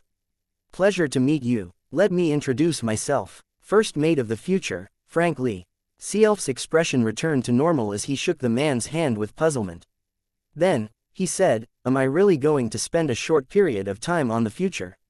I guarantee it with my reputation on the line, Catalia sincerely replied before inwardly adding, it wouldn't take long before Her Majesty personally handles you. All right, it's not like I can beat you. Seelf shrugged. Please permit me to pack my personal belongings. He then took 2 steps back, turned around, and walked to the staircase at the end of the foyer.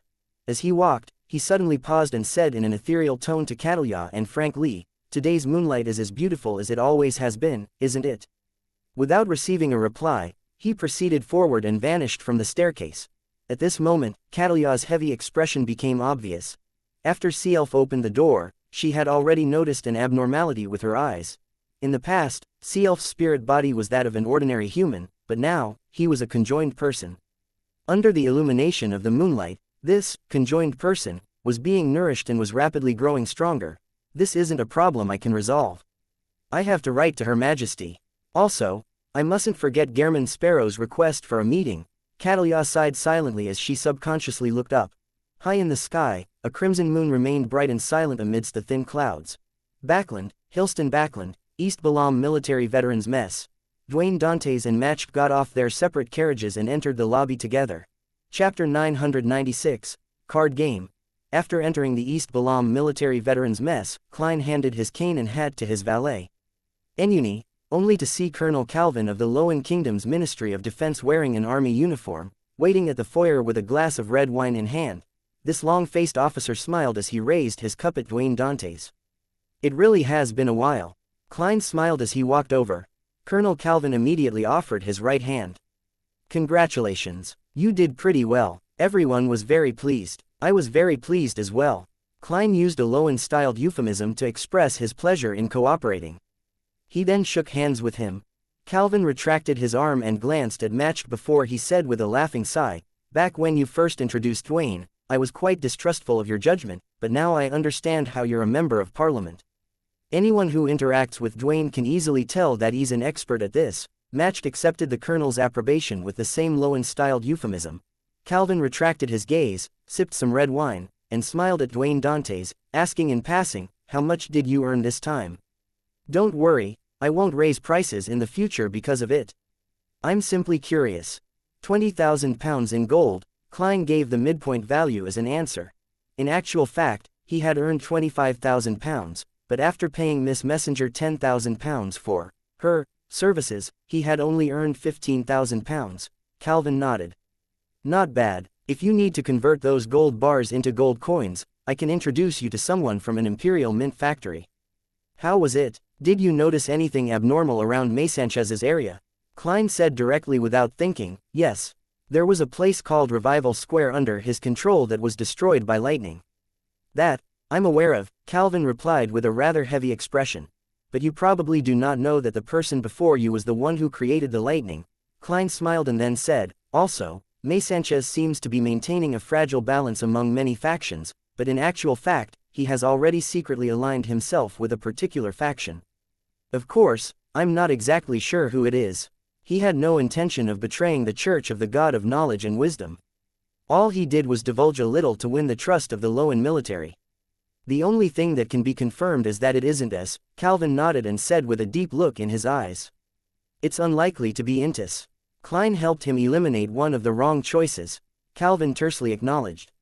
That isn't a bad thing either. The few factions surrounding Maysanchez are supported by Intis.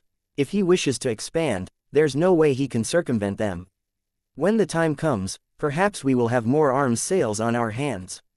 With that said, he offered a toast. Holy Lord of Storms, to riches for everyone. As believers of the Evernight Goddess, Klein and Matched smiled in response without giving a direct answer. After taking another sip of red wine, Calvin pointed at the second floor. Dwayne, I brought you here today to play cards with a VIP. Texas Hold'em. Which VIP? Klein asked with piqued interest. Calvin's expression turned solemn as he said with an unobvious smile, Admiral Amirius. He has been given a post and is currently in charge of the Ministry of Defense. Admiral Amirius, the admiral whose younger brother was stripped of his post as Governor-General, had his mistress corrupted by the Mother Tree of Desire, and ended up losing his post as highest commander of the Central Sonia Seas Navy. I've worked with him before and even pretended to be him for some time. Indeed, when it comes to a demigod, as long as they didn't screw up too badly, and if they are willing to hold it in, they will always be able to step out of the nadir. Klein recalled everything that had happened at Orvie Island, turning wistful towards Admiral Amirius Revelt. He still felt some guilt towards him. Although most of what happened back then didn't have anything to do with him, his mistress's anomaly was ultimately a result of the Mother Tree of Desire's wish to control him.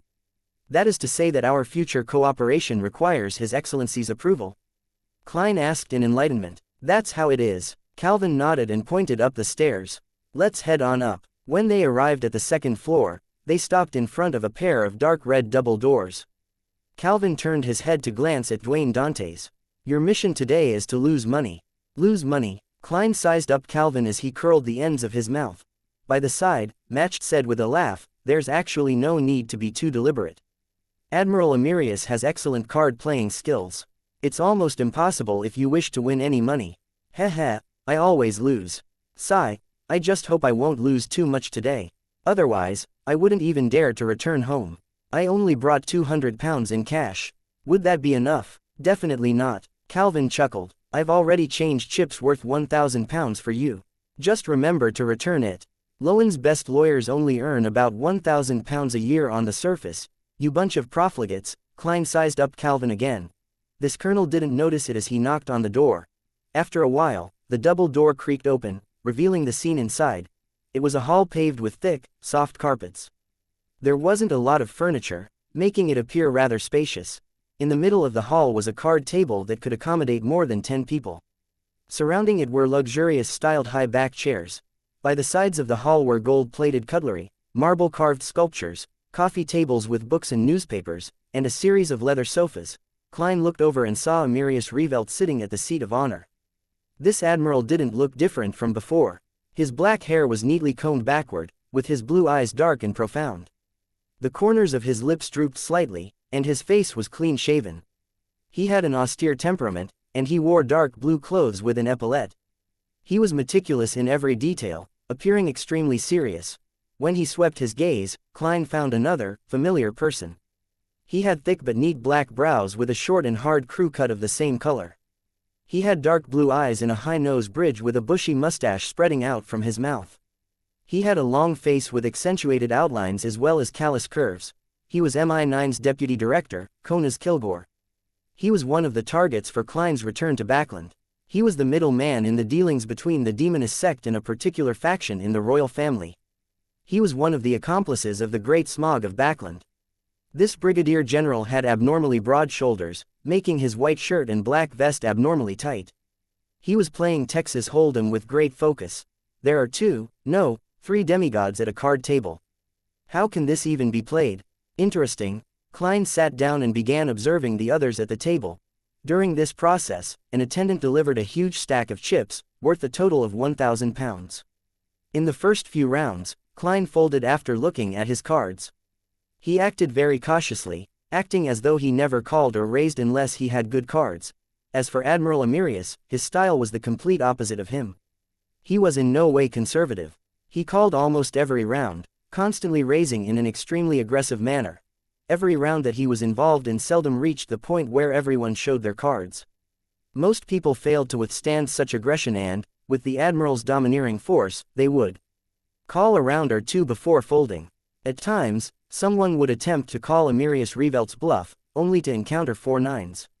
The color in his face instantly drained as though he had been passed the death verdict by a judge. Konas Kilgore had a completely different style as well. He would occasionally lose a round, but the chips lost wouldn't be much, preventing him from having too great a loss. And in the next round after his loss, he would often be able to wipe out the person who won all his chips the previous round, forcing him to spend money to buy in again. Is there a need? Why are you using powers to cheat when dealing with low and mid-sequence beyonders or even ordinary people? Others might not be able to tell, but would I be fooled? One has the Arbiter Pathway's dominance, and the other has the Baron of Corruption's bribe. Klein looked at his 5 of hearts and 9 of clubs as he shook his head indiscernibly.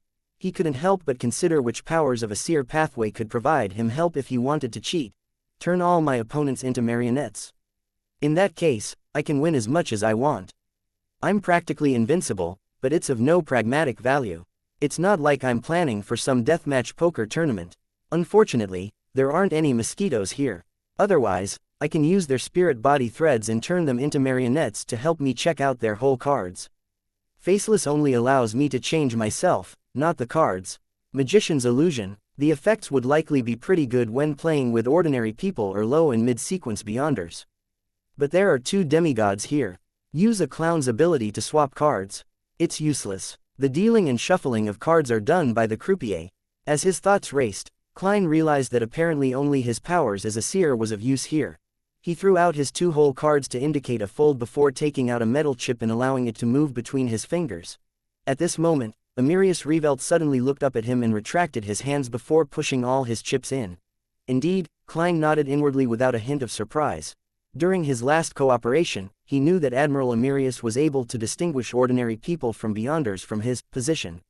He suspected that he could even determine a beyonder's level, or in other words their position. However, Klein wasn't too worried, because a bizarro sorcerer had concealment powers to a certain degree. This was also why he could converge the augmentation effect the gray fog had on him after he reached sequence 4. This made him confident that Emirius wouldn't be able to determine his level. However, he didn't attempt any corresponding interference, as he suspected that Emirius was able to tell that he was a beyonder. Therefore, he decided to reveal a tiny problem, making it easy to be seen through and be grasped. Chapter 997, Gambling God Dwayne. The core rules of Texas Hold'em were very simple. It was to use 2 whole cards and 5 community cards to form a hand with any 5-card combination. Whoever had the biggest hand won, and the community cards were dealt in 3 phases. 3 community cards to form, the flop, in the first phase, a 4th community card called the turn, in the second phase, and a 5th community card called the river, in the third phase. Each phase allowed players to fold, check, call, or raise. This continued until everyone was done or until one person didn't fold. Klein fiddled with the chip in his hand as he divined the existence of any lucky instances within the next few rounds. However, he was unable to tell which exact round it was. After all, it was only a quick and simple divination with average effects, using this method to play with ordinary people in low sequence. Beyonders wouldn't be a problem as long as the correct strategy is used, but it's definitely inadequate against demigods. It's already quite a challenge to defeat a mid-sequence beyonder. Must I close my eyes each round and do a complete dream divination? Heh, if that were the case, Dwayne Dantes might end up with the title, Sleeping Gambling God. Klein sighed inwardly. He continued watching the round play out as he sat by the side. At present, he had already lost a big blind 1 and a small blind 2 when it was his turn. At this moment, Klein noticed one point. The MI9 deputy director, Konas Kilgore, had lost £20 to Admiral Emirius. A successful bribe. Admiral Emirius should be able to tell that Konas is using his powers as a Baron of Corruption, but he might not know that this MI9 deputy director is a demigod. The next round will be interesting, hee. Klein jolted to attention as the new round began. He didn't check his whole cards when the croupier handed him 2 new ones. Instead, he placed the metal chip he was playing with in his hand onto his whole card, taking on the stance of not planning to look at them.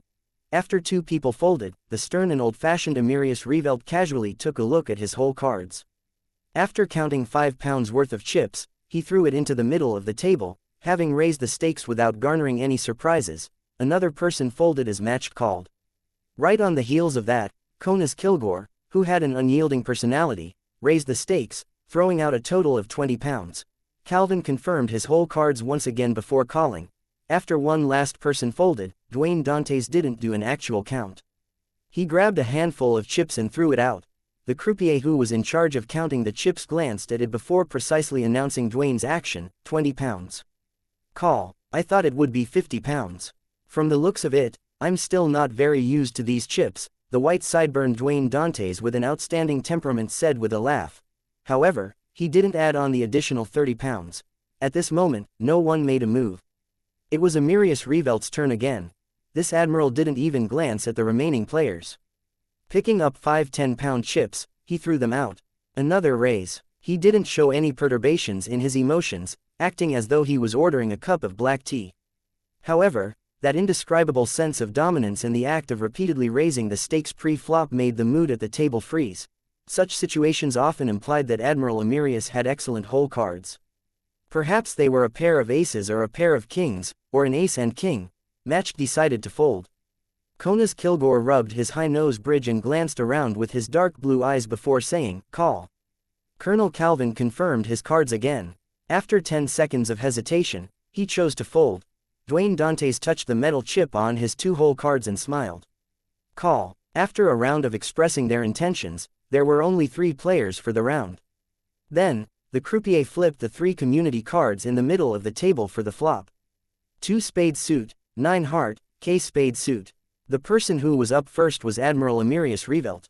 He leaned forward slightly and said in a domineering manner, £50. He had immediately raised the stakes to £50. Matched, Calvin, and company, including those who weren't in the game, felt stifled for some baffling reason. Konas Kilgore trembled slightly, but he ultimately grabbed £50 and threw it out. Dwayne Dantes glanced at the deputy director of MI9. Completely unfazed by the pressure, he said with a smile, "Call." Upon hearing this, Calvin turned his head and nodded at Dwayne Dantes with his deep blue eyes that resembled a nighttime lake, indicating his approval.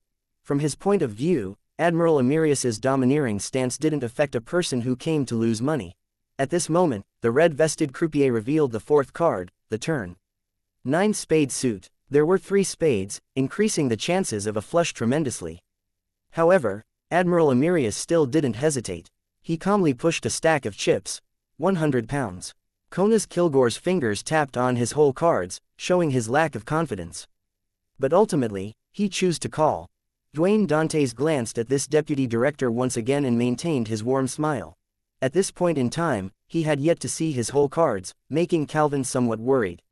He believed that such an act was going overboard, a clear act of throwing money away. It wasn't something Admiral Emirius, who was relatively conservative, might find acceptable. At this moment, the red-vested croupier revealed the final card, the river. 2 club suit. As such, the community cards took form. 2 spade suit, 9 heart, K spade suit, 9 spade suit, 2 club suit, £200. Admiral Emirius pushed a pile of metal chips in with an extremely domineering attitude. Konas Kilgore took a deep breath before pushing 2 stacks of chips, £500. This amount of money was half of his purported annual salary. Is he trying to bluff? Calvin and Matched exchanged looks, believing that Brigadier General Kilgore had made it too obvious, making it easy to see through him. One had to know that when playing Texas Hold'em, apart from doing risk management and probability calculations, it also involved psychological battles most of the time. Be it in terms of body language, expression, or the style used for raises, they made it easy to expose one's hidden cards. Of course, good players could also use these details to deliberately misdirect their opponents. Dwayne Dantes sized up Konas Kilgore before he laughed. Then, like the previous few times, he said, "Call." Emirius raised his hands, prepared to push all his remaining chips, to pressure his opponents into folding. At this moment, he suddenly paused. His deadpan expression wore a look of solemnity. After a few seconds of silence, he calmly said, "Call." At this point, the whole cards could be revealed to compare each person's hand. Admiral Emirius flipped his card first. It was an ace spade suit and 10 spade suit. It formed a flush with the 2 spade suit, K spade suit, and 9 spade suit. It was a rather high-ranking hand, with the only ones bigger than it being a full house, 4 of a kind, straight flush, and royal flush. "It's your turn," Emirius then urged Konas. Konas first flipped open a single card, K diamond suit. It made 2 pairs with the K and 9 from the community cards. Following that, he picked up his second whole card.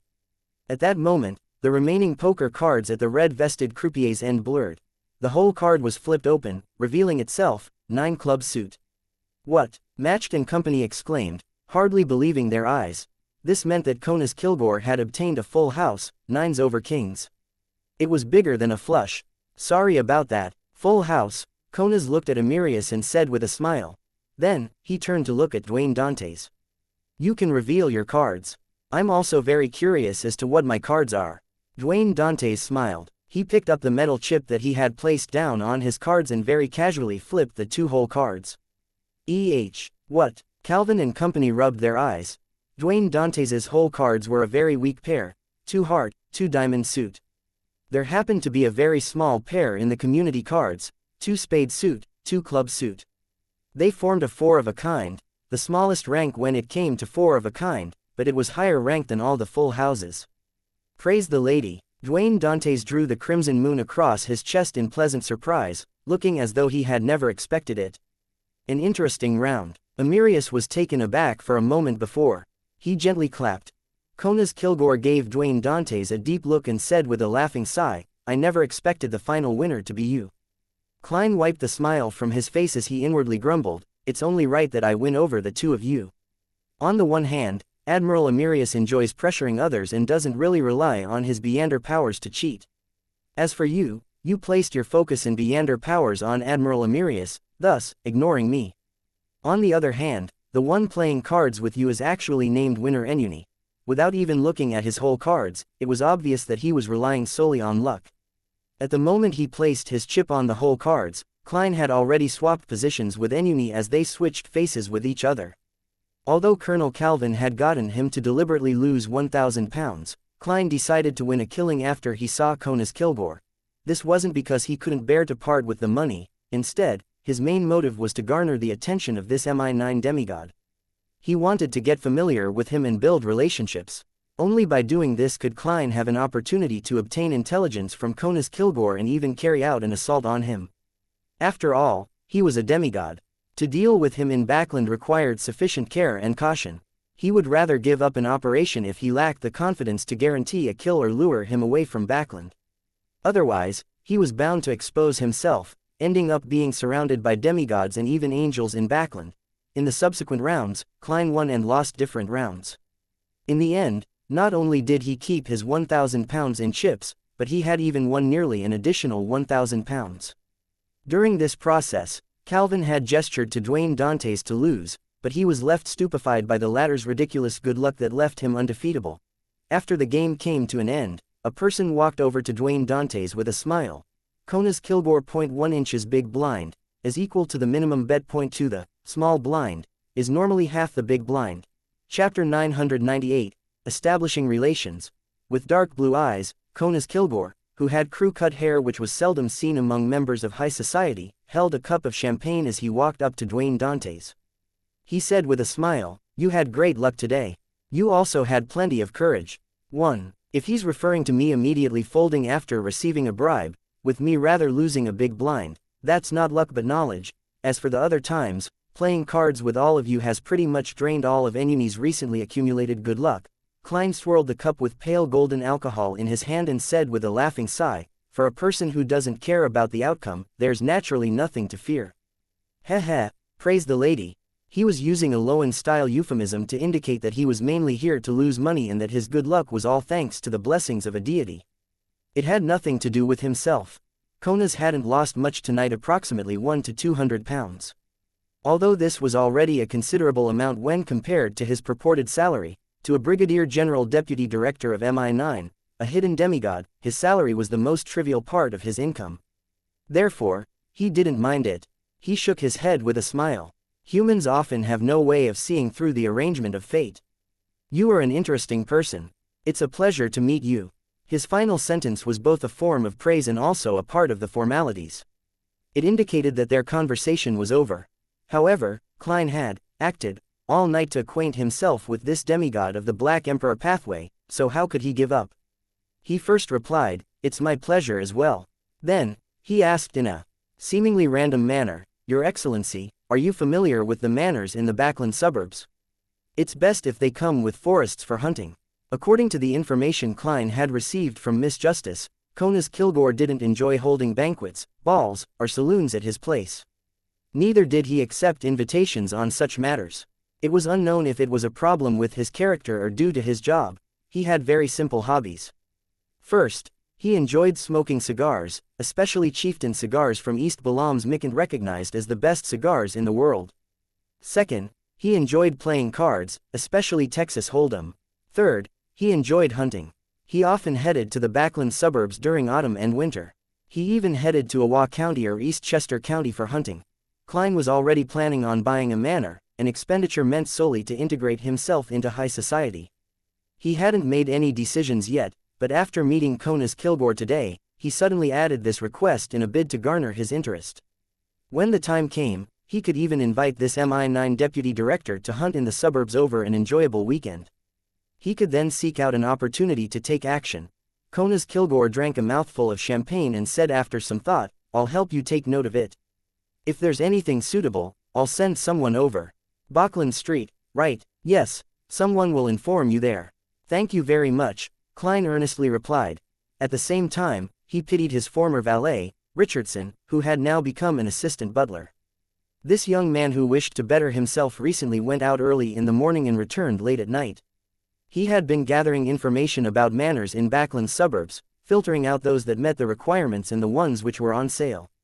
He had been personally visiting them in a bid to list down options which were all flawless. He didn't wish for his employer to spot something he fancied only to find out that it wasn't for sale, or that the actual conditions were far worse what was described. And after Klein suddenly changed his request, all the work that Richardson had done was undoubtedly made useless. The all-evil, Party A, in contracts always changes their requirements and requests. Yes, after this is done, I'll get Tanaja to raise his annual salary by £5. As an assistant butler, he should naturally earn more than his time as a valet. £5, it was gone in just 1 or 2 raises in today's game. Richardson's annual salary is only enough to play a few rounds of Texas Hold'em. Klein sighed inwardly when he sensed eyes looking at him. He directly looked back and realized that it was Admiral Emirius Revelt. This old-fashioned and stern middle-aged man nodded gently and retracted his gaze. He had no intentions of communicating with Dwayne Dantes, nor did he get anyone to arrest this unaffiliated Beander.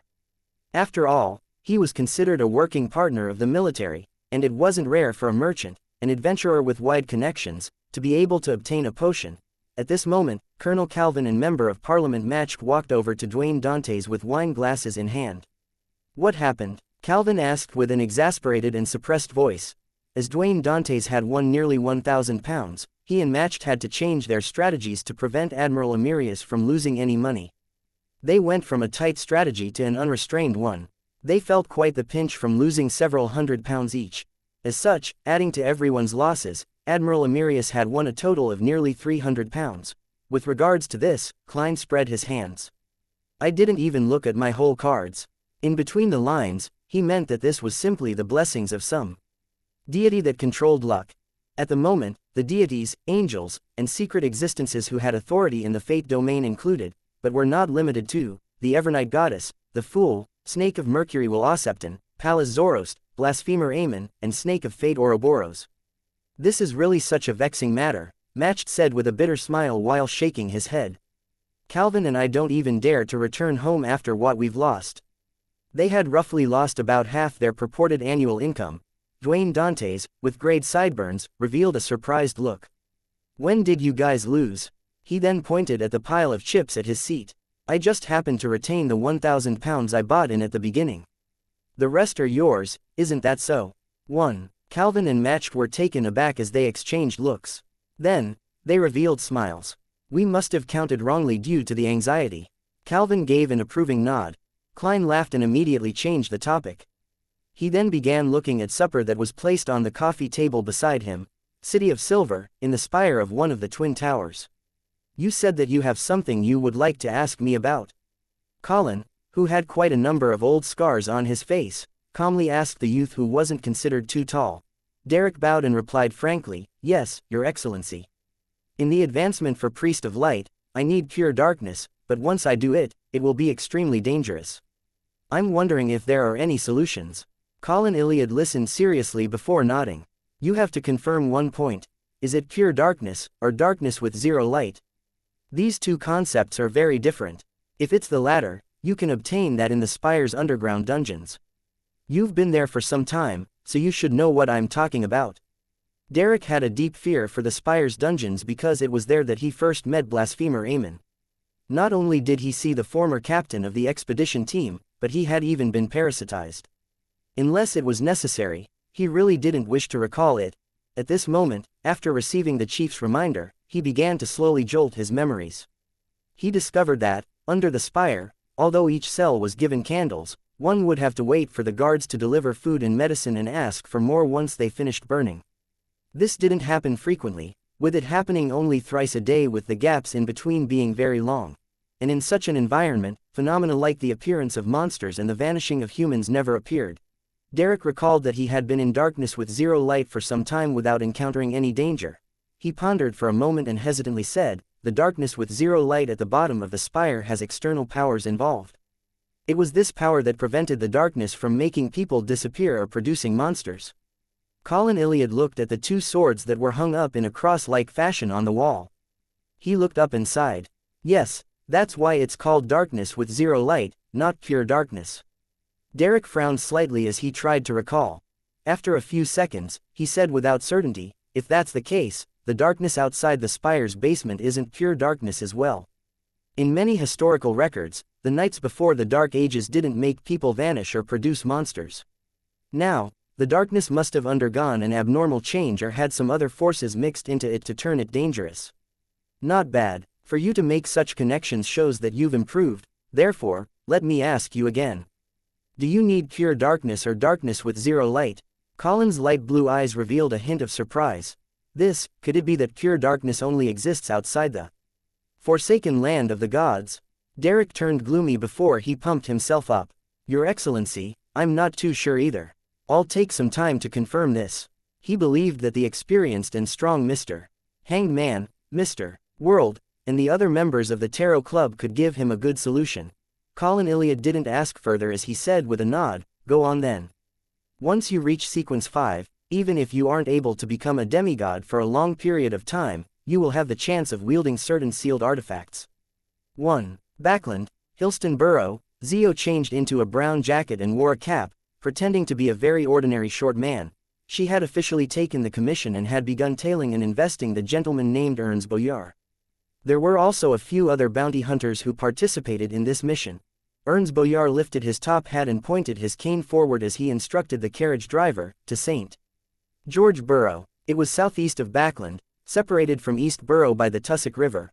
Once he got on his carriage and took his seat, Ernst sniffed. He looked out the window and suddenly grunted. As a sanguine viscount, how could he not have discovered the clumsy bounty hunters tailing him? Chapter 999.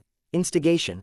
When Ernst left on a carriage, the few bounty hunters hiding in the vicinity immediately appeared. Without being stingy about the costs involved, they immediately stopped any rental carriages that passed by. Some memorized the target carriage's traits and attempted to take shortcuts through the cramped, isolated paths to catch up to it. Others rode on the bikes they had prepared ahead of time, swerving through the crowds and carriages with their bells ringing. It was very easy for them to keep pace. Among them, only Zio was completely composed. She remained in her spot, watching Ernst and her peers leave. This transportation tool known as a bicycle is more useful than I imagined. It's no wonder so many bounty hunters have saved up to buy one. This can save expenses from taking carriages and save time walking. If one often has such tracking missions, then the money saved is enough to buy a brand new bike. The only problem is that this mode of transportation tool has very few models available. All of them have high seats. Zio was enticed. At this moment, a tracked carriage drove over from the crossroads and stopped in front of her. Zio happened to be at a station. Glancing at the double-decker that stopped on the iron tracks, Zio took out a few pennies, walked over, and sat down by the window. Such public carriages could seat nearly 50 people with its double decks. It wasn't too crowded, allowing Zio to easily observe the scenery outside. However, she didn't admire the scenery. Her mind was quickly outlining the exact appearance of her target. Brown hair, red eyes, pronounced features, a nose bridge that was so high that it looked deformed, and an oil painting catalog in hand. With her supernatural senses as a sheriff, as well as the distance between them not being too great, Zio could vaguely grasp her target's current location and predetermined destination. Therefore, She remained very calm and even took off her cap while using the glass windows to tidy up her coarse and stubborn blonde hair. After several stations, Zio suddenly got up when the public carriage came to a stop as she alighted. This was the Backland Bridge area. She had sensed that the target had already changed direction and was preparing to head towards the bridge. Zio immediately went on foot, planning to enter another street at the bend up ahead to board the public carriage that headed for the south bank of the Tussock River. She had good luck, with a public carriage driving over just as she arrived at the stop. Zio silently exhaled and took out another batch of pennies she had prepared. Her urge to buy a bike strengthened. This tracked carriage was very crowded, but with her domineering aura as an arbiter, she was able to easily pass through the crowd, head up to the upper deck, and find a seat. The carriage moved slowly as Zio casually looked out the window when her gaze suddenly froze. She saw Sherman, who she hadn't been able to find anywhere. This young man, who thought himself as a woman, was carrying a paper bag with a few long loaves of bread and a stack of newspapers as he entered a narrow alley. His brown shoulder-length hair had grown longer, and his gray patterned trousers seemed tighter. 1. Although his figure disappeared almost as quickly as he appeared, making it impossible for the average person to notice, Zio, who was a sheriff, easily made the necessary judgment. Sherman stopped renting his place in East Borough and moved here. Seeing that Sherman was fine and that she was still tracking her target, she held back her urge to jump off the carriage to chase after him to ask him about his recent situation. Sherman carried the paper bag with several long loaves of bread and a stack of papers as he passed through alleys and streets, making a huge detour before entering an apartment building. He followed the cramped stairs to the third story, took out a key, and opened the door to where he lived. He seemed to possess some pretty good anti-tracking skills. With a creak, the door opened as Sherman's eyes lit up. He saw a lady wearing a black dress in front of him. This lady had a sweet, supple face and an impeccable figure. Even while standing at the window and blocking out the sunlight, making herself become cloaked in the shadows, she seemed to be gilded, making her appear holy and beautiful. "Why are you here?" Sherman stared at her in surprise but couldn't help but size her up. His unobvious Adam's apple bobbed up and down as he swallowed a mouthful of saliva. The next second, he turned his head and looked to the side as though he didn't dare look at her head on. "Ma'am T. Trissa." Sherman stammered a greeting. Trissa slowly smiled as she allowed the poorly lit room to appear to become brighter. Then, she asked with a teasing tone, "Why don't you dare to look at me?" I don't know. I one like men. Why do I still have odd thoughts when looking at you?" Sherman continued looking at the ground to his side as he stammered an answer. Trissa's expression immediately turned mixed before smiling as though nothing had happened. Females can also appreciate the charm of beauty within their gender. She paused for a moment before saying, "I came here today because I have a mission for you. Your original progress has been very fast, leaving me very satisfied. But it seems like it has recently stopped." Sherman's face immediately wore a look of horror as he subconsciously took a step back. I don't think there's a need to do such things."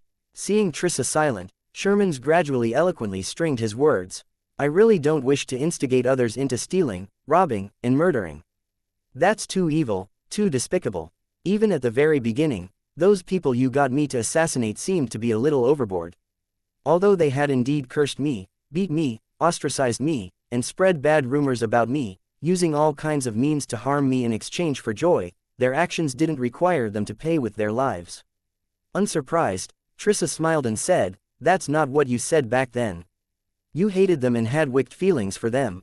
Once you obtained Beyonder powers, you were so eager to seek revenge on them. I just made a tiny suggestion, and you planned several assassination missions. I always remember how you looked stained with blood, trembling in excitement and fervor." Sherman couldn't help but retreat as he heard that until he was stopped by the door which had closed at some point in time. He then covered his face with his hands, shouting, "No.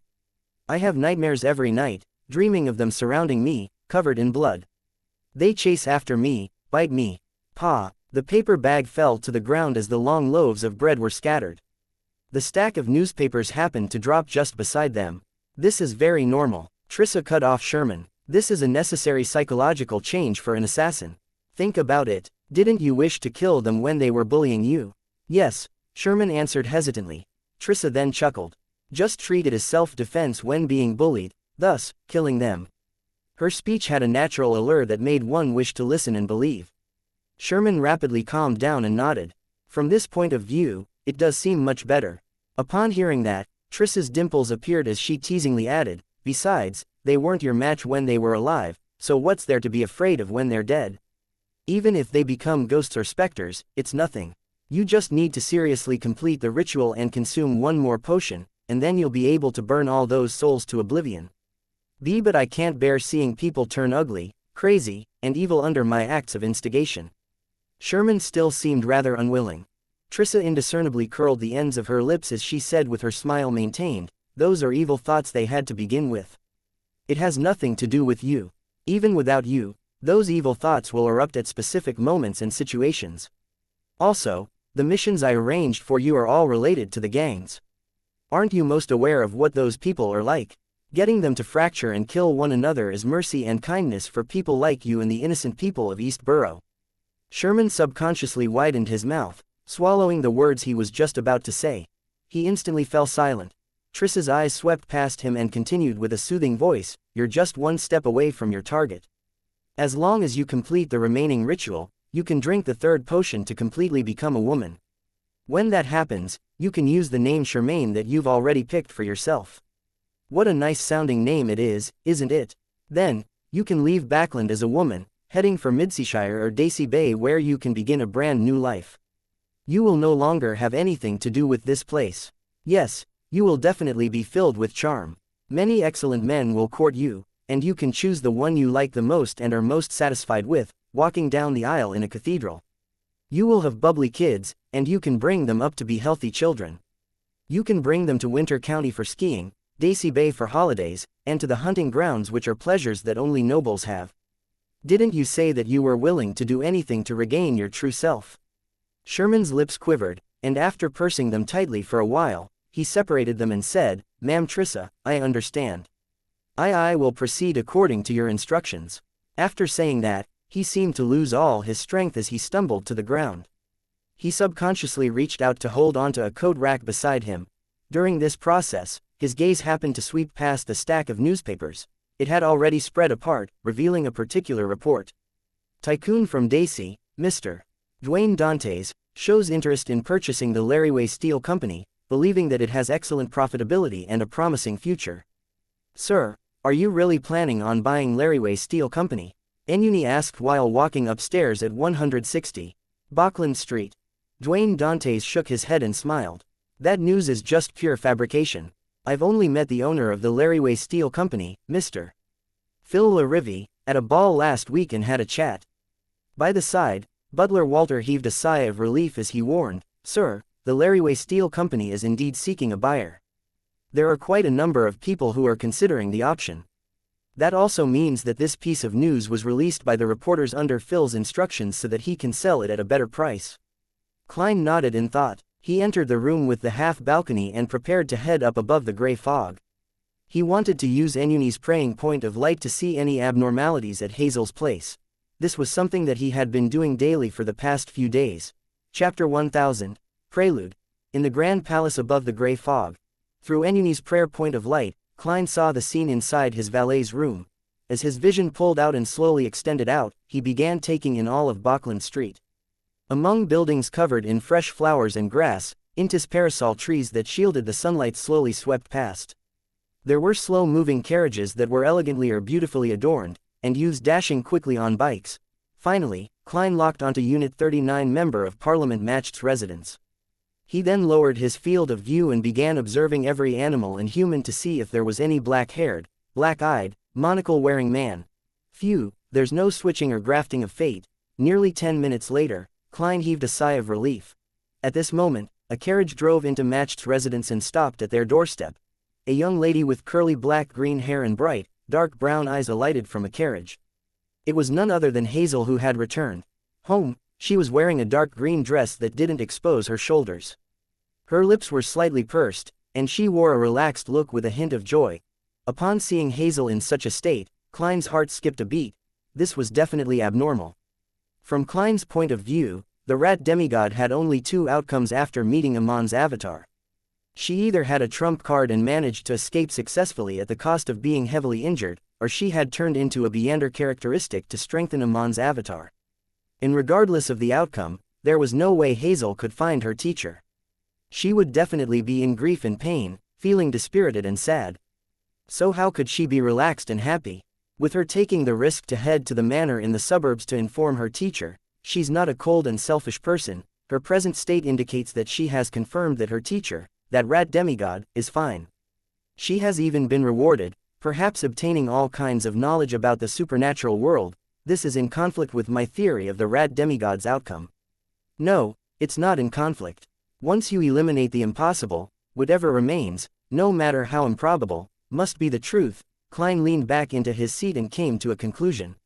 Eamon had not only obtained the rat demigod's Beander characteristic, but he had also stolen her fate and had replaced her identity. Therefore, to Hazel, her teacher hadn't encountered any mishaps and would only need a period of time to lie low. After making the confirmation, Klein silently exhaled and felt a little relaxed. To him, the most terrifying aspect of Eamon was that no one knew what form or identity he would use to appear. It could be possible that Member of Parliament Matched would one day wear a monocle, or that insects in the garden would turn around with monocles on their faces. Therefore, after grasping the identity Eamon might use to appear, Klein couldn't help but feel more assured. As for Amon's performance being problematic in front of Hazel, Klein believed that it was impossible. After all, Eamon was a king of angels that was fundamentally good at deceit. Even if he mentioned something that differed from what the rat demigod had said, he could easily use the excuse of it being a test with what he now said being part of her formal education to fool her. Of course, based on Pallas Zorost's depiction, Eamon definitely wouldn't appear as a rat demigod, so I shouldn't be careless. Klein did some observations before retracting his gaze and leaving the gray fog. Inside his room, he sat on a reclining chair and drank some black tea with a lemon slice. He half closed his eyes and considered how he could deepen his relationship with Conas Kilgore. After an unknown period of time, Klein suddenly opened his eyes and activated his spirit vision. At the demigod level, he could already activate it at will. Almost at the same moment, Reinette Tinekere walked out of the void with the 4 blonde, red-eyed heads in hand. One of them had a letter in its mouth. Whose letter is it? Klein asked as he reached out his right hand. Sharon, Reinette Tinekere's other head answered. Miss Sharon. She should be making her final preparations for the advancement. Why would she suddenly write to me? Klein was slightly puzzled as he received the envelope. After he opened it, he found very little content. There was only a simple line. Emlyn White is seeking out the Rose School of Thought. Emlyn is seeking out the Rose School of Thought. Klein pricked up his brows in surprise. His opinion of Emlyn was a sanguine who was afraid of trouble. Unless necessary, he didn't even wish to head out. So how could he actively search for the Rose School of Thought? This definitely isn't Emlyn's own will. Yes, Emlyn had mentioned that some important figure of the Sanguine was meeting him. This is a new mission that the Sanguine gave him. It's very possible. However, why didn't he mention it in the Tarot Club? Oh, it was focused on the punishment operation, and he had other clues, so he temporarily kept it from us. Klein thought as he leaned forward.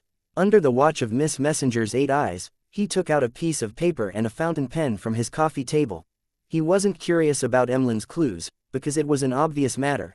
Since Miss Sharon knew that Emlyn was seeking out the Rose School of Thought and had asked their mutual friend, Detective Sherlock Moriarty, about this matter, it meant that this sanguine had likely asked the help of the black market arms dealer, Ian, from the Braveheart's bar.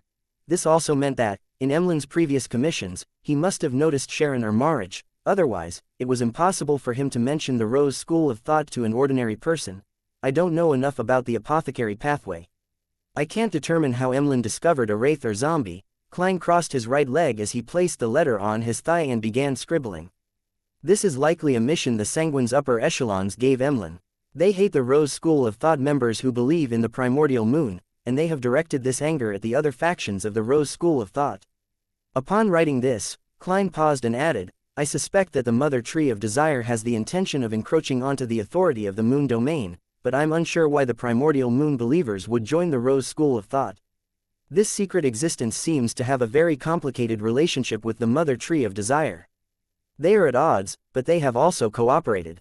It's hard to tell. Putting down his pen and folding the letter, Klein looked at Miss Messenger who had been waiting. He asked with a chortle, How did you know that I'll be replying? One of Reinette Tinekere's heads succinctly answered, Inkling. Right on the heels of that, the 4 blonde, red-eyed heads spoke one after another. You seem a little livelier recently. Your expression has also become much Richer. As Klein pulled out the box that was connected to his golden pocket watch, he took out a gold coin from it and said with a self-deprecating smile, repeatedly wearing a thick mask isn't good for one's mental health. I realized that after becoming a demigod. Therefore, unless he was in situations where he needed to disguise or hide his feelings, he limited the use of his clown's power to control his emotions. Reinette Tinekere didn't say a word as the heads bit on the gold coin and letter before vanishing. Watching Miss Messenger leave, Klein leaned back slightly and inwardly muttered. I wonder if Miss Sharon and Marich will use the Sanguine to deal with the Rose School of Thought members in Backland. Miss Sharon is probably focusing her time and efforts on her advancement. She might not involve herself, but I can't be sure about Marich. Emlyn changed into his Church of Earth Mother priest robes, and then wore a red coat and a silk hat before walking out the Harvest Church. He then got into a rental carriage by the roadside. After saying his destination, he casually cast his gaze out the window. At this moment, Emlyn sensed something as he abruptly moved his body, leaving shadowy afterimages in his wake as he moved to the side. Then, he saw a figure appear out of nowhere. It was a young man whose coat wasn't buttoned, revealing the white shirt and black vest within. His brown hair was a little moist and messy as though he hadn't combed it in a while. His brown eyes were filled with temperance, as though he was restraining certain urges deep within his heart. Upon seeing this pale corpse-like face, Emlyn tipped his chin and said with a smile, showing no signs of nervousness, "You have finally come. Aren't you afraid that I'm a member of the Rose School of Thought that's here to finish you off?" The young man's figure turned somewhat transparent. Emlyn scoffed and said, "Would I not be aware of the Rose School of Thought's history? Or matters about the betrayal of the Temperance faction and their escape?" "Well, how do I address you?" "Marich," the young man replied.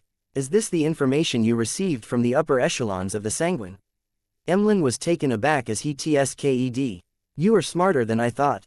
He used such a remark to confirm the other party's guess. Marich slowly drew a breath and leaned forward slightly. "How did you notice our existence from Ian's side?" Emlyn leisurely leaned back into the carriage and said with a smile, "Humans have the smell of humans. Wraiths have the smell of wraiths." Marich fell silent for a few seconds before asking, "You Sanguine wish to deal with the Rose School of Thought members in Backland?" "The important members," Emlyn replied by making an emphasis. "If that's the case, we can use ourselves as bait to help you fish out the Rose School of Thought members. However, I need confirmation." Marich rubbed his eyes and said directly, "I know you are unable to make the decision. You can first return to seek permission from the Sanguine. After you obtain their assurance, you know where to find us." Having said that, he handed a dossier in his hand. "This is from Ian. It's the initial feedback from tracking Ernst Boyar. Many bounty hunters have completed this together." Emlyn received the dossier and nodded in a rare look of solemnity. Chapter 1001, First Movement. When the wraith in front of him was gone, Emlyn White retracted his gaze, untied the thread on the dossier, and pulled out the documents inside. As he read through them, Emlyn had a rough idea of Ernst Boyar's routine. The Sanguine Viscount had a routine which was rather random, staying at home, out visiting exhibitions, partaking in wine tasting at manors in the city outskirts, shopping at department stores with female companions, or sketching female models. He was like the typical wealthy man. However, Ernst had recently been visiting Street George Burrow every other day to monitor the renovations of the furniture factory he had invested in. It was a bid to ensure that it could quickly resume work. This way, the Sanguine Viscount's lifestyle became repetitive. The places he visited, the paths he took, and the places he had lunch were repeated every other day. Emlyn pressed down on his temples, seriously filtering out 3 venues which were suitable for the operation. The first was inside or at the entrance of the furniture factory owned by Ernst Boyar. The second was St. Hireland Square, where he stopped along the way home for a meal and to feed birds. The third place was Backland Bridge. Unless Ernst was willing to take a huge detour, he had to pass by this area when traveling between his home and St. George Burrow. These 3 spots meet the requirement of having plenty of people, making it chaotic. However, Backland Bridge has too few entrances and exits. With the 2 ends locked down, one can only leave by jumping into the river, an act only chosen by idiots. St. Hireland Square comes under St. Hireland Cathedral, core to the Church of Steam in Backland, and even the entirety of Lowen.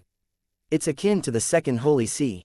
It meets Mr. Hanged Man's suggestion. It can effectively prevent conflicts from escalating, and it can interfere with any subsequent divination and investigations. Emlyn gradually had an inclination. And once a living being had an inclination, they would unknowingly seek more reasons to affirm their choice, and Emlyn was no exception, without a doubt. The more he thought about it, the more he was convinced that St. Hireland Square met almost all the requirements. First, Ernst wouldn't stay in the area for too long. He would have lunch at a restaurant with civilized cuisine since he was born in Civilas County. Secondly, there were several tracked carriage stops in the vicinity, making the area filled with traffic on foot. With most of them being people from the lower or middle class, accidents often happened. Thirdly, with it as the origin, one would enter the area south of the bridge if one didn't head to the Backland Bridge. It would then be close by to the Harvest Church. Finally, at noon, the St. Hireland Cathedral would spew steam, turn its levers, and chime a clock. It was inevitable for everyone's attention to be attracted. It's confirmed, Emlyn quickly made up his mind. Raising his right hand and adjusting his bow tie, his red eyes were filled with anticipation. At this moment, he suddenly frowned, sensing that something wasn't right. St. Hireland Square was just perfect for the job. It was so suitable that almost all the conditions were met. Will Ernst be wary against my revenge? Why would he allow himself to stay in such an environment for such long periods of time? Even if he's stupid enough to not realize it, wouldn't the Earls warn him? The corners of Emlyn's mouth curled up slightly as he understood the reason. St. Hireland Square was the venue the sanguine upper echelons had designated for him. Hey, Emlyn chuckled, keeping his mouth curled. He decided to request Mr. Fool to have a gathering for the few members and also invite Mr. Hanged Man to discuss the plan in detail. This was different from the framework that they had previously decided upon. They needed to consider every detail and consider every problem. At 15 minutes to 12, Street, George Borough, St. Hireland Square. In a private room on the third story of a restaurant northwest of the square, a figure stood in front of the window, holding a cup filled with scarlet blood-like liquid. He was leisurely looking at the fountain nearby and the crowds that came and went. He was a lanky person, wearing a formal suit meant for banquets. His light-colored hair that was nearly silver and his bright red eyes combined together to give him a sense of coquettish handsomeness. There was a constant faint smile lining his lips. My lord, will it really be fine? Emlyn seems to be different from before. This can be seen from his recent hunt of the primordial moon believers. A middle-aged man in a dark suit walked to the window and said with some hint of worry. The man who had been politely addressed cast his gaze at the square where Emlyn White stood. He was listening to a violinist busking on the street as he chuckled. Our preparations are enough even against a demigod, much less a kid who hasn't even become a viscount. Besides, we don't really plan on doing anything serious. Our only goal is to identify and make confirmations. This is a lot simpler than preventing certain people from escaping. As he spoke, the man with the light hair and bright red eyes raised his right hand slightly, rotating the ring on his left ring finger. The ring was made of silver, and embedded in it was a strange gem with a ghostly blue hue. On a carriage driving towards St. Hireland Square, Ernst Boyar had his right hand over his left. He naturally rotated the ring on his ring finger that had a ghostly blue gem embedded in it. He casually looked out the window and saw a trackless carriage slowly drive over from afar. A paperboy slightly taller than 160 centimeters had a sling bag across his chest as he peddled his papers along the street. Quite a number of bicycles had replaced the carriages that were often seen last year.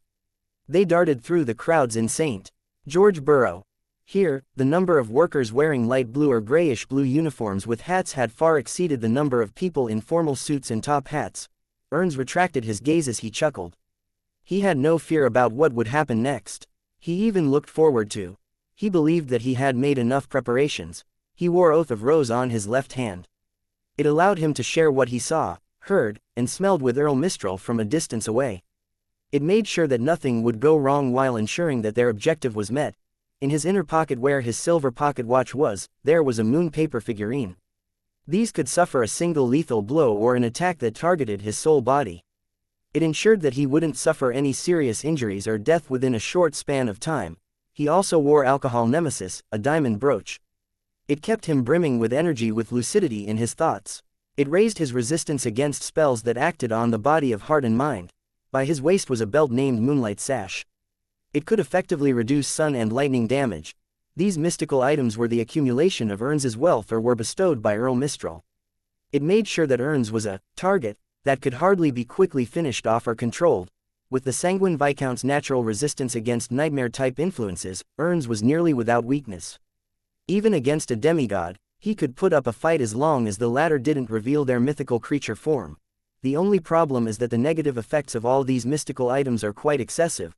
Ernst's facial muscles twitched, but he quickly composed himself. The Oath of Rose would make his thoughts appear in Earl Mistral's mind from time to time. And if he kept wearing it for a week without removing it, the pair who had the matching rings might very well end up in love, regardless of gender or race. Moon paper figurine was an expendable item. It had nearly zero side effects apart from making the body slightly cold. The alcohol nemesis brooch's problem was that it would deal continuous damage to one's liver and brain. If it was worn for excessively long periods of time, it might result in one losing one's thoughts and logical reasoning. Therefore, one had to take it off for 15 minutes after every half an hour of equipping it. Once Moonlight Sash was worn, it made all senses much sharper, making it easy for one to see and hear things one shouldn't see or hear. At the same time, the wearer would feel itchy at intermittent intervals. Let's hope they don't cower in fear and that this doesn't drag on. Ernst Boyard checked on his condition once again, casting his gaze of anticipation at the St. Hireland Square's entrance nearby.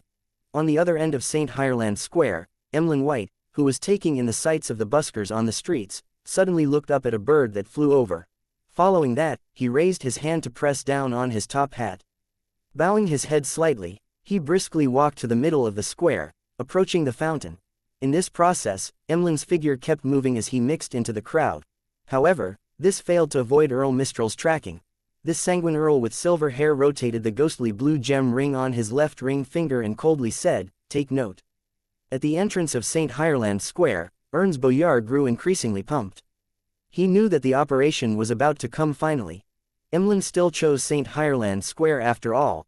Ernst cast his gaze out the window once more, warily watching the pedestrians on the street, the trackless public carriages that were about to pass him, the ordinary paperboy who was peddling his papers, and the elegant windows of the surrounding houses and shops. He didn't believe that Emlyn's potential partners were hiding in there, because there were even more, better spots in St. Hireland Square that made it conducive to take action. However, he still kept up the required level of wariness. Suddenly, his body lunged forward slightly as he nearly got out of his seat. The carriage he was on had stopped without any warning. Right on the heels of that, the horses that pulled the carriage seemed to be in a nightmare as they raised their front hooves, struggling wildly, flipping the carriage to the ground. During this process, Ernst Boyard actually had ample space, time, and strength to help the carriage driver control the berserk horse. However, he didn't do so, because he saw a transparent wolf-shaped specter jump over from outside the window. It had thrown a rose within its body. A rose. Ernst Boyard's eyes widened as the carriage toppled.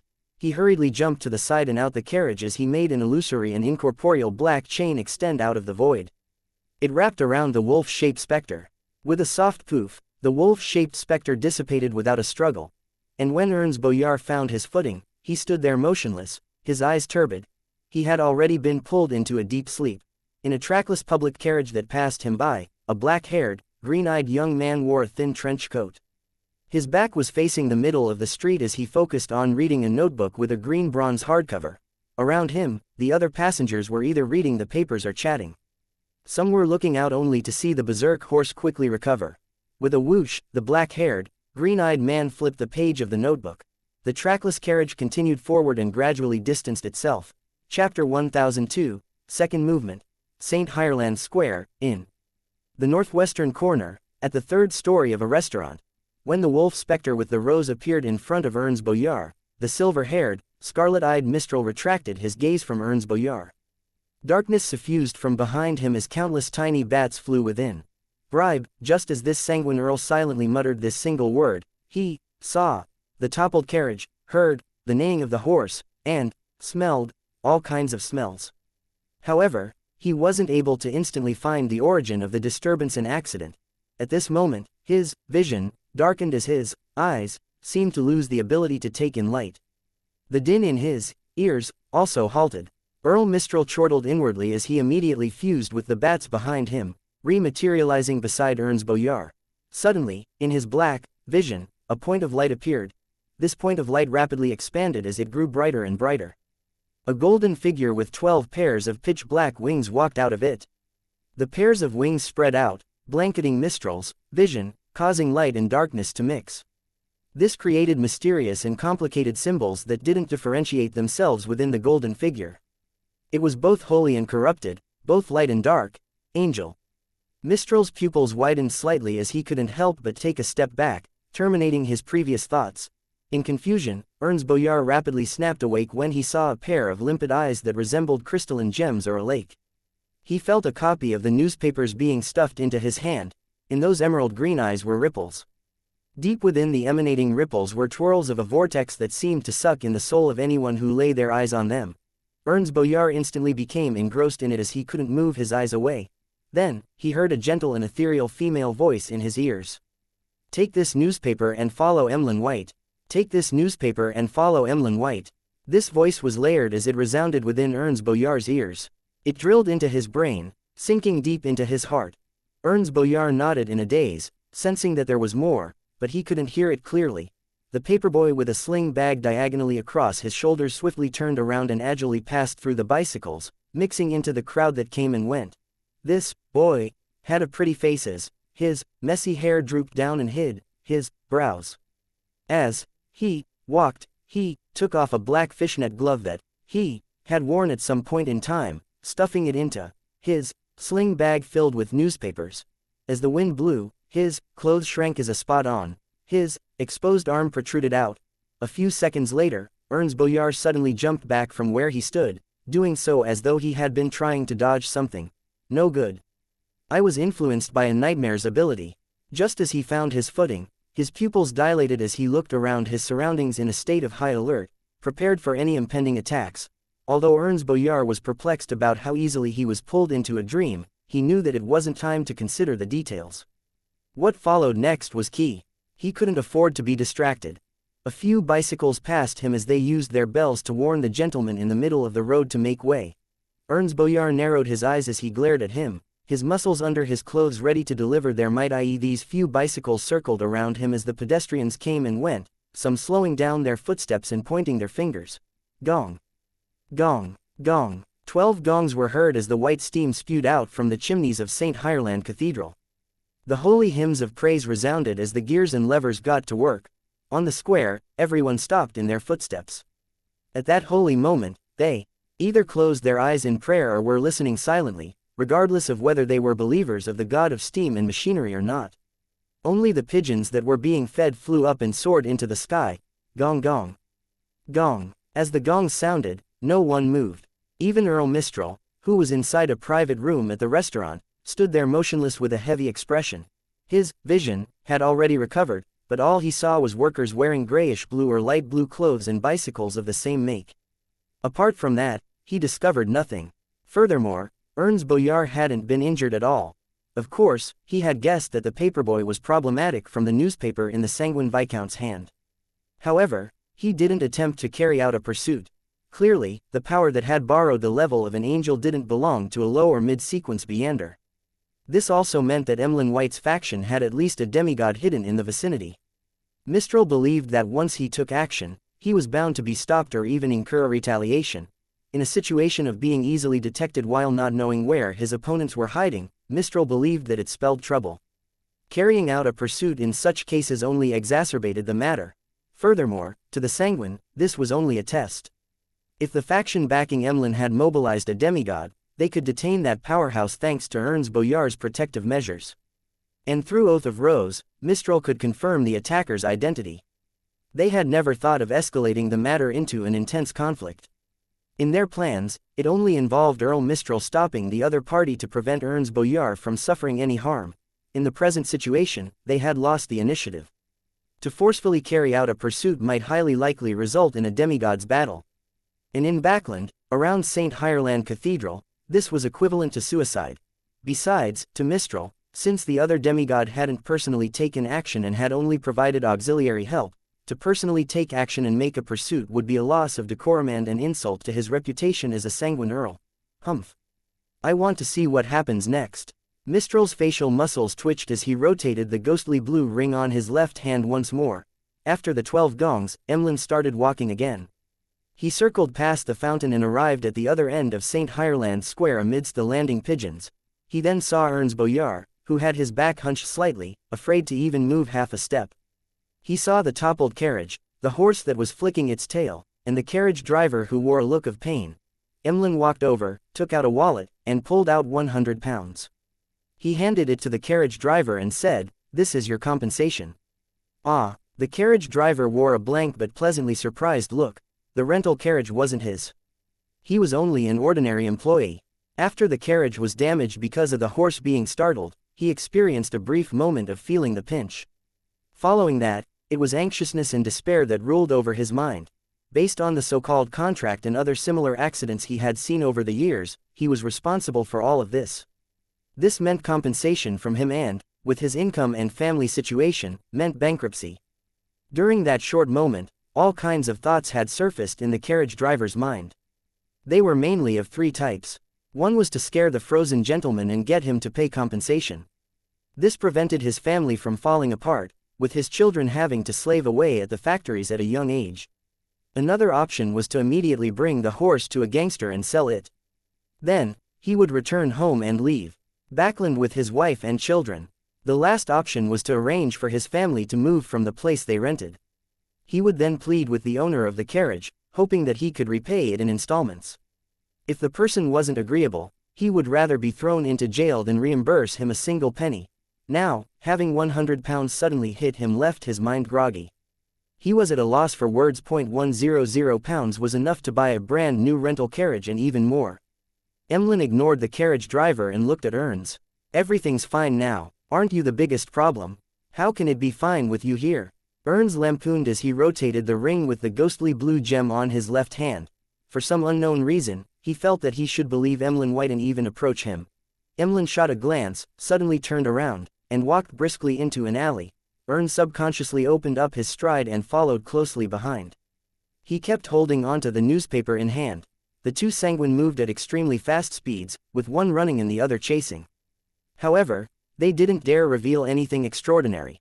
When Earl Mistral sensed that the two sanguine were beyond the reach of his spirituality, he used the connection between the paired oath of rose rings to follow behind unhurriedly. Emlyn occasionally made detours, taking shortcuts and occasionally returning to spots they had been before. It made it difficult to guess where his destination was. As for Ernst, he was like a bull having seen a red cloth. He refused to give up as he followed closely behind. Unknowingly, the two sanguine arrived at Rose Street, which was south of the bridge. At this moment, Emlyn suddenly sped up. He wasn't afraid that others saw him producing after images as he dashed right into the Harvest Church. Ernst did the same. Not good. From afar, Earl Mistral was just about to descend upon them to stop the subsequent developments when Ernst's figure vanished inside the Harvest Church's entrance. A tile at Mistral's foot instantly shattered.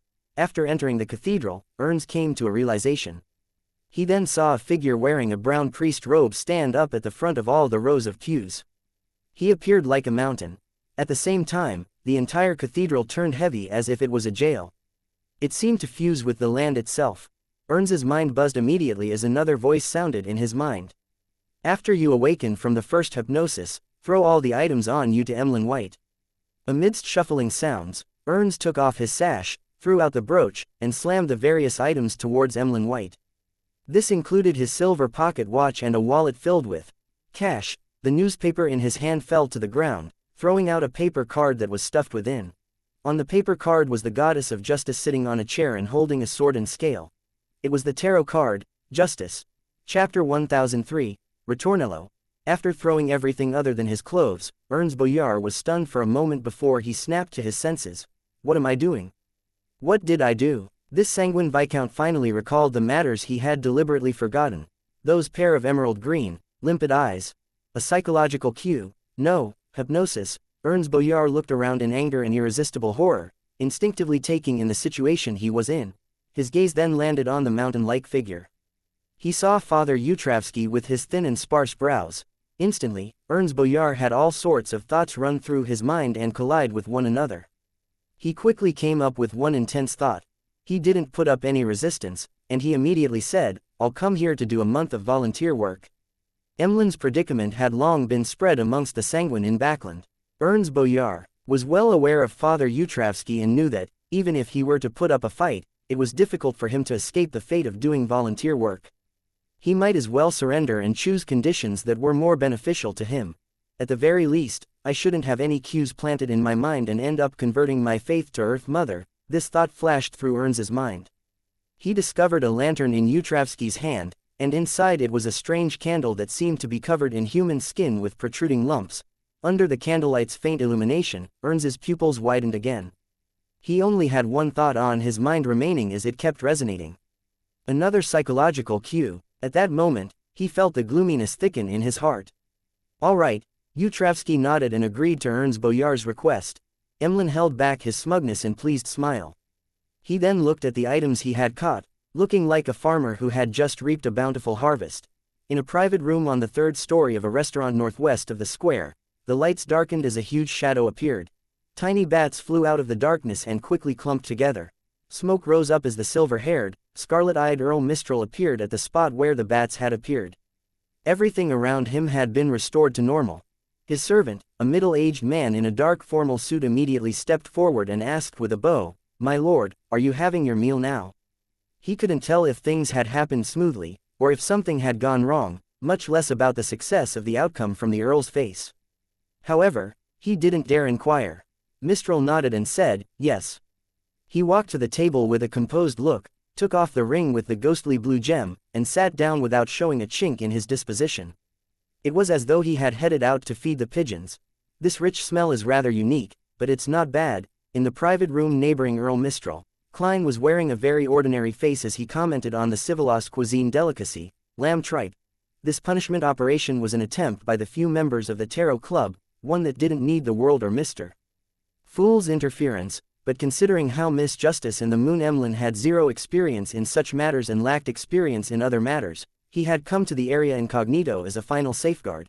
He had previously used his marionette to pray to the Fool while he entered the attached bathroom of his private room to head above the gray fog. Using the corresponding point of light, he had taken in the entire square and its surroundings. He kept holding the sea god scepter the entire time, prepared to deliver a lightning strike to prevent any problems once he discovered anything amiss. However, he ultimately didn't do a thing. Everything happened more smoothly than he imagined. There was no need for him to consider the experience the Star Leonard, but Miss Justice, who was participating in such matters for the first time, had exceeded his expectations. She wasn't nervous at all, not showing any signs of panic. Indeed, a sequence 6 of the spectator pathway is far greater than low and mid-sequence beyonders of the other pathways when it comes to controlling emotions. Even if she felt uneasy, she would have resolved it with her beyonder powers before the operation. Klein nodded indiscernibly as he continued sampling the other delicacies. Outside the window, on St. Hireland Square, it became filled with lively music, an eclectic mix of the flute, violin, accordion, and 7-string guitar. A rental carriage was slowly circling around the perimeter of St. Hireland Square.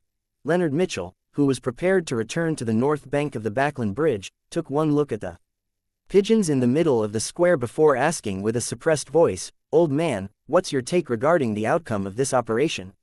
After he pulled Ernst Boyar into a dream, he flipped Limino's travels and activated Angel's Embrace. He then left the scene on carriage, unsure of the subsequent developments. In his mind, Pallas Zoroast snapped back, "In the fourth epoch, there's such a saying, believe in the might of deities. This means that this matter has received the tacit approval of Mr. Fool, so it's bound to succeed. However, old man doesn't know much about the Tarot Club. Mr. Fool is a witness most of the time, so there's no so-called tacit approval," Leonard mumbled inwardly before diverting the topic. Why doesn't this saying feel complete? He had never informed Pallas Zoroast of the exact situation of the Tarot Club. All he did was give mention of the general situation of the Tarot Club and inform him of the matters that had been approved by Mr. Fool. Pallas chuckled and said, "Indeed. There's also a second half of the saying, do not trust their benevolence. Believe in the might of deities, but do not trust their benevolence," Leonard repeated in silence as he looked down at the notebook with a bronze hardcover. He then muttered wistfully, "This is really akin to a Grade 1 sealed artifact.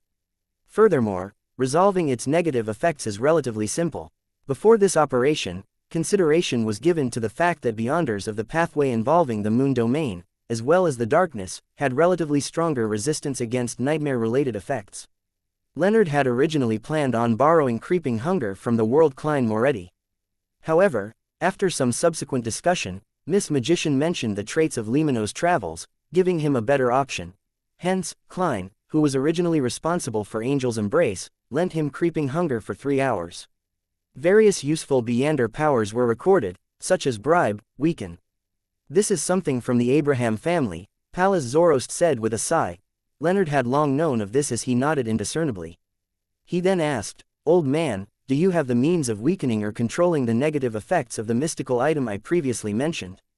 "You call that a mystical item? That's something that requires sealing." Pallas first reprimanded Leonard. Then, he said, "Didn't you say that it has a living characteristic? That makes it much easier to resolve." Leonard felt relieved as he cast his gaze out the window again, taking in the sight of St. Ireland Cathedral, which had parts resembling factories. In Phelps Street, North Borough, in the vicinity of St. Samuel Cathedral, at the entrance of the Lowen Charity Bursary Foundation. After changing her clothes, Audrey got off a carriage like an ordinary girl. She had already gotten rid of her paperboy attire at a hotel room that had been prepared ahead of time. And that room was reserved by someone under Emlyn's instructions. It had nothing to do with her. At this moment, there were people coming and going at the Lowen Charity Bursary Foundation's entrance, but Audrey walked over without any hesitation. No one looked at her, as though she lived in another world. Audrey briskly walked into the foyer, went up to the second story, and headed for the director's office. And everyone who she walked past seemed to join her in playing a game, pretending as though they hadn't seen her. They weren't puzzled about why this unfamiliar girl was inside. Audrey was just about to enter the office when she suddenly heard a familiar voice inside. "Miss Audrey, this is the amount of donations we have gathered this week." Audrey couldn't help but curl the ends of her lips as she gently nudged the ajar door and walked in. Inside the office, a staff member was holding a stack of documents, showing it to the person behind the desk. Sitting behind the desk was a golden retriever with a pair of gold-rimmed glasses hanging by her neck. It sat at the director's seat, casually flipping through the documents, and said, "That wouldn't be an issue." The staff member then took back the document and smiled at the golden retriever. "Then, I'll take my leave, Miss Audrey." Behind her, Audrey held back her laughter as she walked to the sofa.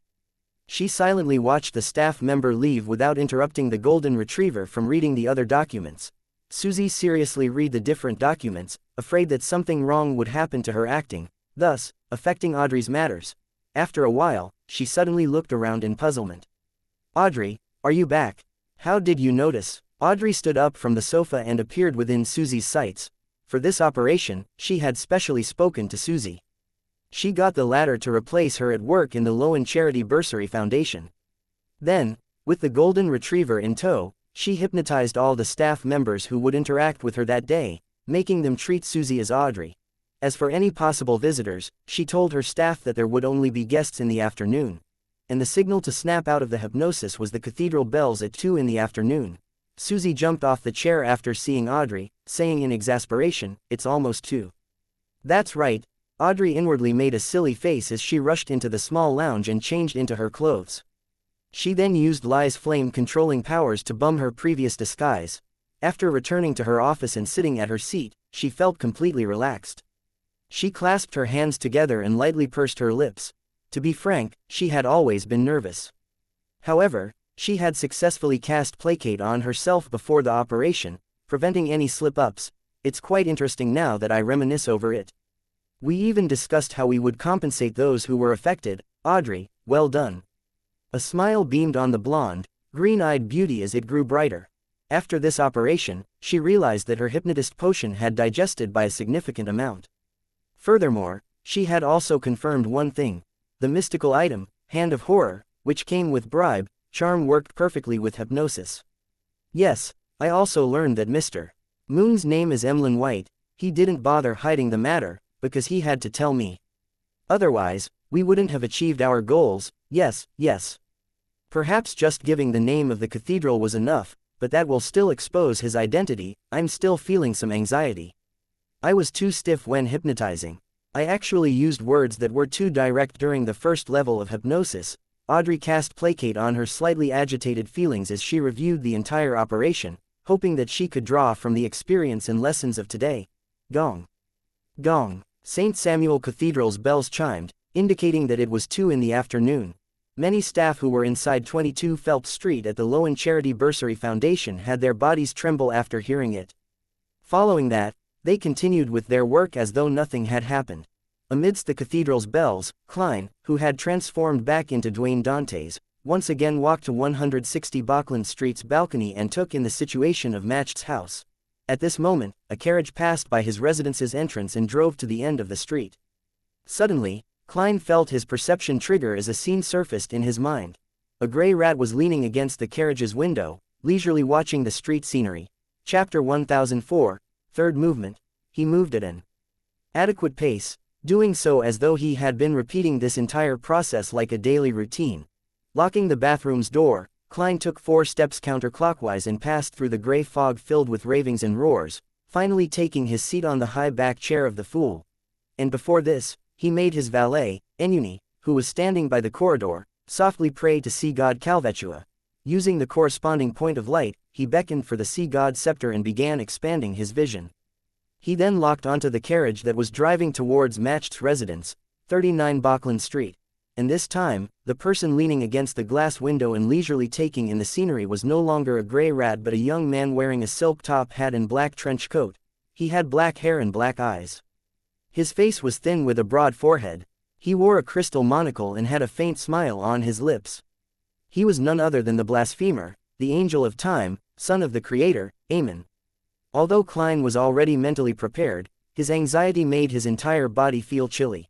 Amen had clearly appeared in his original form, but after stealing the rat demigod's destiny, he appeared as a gray rat in everyone's eyes without incurring any suspicion. He and his brother, Angel of Imagination Adam, had certain powers which were similar. It left terror in the mind of others the more they thought about it, but it was intrinsically different. If not for the gray fog and not for my deeper control of this place, I wouldn't have discovered it either. Klein felt a mix of joy and alarm as he expanded his vision to seek out Amon's avatars. Compared to the grafting of destiny, the signs of parasitizing was a lot clearer. However, Klein didn't notice anything this time. Be it the other passengers in the carriage, the horses that towed the carriage, or the surrounding trees and air, there wasn't any sign of parasitizing. This is different from what Leonard's grandpa said. Shouldn't the appearance of one Amen mean the accompaniment of many more Amens? He is clearly aware that he was discovered by a bizarro sorcerer of the Church of Evernight, and he suspects that Bachland Street is under surveillance. Therefore, he only sent a single avatar to investigate the situation. Klein frowned as he came up with theories. He was a little unsure of how to handle the current development. Of course, he recalled Pallas Zoroast mentioning that as long as one avatar was resolved, he could eliminate all the Amens in Bachland Street. And now, there was only one Amen in Bachland Street, a perfect time to take action. I'll first hear what the expert's opinion is. Klein immediately conjured the world German Sparrow's figure at the other end of the long bronze table and made him reverently and piously pray. Honorable Mr. Fool, please inform Leonard Mitchell that Amen has appeared at 39 Bachland Street, but there's only one. While German Sparrow made the prayer, Klein didn't stop monitoring the carriage. He saw Hazel in a light-colored dress alight and enter her foyer. Amen, who was wearing a monocle and black trench coat, walked behind her with complete composure. Despite not having any concealment, the servants didn't notice him at all. It was as though there was only air or some inconspicuous creature behind Miss Hazel. Occasionally, the female servants would look at the ground and jump in fright. Just as they were about to scream, they would forget what they were about to do after their mouths opened. Amen passed through the foyer and walked up the stairs. Pinching the crystal monocle, Amen stuffed his hands into his pockets. Ring-transparent worms began squirming out of his body as they crawled in every direction before vanishing. This left Klein's scalp tingling. He recalled Pallas Zoroast's description of Amon's parasitizing power, a plague-like infection. Hazel had been in an excellent mood recently. This was because her teacher hadn't truly gone mad. Everything that happened previously was only a test, and she had passed it with flying colors. This made her gain plenty of knowledge about the supernatural world. She learned the essence of the potions and grasped the acting method. She also gained the opportunity to advance to cryptologist. She was currently a Sequence 7 Beander. So the world actually has such a magical side to it. I wonder when I can become a demigod and shake off my mortal coils. Hazel glanced at the hanging wall clock and rubbed her sunken tummy. She decided to get her mother to bring forward the high tea session today. After all, there weren't any guests. At noon, she had used the excuse of heading out for a meal to bring her teacher back. She also took the opportunity to act and hadn't had anything to eat. Upon thinking that, she glanced at her teacher who was sprawled on a leather cushion on the sofa. The gray rat had raised its front paw and pressed on its right eye. "Do you need any food?" Hazel asked reverently. The rat lowered its front paw and answered unhurriedly, "There's no need." "All right, teacher." Hazel turned around and walked forward, opening the door to her bedroom. Her lady's maid was standing along the corridor, leisurely looking at the balcony at the end of the corridor as though she was admiring the afternoon sky. Hazel indiscernibly frowned and said, "Guard this place. Don't let anyone in." The lady's maid shot one glance at her and smiled. "Yes, miss." Only then did Hazel leave her bedroom and head for the activity room on the second story. She found her mother, Ma'am Rihanna. This lady with the same black-green hair received a pair of gem-embedded glasses with a gold chain hanging from it from her lady's maid. It was more an accessory than an eyesight correction tool. "Don't tell me that you don't like it?" Hazel asked in puzzlement. The corners of Ma'am Rihanna's mouth curled slightly. "I like it now." As she said that, she wore the glasses. As Hazel was just about to say something, she heard footsteps approaching. She turned her head to find her father, Member of Parliament Matched, coming home early. "Father, didn't you say that you'd be at the military veterans mess?" Hazel asked in passing. There wasn't anyone there today. Matched raised his right hand and pinched the two sides of his eyes. Hazel thought nothing of it as she nodded. "Perfect, we haven't had high tea together in a long time." "That's right." Member of Parliament Matched and Ma'am Rihanna laughed at the same time as a faint smile appeared on their lips. At 7 Pinster Street, Leonard, who had just returned from St. Hireland Square, threw himself onto the sofa as he lifted his feet onto the coffee table. Having not received any information, he believed that the punishment operation had come to a perfect end, allowing him to look forward to the spoils of war. "Old man, didn't you say that the Sanguine Viscount had many mystical items on him? Can you tell me what they are?" Leonard softly asked in puzzlement. In his mind, Pallas Zoroast harumphed. "Items of that level aren't worth my notice." Leonard was just about to press further when his vision suddenly blurred. He saw the boundless grayish-white fog and Gairman Sparrow's blurry figure, as well as his prayer. "Eamon has appeared at 39 Buckland Street, but there's only one." "Eamon has appeared?" That quickly, Leonard, who had already relaxed, retracted his feet immediately and sat straight up. He became more anxious than before the punishment operation began. He hurriedly informed Pallas Zoroast of Klein's words and asked, "Old man, what do we do now?" "Begin the operation, but there's only one Eamon avatar." Pallas Zoroast fell silent for 2 seconds before saying, "If there's only one Eamon, it implies that he has other motives, but none of that matters. In the fourth epic, there's a saying, there's no point crying over spilled milk. Since it has begun, we can't falter. If we delay this any further, Eamon will attempt to influence the entire street. When that happens, he will definitely discover Dwayne Dantes' abnormality." Klein returned to the real world and walked out of the bathroom. He had already made the corresponding preparations. He had creeping hunger on his left hand and an emblem carved from obsidian in his right. Then, he made Ennuni snap his fingers and use flaming jump to enter 39 Buckland Street, Member of Parliament Matched's house, with the appearance of Gairman Sparrow. Control of the spirit-body threads was instantly transferred to Klein, but this only seemed to sink into the vast ocean without any reaction. He had lost control of his marionette. Klein's eyelid twitched as he heard the door to the master bedroom creak open. It was Ennuni. This youth with Loan and Balam blood in him had pushed open the door and walked in, completely outside of Klein's control. He then took out a crystal monocle from his pocket and rubbed it with his sleeve. Then, he leisurely wore it on his right eye. He then looked at Dwayne Dantes, the corners of his mouth curling up.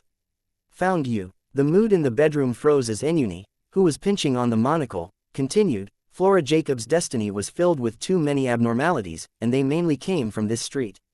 This piqued my interest, and I spent some time to distinguish and seek out the source. It took me so many days to find you.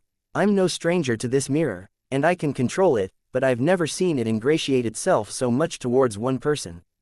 This really is an interesting matter. Perhaps, I should steal your destiny and see why that is the case." "Ah, right, you likely do not know of its origins. It's in no way simple." Chapter 1005, Fourth Movement. Wearing a monocle, Eamon, who wore the appearance of Ennuni, didn't seem like an infiltrator or assailant. Instead, he appeared like a visitor as he eagerly mentioned all the preparations he had done, as well as Rhodes's origins. He paused before he could finish his sentence. Dwayne Dantes' opposite, him, had turned into a dirty gray rat. The rat raised its right claw, pressing at its eye. At the same time, in the garden of 160 Bachland Street, with his thin and cut, black-haired, brown-eyed face, Gehrman Sparrow appeared in the middle of a bunch of roses. Back when Eamon was saying something highly enticing, he had secretly split off a worm of time in an attempt to invade Klein's body in order to parasitize him. However, Klein had been on high alert the entire time. He detected this attempt via the changes in his spirit-body threads, so he rapidly created a marionette at the critical moment and swapped locations. Silently, Eamon, who looked like a mixed-blood youth, appeared in front of Klein. Behind him, a 12-ring transparent worm fell from the third story and returned to his body. And at that instant, the earthworms in the garden's soil, the insects in the woods, the rats in the shadows all crawled out, either swarming towards Gehrman Sparrow and Eamon or were fleeing from this region. The main reason why Klein had patiently listened to Eamon was to use that time to create marionettes. To a bizarro sorcerer, they were only complete with their marionettes. Eamon still wasn't in a rush to take action. He pinched the monocle embedded deep in his eye socket and looked around, saying with a smile, "Your actions often expose your problems. To a master of deceit, everything that you did was enough for me to detect your weakness. In such a tense and dangerous situation, you actually chose to convert rats, insects, birds, and earthworms into being your marionettes without considering your servants. What does this tell me? It says that you have outstanding moral standards. You still view yourself as human and are unwilling to harm them. Upon grasping this point, even if my avatar is inferior to you, it's still easy to break you down. You wouldn't even be capable of dying even if you wish for it. Ah, right, you can stop your attempts at secretly controlling my spirit-body threads. This is because you're controlling the spirit-body threads I stole. They belong to your butler, your maid, and your coachman. If this continues, I'm afraid you will feel a deep sense of guilt. Even spirit-body threads can be stolen. No, it's more like grafting." Klein's expression froze slightly as he terminated his control of Amon's spirit-body threads. He had been patient, allowing Eamon to drone on with his drivel, mainly doing so because he was secretly trying to turn Amon's avatar into his marionette. To a bizarro sorcerer, battles like this, where he stalled for time and exerted his influence in secret, should have been something he was best at and something he enjoyed the most. Unfortunately, he had encountered Blasphemer Eamon, the current pinnacle existence of the Marauder pathway. Even if he was only facing an avatar, he could do nothing about him. Klein actually suspected that Amon's words were a ruse, but he wasn't able to see through it. He didn't dare take the risk. During such times, he needed the help of a spectator. For you to say so much, I doubt it's solely to think of the means to parasitize me, right?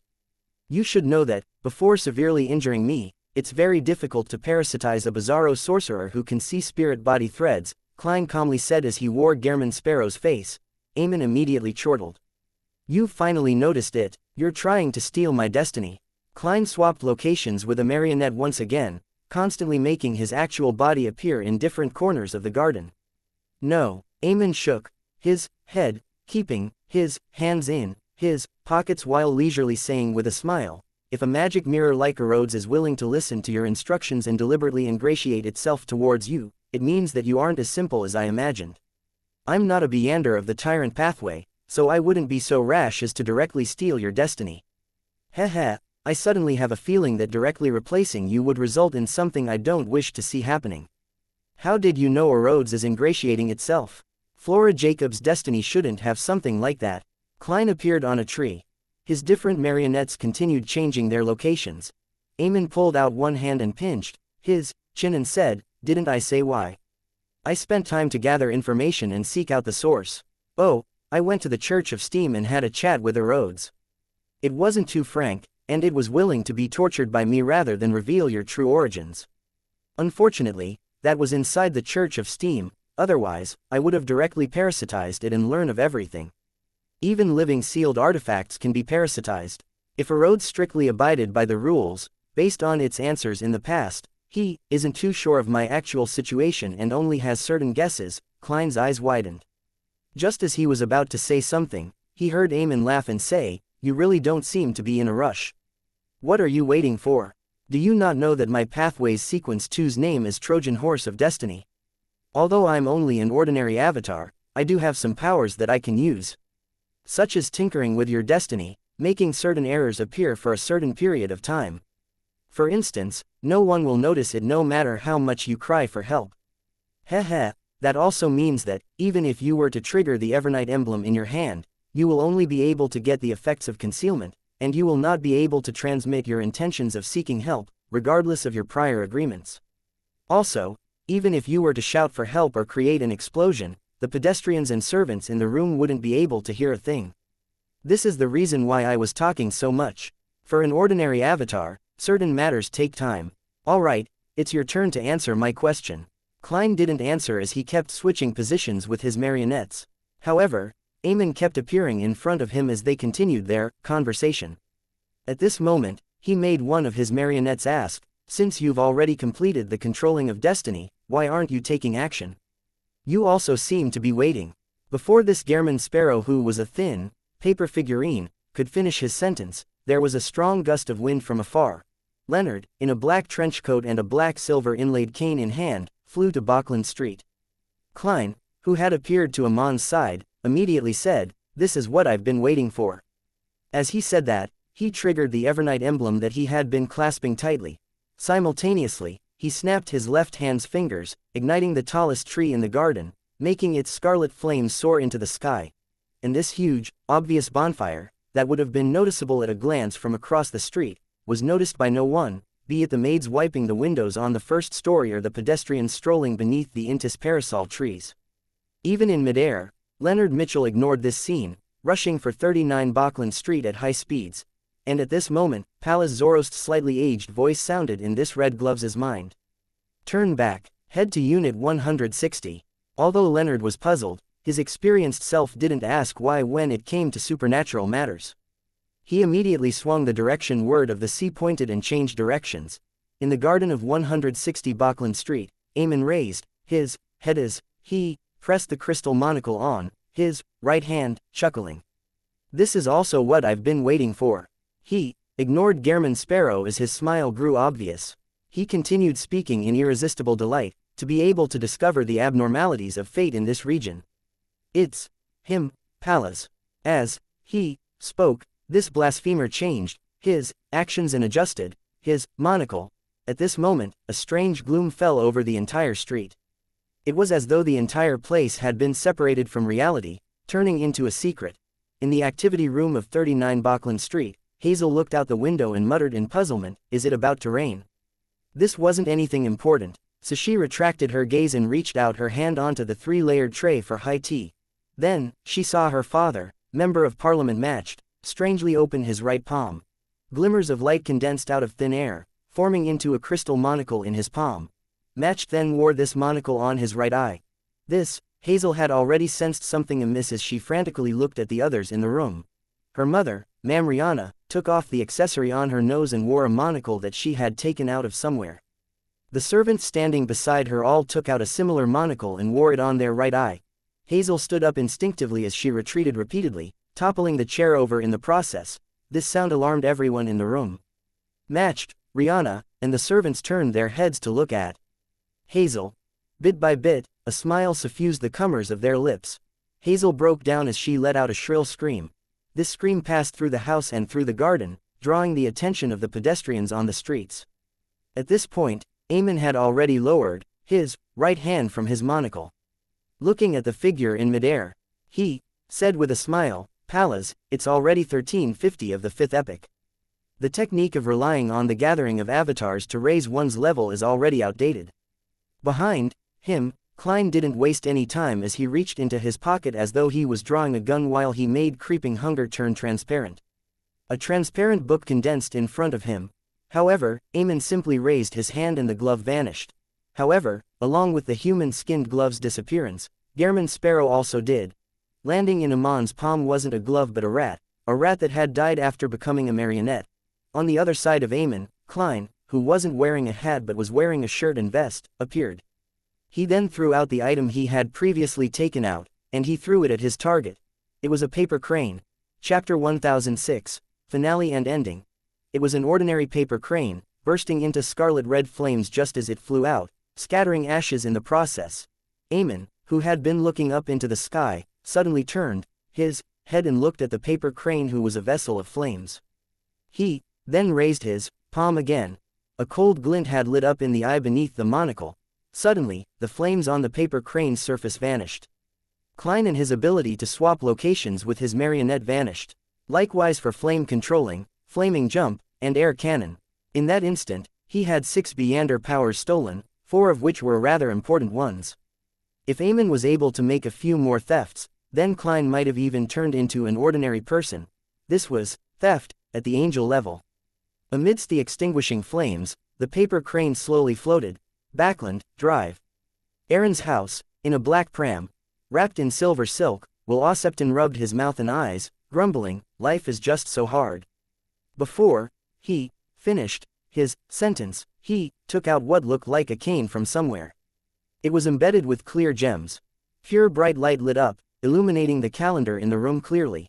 Today was Tuesday, 1.160 Bachland Street. Inside Dwayne Dantes' garden, the paper crane, which was already charred and incomplete, suddenly froze in midair. Complicated chrome-colored symbols appeared out of it, instantly taking on the form of a huge, illusory, scaleless snake. The dense patterns and symbols on the surface of the gigantic silver snake formed a wheel that was connected to each other. Around each wheel were different symbols. With a sweep of the cold, bright red eyes, this giant serpent soared into the sky and stayed above Bachland Street. It curled its body and bit its own tail. Its shadow blanketed the entire street like a mysterious and ludicrous wheel. Suddenly, Matched, Rihanna, and several servants in 39 Bachland Street's activity room wiped the smiles from their faces. They raised their hands in unison, taking off the monocle on their faces, allowing the monocles to turn incorporeal in their hands before transforming into beams of light. Immediately following that, they wore their eye accessories once again and pinched their eye sockets, either leisurely looking out the window or returning to their former state. Hazel sat on the ground watching this scene. As she shook her head, feeling the world crumbling around her, she used her hands to hold her body up while rapidly retreating. The cold glimmer in Winter Enuni's eyes vanished. The crystalline monocle was left cooked, and he no longer wore that supercilious look. In addition, something in his body seemed to be extracted as a clear, thick, but transparent and mysterious worm of time took form above his head. And amidst concealment, this worm of time quickly transformed into a figure with black hair, black eyes, a broad forehead, and a thin face. This wasn't time reversing itself on Bachland Street, because Klein and Leonard didn't suffer any of its effects. It was Eamon having his condition returned to a few minutes prior to this. Snake of Fate reboot. Although Will Osepton had predicted that there would be some changes in fate, things had happened slightly later. However, his influence that descended from afar came in such a timely fashion. In order to gain this Snake of Fate's help, Klein had not only fed him 5 different flavors of ice cream, but he had also agreed to further compensation. The outcome of their negotiation was that Klein had to think of the means to create at least 2 items that could allow Will Osepton to briefly regain some of his strength while in his weakened state. When Eamon suffered this unexpected blow, Klein didn't hesitate and drew Death Knell. He cocked it, gently pushed the cylinder, and aimed it at his enemy. He staidly and decisively pulled Death Knell's trigger, shooting out the control spirit bullet he had long prepared. A black stream of light flashed out, striking the illusory Eamon figure with the sharp bonnet and classic black robe, the Worm of Time. This was even thicker and clearer than all the Worms of Time Klein had previously seen before. The light scattered as Amon's figure quivered in midair and froze without being able to wear any expression. And at this moment, Leonard, who had already arrived overhead, followed Old Man's instructions. Standing on Word of the Sea, he floated in midair, slightly spread out his arms, and relaxed his spirit body. Both his green eyes immediately reflected a slightly gloomy, 12-ring transparent worm of time in each one of them. These 2 worms of time had their heads and tails connected together, forming a similar loop. As the loop slowly spun, they projected a huge ancient modeled illusion behind Leonard. This illusion looked like the surface of a wall clock carved from stone. There were 12 segments, each segment was either grayish-white or bluish-black. They were clearly demarcated from each other, and the symbols were all different. With just one look, Klein had the feeling that life was speeding past him. A bell gong that seemed to travel across time from ancient history resounded through the spacious secret world. Everything before Klein seemed to slow down, including the Eamon figure above Enuni. An indescribable invisible surge appeared, sweeping around that Eamon figure before hurling it towards that huge, illusory stone-carved wall clock. what was actually a worm of time, Amon's avatar with a monocle, suddenly extended a hand, aiming it at Gehrman Sparrow. Suddenly, Klein saw the skin on the back of his hand rapidly dry up as they wrinkled up, producing unobvious aged spots. The speed at which Amon's illusory figure was being pulled away slowed down, but the process couldn't be interrupted.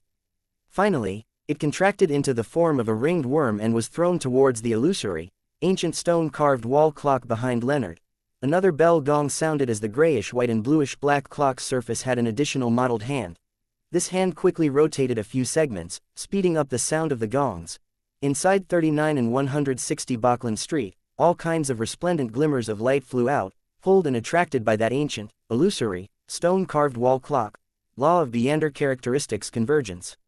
He had used the connection between the avatars and his higher level to strengthen the law of Beander.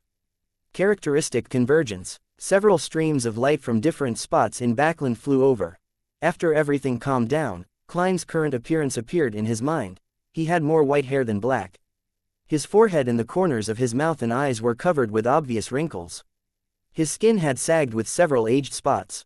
He looked like an elderly gentleman, ready to pass away at any moment. At this moment, the clock's gonging sounded again.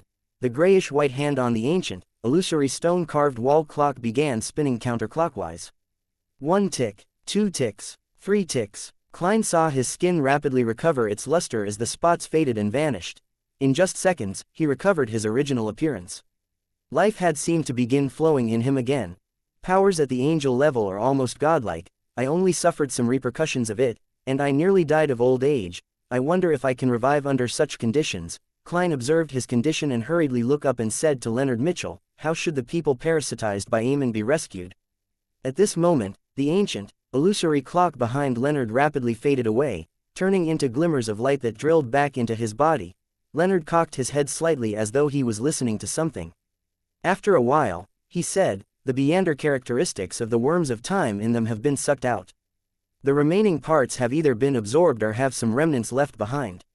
However, it wouldn't result in having an excessive influence on them." Old man said that it won't be excessive, but it might be from the viewpoint of an angel. In short, they can pray to the deities they believe in and see if they can obtain a complete purification.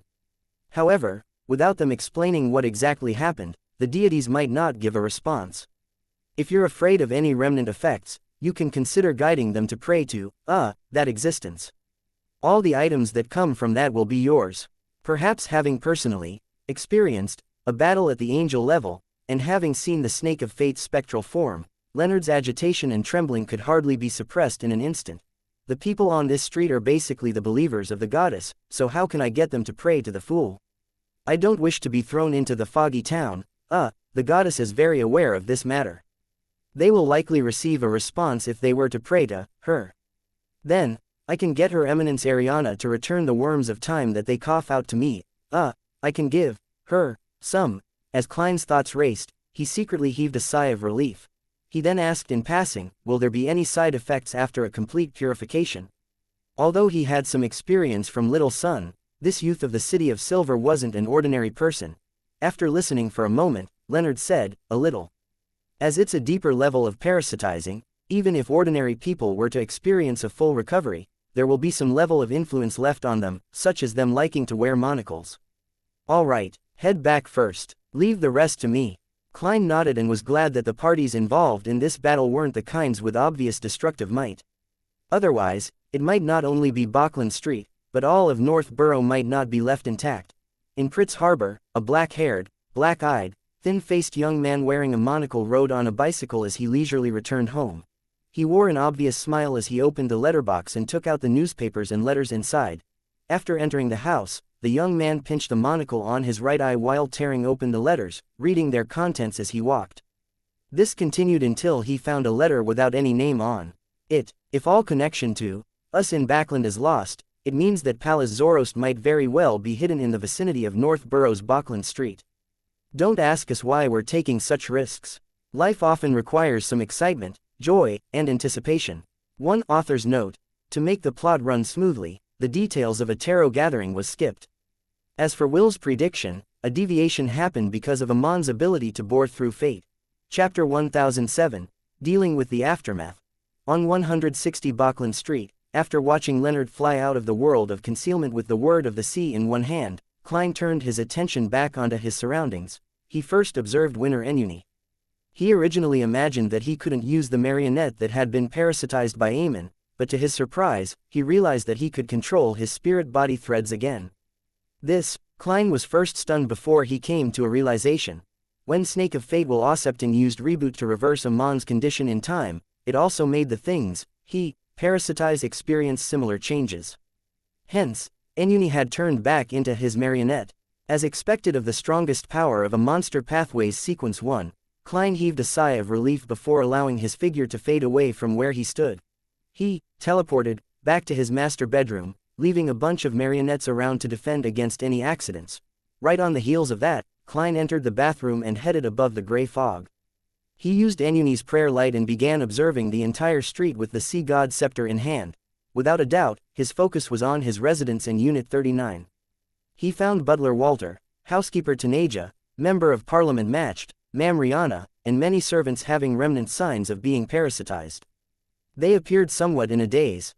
As for Hazel, she was on the brink of total collapse. Her hands were on the ground, having pushed herself backwards into the corner. Her back was leaning close to the wall as she huddled into a ball, trembling. Matched and company had noticed something wrong with her.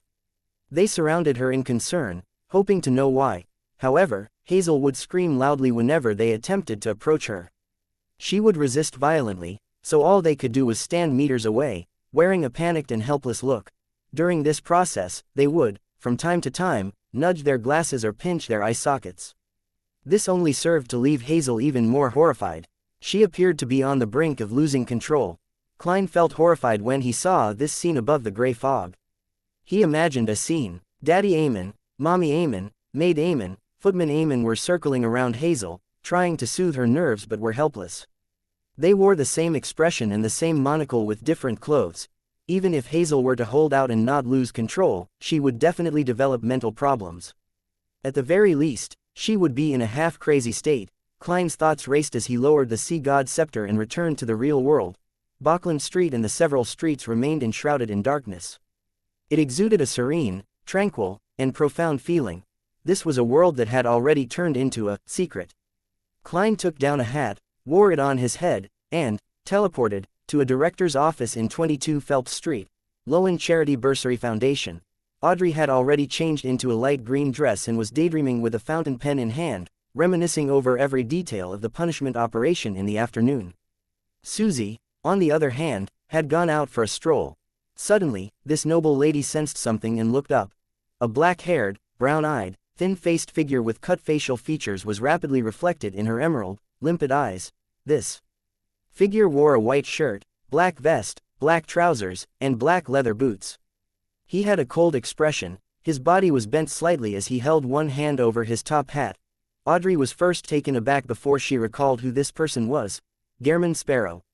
Although she had never met him before, she had already seen his extremely lifelike picture on the papers and wanted posters. Klein realized that he hadn't changed back to Dwayne Dantes based on Miss Justice's reaction.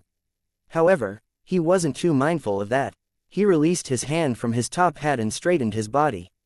He said with a nod, "There's something that requires your help." His disguise had also been stolen by Aemon. But after a reboot, it was returned to him. He just didn't have the time to change back into Dwayne Dantes. Mr.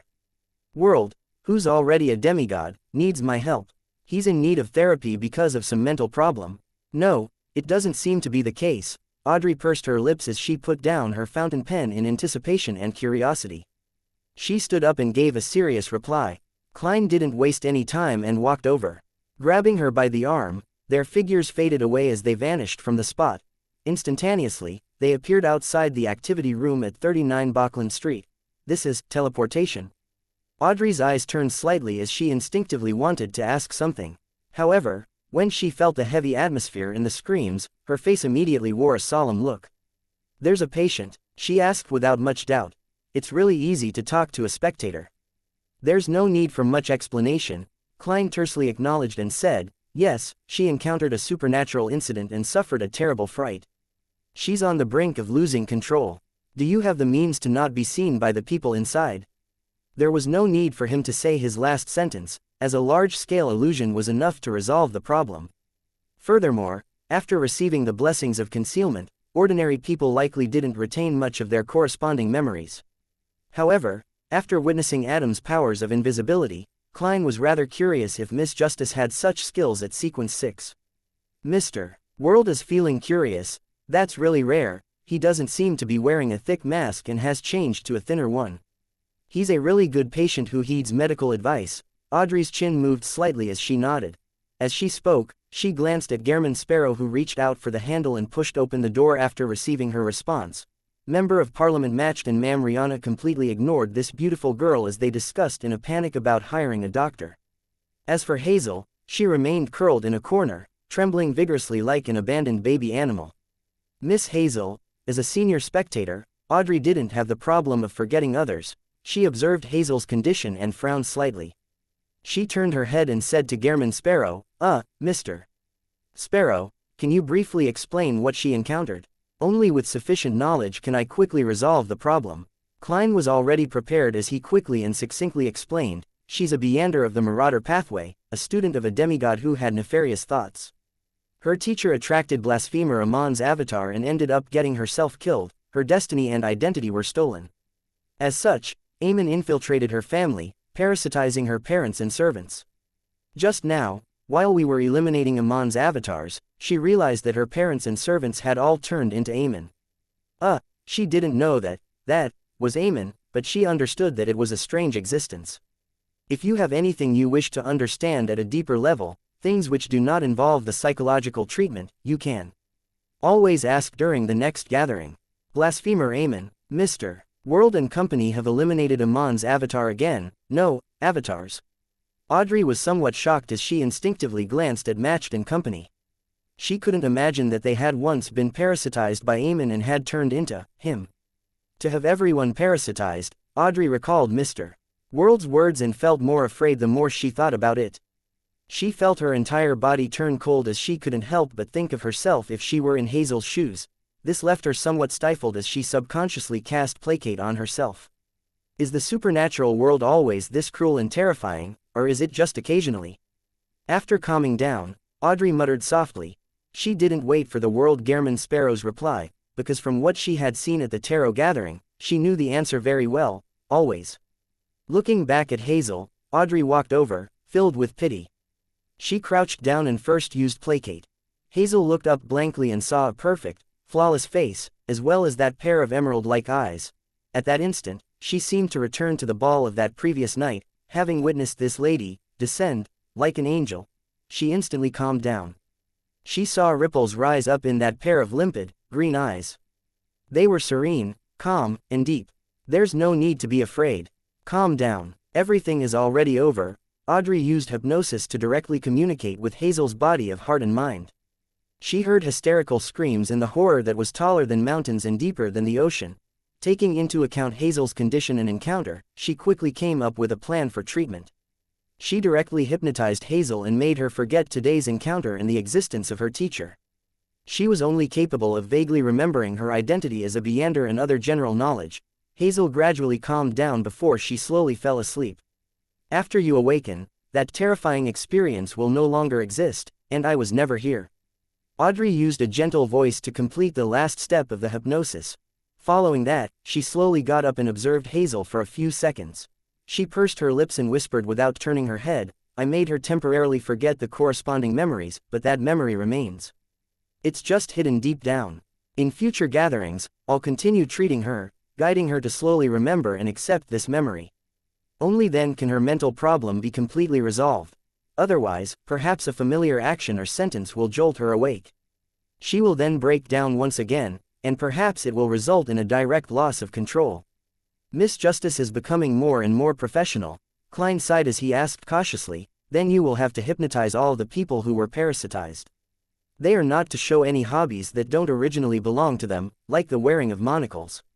Also, let them pray to the Evmite goddess after 15 minutes to obtain complete cleansing and purification. Audrey nodded with abnormal seriousness. Klein immediately stood to the side, watching this noble lady, everyone who had been parasitized in this house with the greatest feelings of pity. Chapter 1008. Splitting. Minutes later, Klein, with the face of Gehrman Sparrow, walked out a 39 Bachland Street with Miss Justice Audrey and headed for places where the other parasite victims were. After a few silent steps, Klein suddenly looked ahead and said, "It's not rare to see such matters happen among unaffiliated Beyonders. Without any suitable guidance, it often implies that they're constantly dancing at the edge of a cliff with the possibility of falling at any time."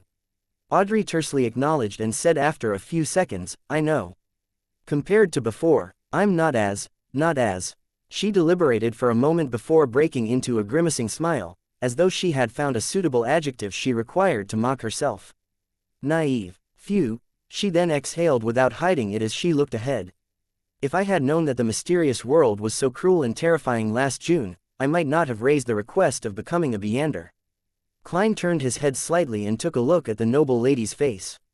He asked in a seemingly casual manner, "If I were to give you the chance now to completely leave the mysterious world, would you accept it?"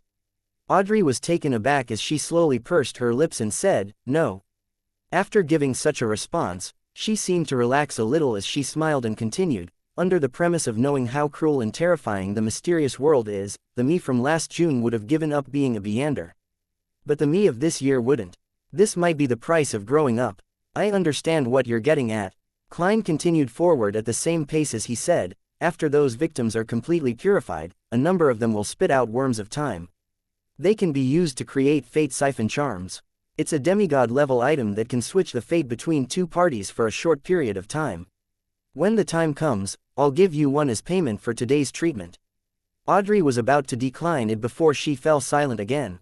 She then nodded gently and said, "Okay." Just as she said that, she suddenly paused. She turned her head to glance at Gehrman Sparrow and smilingly said with a mixed expression, "I know why you just asked me that question." Klein chuckled without giving a direct answer. Audrey retracted her gaze and immediately felt a lot better. She asked as though they were having a chat, "I participated in the punishment operation at noon, and I dealt with the aim and aftermath in the afternoon. Today is really a tarot day." Her words were a double entendre as she said with utmost wistfulness. From her point of view, noon was a cooperative operation that involved 5 members, the moon, the star, judgment, justice, and the magician, with different levels of involvement. In the afternoon, the tarot clubs The World and Justice had involved themselves in the elimination of Amon's avatars in different ways. This was indeed a day to remember, and in a sense, it could be considered a tarot day. Klein nodded in agreement at Miss Justice's words, but he didn't tell her that the star Leonard had also been involved in the afternoon operation. Furthermore, he was the main force in the operation. Amon's avatar must have been difficult to deal with, right? Audrey finally found an opportunity to raise the question. She stared at Gehrman Sparrow, making no attempt to hide the curiosity in her green eyes. "If I had done it alone, you wouldn't be seeing Gehrman Sparrow, but Eamon here instead. Having your destiny and identity stolen?" Audrey asked in enlightenment. "We'll discuss the specifics in the future. In short, to eliminate all of the Eamon avatars in Bachland this time, we had mobilized angels. If you were to encounter Amon's avatars in the future, never believe that you have the means to handle him alone. Immediately find an opportunity to seek help. Yes, his trait is the wearing of a monocle. He enjoys pulling off harrowing pranks." Angels were mobilized. "I wonder if it was that death console or the angel from the fate domain, or..." Audrey looked up at the sky and saw the clouds frozen in midair. They appeared like props under the dark background. Like an attentive student listening to a teacher, she seriously nodded and said, "I will keep that in mind." The two continued walking, occasionally silent, occasionally breaking out into a conversation until they entered 160 Bachland Street. After a few minutes, inside the activity room of Hazel's house, Matched and company suddenly had the strong urge to sit in their seats, raise their hands, and place their clasped hands before their mouth. They then began to piously pray and chant the Evernight goddess's honorific name. After an unknown period of time, they coughed in unison until their tears and snot flowed out. Without realizing it, they separately coughed out worms with 12 translucent rings. The moment these worms fell to the ground, they vanished without garnering any notice. Similar things happened in other places of Bachland Street, but everything was quickly restored to normal. And the darkness had faded away at some point in time as the clouds began churning again from the sweeping winds. Amidst her parents' coughing, Hazel slowly regained consciousness. She was puzzled as to how she fell asleep on the sofa during high tea. She felt that she should have been in an excellent mood, but she just couldn't bring herself to smile. She felt as though there was a feeling of indescribable sadness and pain bearing over her heart. Upon seeing her parents' concerned gaze landing on her, not only wasn't she touched, she even felt a little fearful. She trembled like an introvert who wasn't accustomed to making contact with others. Hazel knew that this wasn't her personality, but she couldn't control herself. However, she didn't find it weird or puzzling as she continued enjoying the high tea pastries. Matched and Rihanna felt the same. They had a nagging feeling that there was something hazy about their memories, but they just couldn't recall what. 160 Bachland Street. In the master bedroom, which had its curtains drawn, a figure suddenly outlined itself across the coffee table. It was the barefooted Arianletter of the ascetics, matron of the Evernight cloister, head of the 13 archbishops of the Church of Evernight. She was wearing a Spartan robe with tree bark as her belt. In the lady's eyes, the gray sideburn Dwayne Dantes was about to leave the sofa. On the coffee table in front of him were 9 transparent ringed worms. "Good afternoon, Ma'am Ariana," Klein said with a solemn bow. "Thanks to your help, Amon's avatars in Backland have all been eliminated. You can choose a portion of these spoils of war." He had previously prepared a marionette beside every person who had been parasitized, and he used an illusion to bring these worms of time back. After hearing him, Ariana tapped her chest 4 times in a clockwise fashion and replied in a pious manner, "Praise the lady." She didn't decline the offer or stand on ceremony. She reached out her right hand, and 2 worms of time flew up and landed in her palm. "Eamon must have certain guesses about this. You still have to be careful in the future," Ariana said simply before her figure vanished inch by inch as though she had been erased. Watching this archbishop leave, Klein sat down and picked up a pen and paper, writing to Leonard Mitchell. He wanted to ask what other effects the worms of time had other than creating fate siphon charms. He believed that he couldn't turn all the remaining worms of time into fate siphon charms, as it would be too monotonous. It made it easy to be countered, and it prevented him from handling different situations. Therefore, he had to consider other possible uses. With the worm of time as a vessel, he could use the powers stirred from other symbols, patterns, and labels that differed from the Fool. This would likely result in different effects from the fate siphon charm. And this was something Pallas Zoroast was an expert at. After writing his letter, Klein took out the adventurer's harmonica and blew at it. Rynette walked out of the void with the 4 blonde, red-eyed head in hand. The 8 eyes paused before looking at the remaining 7 worms of time on the coffee table. Miss Messenger looked at it for 3 full seconds before retracting her gaze. She then bit on the letter and gold coin which Klein handed over. "Still 7 Pinster Street," Klein succinctly said. Rynette Tinacare's remaining 3 heads replied, "In the future, you can seek my help in such matters. The payment will be the spoils of war." Klein was taken aback as he said, "All right." After Miss Messenger returned to the spirit world and vanished from his room, he frowned and muttered, "Since she can recognize the worms of time, it means that she knows that this battle might have escalated to the level of angels. She wasn't afraid at all. Miss Messenger is stronger than I imagined." 7 Pinster Street.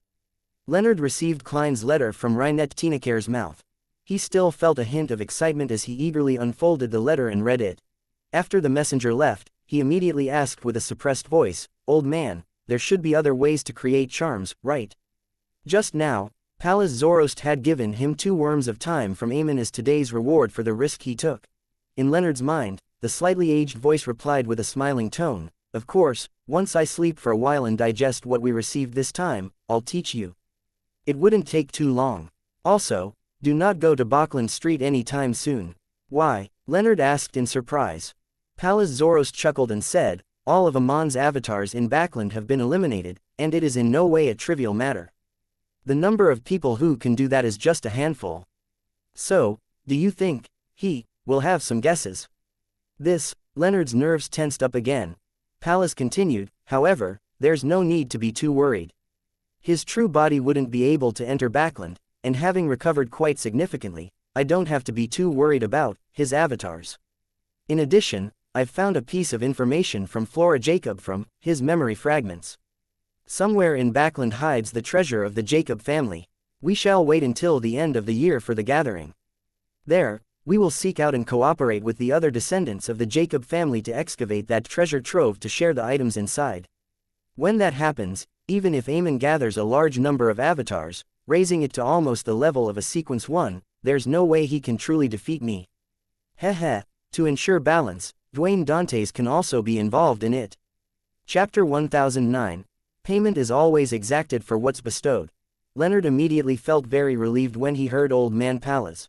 He cast his attention back to the angel-level battle that happened in the afternoon and asked rather curiously, which Pathways angel does that giant serpent phantom belong to? Pallas Zoroast fell silent for a moment before saying with a sigh, Snake of Fate.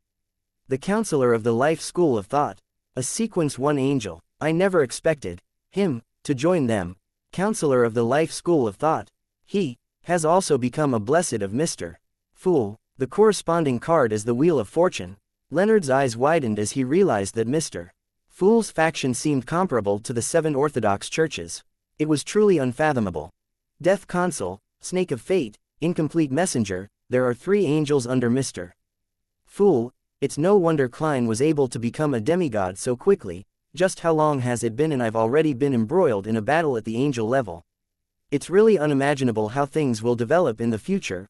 Leonard held the letter and sat on the sofa. He felt another sense of urgency towards digesting his Soul Assurer potion and advancing to Spirit Warlock. He had been busy placating the souls in the Backland region recently, but due to the numerous missions, he was still far from completing them. He couldn't find an excuse or opportunity to visit Tingen City to steal the powers from that drop of the eternal blazing sun's blood.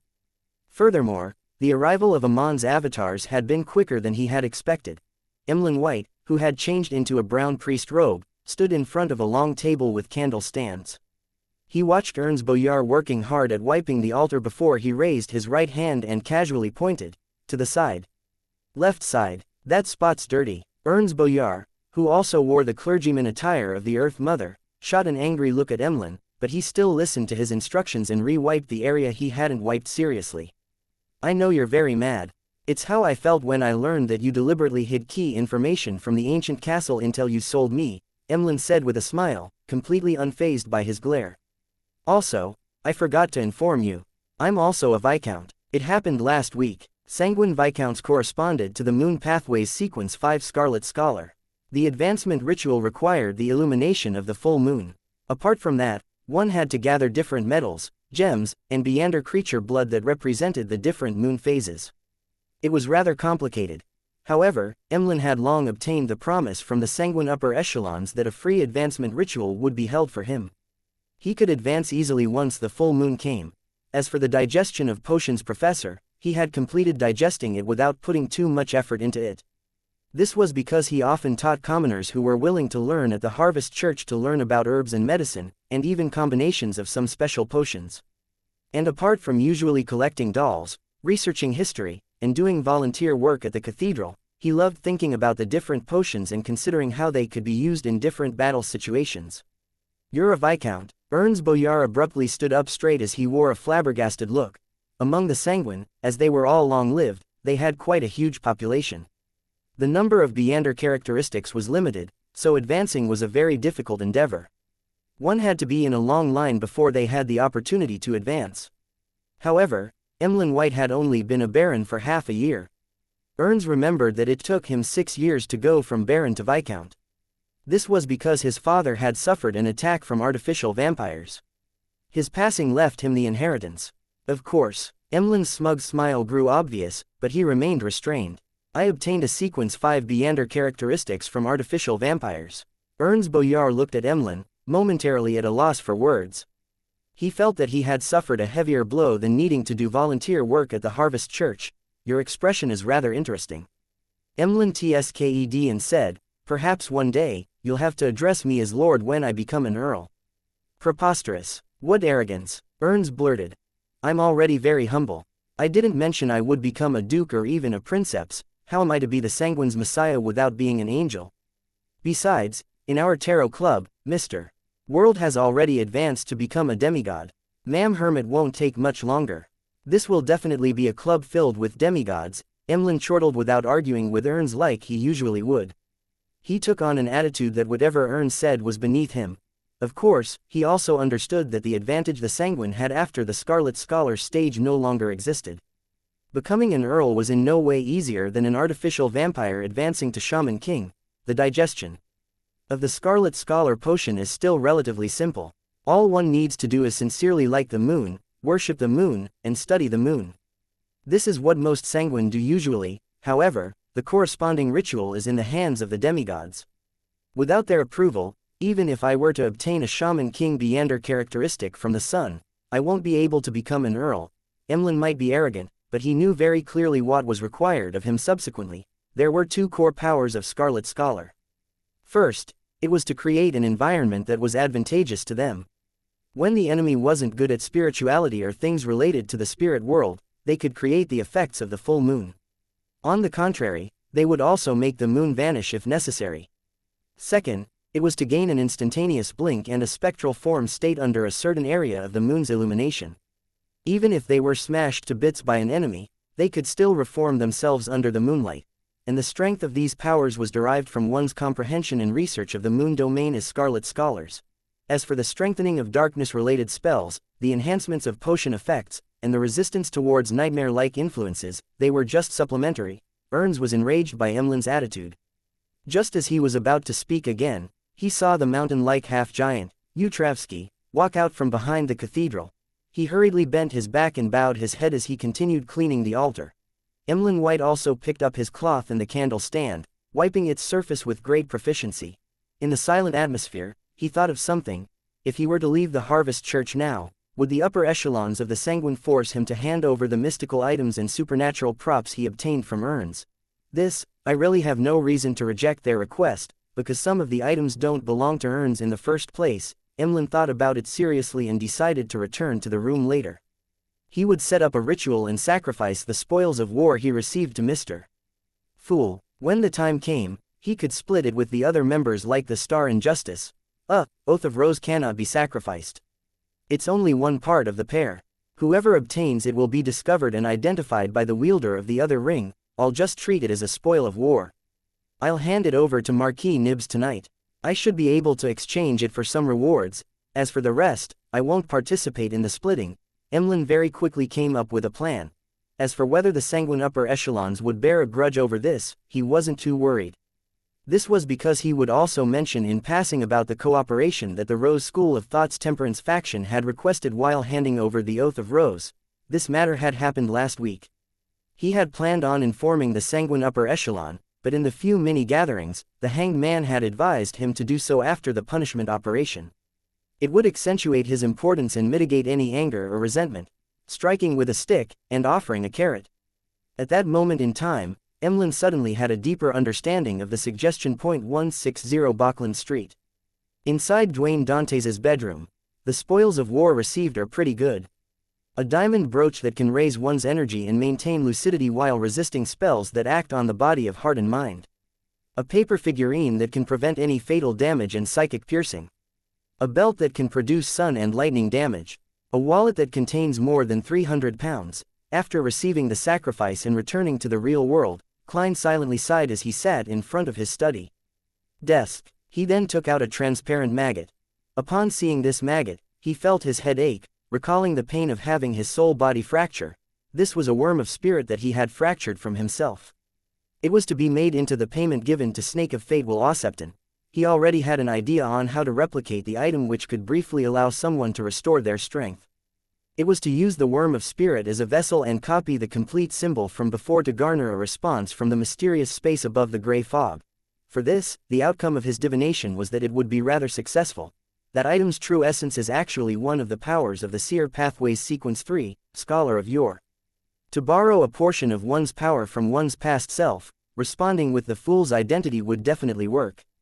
The only problem is that the corresponding dimensionality, mystery, complexity, and danger of the symbols cannot be directly engraved on different metal plates. According to Will Osepton, I have to use cogitation and draw on my spirituality to draw it on the worm of spirit. If it succeeds, I'll make myself one. I'll look at myself from the past and see if it will be Klein Moretti's childhood or myself hanging in the cocoon above the door of light. If it's the latter, it's best if I can confirm how long I've been hanging. Klein entered a cogitation state while in thought. Then, he kept constructing symbols with his mind, allowing his spirituality to repeat this process outside as it penetrated the worm of spirit. This was a complicated and difficult task. If he wasn't careful, it might lead to failure. As the invisible symbols fell and augmented the worm of spirit, Klein suddenly trembled. The worm of spirit ignited by itself and turned to ashes. Looking at his empty palm, Klein felt a headache. After a long period of silence, he silently muttered, "Life sure is difficult." Thank you for listening and supporting the Cultivation audiobook channel. If you'd like to support us, 1 cup of coffee can make a big difference. Please check the PayPal link in the YouTube description.